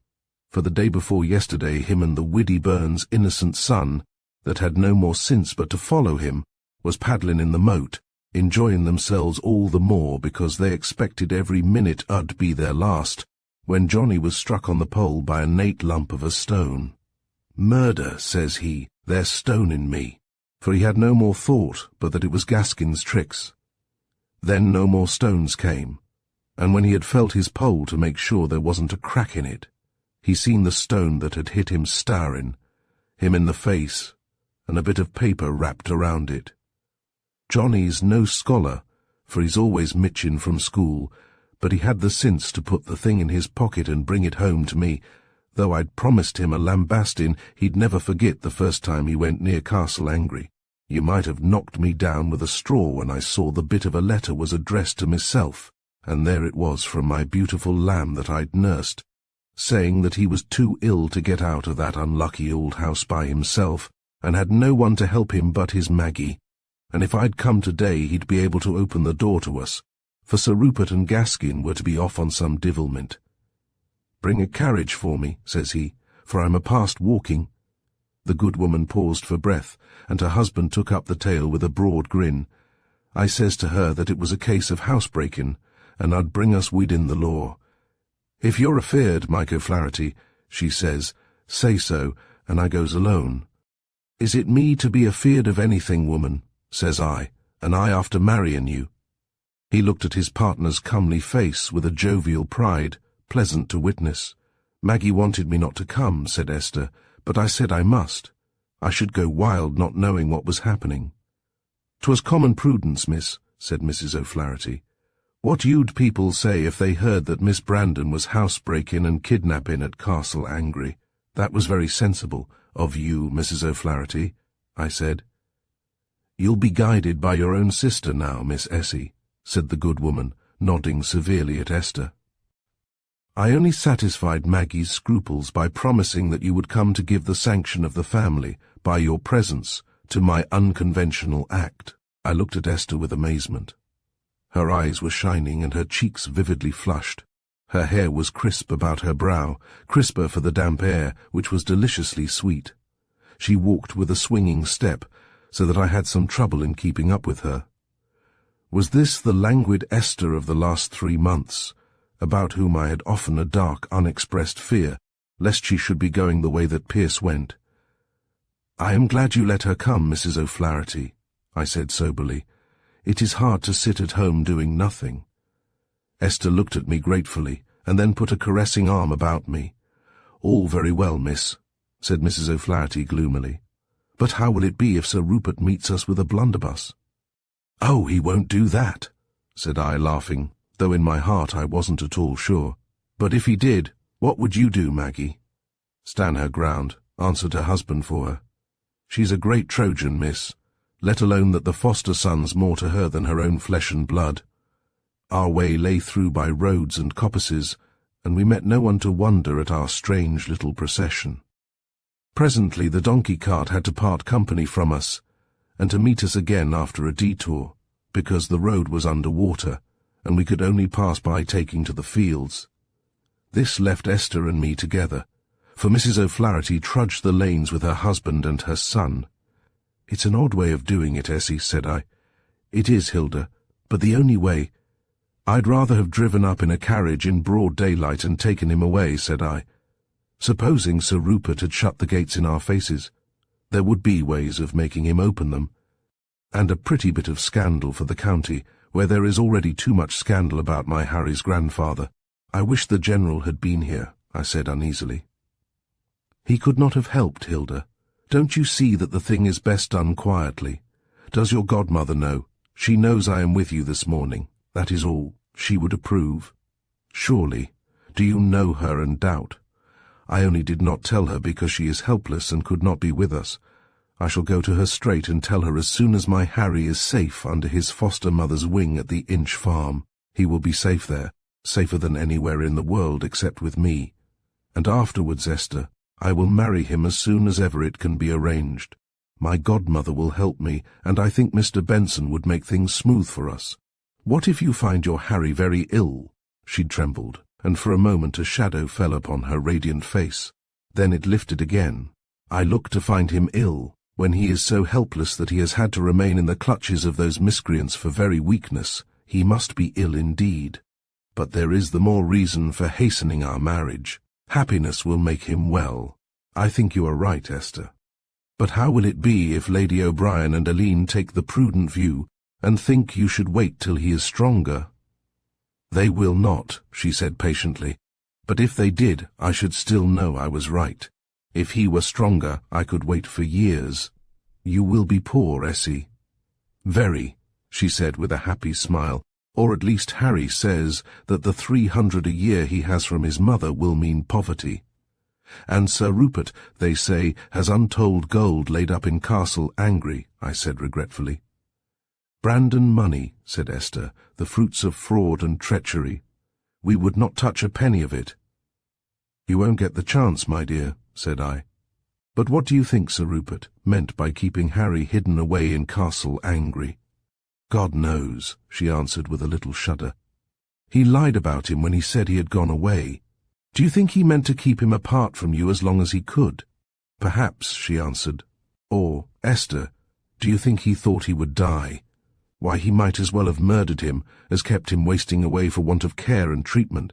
Besides, before he grew so ill they must have detained him by force. Her hands closed and unclosed themselves spasmodically. We will not talk about it, she said. At least not now. Let God judge him. We were now at the entrance to the starved and ragged wood, which grew on the lower slopes of Angry Mountain. Let us wait here, she said, for Maggie and the cart. And now that we were approaching the place of evil omen, I saw that she had grown pale. Chapter 28. Out of the web. We were in the wood, and the boggy ground under our feet was giving way at every step. The wood seemed all bog except for the uneven pathway, which gave, in dry weather, a solid resting place. On every side, under the tangled boughs, the ground was a brilliant, treacherous green. No rabbits scuttled from under our feet, as in Brandon Woods. No squirrel ran lightly from bough to bough. We did not hear a bird chirp. All the naked boughs of the branches showed here and there a startling white surface, as though the tree had been stripped by lightning. A wind had got up, and the whole wood was creaking and groaning. The trees were many of them very old, and had flung themselves in strange unnatural postures. The knots and gnarls on the old oaks were like the grinning faces in gargoyles. It was easy to see why the country people were afraid of Angry Woods. Even in the cold light of morning the woods were eerie. In dusk they must look as if peopled by a multitude of mocking mannequins, with here and there among them a towering white ghost. From the green and slimy bog, on which if you trod you might find a grave, 1,000 gaily coloured fungi sprang, and from the joints of the trees immense fairy mushrooms had burst out and thriven gigantically. "Quiet, quiet, Neddy," I heard Mike O'Flaherty say to the donkey, whose little hoofs he was guiding upon the pathway. "If there's another downpour," he called out to us, "the path'll be washed back into the bog. We're not a day too soon, maybe, about our business." We answered him cheerfully over our shoulders, but the wind that had now sprung up was not conducive to conversation, let alone that the noise of the trees was like the shrieking and groaning of wretches under the knout. "'Twould be as well," I said to Esther, "that the bog should swallow it. This is a horrible place, this wood," and she nodded for answer. Presently we were clear of it, and climbing up the safer way through the ravine, and there above us on its plateau was Castle Angry Frowning. It looked livid in the watery lights. It was partly stucco and partly ugly yellow brick, and the tracks of the rains on its stuccoed face were like great veins, as you saw it from a distance, or like green and dropping tears. The ravine had a rocky ridge for its pathway that seemed as if at some time it had been the bed of a river which had scooped the earth out and left only the bones of it. We trod there more dry-foot, despite the little pools on the surface of it, but our wet boots as we walked squished and squirted uncomfortably. "You'll be having a new cold tomorrow, Esther," I said. "Not I," she said.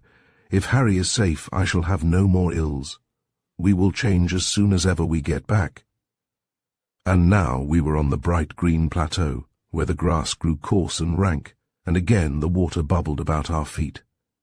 The face of Castle Angry turned this way was eyeless, and I was glad of it, for I would have imagined evil faces at the windows, if windows there had been.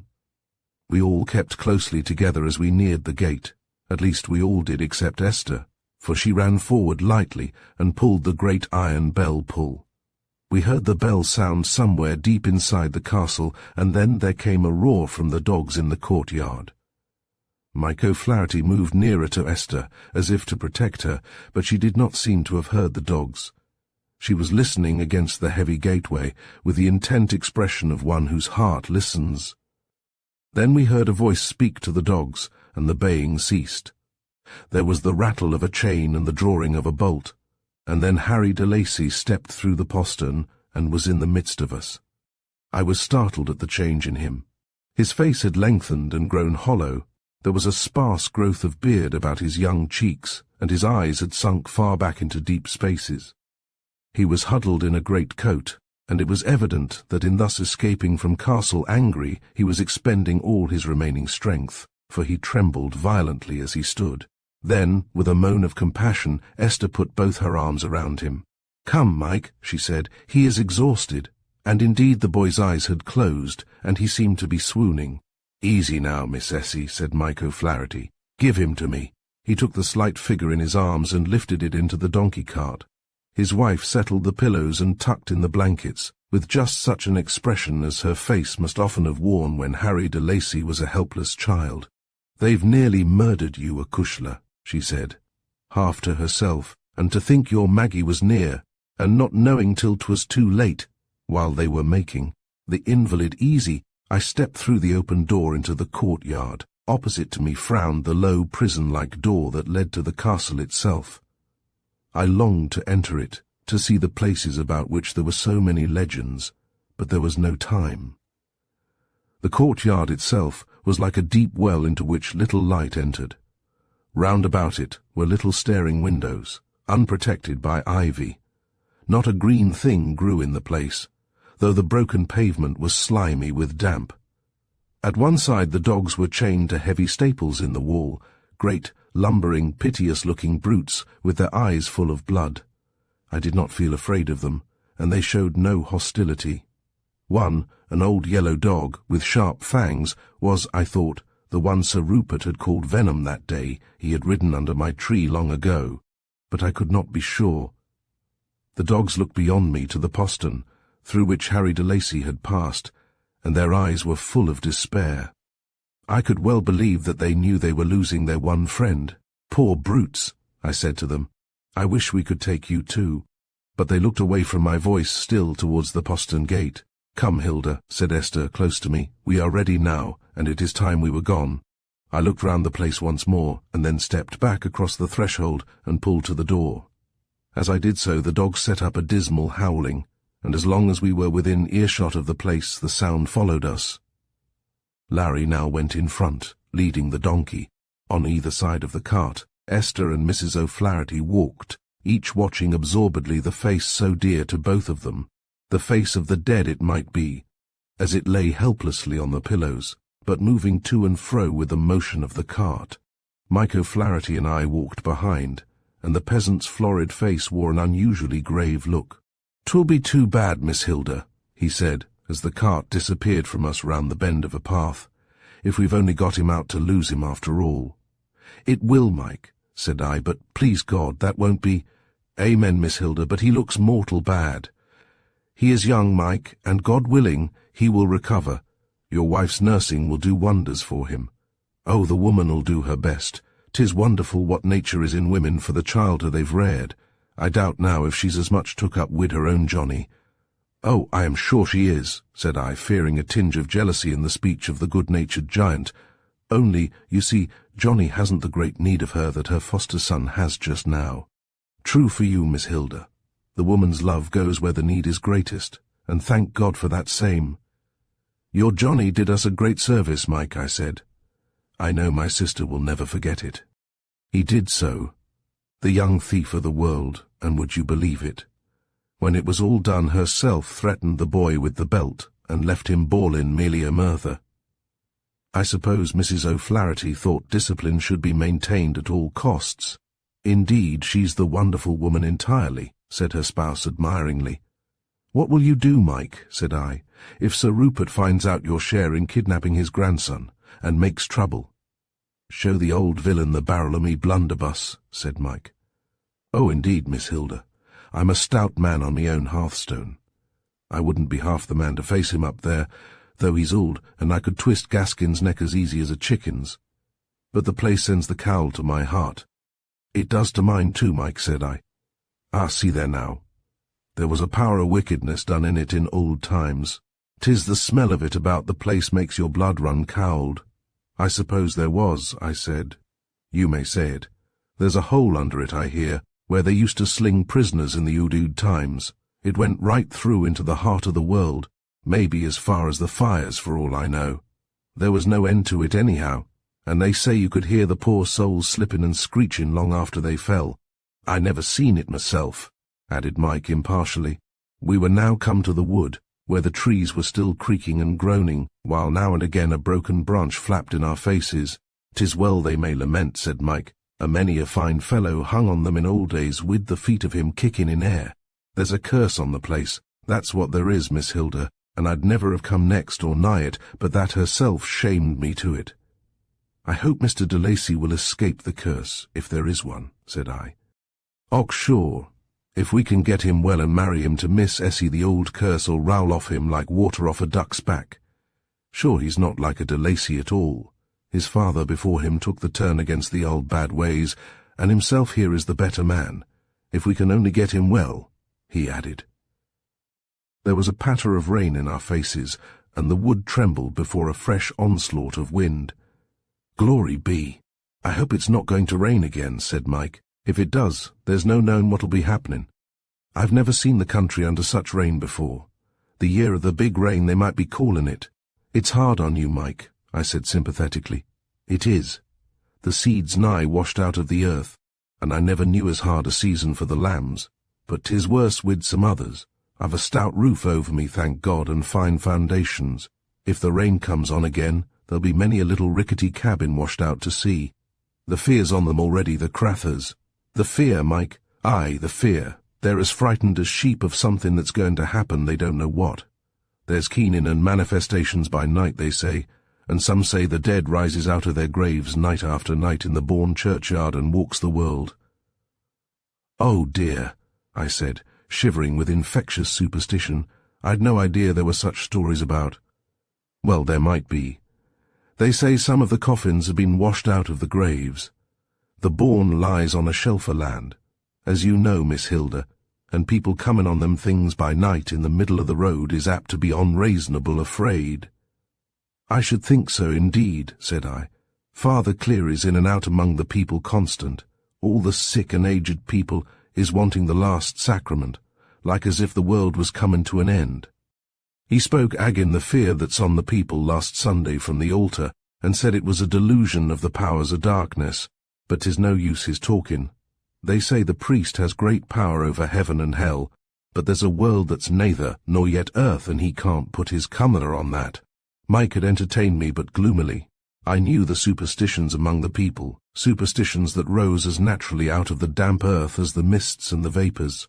Our valleys are hemmed in by immense and lonely mountains, round which the clouds hang like a winding sheet. Our people are fishers or small farmers, engaged for ever in the struggle to win a bare subsistence against all the forces of nature. A wet summer means death and famine by land. A wild winter the same doom by sea. No wonder that superstition flourishes, that the belief in fairy and ghost and wraith is wrought up so inextricably with the belief in saints and angels that one could hardly pull up one without the other, the weeds without the golden corn. It was weather to foster the Celtic melancholy, and if it were going to rain again, then it might well be that calamity would follow. But now we were at the Inch farm, and presently in the roomy kitchen with its leaping wood fire. Mike and his son lifted the feather bed bodily out of the donkey cart and carried it to a bedroom where a fire had been lit. Esther watched all this hungrily, as if she would have fain done everything herself. Mrs. O'Flaherty, meanwhile, issued her orders like a general. Johnny was dispatched for Dr. Rivers, and Esther and I were installed in big chairs before the fire. Our wet shoes and stockings were pulled off quickly and replaced by fleecy stockings of Mrs. O'Flaherty's own knitting. While she was doing this, her daughter Katie was serving up a meal of toasted bacon and eggs on a table at our elbow. "Now eat, Jules," said our kind hostess, "while I look after my baby. Larry'll row Yez back to Brandon on the sidecar as soon as ever Dr. Rivers has gone, and the sooner Yez are back the better, for I'm sore afraid of the weary old rain beginning again."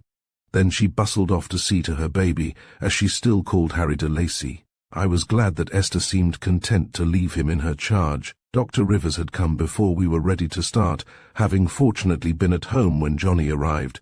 He was a much more efficient doctor than poor old Dr. Devine, and it was fortunate that when he left the army he had decided to settle down in our neighbourhood.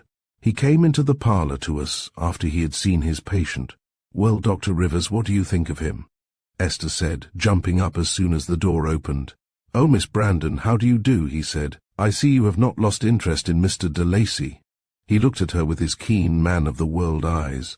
We are to be married, Dr. Rivers, said Esther with a pathetic little air of dignity. The doctor's face changed and became full of sympathy. Oh, indeed, he said. No wonder you are anxious. There is nothing really the matter except that his vitality has been greatly reduced. What have they been doing to him since I put him out of my hands at Brandon? Well on the way to recovery. Esther told him briefly of the young man's detention at Castle Angry, and of our rescue of him. He nodded at intervals during the telling. Ah, Miss Brandon, he said when she had finished. One comes on strange happenings in one's profession, but this is like a tale out of a book, and no sober 19th century business at all. Can you explain Sir Rupert's rancour against his grandson? There is enmity of long standing between Sir Rupert and our family. He probably thought that if he could keep his grandson long enough from his friends, the matter of our engagement would fall through. He would have slipped through his fingers very soon, said the physician grimly. The man must be mad. If the lad had died of neglect and semi-starvation, it would have been manslaughter at least. As it is, he said hastily, noticing that my sister had turned pale, I believe you have saved him, Miss Brandon, though there is a lot of building up required. Still, he is young, and happiness is a wonderful cure. You are leaving him in Mrs. O'Flaherty's care? Till he is a little stronger. She is his foster mother, and will watch over him with the utmost tenderness. And afterwards, we will be married as soon as possible, and I shall take him abroad. I wondered for the 100th time at the power and resolution that had come into Esther with her love. Here she was arranging the future for herself and her lover as I should never have dared to do. Ah, that will be good, said Dr. Rivers. Get him away from places that are painful by association as soon as possible. Above all, keep him from any conflict with his grandfather. I don't think he will come into our lives again, said Esther, her face darkening. If he should, we must protect ourselves at any cost. But at present, you understand, Dr. Rivers, we are anxious to avoid publicity and scandal. The matter is safe with me, Miss Brandon, said the physician, bowing. We have to hear so many strange things in the course of our profession that it would never do if we were not men of discretion. Thank you, Dr. Rivers, said my sister heartily as he took leave of us. Larry drove us home on a jaunting car that reminded me of our equipage long ago at Anagassan races. As we drove along, the mountains were grey with rain, and the first fine sweep of it came in our faces. How shall I get back to Anagower if it comes on to rain heavily? Said Esther, as we leant close together under an umbrella. Don't go back tonight, Essie, said I. Sleep with me as in the old times. We can send word to Lady O'Brien that the weather has kept you. I should like to stay, she said. I have such wonderful things to tell you, Essie, I whispered, about myself. She looked at me with wonder. More literary successes, Hilda? She asked. No, Essie, not literary successes. And what then, Hilda? She turned straight round, letting the umbrella drip upon our heads unnoticed, and looked into my eyes. Not that, Hilda, she said incredulously. And why not that? I cried. I suppose you think no one in the world has a lover but yourself. You darling, she said, and to think I can't hug you because of this umbrella. You might as well, Essie, for the rain has been pouring down my spine in a perfect cascade for the last 5 minutes. Oh, I am sorry, you poor child. But here we are at Brandon.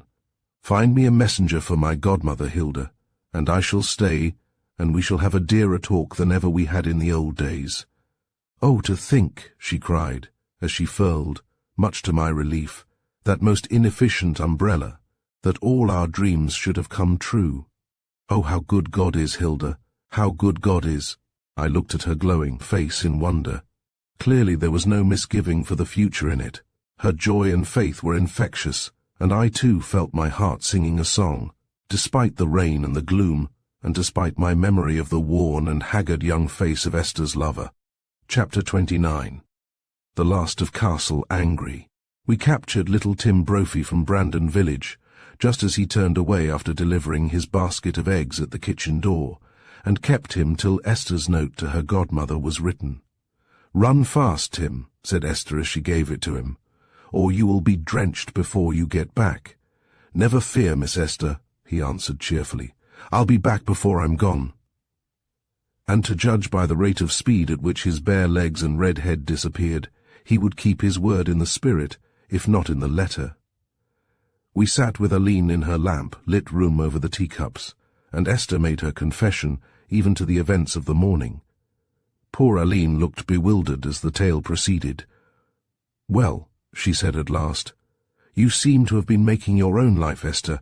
I hope you are going to be happy, my dear, but," with a little hurt look, "I am so much in the dark nowadays. First it is Frida, and now Essie who has a story to tell, and I am the last to hear it. Perhaps it is my own fault that I do not understand you girls." Now at this I had a great qualm, for here was I, too, keeping Aline in the dark. "It is only because they had troubles, darling, that they kept secrets from you," I cried impulsively. "You have always been carrying the whole of us on your shoulders, and have had so much trouble already."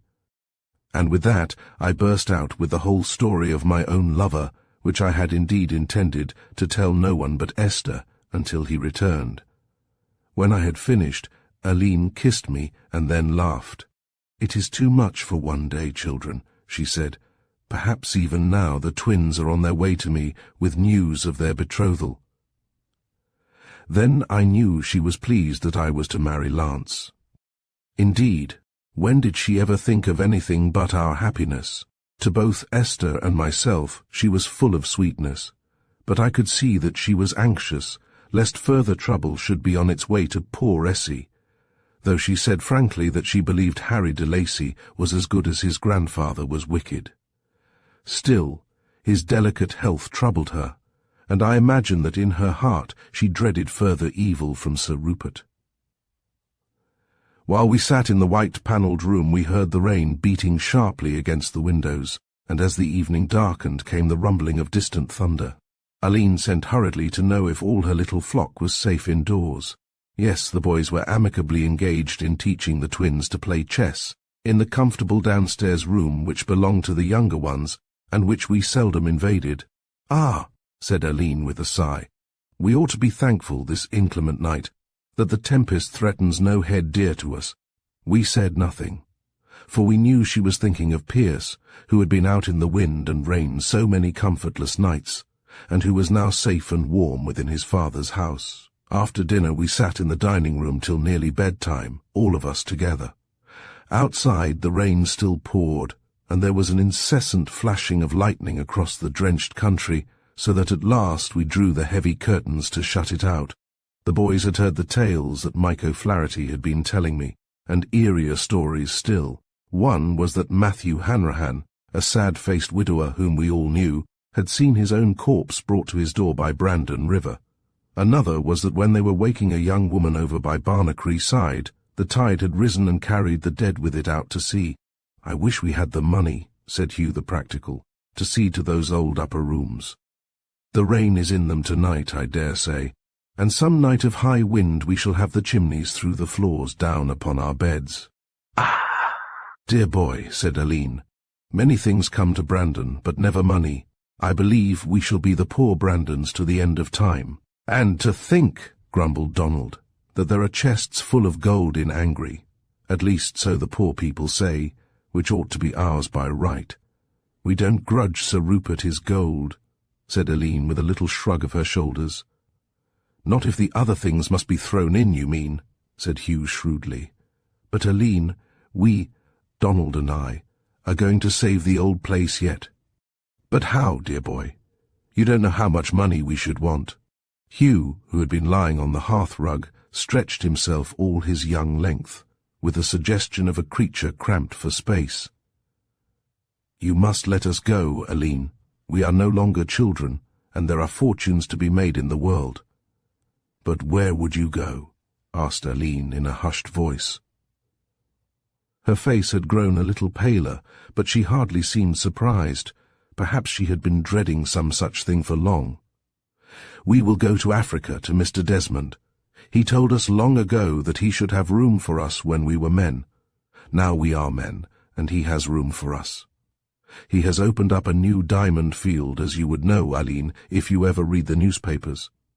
"Must both of you go?" said Aline in the same hushed voice. "We are only women and children here, and Pierce left us to you, Hugh. There is nothing for a man to do here, and we will stick together till we bring home the ransom of Brandon in our hands. We have friends now. It is not as in the old days when we knew no one. There is the General, and there is Captain MacNeil always at hand." Och looked at me curiously. It made me suspect that he knew something of the state of affairs. "They will befriend you," he went on earnestly. "Captain MacNeil knows, and thinks we are right. The General wanted me to go into the army, but that means cadging on him, and I prefer, and so does Donald, to make our fortunes." "How do you know Mr. Desmond will help you?" said Aline. "He helped Pierce, and they quarrelled." "He would not remember it against us," cried the boys together. "E is coming home, Aline," said Donald, suddenly turning all the contents of a miscellaneous pocket onto the table. Here were 5 pocket handkerchiefs, a clay pipe, a roll of string, a pocket knife, some loose matches, a piece of shag tobacco, a book of flies, and several more or less dilapidated wads of paper. He smoothed out one of these with his hands and pointed to the conclusion of a paragraph. "T is rumoured that Mr. Desmond will spend a portion of next summer in revisiting his native country." E read it aloud and then handed it to Aline. "Bah! E have known it for some time," said Hugh. "We shall wait till he comes and ask him if he has room for us. If he says he has not, we must go somewhere on our own hook. We want no more from him, Aline, than anyone else, but it would be less lonesome if he were our friend." "He old nest will soon be deserted," said Aline, looking round on us. "I shall be like the wood-pigeon we saw last summer after the hawk had eaten her mate and the young ones, and she used to call them about the empty nest." "He-hawk is the world, Aline," I said, "but the world shall not swallow us. We shall be with you, and the boys will return." Yes," said Aline, "they will return, perhaps." Brr. He got up suddenly and went out of the room, and after a little while, when we went to look for her, we found she had gone to her room for the night. We went to bed somewhat melancholy in consequence, and I think Esther and I were glad to have each other's company. With the night the wind had risen, and as we went along the corridors to our bedrooms it raved and shrieked outside, and whistled through every keyhole as though it were trying to drown the noise of the thunder. We scurried fast along the upper floor, for the lightning made the well of the staircase as light as day with its almost incessant flashing, and the ragged tapestry on the walls trailed out like banners and flapped in our faces as we passed by. When we had reached my room at last, I ran to draw the curtains and shut out the night. Very vividly in the white lightning I saw the sister mountains of Brandon, and angry, for now that the trees were leafless the latter showed its frowning head. I paused an instant to gaze at them, and as I did so the lightning passed, leaving a gulf of profound blackness. The side of Castle Angry was towards us as we stood, and I could see the flashing of a light travelling apparently from floor to floor. "Come, Esther, and look," I said. "There is a light in Angry. I wonder how they are feeling over there about the escape of the captive." Esther looked with me an instant, and then cried to me to come away, for a zigzag of blue lightning smote the head of Angry, and then seemed to leap down the chasm. As the thunder rattled and roared behind it, I closed the shutters and then stirred the fire so that the room was cheerful. We went to bed after praying for the poor people who were in danger from the night's storm. We lay awake for long talking of our own affairs, and of the boys and their resolution. Esther was the first to sleep. I looked at her where she lay in the shadow, smiling in sleep, for I had kept a lamp burning to mitigate the glare of the lightning, and I thanked God for the peace the events of the last 24 hours had brought to my sister's heart. Mine, too, felt at peace about her and her love. I remember thinking, the last thing before I slept, that God was stronger than Sir Rupert de Lacy, and the thought sent me asleep smiling. When I awoke the room was dark, for the lamp had died down. Pordine, who always sleeps on a mat at my door, was howling in the most melancholy way, but full of horror and omen as a dog's howl is. I did not think it was that which had wakened me. For a second or two I lay dazed and terrified. Then Esther stirred at my side. "Oh, Hilda, what is it?" she cried. "What a horrible night it is. I think something terrible has happened." "I will see," said I, getting out of bed in the dark. As my foot touched the floor, Paudine again raised his voice. I ran to the door and opened it, and spoke to the dog. He was trembling as he came in, fawning against my feet. The house outside was full of the grey dawn, and on the glass skylight overhead I heard the rain streaming. But another sound than the rain was in our ears. There was a roaring as of many waters, a groaning and rumbling as of the earth itself. One could hardly say if it was near or distant, it seemed all about us. I opened the shutters with a hand that shook. "Oh, Hilda," moaned Esther again, "what has happened?" "It is like the day of judgment." "Something has happened," I replied, "or is happening, but old Brandon is safe. I'm afraid there must be a great flood, or an earthquake or something, but we are firm. There is not a tremor in the house." I took up Paudine, who was shivering miserably, and put him into my bed. "There, you two poor frightened things," said I, "comfort each other," but I did not feel at all so brave myself. Just then there came a knocking at the door, and Hugh's voice. "Are you awake, Hilda?" "Yes, and up," I answered. "What has happened?" "I can't tell yet, except that I believe we are safe. Dress yourself and come out till we see. The rain is leaving off." Esther and I dressed ourselves hastily and joined the two boys. As we went downstairs, the twins came flying after us, and we met Una coming up from below.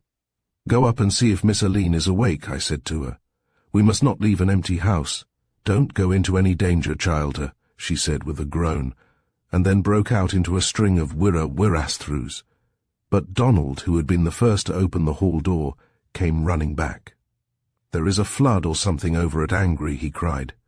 "Stay back, you young ones. You can look from the windows, but there may be help needed. And men. Keep them at home, Hilda," he said to me. "No," I said. "I will go to watch over you boys. I dare not let you go alone." "It is the bog. It is the bog," cried Una suddenly, "and there are little houses in its thrack, and little childer, and men and women. Oh, Lord, have mercy. The time the bog was out at Docra 45 years ago, my own sister and her 3 little childer were among the dead." She flung her apron over her head and began rocking herself to and fro. I pushed her into a great chair that was in the hall. "There, you children," I said to the twins, "stay with Una, and comfort her. And here, keep Paudine, he must not follow us." We shut the door on the disappointed twins, and hurried away down the long avenue. The rain had indeed stopped, and the air was sweet with a salt breeze from the sea. Every minute the day grew clearer about us, and the morning would have been sweet and gentle enough, save for the menace and fear of the roaring bog. By the time we had reached the road it was day, and we came upon groups of men, women, and children, all hurrying one way, and that way towards Angry. We joined the hurrying groups with a hasty word or two. "'Tis the bog, sure enough," said a woman to me, "and in its track to the sea there is many a cabin. Lord, have mercy! All this time we were under the walls and the trees of Brandon Woods. Now we emerged from them, and came on the climbing road that winds between Brandon and Angry, skirting the slope of Brandon. As we reached it we saw people standing in motionless groups, all looking towards Angry. Below them a little way the bog was widening like a sea. "There is nothing to be done here," I heard Hugh cry suddenly, "but there is time yet to warn some of the people that the bog is coming. Here, you boys that are fast runners, cut across the mountain for your lives to Docra and Dorish, and any of you men that have a horse, mount it and ride to Adelish and Araglin, and let them know the bog is out." The crowd scattered in many directions, and as I saw the lads, fleet as mountain goats, speed up the pathways, I felt sure that by my brother's presence of mind many lives would be saved. "Ropes and ladders may be useful," he said, "but not here. I think there is nothing to be done here. From where we were, we could see Angry Woods, but not Castle Angry, and the woods were tossing as in a tempest, though there was no wind. Hitherto the woods had offered some barrier to the bog. Now, as we watched, they bent one way, as though they would lay their faces against the earth, and then with a huge groaning and tearing, a great slice of the center of the woods began to move. We who saw this terrible sight ran back aghast at the terror of it. We climbed Brandon higher and higher, though we were already far out of reach of the bog. Then at last we flung ourselves on the sward exhausted, and some of us gained courage to turn and look. I found Esther by my side. Hugh and Donald had vanished. They were seeing what could be done to save life, I knew, as Brandons ought, and I would not be afraid for them. But Castle Angry, where was it? I stood up in the cold white light that showed everything in sharp lights and shadows, and looked with amazement upon Angry Mountain. The ravine was full of the bog, moving, a great black sluggish mass. Now that the wood no longer held it back, it came on narrower and swifter. Below us in the valley there was an inextricable mass of tree trunks, mixed up with debris of all kinds, but where Castle Angry had lifted its gateway with the 2 square towers, there was nothing now, nothing but bog. I seized Esther's hand and pointed. "Look!" I cried, "see how God saves the innocent." If the bog had moved a day earlier, where would Harry de Lacy have been? And now something more terrible than all happened, for as the flood came down from Angry through the gap in the wood, someone cried out that there was a man or a body floating. We were all women, and panic-stricken, yet with some vague feeling that life might be saved, we turned back as impetuously as we had come, and ran, outstripping each other, as near as we dared to where the bog had filled the valley, as though it were the bed of a river. Then we waited. And presently there came down with the bog the wretch we were unable to help. He was crouched on something, a plank or a tree trunk. What it was we could not rightly see, for all was equal in the black bog water. There he sat, as one astride a raft, an awful image of fear, nor was he alone. Facing him on his raft was a great yellow dog, with bared fangs and bristling hair, as though terror had driven the creature mad. "It is Gaskin," said someone, and then a moan broke from the crowd, but no one spoke, though many there had cause to curse his name. The doomed wretch gave us a horrible glare of appeal as he swept by, and his raft, caught by the current, swayed this way and that way. But we could do nothing. He was in mid-stream, and so he and the dog that was called Venom swung on with the bog, round the foot of Brandon Mountain, and out of the sight of man. Chapter 30. Wedding Bells. The bog slide claimed but one other victim, and that was Thomas Hanrahan, the widower, in his lone cabin over to Barnagy.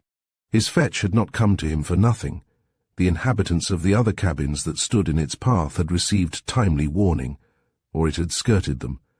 Many wonderful escapes were recorded, for the bog had crept in and out like a snake, sometimes almost washing the threshold of a house and sparing it, and again it had widened to swallow the bits of hillside farms that had been made out of blood and sweat. It took its heavy toll of cattle and crops and sheep and of little thatched cabins, but its human sacrifice was small just Thomas Hanrahan and these 2 men up at Castle Angry. The long detour it had to make round the foot of our noble mountain had saved many lives. The hill had stood guarding the people till the warning reached them, and now we Brandons held in greater love, if that were possible, the beneficent mountain which was called by our name. Thomas Hanrahan's body was flung up by the bog after some days, and received Christian burial, but of Sir Rupert and his bailiff nothing was ever heard.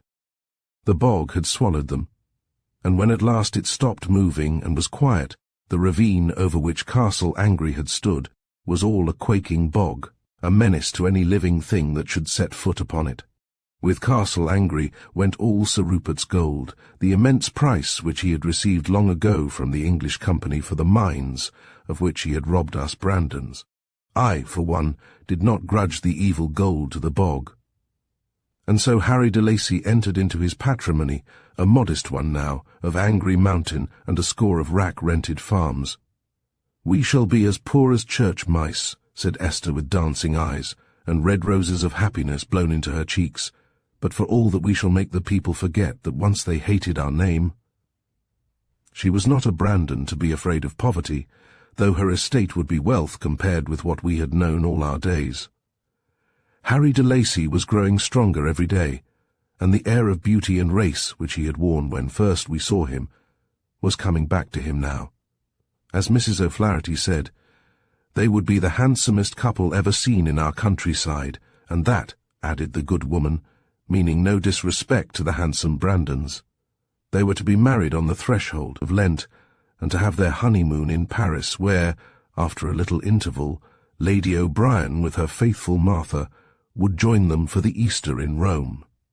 It was a lovely mild February, with the snowdrops in snowdrifts under the trees in Brandon Woods, and primroses in sheltered places with troops of celandines, violets and marsh marigolds. Esther was not to have a flowerless wedding. It was wonderful how Harry de Lacy recovered under the influence of happiness. The shock of the manner of his grandfather's death was but a passing one, and with his marriage waiting upon his convalescence, it was wonderful what strides he made towards recovery. Dr. Rivers' pride and pleasure in his patient's progress lifted up our hearts, who had been anxious about Harry de Lacy's ultimate recovery. He has a constitution, the doctor pronounced, and rare recuperative powers. I should never have dared to hope for so rapid a recovery. So, after all, thank God, Esther was not to have a delicate husband, with the martyrdom of fear which that would have meant to her. It was only long afterwards that Esther gathered bit by bit, and told me something of the circumstances of Harry de Lacy's imprisonment, for imprisonment it had been, till he was so weak that his bonds might safely be relaxed. He had been ill before that day when Lady O'Brien had sent for Sir Rupert. After that he found himself a prisoner, with Gaskin for his jailer, and the wretch hated him since his chastisement for his cruelty to the dogs. For many weeks Harry had lain, as he thought, slowly dying and half delirious from want of proper food and care. In those weeks he was conscious, like one in a dream, of Gaskin's malevolent visage as he flung him food and drink twice a day. It might be years, he said, during which he had watched the short winter daylight creep up the walls and linger and vanish, and had endured the feverish torments of the night. Once he had thought he heard voices beside his bed. "'Tis only to loosen a plank out on the lobby," said one, "and lave the door open, and before he knows where he is, he'll be on the stones of the hall below." The speech was followed by a crackling laugh, and the speaker rubbed his hands in glee. Then another voice, harsh and deep, answered, "No tricks, Gaskin, or by heavens, man, I'll tie you up like a dog in a sack and fling you to the hounds. Venom would make short work of your bones." Then the other voice answered surlily, "'Tis all the one thing, only quicker, as lavin him die in his bed. And who said he was to die, you scoundrel? If he dies through any fault of yours, so much the worse for you," growled the other voice. And then the speakers drifted off into the phantasmagoria of dreams and terrors which were the background of the sick man's life. After that he conceived a resolution to save himself. Instead of rejecting the food that was brought him, he forced himself to eat, and while feigning unconsciousness or sleep, when Gaskin came with the food, he held himself in readiness to guard his life, so far as his feeble strength would allow, if it were threatened, and watched for an opportunity to deliver himself out of the hands of his would-be murderer. In time Gaskin relaxed his guard of the door, believing his prisoner past helping himself, and this was Harry's opportunity. He had followed Gaskin one night, and listened to him and Sir Rupert talking over their whisky. From their talk he gathered that they would be at a distance on a certain day, that day of January, on which, indeed, we effected his rescue, but for the happy accident of Johnny O'Flaherty's venturous approach to Castle Angry, he would have made the attempt to escape unaided, and would probably have died under the rains if he had not been recaptured. It comforted him to think in those days that his grandfather had stood between him and death, for he was sure that it was only Gaskin's fear of Sir Rupert had held his hand from murder. To me it seemed but a small compunction in the wicked old man, and I could not help believing it a part of his pride that found it insufferable for a worm like Gaskin to lift its head against one of his blood. If Harry had died in his bed at Castle Angry, it seemed to me that it would have been murder, just as much as if he had crashed through the upper floor, as Gaskin had wished it, onto the flags of the hall. but the quality of gentleness which Harry de Lacy must have inherited from his other saintly old grandfather, and which, I know now, implies no lack of courage and true manliness, makes it easy to him to forgive Sir Rupert, and even to regret him a little after all. They were married very quietly one morning by Mr. Benson in our old parish church. Esther had wanted to wear her travelling dress, but Lady O'Brien would not have it. "You will be the handsomest bride in this part of the country," she said, "since I stood up with poor Peter. Hilda, there won't be a patch on you," meaning no disrespect to her, "and you shan't be defrauded of your bridal glories. 'Twould be a shame to me forever if I let you." So Esther had white poplin, with a train of white velvet, and the poplin delightfully sprigged with silver shamrocks. And I, the solitary bridesmaid, had also my frock from Paris, a creamy embroidered muslin trimmed with lace, which looked the embodiment of simplicity, but I am sure cost a very pretty penny for all that. It was Lady O'Brien's gift, and I cried out when she gave it to me that I would keep it against my wedding, but she said no, that I should have a wedding dress of my own, and that she was to give it to me. "What," said she, "are you to give my daughter Esther rubies, and a minx like you be too proud to accept from an old woman a twopenny halfpenny silk frock?" So I laughed and said I wasn't a minx, and would try to swallow the frock. Lance and I were to be married at Whitsuntide. I would not have it earlier, because I could not bear that we should all hurry away from Aline. He grumbled a good deal because I would not fix the same day as Esther's for our wedding, which most auspiciously was Valentine's Day, and after he had seen me in my bridesmaid's frock, he was more unwilling to wait than ever. Still, as I put it to him, since we saw each other every day, and as he and the General were so busy over those mysterious preparations at Rose Hill, into which I was never allowed to pry, the time would pass quickly enough. And it really did. We were going to have husband and wife days all our life, and I wanted my share of lovering days like any other girl, and so I had them in spite of my grumbling lover. I wish I could tell you something of the state of felicity in which the General spent those days. I should have thought Rose Hill lovely enough for anybody, but the General said that when he was fitting it up, only last autumn, he had never thought of such a person as a bride, and it seemed there was a lot to be done for a bride. I used not to know whether to laugh or cry over the General's diplomacy in those days. I was supposed to be in the dark entirely about the suite of rooms, which was being prepared for me, but really I knew beforehand almost everything they would contain. The General's way of finding out my tastes was to describe minutely a wallpaper, a chintz, a carpet, or a piece of furniture, and ask me if I thought such a thing would please a lady. His craft would not have imposed on poor Dean, but for all that those rooms were going to be a tremendous surprise to me. I was always wondering in those days, indeed I wonder still, what those two men could see in me to be so absorbed in and delighted over. Esther's beauty now, or Aline's goodness, I could understand exciting such enthusiasm, but Hilda, well, it is a great thing that people have such tender delusions about us, and surely no one could have loved better than I. My love was adequate if nothing else was, and that was the thought that used to comfort me. The time really flew round till it was May, and within a week or two of our marriage. Whitsuntide fell in May, and though people say it is an unlucky month for a marriage, I was not daunted. As I said to Lance, I was more afraid of keeping him waiting longer than of the ill luck, to which he replied that if I suggested a further postponement, he'd be obliged to abduct me. Early in May, our bride and bridegroom came home. Lady O'Brien and Martha had preceded them by about a fortnight, and had been very busy with preparations, for they were to live at Annagower.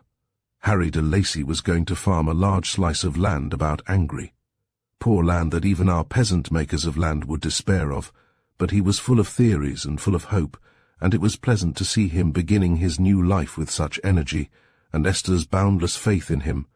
After all, their poverty proved to be quite relative, because between them they possessed an income of nearly 1,000 a year, which is affluence in our quiet country, whatever it might be in London. Lady O'Brien had treated Esther exactly like a daughter, saying that she preferred to insure her future against an old woman's whims. For who knows, she said in her whimsical way, but I might forget Peter after all those years, and go off and marry some fellow and make a fool of myself over him. In this season of regeneration, a full share of new brightness had come to our dear old friend. Her rheumatism, she said, she had danced off at Essie's wedding, and when one of the literal twins gravely remarked that there had been no dancing, Lady O'Brien answered her that it was only because she had not had eyes to see. Meanwhile I had been getting ready my very modest trousseau. Aline had found a little hoard somewhere for that, and as we live in the centre of a sewing industry, my things were fine and delicate as heart could desire. My frocks were few but pretty, and I was satisfied with them, though I knew that Lance's fingers were tingling against the day when he should bestow on me Parisian gowns and bonnets. I told him I wouldn't repay fine dressing, that it would but accentuate my insignificance, at which he would smile darkly. My wedding gown only arrived from Anagawa the evening before my wedding, and when it had been carried up to my bedroom, and Martha, who was in charge, spread its glories upon the bed, there it was, to my amazement, a replica of Esther's splendor. Accompanying it was a veil, shoes and gloves, and a tiny wreath of orange blossoms. There was no full dress rehearsal. Martha was to stay the night in order to assist at my toilette in the morning, lest anything should require readjusting, and though I was brave enough to marry in May, I did not see the good of doubly defying the superstitious by trying on my wedding dress beforehand. No bride ever had so many dresses before. I'm sure the businesslike Martha was rather irritated by having so many eager assistants, though she was too admirable to betray it. All my sisters, except Frida, were about me, and Lady O'Brien was sitting in state downstairs, while the boys waited in the corridor, getting in the way of the twins, who were darting up and down incessantly on all manner of unnecessary messages.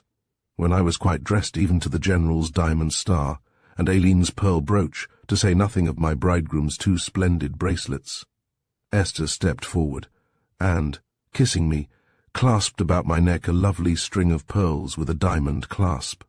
I recognized them as those her godmother had given her the night of her first ball, and cried out in protest, but she laughed and kissed me, saying they would become me better than her, for whom rubies of all things were the very gems. So Lance did not see my splendor till we met at the altar. Of course he was delighted, but then he is always delighted, and I am not sure that he doesn't like me better in the old frock in which he first found me seated on the steps in Rose Hill Library, or in a pink gingham, which reminds him, he says, of me lying all crumpled up in the ditch the day of Anagassan races. One of my thoughts when I stood at the altar was whether Pierce in heaven knew of my happiness and rejoiced in it, but I am sure he did. I said so to Aline afterwards, when I was alone with her for a minute, and she kissed me closely and said she was sure he knew, and then she said sweetly that she was so happy in the 2 dear new brothers we had given her. So, if I had tears in my eyes as our carriage drove off, as Lance said I had, they were tears of pure happiness and thanksgiving. Una always said that if heaven meant a girl to be married, the husband would find her, though she were hidden in a bandbox. And here were we 2 girls fulfilling that wise saying of hers, and marrying the dearest of husbands after living the life of nuns. I said something of this to Una, and she was well pleased. "You couldn't have done better, Miss Hilda," she said, "nor yet Miss Esther. The people do be saying they couldn't pick between your gentlemen, for though Sir Harry is as handsome as a picture, the captain's that big and strong and kind-looking." So everybody seemed to smile upon our happiness. Chapter 31. Once and Forever. Frida had not been able to come to our wedding, to my grief. She had now been 6 months with Mrs. Devou in Devonshire, and seemed at last to have found quiet happiness. She wrote to us that the old blind lady treated her more like a daughter than a dependent, and if she did not come to our wedding it was because she could not bear to leave her in her darkness, even for a little while. So, after Lance and I had been 3 weeks at Killarney, which is, I am sure, the most beautiful place on earth, I acquiesced cheerfully when he suggested that we should cross to England from Cork and wander about Cornwall and Devonshire for the remaining weeks of our honeymoon.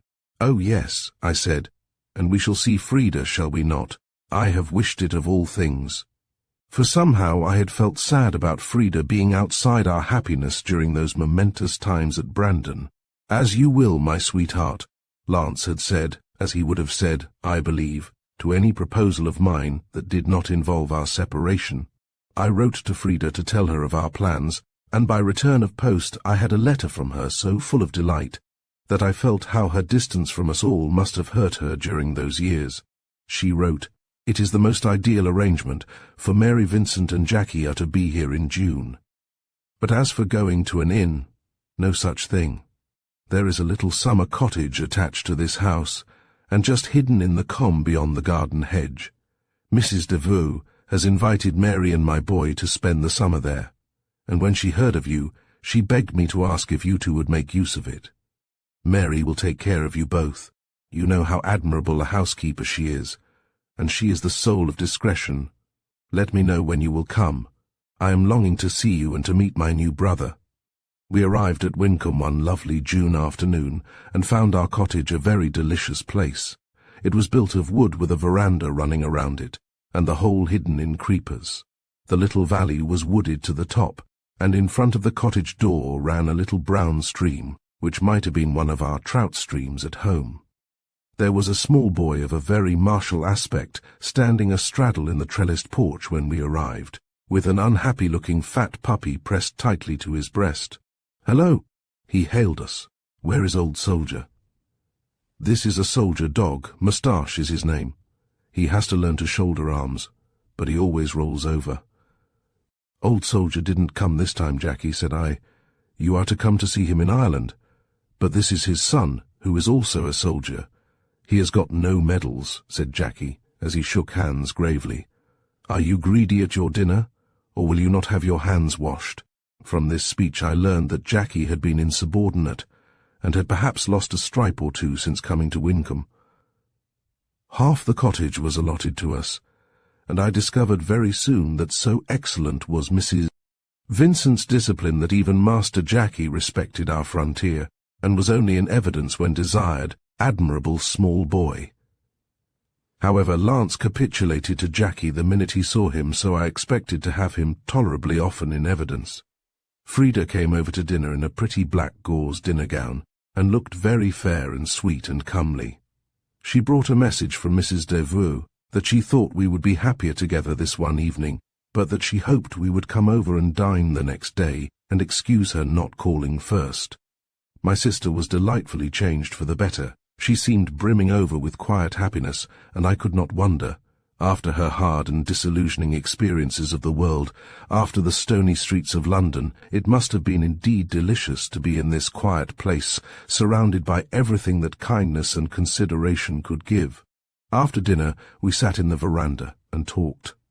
Lance romped on the grass with Jackie and Moustache, who seemed a very jolly little puppy when he wasn't half stifled by his master's loving embraces. However, as Frida said, a dog will stand a good deal done in the way of love.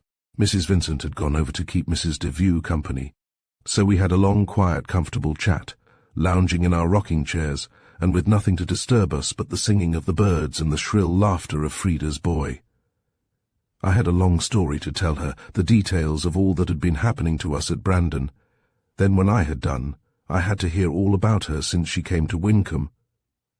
"When you see Mrs. Devoe," she said, "you will know what an angel she is. She has it written in her dear face.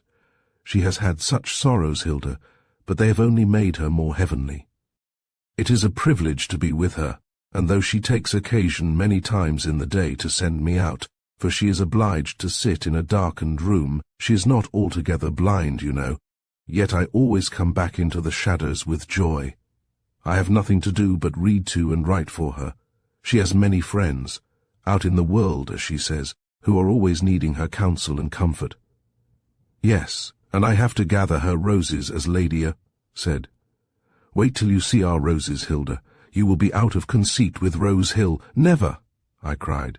"Ah, well," she laughed. "I suppose immortal roses have grown there for you." Then she told me how Mrs. Devoe's only son had died in India. Her grief, she went on, has made her profoundly tender and sympathetic to all mothers. She wanted me to have Jackie under the same roof with me, but I was afraid his high spirits might oppress her sometimes.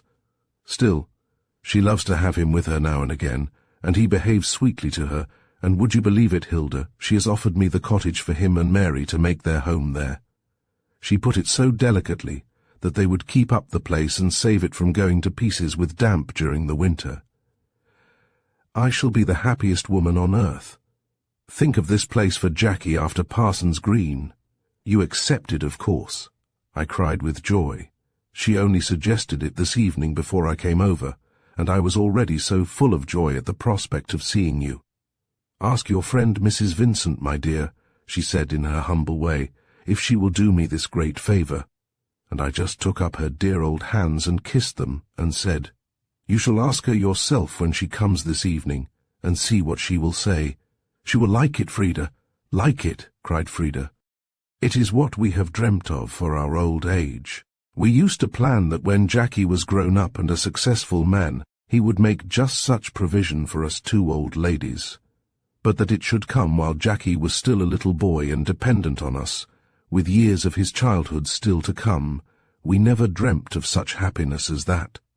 You poor dear, said I. The Hazeldenes ought to have done that for you. It would not have cost them much. Oh, that reminds me, said Frida. Since I came here, Lady Hazeldene heard from a friend of Mrs. Devou of me and what I was doing. She wrote me, for her, a really humble letter, saying how shocked she and Sir John had been to learn that their son's widow had had to earn her bread and her child's. She implored me to forgive anything that had occurred between us, and to come to them to live with them, or to make arrangements to live independently as I would. Poor woman! When I read the letter, all resentment faded out of my heart. I explained that I couldn't leave Mrs. Devou just at present, but it was love which kept me, not servitude. I said I was happier in my working life, and did not feel now that I should care to give it up, but said I would come whenever Mrs. Devou could spare me. I am going to them in the autumn for a while with Jackie, while Mary takes my place with Mrs. Devou. I am very glad to be at peace with Jim's people. The difference between us has hurt me all those years. They will be delighted with Jackie, I said. Lady Hazeldene has seen him. She drove down to Parsons Green as soon as she heard where he was, making, I've no doubt, a fine sensation for Grove Avenue with her carriage and pair.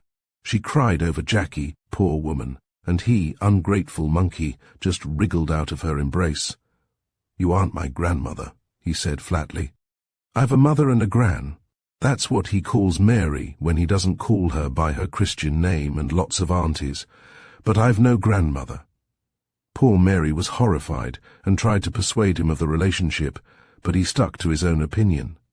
If you were my grandmother, he said, you'd have taken me for a ride in that carriage long ago. The poor woman felt it acutely. She wrote and told me about it. Your boy was right, Frida, she wrote. That is the sting of it. But for Jim's sake, you will teach him to love and forgive me. Oh, poor woman, said I am sorry for her. So am I, said Frida, but Jackie is terribly uncompromising. And how strange it is that the Hazeldenes' goodwill comes to me now that I am independent of it. Last year, or the year before, it would have meant deliverance.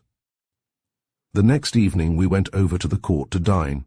It was a delightful house in the midst of rose gardens, and when we had gone into the shaded drawing-room, we found roses everywhere, in bowls and vases and baskets, so that the room was as sweet as the sunny garden. In the midst of all the sweetness sat the dear white-haired old lady, with her thin hands in the lap of her black silk gown, and her figure wearing the ineffable look of patience that comes to the blind. Frida introduced us, and then the dear old lady made me sit beside her, and held my hand and patted it. I can't make out your face, my dear, she said, but I always think I can imagine what people are like from touching them. Even your hands tell me you are fair and soft and sweet, like your dear sister, who has done so much to brighten my life since she came. Then she held Lance's hand a minute, and congratulated us so sweetly on our happiness, and read us a little homily on the married life, to which we both listened as reverently as if we were in church. Jackie, who had been specially invited, arrived just then looking very spruce. He came in with the most sedate little air imaginable, and getting round to Mrs. Devou's side, bent down and kissed her hand. "You dear boy," she said, putting her hand on his curls, "where did you learn your pretty, pretty ways? "It is Jackie's way of expressing affection," said Frida proudly, "and no one taught him. It just came to him untaught." Beyond the shaded drawing-room we saw the dining table through an arch with looped-up curtains. Candles with green shades were lit among the profusion of roses, though it was still broad sunlight. "You won't mind, my dears," said the old lady, "my not dining with you. I can't stand the light, nor condemn others to darkness, so I have a little wheeled table brought in here with my dinner." Just then a tall, dark gentleman stepped in by the French window, as if he were very much at home. "Hello, Trefusis!" cried Jackie from where he was squatted on the ground by Mrs. Devue. "Is that you, John, my dear?" said Mrs. Devue, as he came up to her chair. Then she introduced him to us as our squire and neighbour, Mr. Trefusis. I was rather surprised, for Frida hadn't said a word of this neighbour who was evidently very much at home in the house. Mr. Trefusis dined with us, and we found him extremely pleasant. He was a grave, thoughtful-looking man, with melancholy eyes. Frida told us afterwards that he had lost his wife in the first year of their marriage, and had since spent a life absorbed in study and reading. "He is much younger than he looks," she added. I could quite believe that, if it were only because of the terms of camaraderie on which he was with Jackie. Jackie, indeed, treated him precisely as if they were of an age, and it was delightful to see them playing cricket together, Jackie about the height of his bat, and the two as grave as possible. I said one day to Mrs. Devue how much we liked Mr. Trefusis. "John Trefusis is a good man, my dear," she said, "a good man, and one can't go beyond that. He has suffered a great deal, but I pray there may be happiness in store for him yet." That first opened my eyes to the fact that Mr. Trefusis was in love with my sister. Indeed, it was patent enough once we had the clue. But Frida, that was quite another matter. That she knew I could not doubt, from the little half-vexed consciousness she betrayed once or twice under his regard. But of love I could find no slightest sign. One day Frida and I were together, and Frida's son was delivering his mind on many matters, as was his way when his commanding officer was not present. "Auntie Hilda," said he to me suddenly, "have you long, beautiful hair like mother's? And would you mind very much if I were playing with you and pulled it all down?" "Of course she would mind," said Frida. "No lady likes to have a rowdy little boy like you pulling her all to pieces." "'Cept you," said Jackie, "but then of course you're not a lady, you're only mother. You remember that day I had pulled down all your hair when Trefusis came in?" "Jackie," said Frida with a little blush of annoyance, "you are talking too much, and you know you must say Mr. Trefusis. I am always telling you so." "I shan't," said Jackie flatly. "He calls me Shaver, and I call him Trefusis. We understand each other." Frida's eyes twinkled. She was used to Jackie's insubordination with her, and I'm afraid rather condoned it. "Well," said Jackie, embarking on his tale, "Mother and I was playing at bears in the hall one wet morning. 'Cause it was so wet we didn't think anyone would come. Mother was going round on the floor growling with all her hair down. I'd pulled it down in the bear's hug, and she wanted to put it up, but I said to her, 'I say you leave it down 'cause I think it pretty,' and so she left it." "Oh, Jackie, Jackie, you silly boy," cried Frida, laughing. "Well, all of a sudden I looked up," said Jackie, "and there was Trefusis in the doorway." "Hello, Trefusis," said I, but instead of saying, "Hello, Shaver," he never said a word, but stood staring at Mother. I suppose he couldn't see her because her hair was all over her, or else he was mazed at her for playing bears. Then Mother got up and just twisted her hair round anyway, and went out of the room, and didn't come back for a long time, and Trefusis stood staring at the door, till at last he remembered me, and looked at me and said, "Hello, Shaver," though it was quite hours since I'd said to him, "Hello, Trefusis." "Jackie, Jackie," cried Frida, "here comes Gran, and not a minute too soon. Do you think your Auntie Hilda wants to be bored by an egotistical little boy like you?" Jackie was carried off incontinently to have a fresh toilet made. His toilet seemed always in need of readjustment, and after he had gone I turned and looked at Frida. She looked back at me steadily, and again the wounded and angry flush, which I had seen once before, rose in her cheeks. Her foot tapped the ground impatiently. "It would be a good thing for Jackie," I said wistfully, for I liked Mr. Trefusis. "Never, Hilda, never," said Frida. "How can you think of it, loving your husband as you do? The Hazeldenes will take care of Jackie, but if they did not, I could still refuse him such a sacrifice as that. I will meet Jim with my marriage vow to him unbroken." The tears flashed in her eyes as I bent to kiss her. Poor Mr. Trefusis. Chapter 32. The Restoration of Brandon. After all, who do you think it was of all the Brandons that brought the fortune back to Brandon? You would never guess. Well, it was Aileen. And now I will tell you how that came about.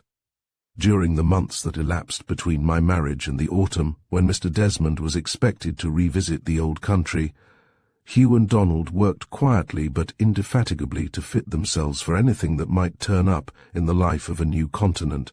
They were already expert riders, and could handle a gun as they could an oar, with absolute dexterity. They had grown to be big, sunburnt, handsome lads in their free and wholesome life, and never knew an ache or a pain, so they were made of the fine raw stuff of pioneers. But in the last months, acting on my Lance's advice, they set themselves to learn the rough-and-ready rudiments of the simpler trades, to shoe a horse with Teddy Murphy at the forge, to cobble a shoe or mend a joint in a horse's harness with Farrell the brogue-maker, and Byrne the harness-maker, and many such useful arts. They were full of the joy of the new life that was coming to them, scenting the battle of the world far off like the horse in the scriptures, and yet preparing for it with a gravity and responsibility which came of their deep-rooted conviction that they were going to redeem Brandon. They had time now to make their own and their families' fortunes, now that the grey old wolf was no longer at Castle Angry waiting upon our need. "If Sir Rupert had lived," Hugh said to me once, "one or other of us must have stayed to watch him, but now we shall go with minds at rest." Poor Aileen watched their quiet preparations with unprotesting pain. In her heart I think she was proud that they had asserted their manhood, though that heart bled all the time with fear of how that dragon, the world, might overcome them. We were always trying to console her, pointing out to her how this and that mother's son went and conquered and returned in safety. "Ah," she would say, "is it easier for me because other women suffer? I shall be glad when they return, but let me have my grief now that they must go." Then the time came when we heard that Mr. Desmond had come back and was staying in the Brandon Arms, as he had done 6 years ago before he took away our Pierce. And when we heard he was there, Lance suggested that we should go and call on him and ask him to take up his quarters at Rose Hill, seeing that he had been Pierce's friend. Lance was keen also to see the man of whom he had heard so much, whose qualities of all others were those that appealed to him. But when we arrived at the rough little place they call the Brandon Arms, we found that Mr. Desmond had gone out.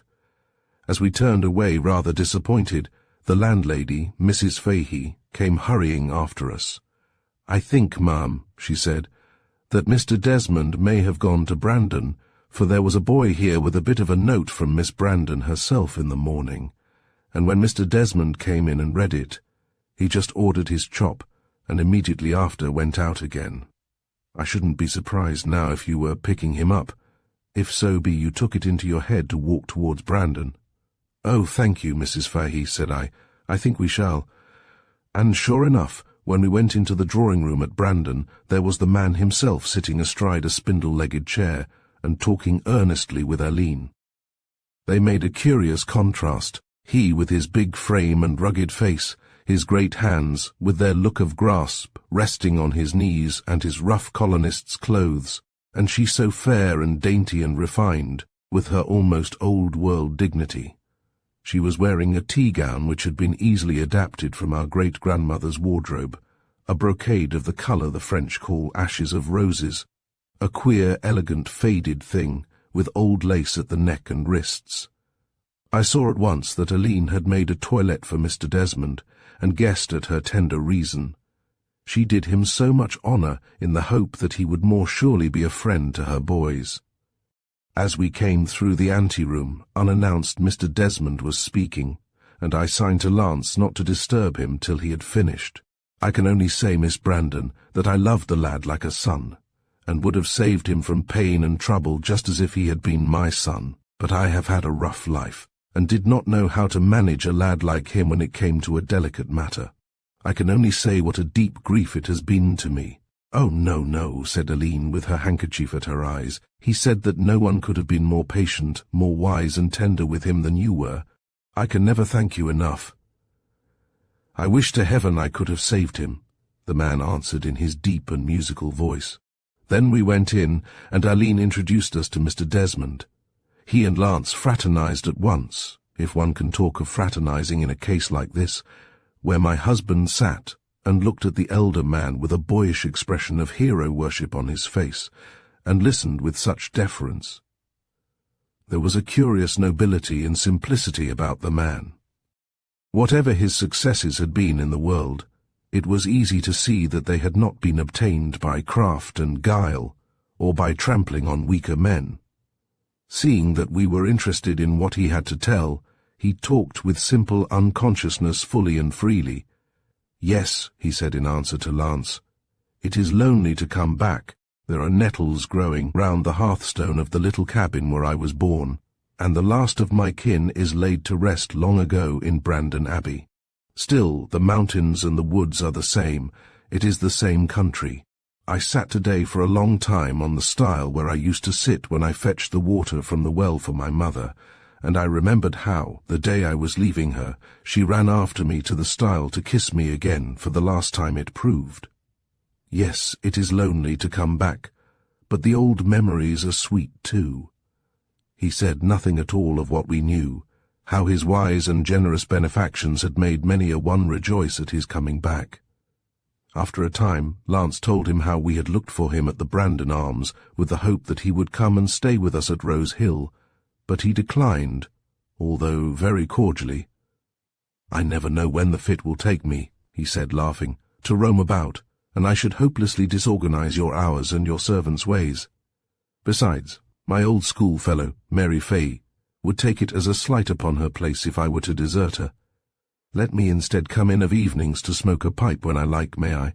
May I, Mrs. MacNeil?" "Brr, indeed you may," said I. Then the boys came in, full of repressed excitement. They shook hands with Mr. Desmond, and then retired into a distant corner, where they sat and glowered at their great man, in whose hands, although he did not yet know it, their fate lay. But he seemed almost as much interested in them as they were in him. His keen eyes followed them into their obscurity. "Those great fellows," he said to Aline, "they were little lads when I was here before, yet they were ready to follow me into the wilderness." For a minute the silence was electrical. Then one or other of the boys broke silence. "We are ready to follow you now." Mr. Desmond stood up slowly, revealing his great height. "What, still of the same mind?" he said. "Come over here till I look at you." The boys came out of their corner and stood before him side by side, their eyes bright with excitement. The thing had come about much sooner than we expected, and as I turned to look at Aline, I saw that her head was drooping, and her fingers plucked nervously at the lace of her gown. Mr. Desmond looked at the boys a minute or two, and they looked back at him.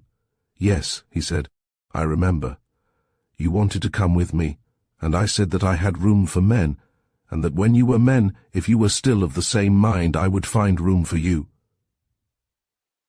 "And now we are men," said Hugh, "and we are still of the same mind.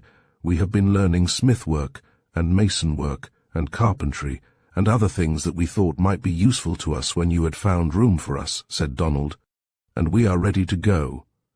"What, both?" said Mr. Desmond, and then he turned to Aline. "You would trust them to me, Miss Brandon?" "Yes," said Aline in a low voice. "I have told them they might go if you would have them." "Thank you," he said, and his voice was full of feeling. We knew he felt that she had trusted him with Pierce, and Pierce had come home only to die, and now she trusted him with those two. "Thank you," he said again.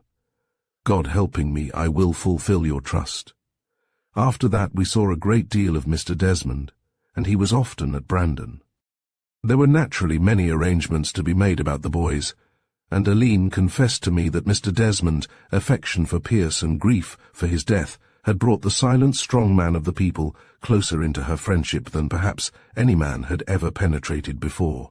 He was to leave in October, and the boys' simple outfits were ready, and we had begun to dread the coming parting, for Aline more than for ourselves.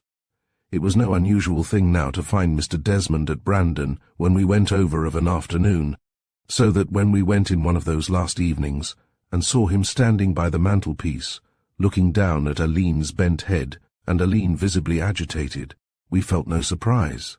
The air was surcharged with emotion just then. We sat down, and made some ordinary remarks, and then I asked if it had been settled about the date of departure, a matter which had been still under discussion when last we had met. Mrs. MacNeil, Mr. Desmond answered me in a half-shy, half-humorous way, "It is possible that the sailing may be indefinitely postponed after all." "Brr! Hat, do you mean?" I cried, without a glimmer of the truth. "Bah!" E. bent and lifted Aline's hand and kissed it. "Our sister has done me the immense honour," he said, "of consenting to be my wife." We were all delighted beyond measure, all but the boys, who were bitterly disappointed at being cheated out of their fortune-hunting, so disappointed indeed that Mr. Desmond at last persuaded Aline to consent to their going out to the charge of his lieutenant, Mr. Allen, whom he trusted entirely, for such time as they chose to stay. If they have the spirit of the thing, they will be happy nowhere else. If not, it will take the edge of the appetite off, and they can come back to any career they choose that I can open for them. So Aline was married by poor faithful Mr. Benson, who had the sympathy of us all, and the boys went. A year later Hugh returned, but Donald stayed where he was. He is in Cape Town now, managing that part of John Desmond's immense business, and next year he will be in London, so that you may say we will all be reunited again. Hugh entered Sandhurst, and is now a very handsome young soldier, much in love with his profession. But as soon as Aline and he had settled down after their marriage, Mr. Desmond set about restoring the ancient glories of Brandon. Bit by bit, and with the utmost reverence, the dear old house was restored, and made more beautiful than our wildest dreams could have imagined. Aline is now quite a great lady, much sought after in society, beside whom her younger sisters are quite humble folk. But more than that, she is a happy and proud woman, and as for the good she and John Desmond do unostentatiously, that is written in the hearts of the poor and in the books of heaven.